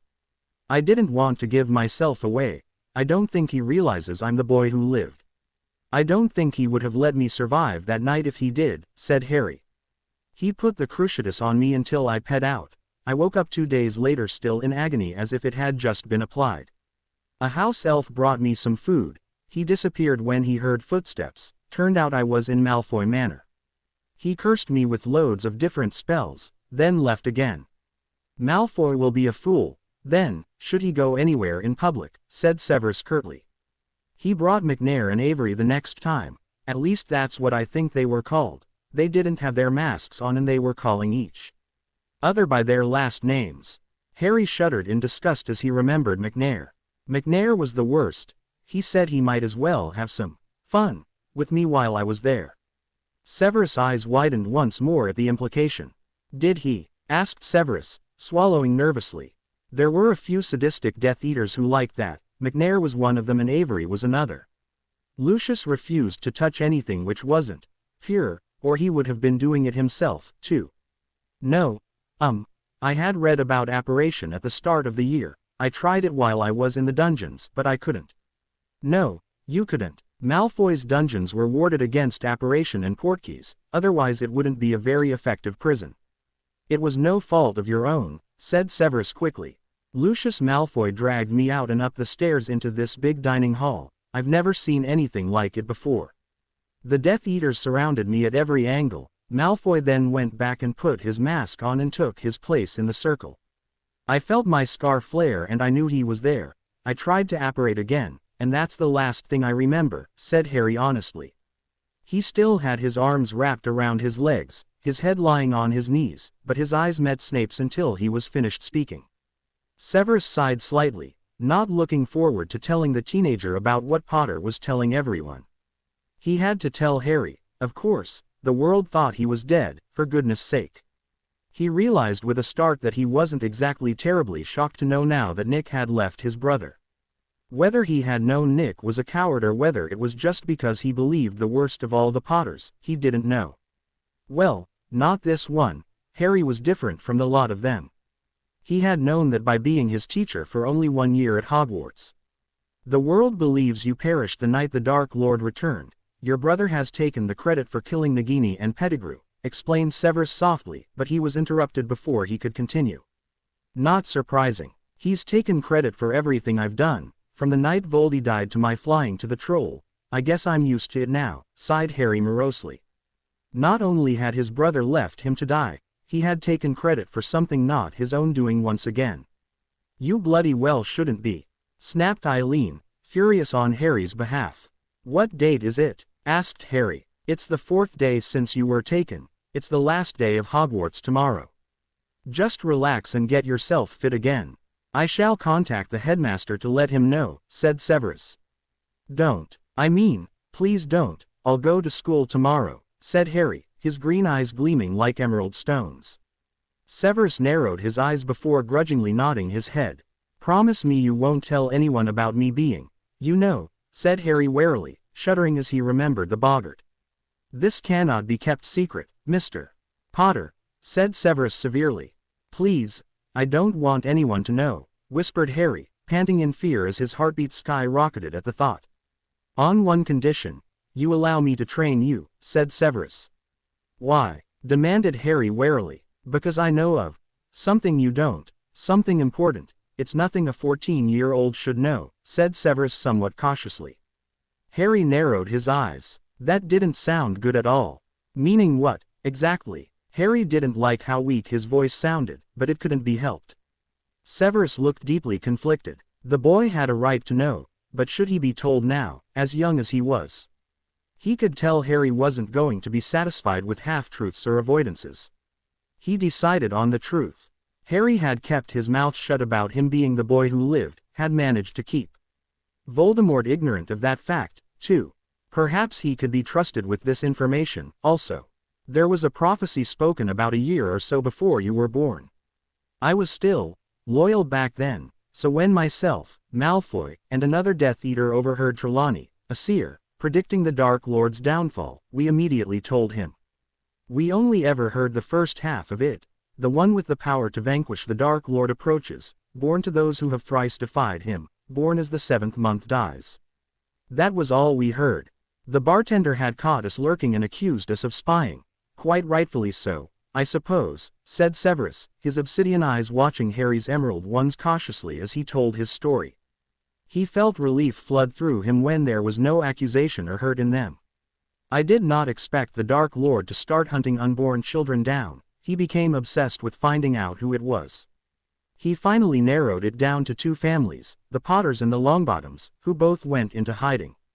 When you defeated the Dark Lord, the Longbottoms went straight back to Longbottom Manor.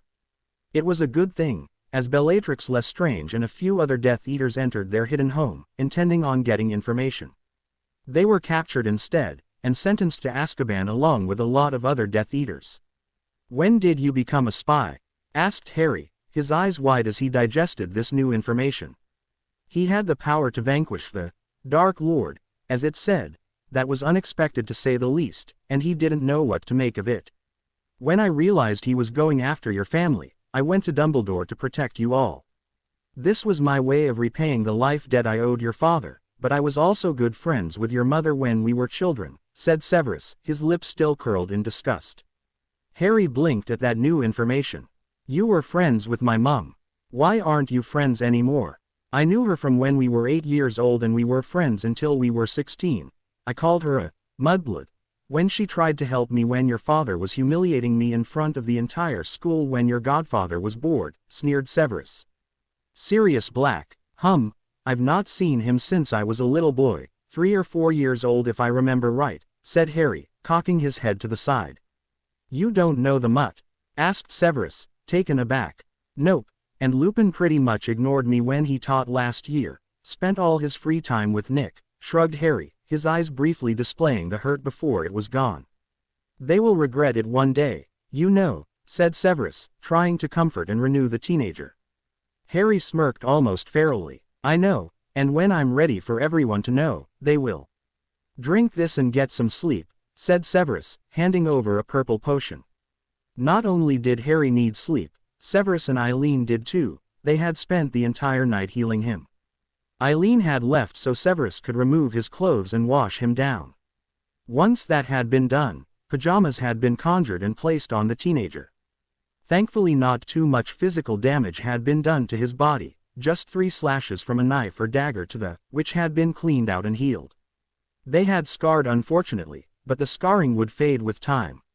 The knife or dagger had been magical, and no healer could just make magical blade-made scars disappear, especially not dark ones. "Dreamless sleep potion. Good night," said Harry as he opened it and drank it down in one go. Almost immediately he began feeling drowsy, and a yawn left his lips as he snuggled into the pillows. He fell asleep feeling so much better, like a burden had been erased from his mind and soul. As he fell asleep he realized Fleur, Cedric, Victor and Luna all thought him dead, and he hadn't even asked how they were. The thought that he would be going to Hogwarts tomorrow consoled him. He wondered if he should perhaps tell Luna now. Eileen and Snape had believed him, perhaps others would, too. He could trust Luna with his life, but to be sure, he should perhaps get an oath from her first. Severus looked down on the 14-year-old and noticed he looked very innocent and childlike lying like that. When he was awake and aware, he had this presence around him which showed he had seen too much. For a child his age, it shouldn't have been possible, but it was, and he was going to help Harry in any way he could. He needed all the help he could get. Severus couldn't help but think perhaps even Dumbledore wouldn't believe him should he tell him Harry was the boy who lived. He had invested too much in Nick Potter, ignored Harry Potter too much, to ever want to admit it, even to himself. I should have guessed. He seemed so bitter towards his brother every time he was in the paper, maybe not bitter, but disgusted and let down. Mused Eileen. She had a GL of sherry in her hand while Severus had a whiskey. They were both just sitting there stunned with this new information they had to finish digesting. I always knew Nick didn't defeat the troll, but I kept my silence. I knew it had been my spell used, which means Harry has been using the Half-Blood Prince's book, said Severus, shaking his head wryly. You didn't start that until your 6th year, frowned Eileen, confused. He must be able to create 6th-year potions by now, I'd imagine.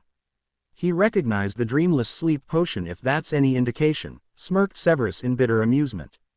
He wondered what James Potter thought of his son liking potions so much, but it turned into a grimace when he realized the bastard didn't care. Nor did the boy's own godfather come to that. Black he could understand. He was a fame magnet, always ing up to the most popular boy even as a kid. Anything popular and light he attached himself to as if he was scared he would be accused of being dark. Lupin, though, had always been the smart one, or so he had thought, until the moment the teenager had told him about being ignored by the werewolf. Severus, I can't let you teach him if all you see is a way for the Dark Lord to be defeated, said Eileen, putting her foot down. Her obsidian eyes glared determinedly at her son as if daring him to declare otherwise. I am not Dumbledore, I'm not just doing it to that end, and I want him to survive. He will need training when the time comes, and if he doesn't plan on telling anyone anytime soon, then it's a good thing. It will give him the element of surprise and ensure his survival. I also want to teach him potions, as I've never seen anyone with the same aptitude as Harry in this field of study, confessed Severus. Good, sighed Eileen gratefully. Apprenticeship, she then questioned. I think so. It's probably the best way to go about it. When he pays his mastery even earlier than I did, he will have a lot of options, said Severus. Good. I'll feel better if he isn't at that awful school with that nasty tea, said Eileen. It was probably the nastiest thing Severus had heard her utter in years, ever since Tobias really. His mother didn't like bad language at all, which was why he tried, and often failed, not to curse or snarl things in front of her. Harry has something planned for tomorrow evening, I could see it in his eyes, said Severus. Then we shall accompany him. I don't want his mother or father to harm him, stated Eileen. She might not have much magic, but she had enough. She was a witch for a reason. Lily Potter would regret it if she even attempted to hurt Harry, verbally or physically. Severus Snape couldn't help but wish James Potter would try something. Under the law, he had the ability to protect his apprentice from harm, even from his or her own parents, and it had been that way since Merlin's time. Legend suggested he had taken an apprentice under his wing against the wishes of the parents, and made the law to protect the apprentice from his parents' retaliation. The best thing about Merlin's laws was that they couldn't be changed, as they were the very foundation of magic. Do you think he will accept an apprenticeship? He seems to like Hogwarts now that he has friends and a boyfriend, said Eileen. I do not know. I suppose I could accept my post at Hogwarts again and teach him there. It will make everything more complicated, but life is. I could ask Dumbledore to keep Reese on, said Snape. He hates Harry. I've gotten a few letters about him. Harry's grades are suffering because of it. He's told me he fears he won't be able to get an apprenticeship because of it. I hadn't realized it was potions he was talking about. It could have been any of the teachers at Hogwarts. I don't keep up with the teachers. I know about Flitwick, Minerva, and Dumbledore only because they were there when I was in school, said Eileen. Harry had accepted his apprenticeship almost straight away when Severus had brought it up the next morning. He hadn't even needed to think for a few minutes. If that was any indication, his dedication to potions was immense. During the summer, Severus would let him decide whether he wanted to go back to Hogwarts or not. Dumbledore could wait on his answer until then, as Harry needed time to himself to come to terms with what had happened, with what was going to happen, and to decide. It wasn't something to be taken lightly. To attend, or not, the same school as his twin, who had essentially left him for dead, then took credit for kills which weren't his own, just like the other times he had done so. Harry looked much better now. He could walk without stumbling or shaking, and his blood level was back to normal after the amount he had lost. His ribs were healed, and the cuts and bruises were almost completely gone. There was nothing to suggest he had been hurt apart from the scars on his and yellowing bruises on his face. It was indeed the leaving feast that night, and they were leaving together. Harry had protested, saying Eileen didn't need to come. However, she only proved that she had given her son his stubbornness. Inwardly, though, Harry was warmed by the worry she displayed for him. He wasn't used to it, and any other 14-year-old would have been embered. Having looked after himself for so long now, it was nice to not have to do everything himself. Both Eileen and Harry were side-along apparated by Severus to the gates of Hogwarts, where their long trek led them along the graveled path to the entrance doors. The doors were open, so they ped without a problem, and the doors to the Great Hall were also open. It didn't take them any time at all to get to them. Eileen and Severus slid in and watched Harry approach the Gryffindor table. Nick was sitting beside Ronald Weasley, but whether they were friends again or not remained to be seen. Harry tapped his brother on the shoulder, who turned around, frowning at the impertinence of the person who had just touched him. Nick took one look at him and paled drastically, looking ready to be sick. Everyone was frowning, wondering who it was to make Nick look so worried. Lily, James, Minerva, and Dumbledore were making their way down to the Gryffindor table, worried about Nick and who the cloaked stranger was. Harry had his entire face and body covered by a thick cloak. Nobody could possibly guess who he was, except the person right in front of him. Suddenly, he lowered his hood, and the entire Great Hall gasped as one, shocked to their cores, their eyes almost popping out of their sockets. Several cries were heard from the Ravenclaw table, as Fleur and Luna rushed from it to get to him, hugging him tightly as they wept a bit in relief. Victor was more composed as he just smiled in relief. He knew something was going to happen, so remained seated to watch the show. Eileen and Severus moved forward, enjoying the looks of bewilderment, shock, and much to their disgust, sadness in Lily and James Potter's eyes when they saw Harry Potter, their son, was still alive. Severus had his wand already in his hand, watching the proceedings, but Dumbledore, much to Severus' surprise, his eyes were twinkling brightly as if he was relieved to see Harry alive and well. Perhaps Dumbledore had truly been regretful about the boy's death after all. The shock lasted even longer when Harry drew his fist back and slammed it right into his twin's nose. With a sickening crunch, Nick began to scream, crying his eyes out as blood gushed out of his nose, spraying several people nearby with droplets of his blood, making them grimace in disgust. Lily and James raised their wands as if to curse their son, and Severus had his wand pointed straight at James's forehead before he could blink. Eileen, much to Severus' amusement, had Lily disarmed and her wand pointed straight at the redhead's heart. Her expression was extremely bitter and angry as she glared at the emerald-eyed woman. Fury still coursed through her when she thought of everything Harry had been through because of that woman. Harry and Nick were completely ignoring the adults while that was happening, however, as they had more important things to worry about. That was for leaving me at the graveyard to face Voldemort alone after I got us untied. Snarled Harry furiously, his magic swirling around him and cloaking him in awesome power. Nobody could say Harry Potter wasn't powerful, not anymore, as he stood proud and tall, glaring at his brother ferociously. Now, Harry, calm down.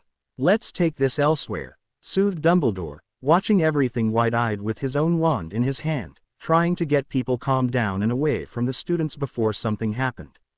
He didn't want to think Harry Potter was telling the truth, that Nick truly left his own brother for dead. The hall was deadly silent as everyone stared at Nick in shocked bafflement. Minerva stood beside Dumbledore and nodded in grim agreement, her own wand at the ready. Fleur and Luna were standing behind Harry now, and Lily and James looked at Harry cautiously. The girls weren't scared of him by any stretch of the imagination. Luna had expected an explosion from Harry for a long time, while Fleur was just shocked now. Fleur believed Nick would leave his own brother. He was just that kind of person. Spoiled, cowardly, without a backbone, someone who had gotten everything handed to him on a silver platter for his whole life. Harry drew back his foot and kicked Nick straight in the balls, causing Nick to start singing soprano instead of sobbing and whimpering. Every male in the room, including Dumbledore, winced in sympathy for Nick. "That was for taking credit for something I did again," hissed Harry. "What the bloody hell are you talking about?" hissed Nick at a higher pitch than normal, his brown eyes flashing furiously. Behind his eyes lay true panic, though. "Harry, stop that at once," snapped James. They were surrounded by people and he didn't like what Harry had just implied, especially in front of everyone. Harry glared at his father in disgust. "It was me who defeated that S in Pettigrew," spat Harry. "Not only that, but in first year, I defeated the troll, I was the one seen flying, I was the one who stunned Quirrell to stop Voldemort, I was the one who did all those things, and I don't care if you don't believe me," he finally screamed at the top of his lungs. Severus didn't make any attempt to stop him. If anything, it had been a long time coming. Harry needed to get it all off his, whether people believed him or not, as he had remained silent for far too long. No doubt Harry would feel much better when all was said and done. "Right," scoffed James, screwing his face up in disgust. "It's true," said Severus, his voice grave and sneering. "The spell used to take down the troll was one of my own making. I could recognize the signature, hence why I asked Potter if he had a new potions book that day, Albus. My spells had been in my old potions book, which Harry took. Nick did it. I don't care what you say, the world knows the truth," said Lily, calming down and looking remarkably benevolent, like the headmaster when dealing with unruly first-year children. "We lied. We never did go after the troll. We were only trying to get ourselves out of trouble. We hadn't gone back to our common rooms like we were told, and I didn't want to be expelled or accused of anything," admitted Ron, his face as red as his hair. "Just when we thought you were cool," tutted Fred Weasley, one of the Weasley twins, who were identical. "You turn out not to be, little brother," sighed George, the other Weasley twin. "But you are," said Fred. "Still our brother. And we," said George, gesturing between himself and his twin. "Are proud of you," grinned Fred wickedly. A few people twittered but mostly it remained stunned silent. "If you don't stop these lies, I'm going to disown you," snapped James, furious that Harry was ruining his son's reputation. He knew Nick had done all those things. After all, he had done magic first, he had defeated Voldemort, and he was the prophecy child. No other child would be able to do, or be, all those things otherwise, he was sure of it. Everyone in the hall gasped as one, unable to believe what they were hearing. They knew the Potters hadn't seemed bothered their son had died, but James's threat, disowning someone, wasn't done often. Certainly not for telling the truth, and even if it was lies, Harry didn't deserve to be treated so poorly. "Now James, let's not say things we don't mean," soothed Dumbledore, trying to get back in control. "I do mean it," snarled James angrily. "I hope you do it anyway. He better not get away with this," hissed Nick, who was still on the floor clutching his manhood through his trousers. He couldn't see properly through all the tears and blood crusting and still dripping down his face. "He won't. You are coming home for the entire summer and you are grounded," said Lily, her hands on her hips as she looked at Harry in disappointment, as if he had only just lied about pulling the cat's tail and not embered the family name. Severus snorted. Not if he had anything to say about it, as Harry was now under his protection as an apprentice. His parents no longer had a say in his life, since Harry had signed the contract. Until he paid his mastery, he was now under Severus Snape's care and instruction as his master. Most of the people in the hall were confused when Harry burst out laughing, then proceeded to grin ferally at them. "That won't be happening either," said Harry smugly. "And why not, since you are a Potter?" Lily asked in a rather imperious tone. Of course, no one missed the way she spat the "you are a Potter" part of the words. "We still determine your punishments, young man. Not on your life," said Eileen grimly. You have no say in this, hissed Lily. She knew who Eileen was, one of the few who actually did know the older woman. Severus narrowed his eyes dangerously at Lily. Ex-best friend or not, no one spoke to his mother like that, except him. Rarely. He was about to open his mouth, but stopped as Harry spoke. Actually, Mrs. Potter, you have no say, either, as you'll find I'm legally emancipated, smirked Harry. No one missed the venom in his voice as he called his own mother, Mrs. Potter, like they were strangers, but that time, everyone in the hall except Luna was left staring at him in shock. Severus had met Harry was about to tell them about his new apprentice status, causing him to blink in surprise as incredulity swept through him. He also felt pride at Harry's Slytherin ability despite being a Ravenclaw. Impossible. I'd have known, I'm the head of the Potter family, snapped James, thinking Harry was bluffing. Not when I declared myself Lord Peverell. You might recognize it as the top of the family tree, before it became the Potter family, grinned Harry in amusement. He had been waiting for this day for so long. No, gasped James, wide-eyed. He knew what that meant, and he couldn't contest it if it was already done. He knew the Potter money was already in the boy's hands, and even the family heirlooms were Harry's, too. James felt as though his world was crashing around him. He had nothing, his family had nothing. Yes, said Harry, excitement thrumming through him like never before. Oh, he had waited so long for this, to tell them what he thought of them and throw something back in their faces.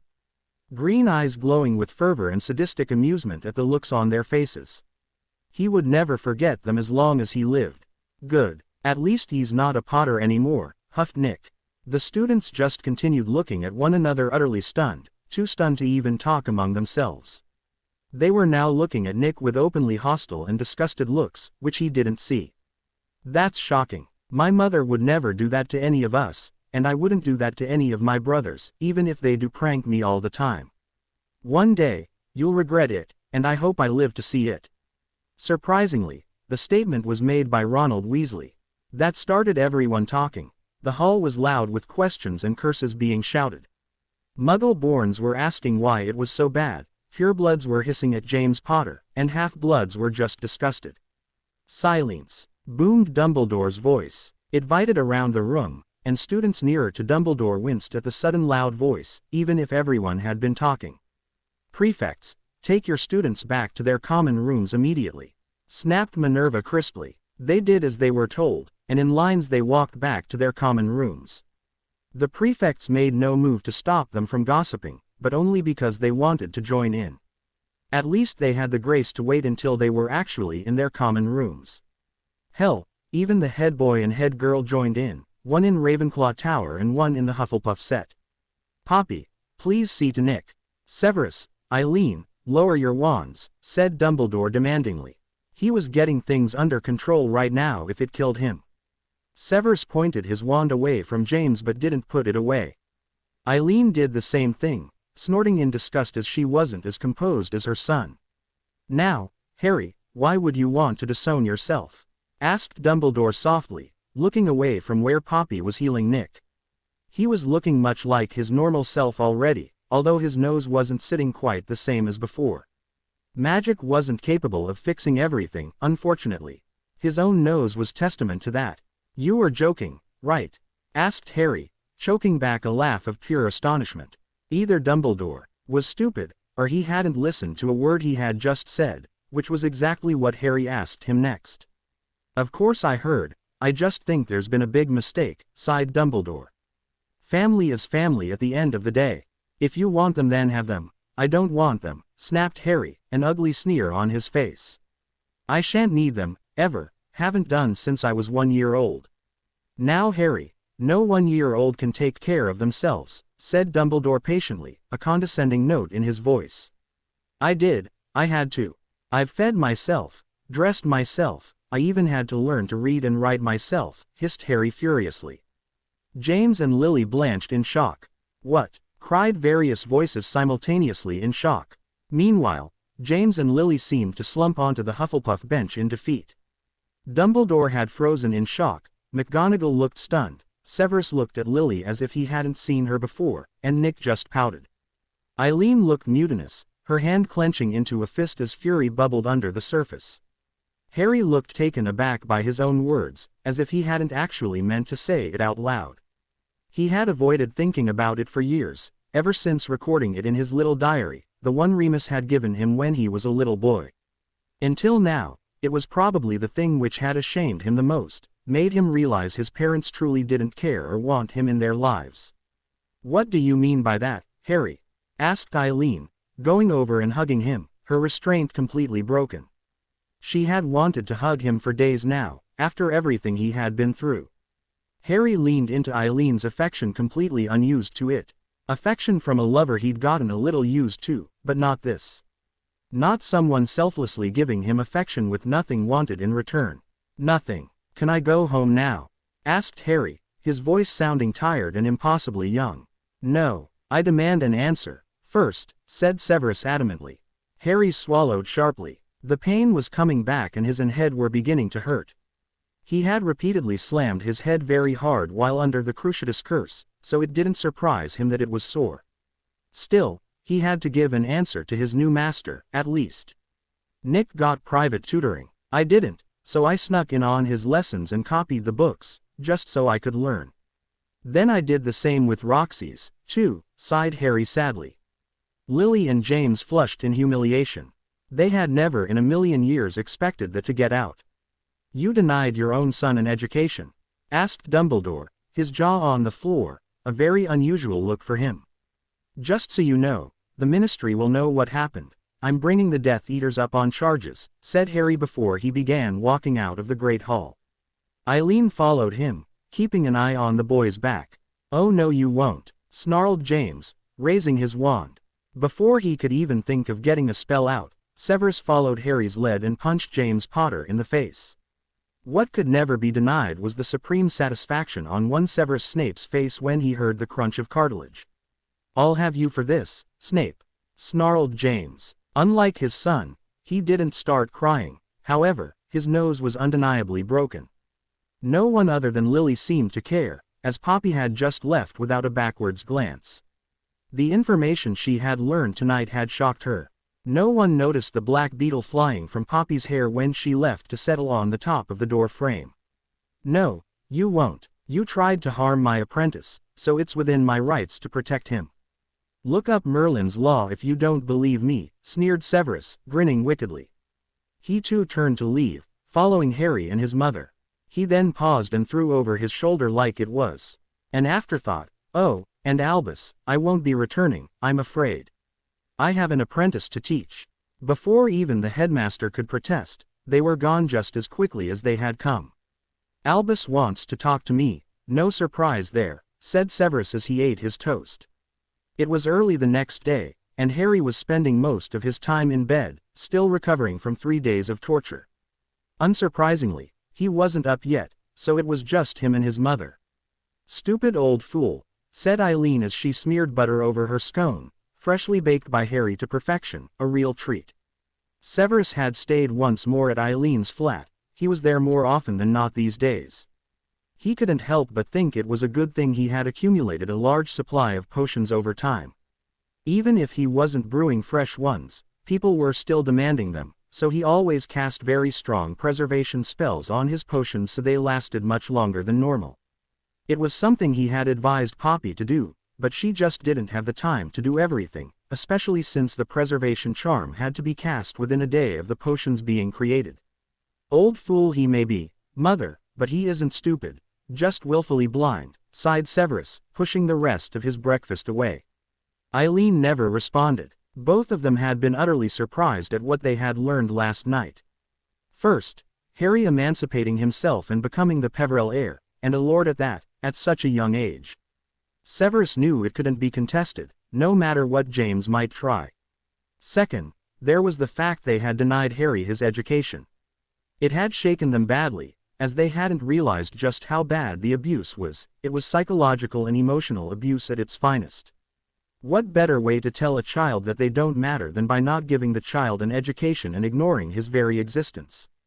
Just then, the boy they were both thinking about entered the room wearing pajamas which were getting too small for him. "Morning," said Harry, sitting down at the table, feeling awkward for the first time since he had known Eileen. "Why didn't you tell me everything?" asked Eileen, more hurt than angry. "I guess I just got so used to keeping secrets that I don't always realize I'm doing it," confessed Harry, his green eyes full of sadness and pain. "Oh, Harry, you don't need to go through everything on your own anymore. I'm here and everything will be fine, I promise," said Eileen softly. He still needed someone despite the fact he was now legally an adult. "I'll try," swore Harry, feeling a warm glow settle in his heart. He began eating his breakfast, feeling famished. He felt better today, a lot better than he had ever felt before in his life. "Good," sighed Eileen, smiling softly.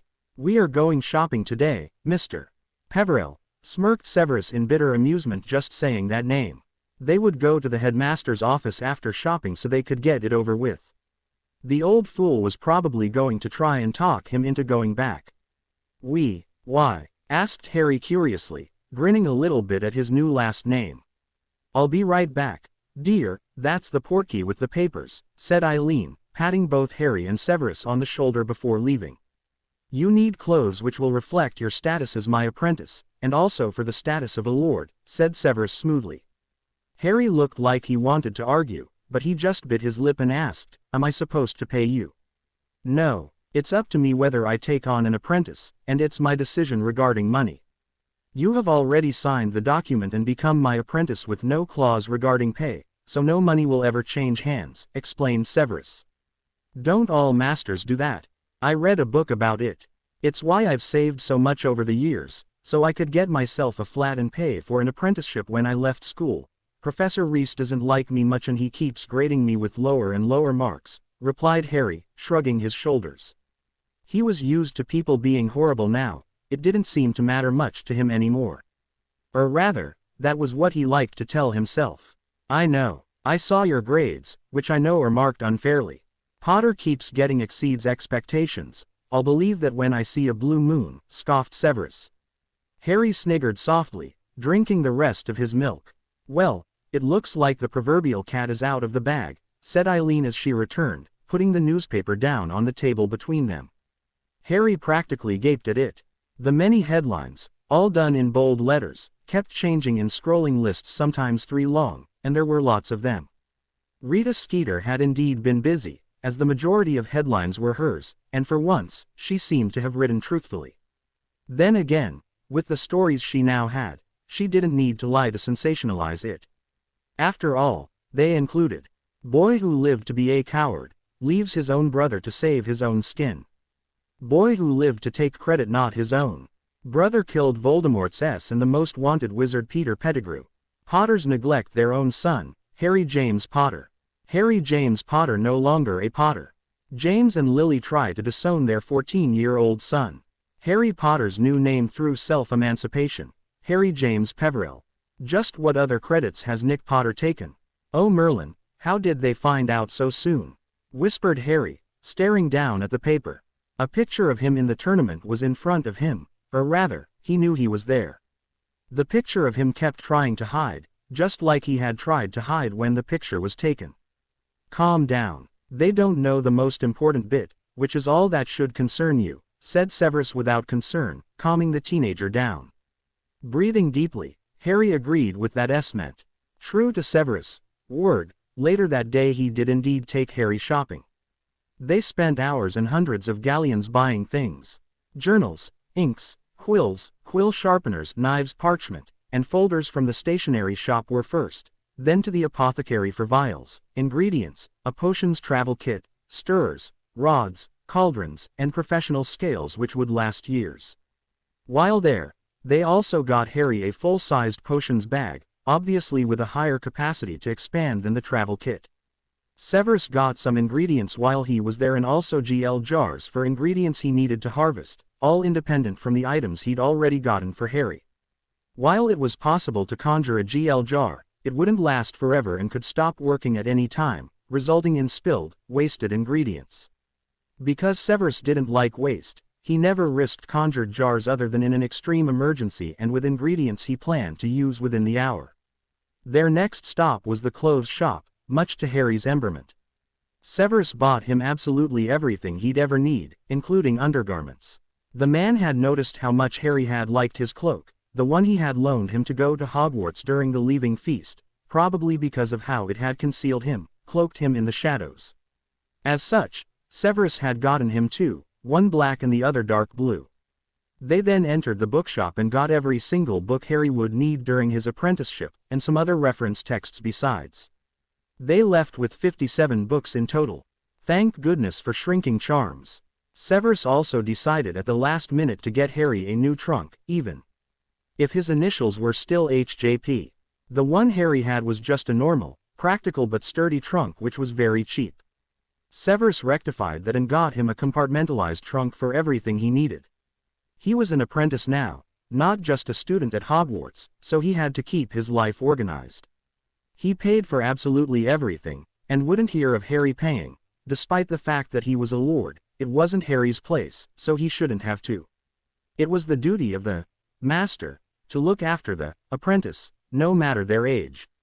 It was probably why not many people took apprentices on these days, though it was also because most potions masters preferred their silence and solitude.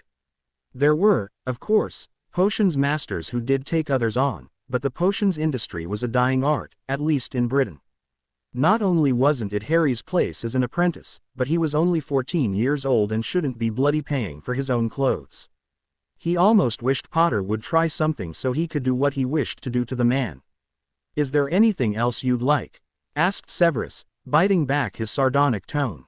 He didn't want Harry to think he regretted buying it, since the child probably had big confidence issues, ones he would address in time. "No, sir," said Harry, his eyes wide. He hadn't expected any of this at all.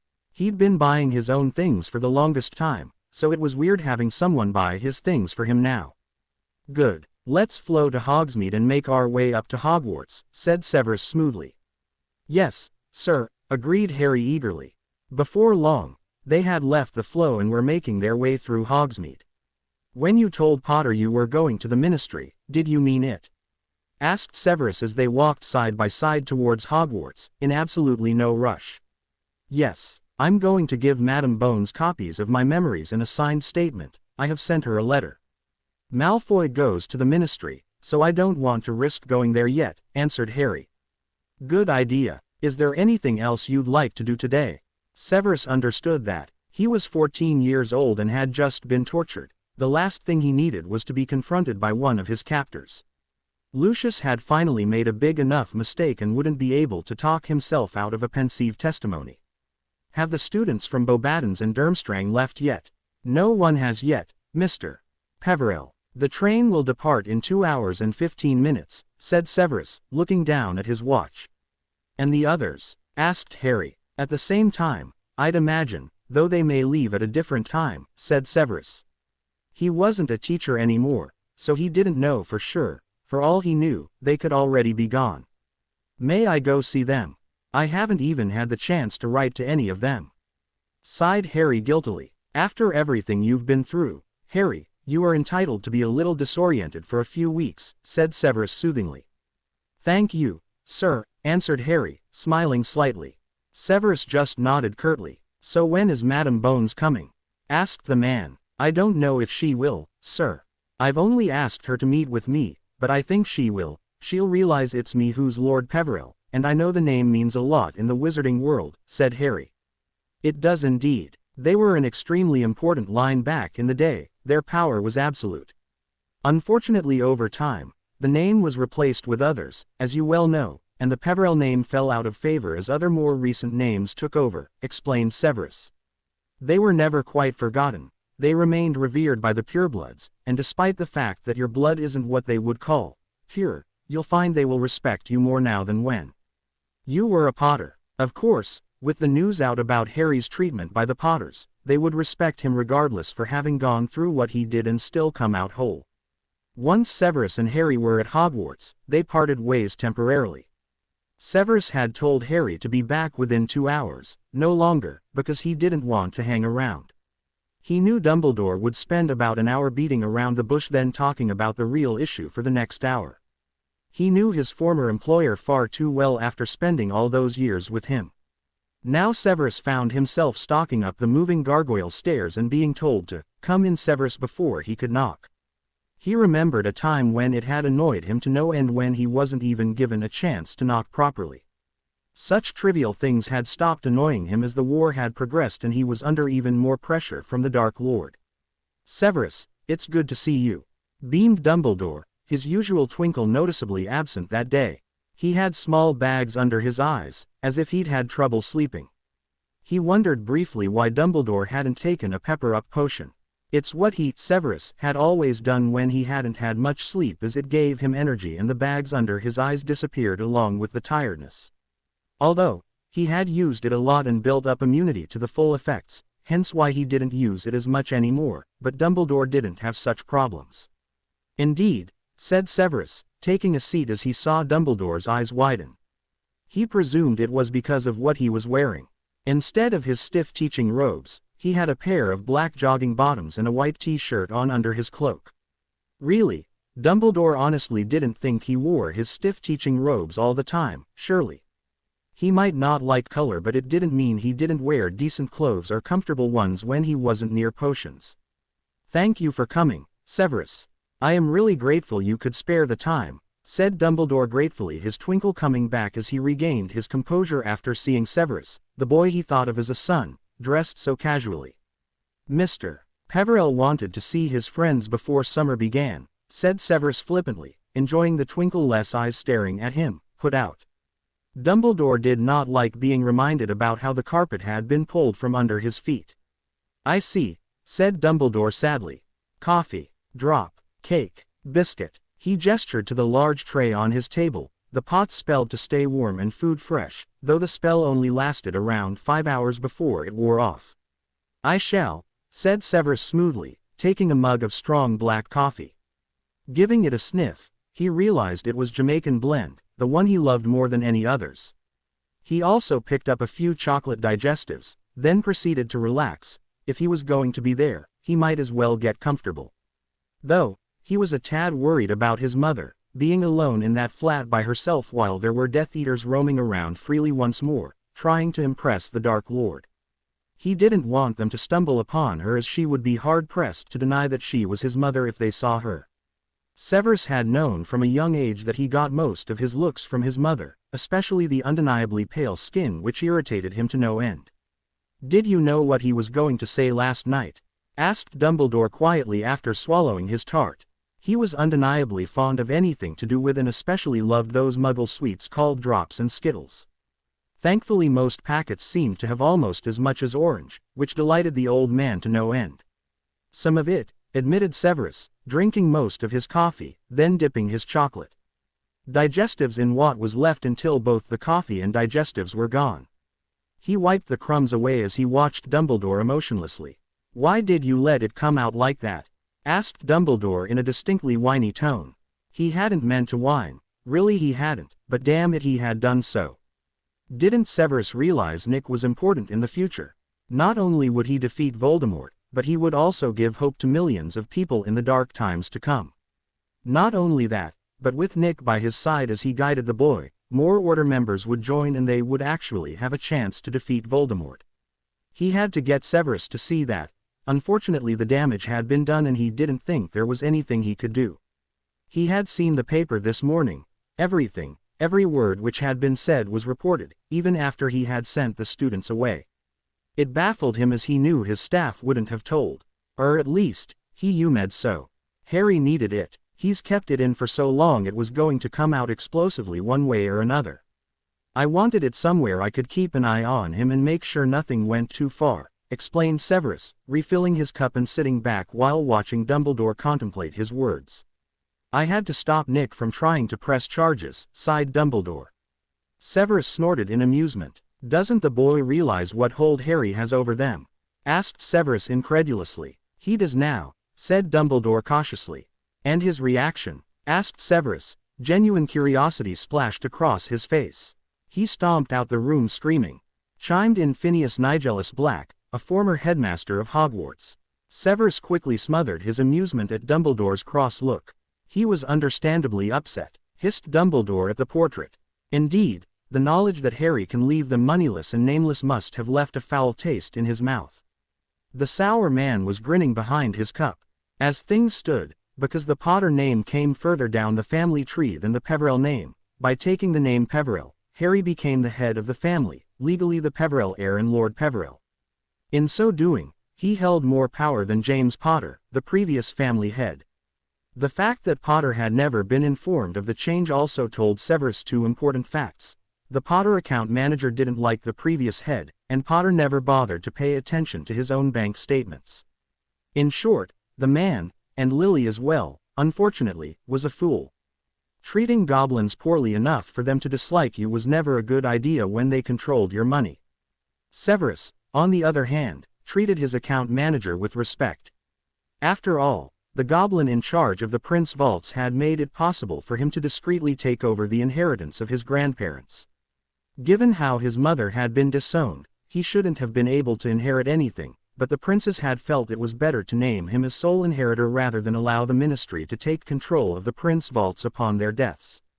The arrangement had also meant Severus had enough money to take care of his mother, regardless of where she lived or whether she worked. She had chosen a modest life for herself, so she only allowed him to give her a very small amount of what he was able and willing to provide. And all of it was largely thanks to his being on good terms with his goblin manager.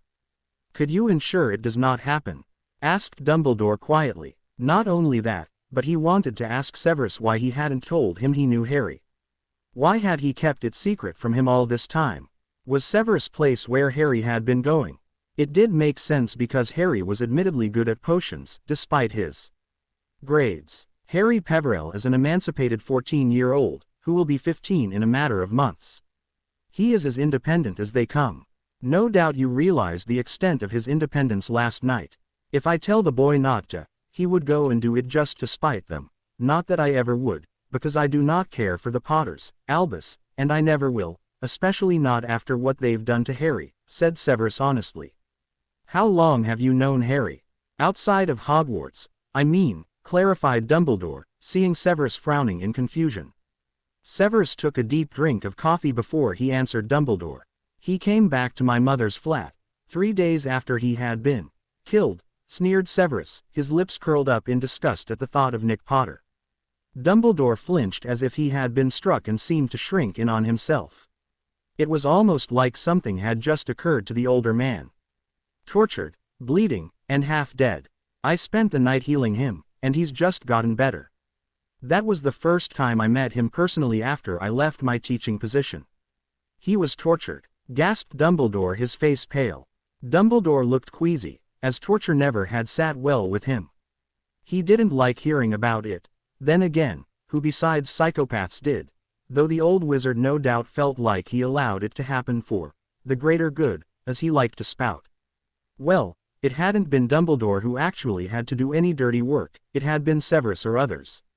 The potions master was just grateful his trial had been so public, or he would have had to return once more to the torture-loving maniac. Indeed, even now he still shakes a little. He had been under the Cruciatus curse for a long time, said Severus as though they were discussing the weather, not about to censor himself since he had no desire to let Dumbledore feel all uppity. He was telling Dumbledore the facts and hoping he would give Harry a break, having noticed it was Harry this, Harry that, since he had arrived in the office. He wasn't happy that once again Dumbledore was undeniably taking Nick Potter's side, though he knew Harry wouldn't be surprised. Bad things never seemed to truly surprise the teenager anymore. I see, murmured Dumbledore, swallowing thickly.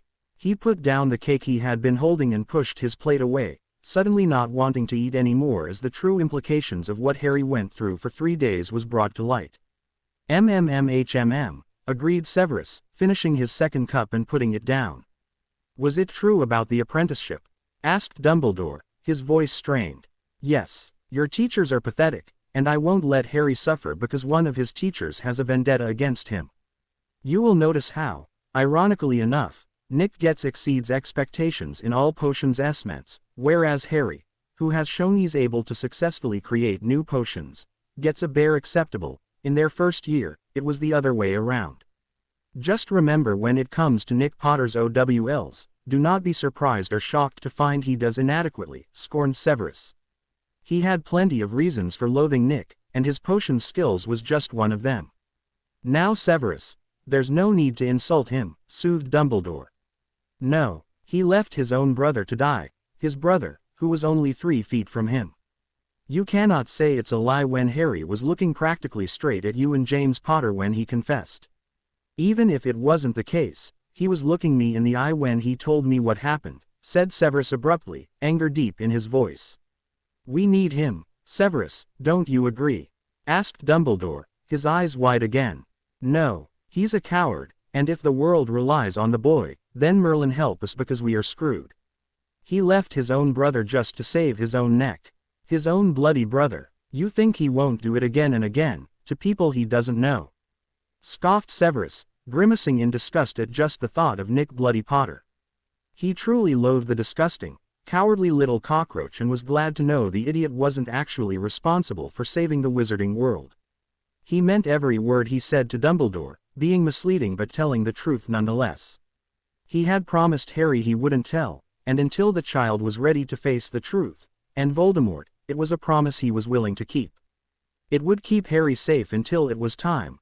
No one cared if Harry got trained or how, so he could train him in whatever he liked without people watching like hawks. No doubt that was what was going to happen to Nick Potter now. How are you going to cope with an apprentice and teaching Nick? Asked Dumbledore. What? Asked Severus, choking on his own air and spit, utterly shocked. After everything he had just said, Dumbledore had turned around and asked him such a thing.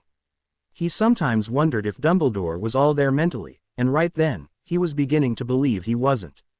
Nick will be getting trained for this war during the summer, here at Hogwarts. Phileas and Minerva have already agreed. No one is better at defense than you, and he might also need to be taught about counter-charms on true dark arts, explained Dumbledore, not realizing, or deliberately ignoring the fact that Severus didn't want to do any such thing, ever. I'm sorry, Albus, but what does that have to do with me? Asked Severus incredulously. You promised to help. You made a vow. Said Dumbledore, taken aback. I did, to help in any way I could to protect the boy who lived, even if it meant my death. That is something I am willing to do, but I cannot teach the boy, as it would interfere with my vow, simply because I want to kill the T. Sneered Severus. No names had been mentioned, so he could easily escape the requirement to teach the Potter T without anyone even knowing the vow didn't apply to Nick.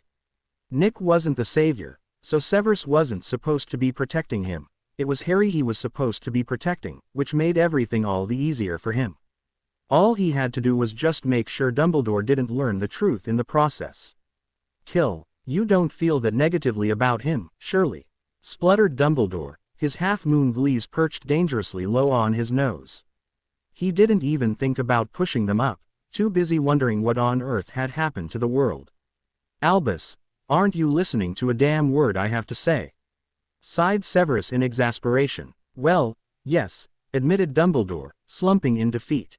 He would just have to teach Nick himself, then. Good, then we are finished. Yes, I will be taking Harry on as an apprentice, and no, I won't be teaching Nick Potter. I will help keep the boy alive, nothing more and nothing less. The boy who lived won't perish. Now, if you will excuse me, I believe my apprentice will be waiting on me, said Severus, standing up and wrapping his cloak tightly around him before stalking out.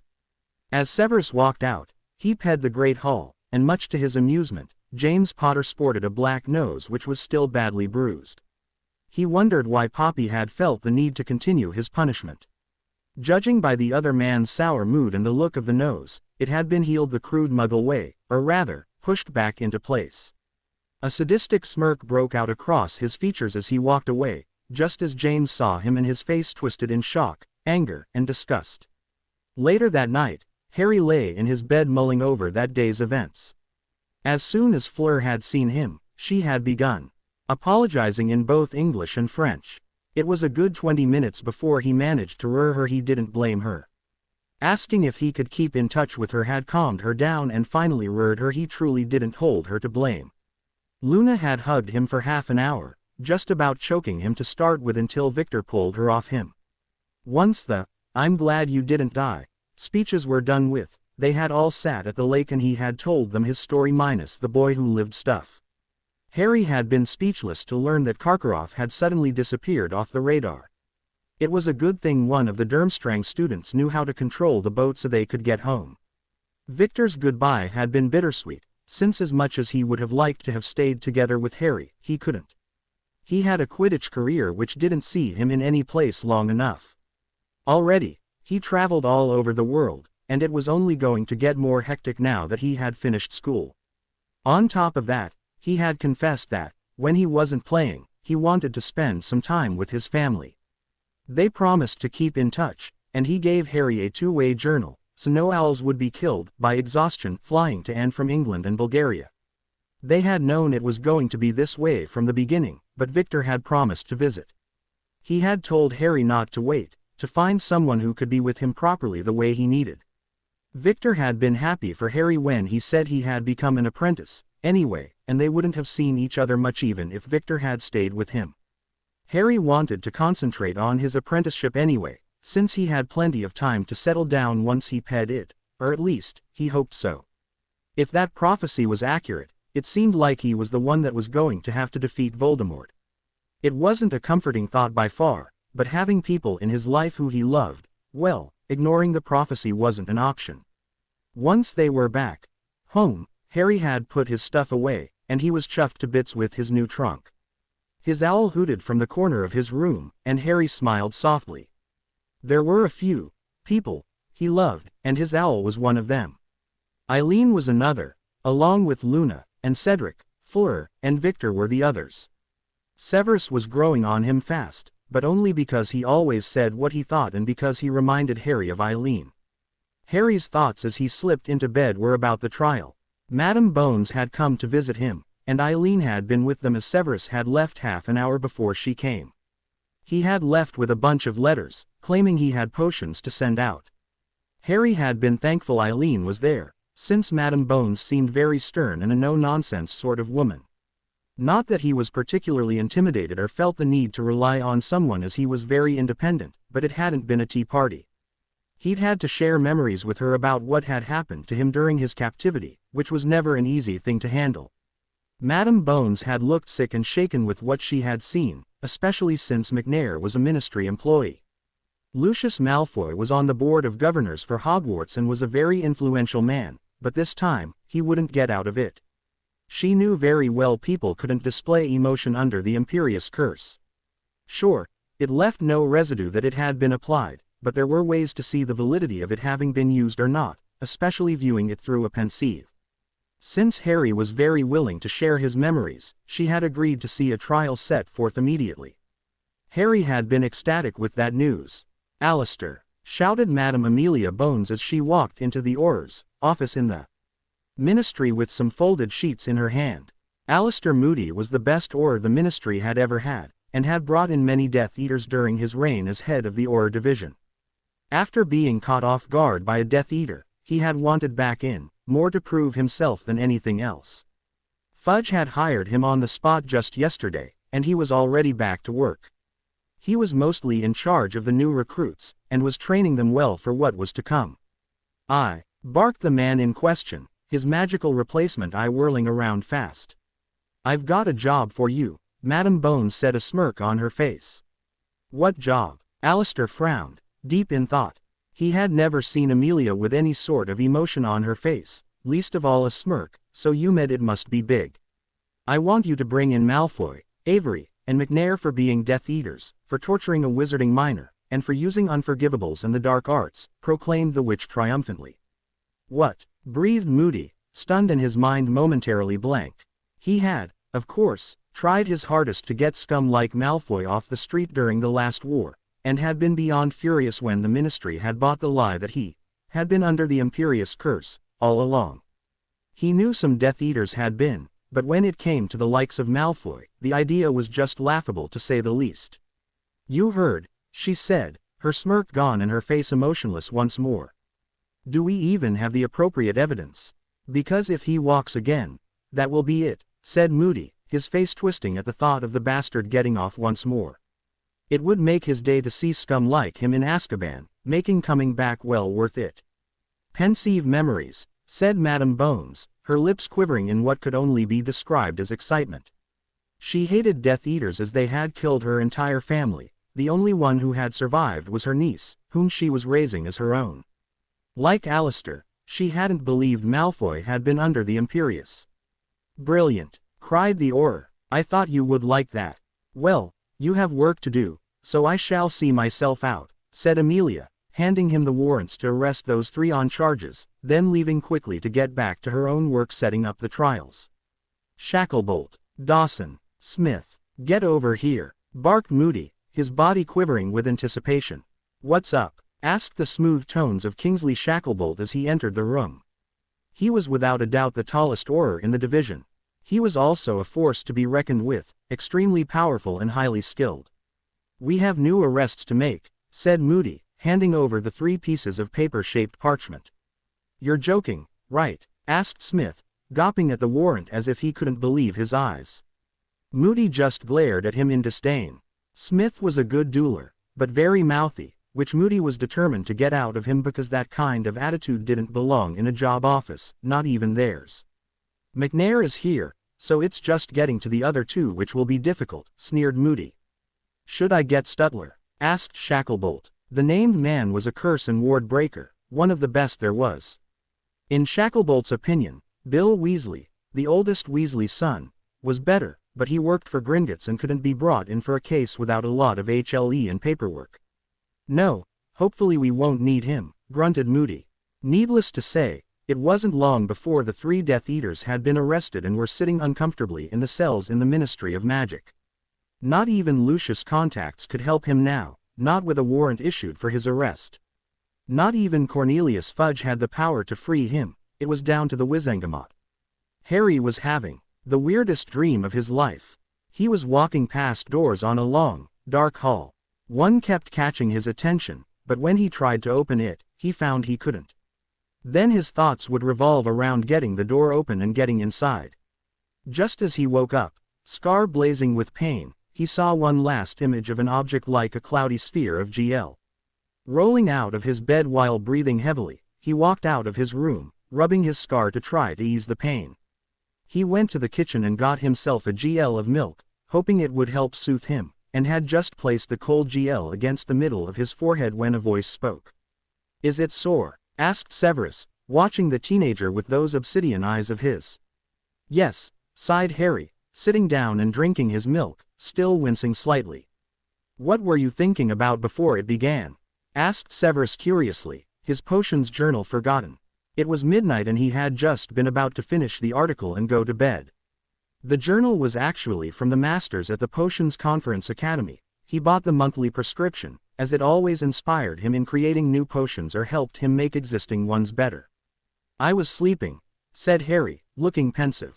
Then it began burning, questioned Severus. There were many cursed scars, but no one knew what exactly a killing curse-created scar could do or would do, so it was new territory. His getting to see the effects of it was rather intriguing to say the least, and potions ideas were already beginning to emerge to stop the pain or at least dull it to a tingle. No, it started after I began having a really weird dream, said Harry thoughtfully. It was about a long corridor and doors, one especially. Just as I woke up, the image of a sphere made my scar burn even more. A sphere? Asked Severus, his eye full of intensity and his skin going pale. Yeah, a cloudy, GL-like one, said Harry, nodding his head. That wasn't your dream, said Severus, his eyes wide. Harry blinked in confusion with a small, huh. What on earth did he mean by that? I told you about Voldemort's obsession with gaining the prophecy, didn't I? Well, he tried many times to get his Death Eaters to enter the Ministry to retrieve it. One almost succeeded, but he went insane and resides in St. Mungo's now. No one other than the people it's for can retrieve it. Voldemort never worked up the courage to collect it personally, too terrified he would be caught. I always UMed, the Ministry is very well protected. Which isn't actually like him at all. He didn't give us reasons as to why he did or didn't do what he did, shrugged Severus helplessly. How do people know who it's for? Asked Harry cautiously. Their names are on it, said Severus sardonically. Harry paled drastically at that, and only after reviewing his own choice of words did he realize the boy had a right to be as pale as a corpse. Then he'll know, gasped Harry, his green eyes wide with fear. not fear of death, but ironically enough, fear of discovery.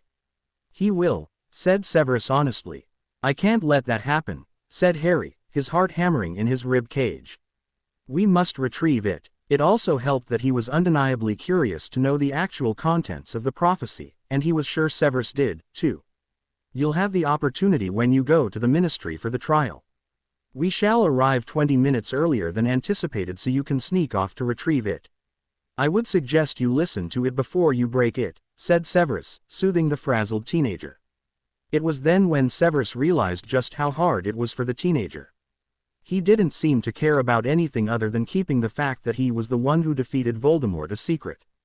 The potion's master knew the boy wasn't scared of death, and he didn't seem scared of Voldemort, but perversely, he was scared of the repercussions of the news coming out, the news that he, in fact, had been the one to destroy Voldemort when he was 15 months old. Good, sighed Harry, relief flooding his emerald eyes. Why are you so scared of people knowing? Asked Severus, asking the question which had niggled at him since he had found out, since Harry had begged him to keep quiet about it. If Harry hadn't wanted to learn from him, he would have had to tell Dumbledore at least, and whether the old man had believed him or not, the consequences would have been upon him. Thankfully, he hadn't had to take that route, and he would train the true boy who lived for the upcoming battle with the darkness. He would make sure Harry survived to tell the real tale of what happened. Severus had no doubt it would come out sooner or later. People would find out, and he just hoped he could get Harry used to the idea before then, because for some reason, he loathed the idea of others knowing. After keeping it a secret for 13 years of his life, maybe it wasn't so surprising. Do you know I saw a boggart in the maze before anything began happening? Said Harry, seemingly out of the blue, to Severus, who frowned in confusion. Harry was staring at him with that expression of his, so young and vulnerable but so damn old at the same time. Severus just cocked his eyebrow in curiosity, not blessing Harry with a verbal answer. I was confused at first. I only saw me, but I was grinning and shouting, for everyone to hear I was the boy who lived, that silly grin my brother likes to put on when he's getting his picture taken on my face. It was then when I realized it was a boggart, sighed Harry warily. Severus' eyebrows had disappeared into his hair in disbelief. It seemed to him to be a very childish fear.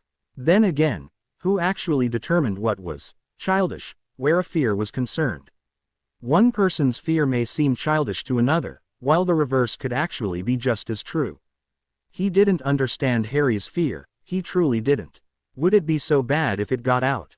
To Harry, so it seemed. Then again, Voldemort was back, and if he found out, his first act would be to kill Harry. At the same time, he was already a target, but Severus knew better than anyone that it would turn even more vicious if he found out Harry was the one destined to bring about his downfall. Especially considering Harry had killed Nagini and Pettigrew, survived 3 days of torture, and apparated out of a warded manor. He had seen grown men break in less time, by any of the Death Eater's hands.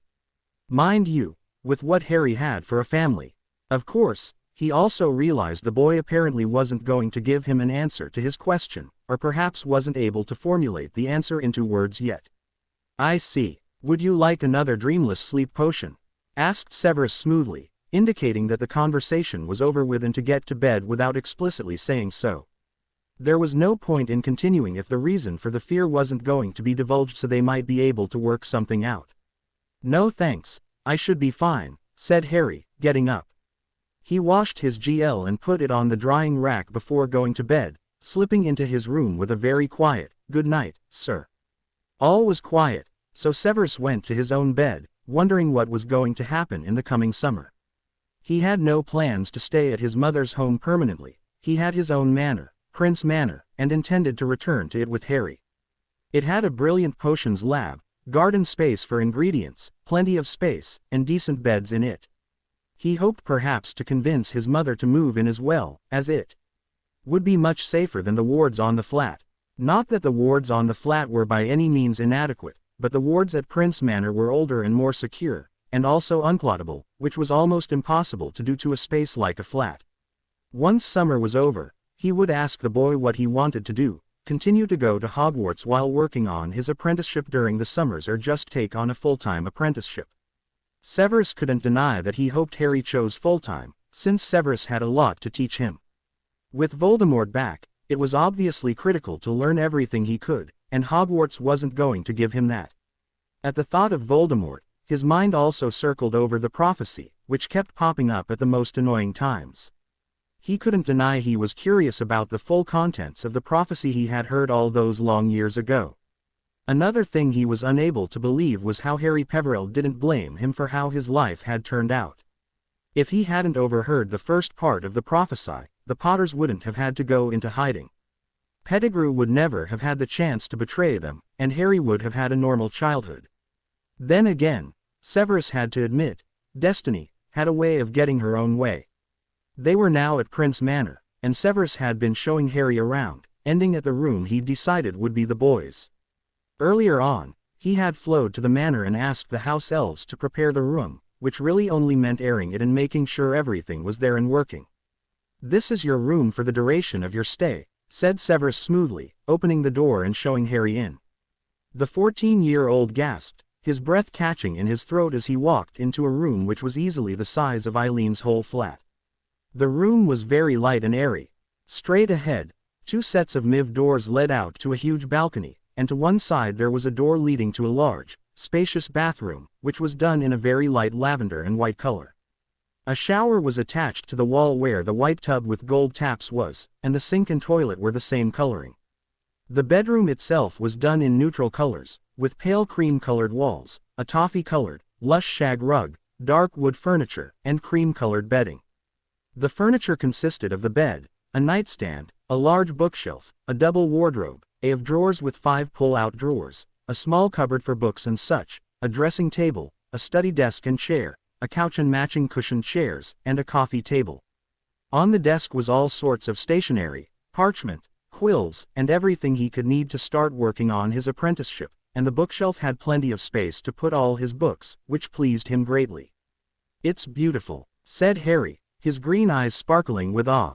Even his brother didn't have a room this good, and Nick had the biggest room in the house after making their parents swap with him. However, for some reason Potter Manor wasn't as extravagant as this place. Harry had always had the smallest room in Potter Manor, and even Roxy had been furious, even at her young age, when Nick actually managed to get his parents to swap rooms. "I'm glad you approve," said Severus dryly, although it hardened him to see a Potter even if he wasn't one now, so humble. Harry was different from his family and always had been, he had noticed it right from the start. He didn't know why he had given this one a chance, but he was forever grateful for it. Now he had someone to pea his potions knowledge on to, someone whom he could maybe one day see doing great things. Harry had done well in potions while his brother hadn't, and his teacher hadn't cared for his twin either. In Harry's young mind, it was his chance to shine even just for a brief moment.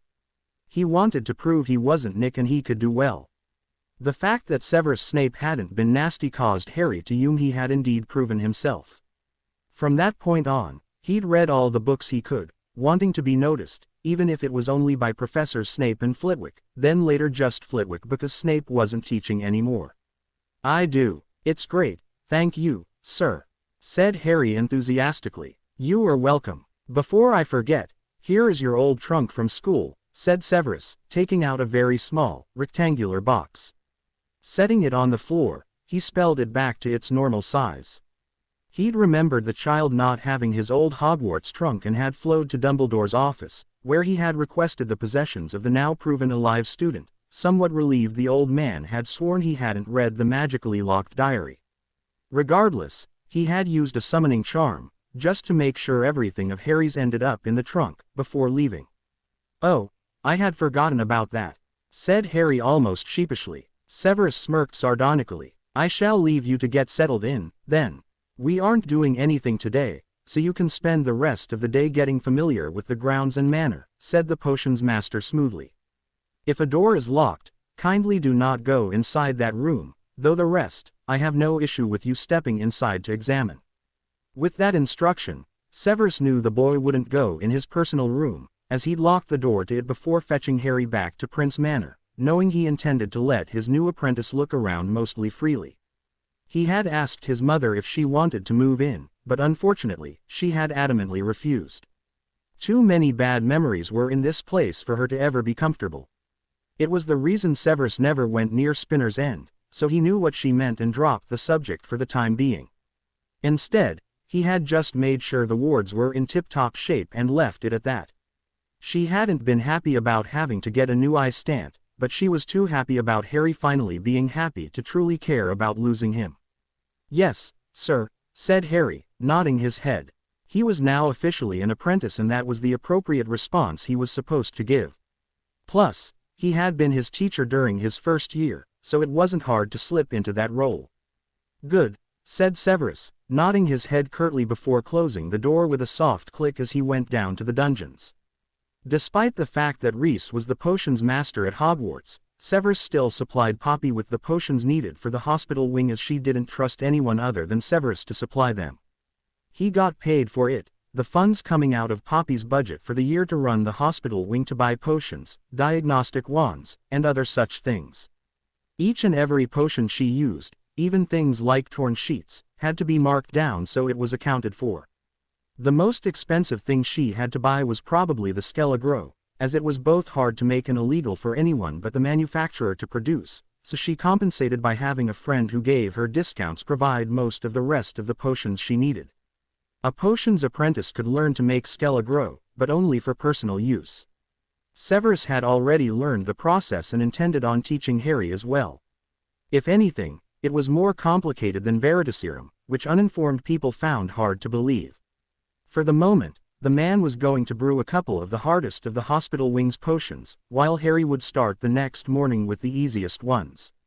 If the child could recognize Dreamless Sleep Potion, perhaps he had already made it. He would find out soon enough, though whether Harry had or not, he still had to make everything starting from the bottom and working his way to the top.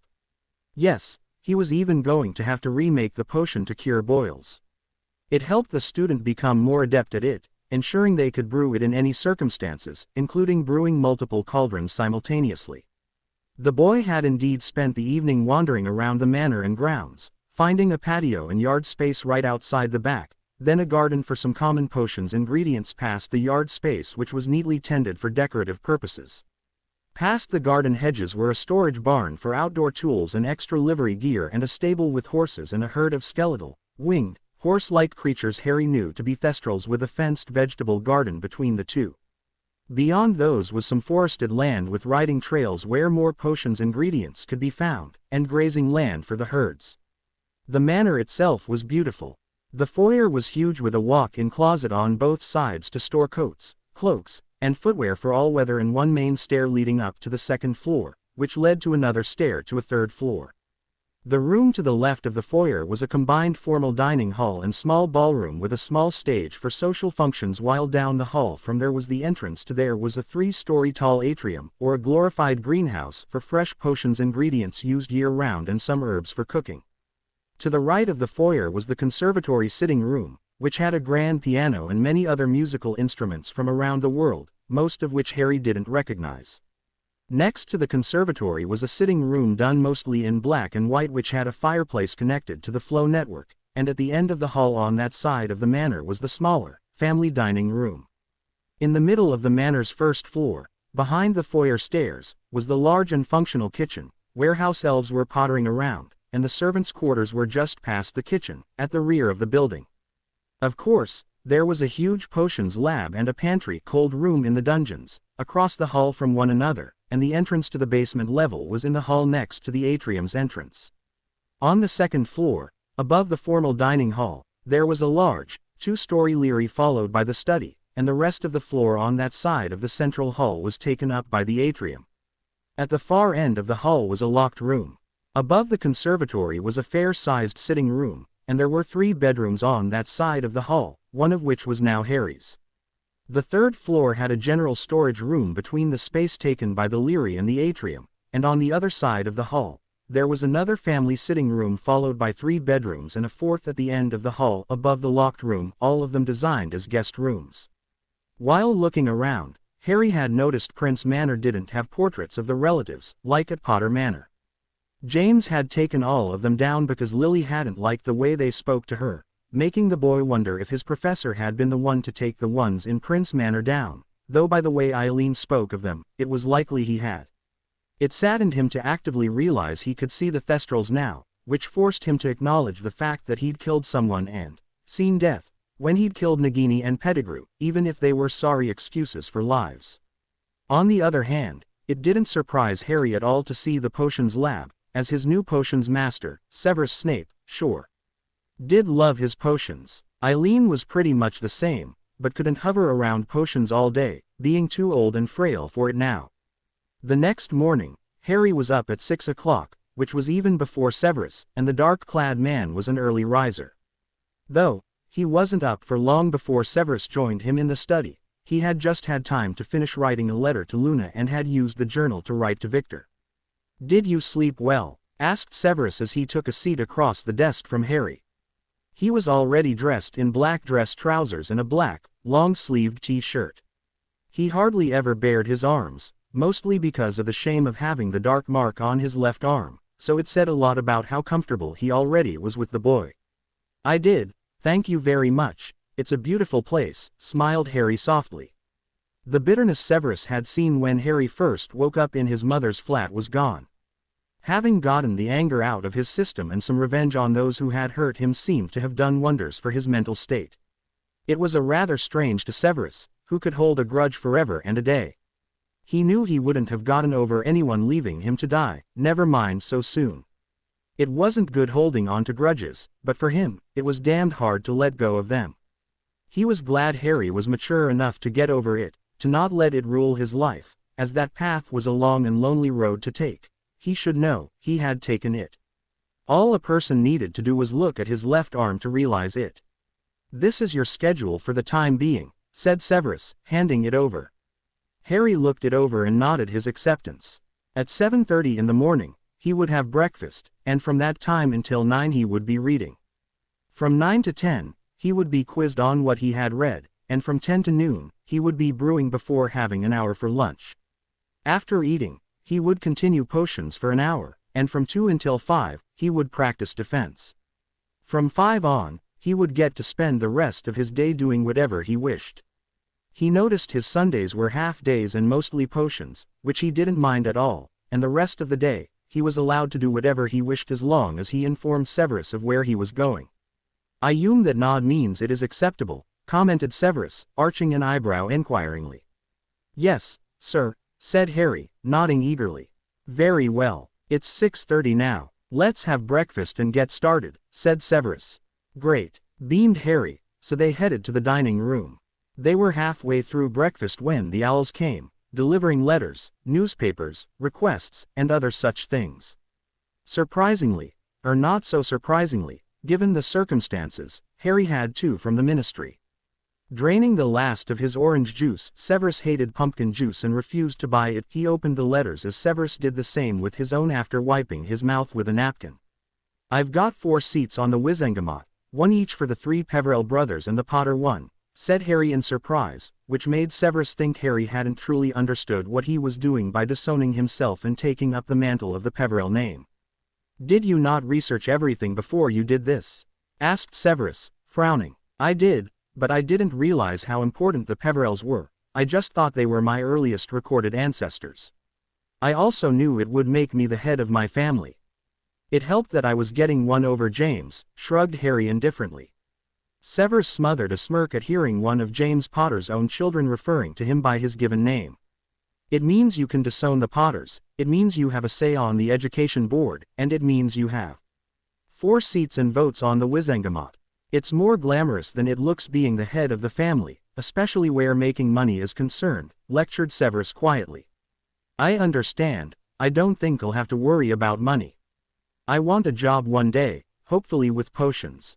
I've wanted this since I was 11, which was why I got a job when you left and it was becoming apparent Reese hated me," said Harry softly. "Indeed," said Severus. He had been 8 when he had decided he wanted to brew potions. His mother had shown him everything she had learned, mostly in defense against the dark arts and the actual dark arts as well as potions. He had only ever brewed 2 potions before he entered Hogwarts, but knew all the potions theory and ingredients, front to back and back to front. Not many 11-year-olds knew what they wanted to do. Hell, not even most 14-year-olds knew, which was why he didn't like the choices for Cleese being made at all of 13 years old. He had always told Dumbledore that he felt it was too soon. The electives should be held when the children were older, and they should also be given help in deciding what they liked. Instead, most children just picked the ones they UMed were the easiest ones, like divination. It didn't give them any help in the future or cause anyone to think kindly of them when they saw electives obviously randomly chosen. He himself would never take on anyone stupid enough to use divination as one of their electives because almost no professions, and certainly not potions, required it. This one's telling me the trials are from 1 till 3, an hour each.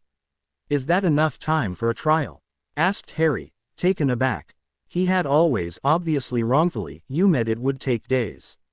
They have the evidence and they will be using Veritaserum. They will be lucky if it takes an hour. Most of the time consists of the Wizengamot trying to decide what to do with them, explained Severus. Oh, I suppose so. I guess I do still have lots to learn, sighed Harry. You are intelligent for your age, Mr. Peverell. Never forget that, or how there is always something more to learn. Even Dumbledore learns something new every day, and he is about 100 years old, said Severus seriously. Thank you, whispered Harry softly, his smile back. When is the trial date? Questioned Severus. Tomorrow. Harry almost exclaimed in disbelief. It wasn't giving anyone any time at all. How inconsiderate of the ministry to arrange it in such a short time. He just hoped his teacher didn't blame him for his second day being interrupted. That's about right. I shall be accompanying you and we shall be retrieving the prophecy, so we will be going an hour early, said Severus curtly. Just then, another owl flew through the open window and landed on Harry's chair. It couldn't be Luna as he had just replied to her letter and hadn't even sent it off yet, and it wasn't Fleur's or Cedric's owl, either. As he took the letter with confusion on his face, Severus stopped him from opening it, then performed a series of tests for spells attached to an object. When they all came up clear, he nodded curtly and returned the obviously unexpected letter. It was better to be safe than sorry by running the tests, even though Howlers and Dangerous Post weren't supposed to be able to get through the wards of Prince Manor, which he was planning to officially rename Snape Manor. It's from Black, rasped Harry, his voice hoarse with disbelief. Are you all right? Asked Severus softly, wondering if Black was writing harsh things to Harry or if he was begging for forgiveness. He has the gall to actually think I'm going to forgive him for all he's done, said the boy, shaking his head as if he was attempting to clear away cobwebs from his mind. I see, said Severus, a small part of him glad the boy wasn't going to forgive Black so easily. He hated the man more than James Potter, though maybe now he hated them equally, but back then he had hated Black the most due to the Shrieking Shack incident. Harry put the letter down and didn't even glance at it as he finished his breakfast, not caring about Black's words. Only when he was finished and had even refilled his GL did he pick the letter up again. Dear Harry, this is a difficult letter for me to sit here and write. I saw the Daily Prophet and I have to admit I didn't believe it. That was, until I went over to Hogwarts and spoke to Nick. I asked him a few questions and he admitted everything to be true. I couldn't believe I never realized. What kind of godfather does that make me? Not a very good one, I must say. I am so sorry, Harry, for not being there and not seeing what you were going through. I was negligent in my duties as a godfather, and I can only hope you can forgive me and will come stay with me. I am still your godfather after all, even if you are emancipated. Were things as bad as they say in the newspaper? Did they really deny you a chance for a proper education? If it's true, how did you know how to read and write? Some things just don't add up. Don't get me wrong, I'm not saying you're lying, but I want to know how you overcame all that alone. I'm currently staying at Grimmauld Place. Please write to me soon. I need to know as soon as possible. Sirius Black, your godfather. When Harry finished, he laid it flat on the table, and Severus was able to read it without even picking it up. The potions master grimaced at what was written in the letter. It seemed more for Black's peace of mind than for Harry's. He simply wanted to know just how badly he had failed in his duties. In a way, that could be considered a good thing, since it meant he'd have no excuse for making the same mistakes again, but it wasn't good for Harry. Either that or someone had put him up to it, someone like Lupin. You should reply to that letter, even if it is to say you do not want to keep in touch. I'd rather not have Black writing to you every day until you respond, said Severus smoothly. Harry grimaced in disgust at the task he was no doubt going to perform just because Severus had ordered it. Harry knew Severus wasn't asking him. He'd made a statement that basically said he wouldn't be happy if it wasn't done, which made it an order. Severus wasn't used to that type of obedience and found it rather refreshing. Not all children were dunderheads after all, although Harry couldn't exactly be classified as a child. He was soon to be a 15-year-old teenager, who were usually worse than children. The rest of the day had flown by. First, Harry had sent a letter to Black, telling him bluntly that he was, under no circumstances, his godfather and how he didn't want Black in his life. He even threatened him with a ministry magical restraining order if he didn't leave him alone from then on. After the letters to Black and Luna were sent, they had kept to the schedule Severus had created. Harry had started off his brewing with a simple potion to cure boils. He had expected Harry to complain, knowing he had been nearly 18 years old, but instead, the boy seemed quite content to be able to brew anything at all. After the potion was done, Severus had handed him a preservation spelled bag with the words, Harry Peverell, Mastery Potion scrawled on it in stylized text. Traditionally, Harry would use a preservation spell on at least one vial of every potion he brewed perfectly the first time he brewed it perfectly and put it into the bag. Severus had done the same thing. He still had his small bag with the potions he had brewed during his years as an apprentice. They were there for novelty, really. He had never used any of them and never planned on doing so. He had also added a vial of each of the potions he had created over the years. Most people would have thought it stupid and a waste of time, but surprisingly, Harry wasn't one of them. He seemed delighted with his new gift and his first perfectly done potion to cure boils was added to the small bag. After potions came defense, and Harry had surprised him with his knowledge. In all honesty, though, he shouldn't have been surprised as he knew Ravenclaws loved knowledge and books above nearly everything else. Harry was very powerful and had skill in defense, which was a good thing, and Severus was glad for it. It meant teaching him everything he was going to would be so much easier and wind up in skilled hands. Harry had been extremely exhausted by the time Severus was through with him, so much so that he was almost falling asleep in his pudding. After smothering his amusement, Severus had sent the tired teen to bed. "Are you ready?" asked Severus the next morning. "Yes," said Harry. He would be testifying that day, and soon his revenge on his captors would be complete. Plus, he would hear the full contents of the prophecy and know what he was truly up against. "Good, then we shall depart," nodded Severus. They apparated to an alley in the Muggle world, went inside the required telephone booth, and dialed the appropriate numbers. Soon after, they were in the ministry's underground foyer. Their identification tags slipped through the coin trap before they left the phone booth elevator, so they put them on, reluctantly on Severus' part. The tags read, Harry Peverell, attending a trial, and Severus Snape, escorting Harry Peverell. Severus and Harry handed in their wands for verification, then quickly slipped off for their first destination, the Department of Mysteries. When they got to the department's entrance hall, Severus suddenly grabbed Harry back around the corner, cursing quietly. There was an order member guarding the door, so Severus cast a Notice Me Not spell on himself and Harry and sent a quick spell at the order member, confronting him briefly as they slipped past him and entered the room. "Harry, over here," said Severus quietly, the authority still in his tone. He didn't want to alert the guard to anything, so once he was sure Harry was coming, he sent a silencing spell up. The prophecy was there and they had been right about his name being on it. SPT to APWBD. Dark Lord, and Harry Potter. The name Potter had been crossed out. "Peverell, why is my new?" asked Harry, bewildered. "Perhaps it was changed when you were emancipated," suggested Severus. "That was no secret, and those working in the Department of Mysteries are not able to share what they know with others, so this could never reach the public through them." Slowly, Harry picked up the sphere. "You have to break it," said Severus, failing to stop sarcasm from leaking out. Harry just rolled his eyes, obviously not upset with being spoken to in such a way. Taking a deep breath, he glanced at the door before letting the prophecy sphere drop. It made an almighty crash for such a small, GL sphere, and a voice began speaking fairly loudly. It was a good thing Severus had put up a silencing spell.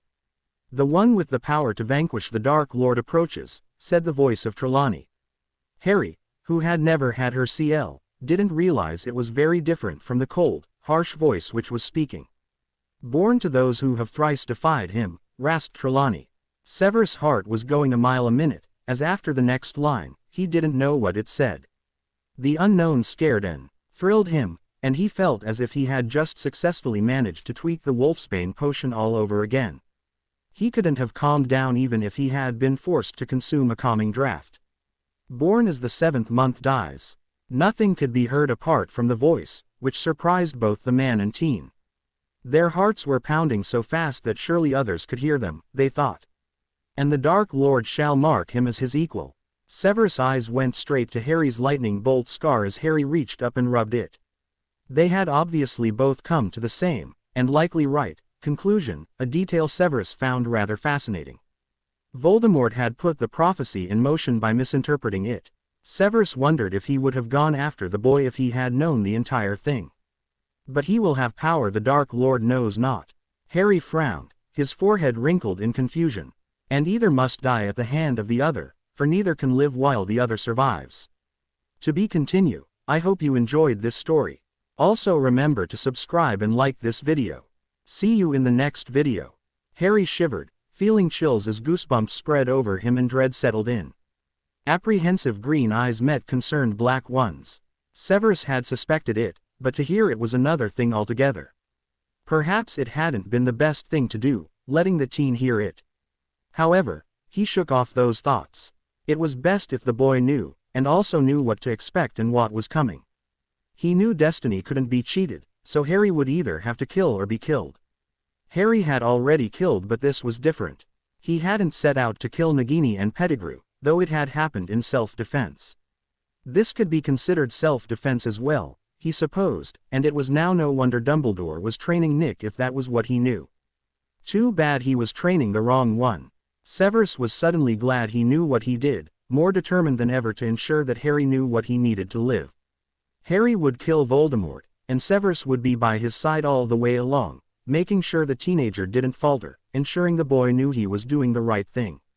Harry had to be confident enough to ensure he knew he could kill Voldemort. Suddenly, defense seemed more important than potions. Perhaps he would put another hour onto the boy's schedule so he could learn a lot more. All those extra hours would add up. "Let's get out of here," suggested Severus, carefully guiding the stunned teenager over to the door. Taking down the silencing spell, he looked back and saw the sphere melting into the floor, so nobody would ever hear it again, and Voldemort wouldn't be getting his hands on it. Smug satisfaction settled over him as he realized he had foiled yet another plan of the Dark Lord's. Using another notice me not and confronting the Order member again, they both left the Hall of Prophecy. They got back just in time to see everyone entering the courtroom. Severus noticed Dumbledore was there, so Severus once again pulled Harry aside and explained something to him. "Do not look Dumbledore in the eye, as he can read your thoughts. I shall teach you occlumency as well as everything else planned, just for an hour in the evening, starting with meditation before bed," explained Severus, mentally adding yet another thing to his ever-growing list to teach Harry. Harry nodded grimly in understanding to both the advice and the new lesson. Then they entered courtroom number 10, the place where the worst trials took place. Harry saw a lone chair with shackles attached to it in the middle of the room, seats 10 feet from it, and a huge area for the Wizengamot and visitors to sit at. Dumbledore was sitting next to Madame Bones, talking to her as Harry stood unsurely in the doorway. "Mr. Peverell, please have a seat over there," said Minister Fudge, pointing to a seat near Dumbledore and Madame Bones. Harry nodded curtly, and both Severus and Harry sat down. Severus ensured he was sitting nearest to Dumbledore. Avery was dragged in first, looking pale, frightened, and worried, as he should be. He had expected his lord to help him, but no help had come his way. He knew Malfoy and McNair were in similar situations. Avery was seriously worried he would be sent to Azkaban this time. He had gotten off before, but as soon as he saw Harry, he paled even more, knowing without a doubt that he was caught this time, for sure. He was secured to the chair with the shackles before the Aurors let him go. It was time. To be continued. I hope you enjoyed this story. Also remember to subscribe and like this video. See you in the next video.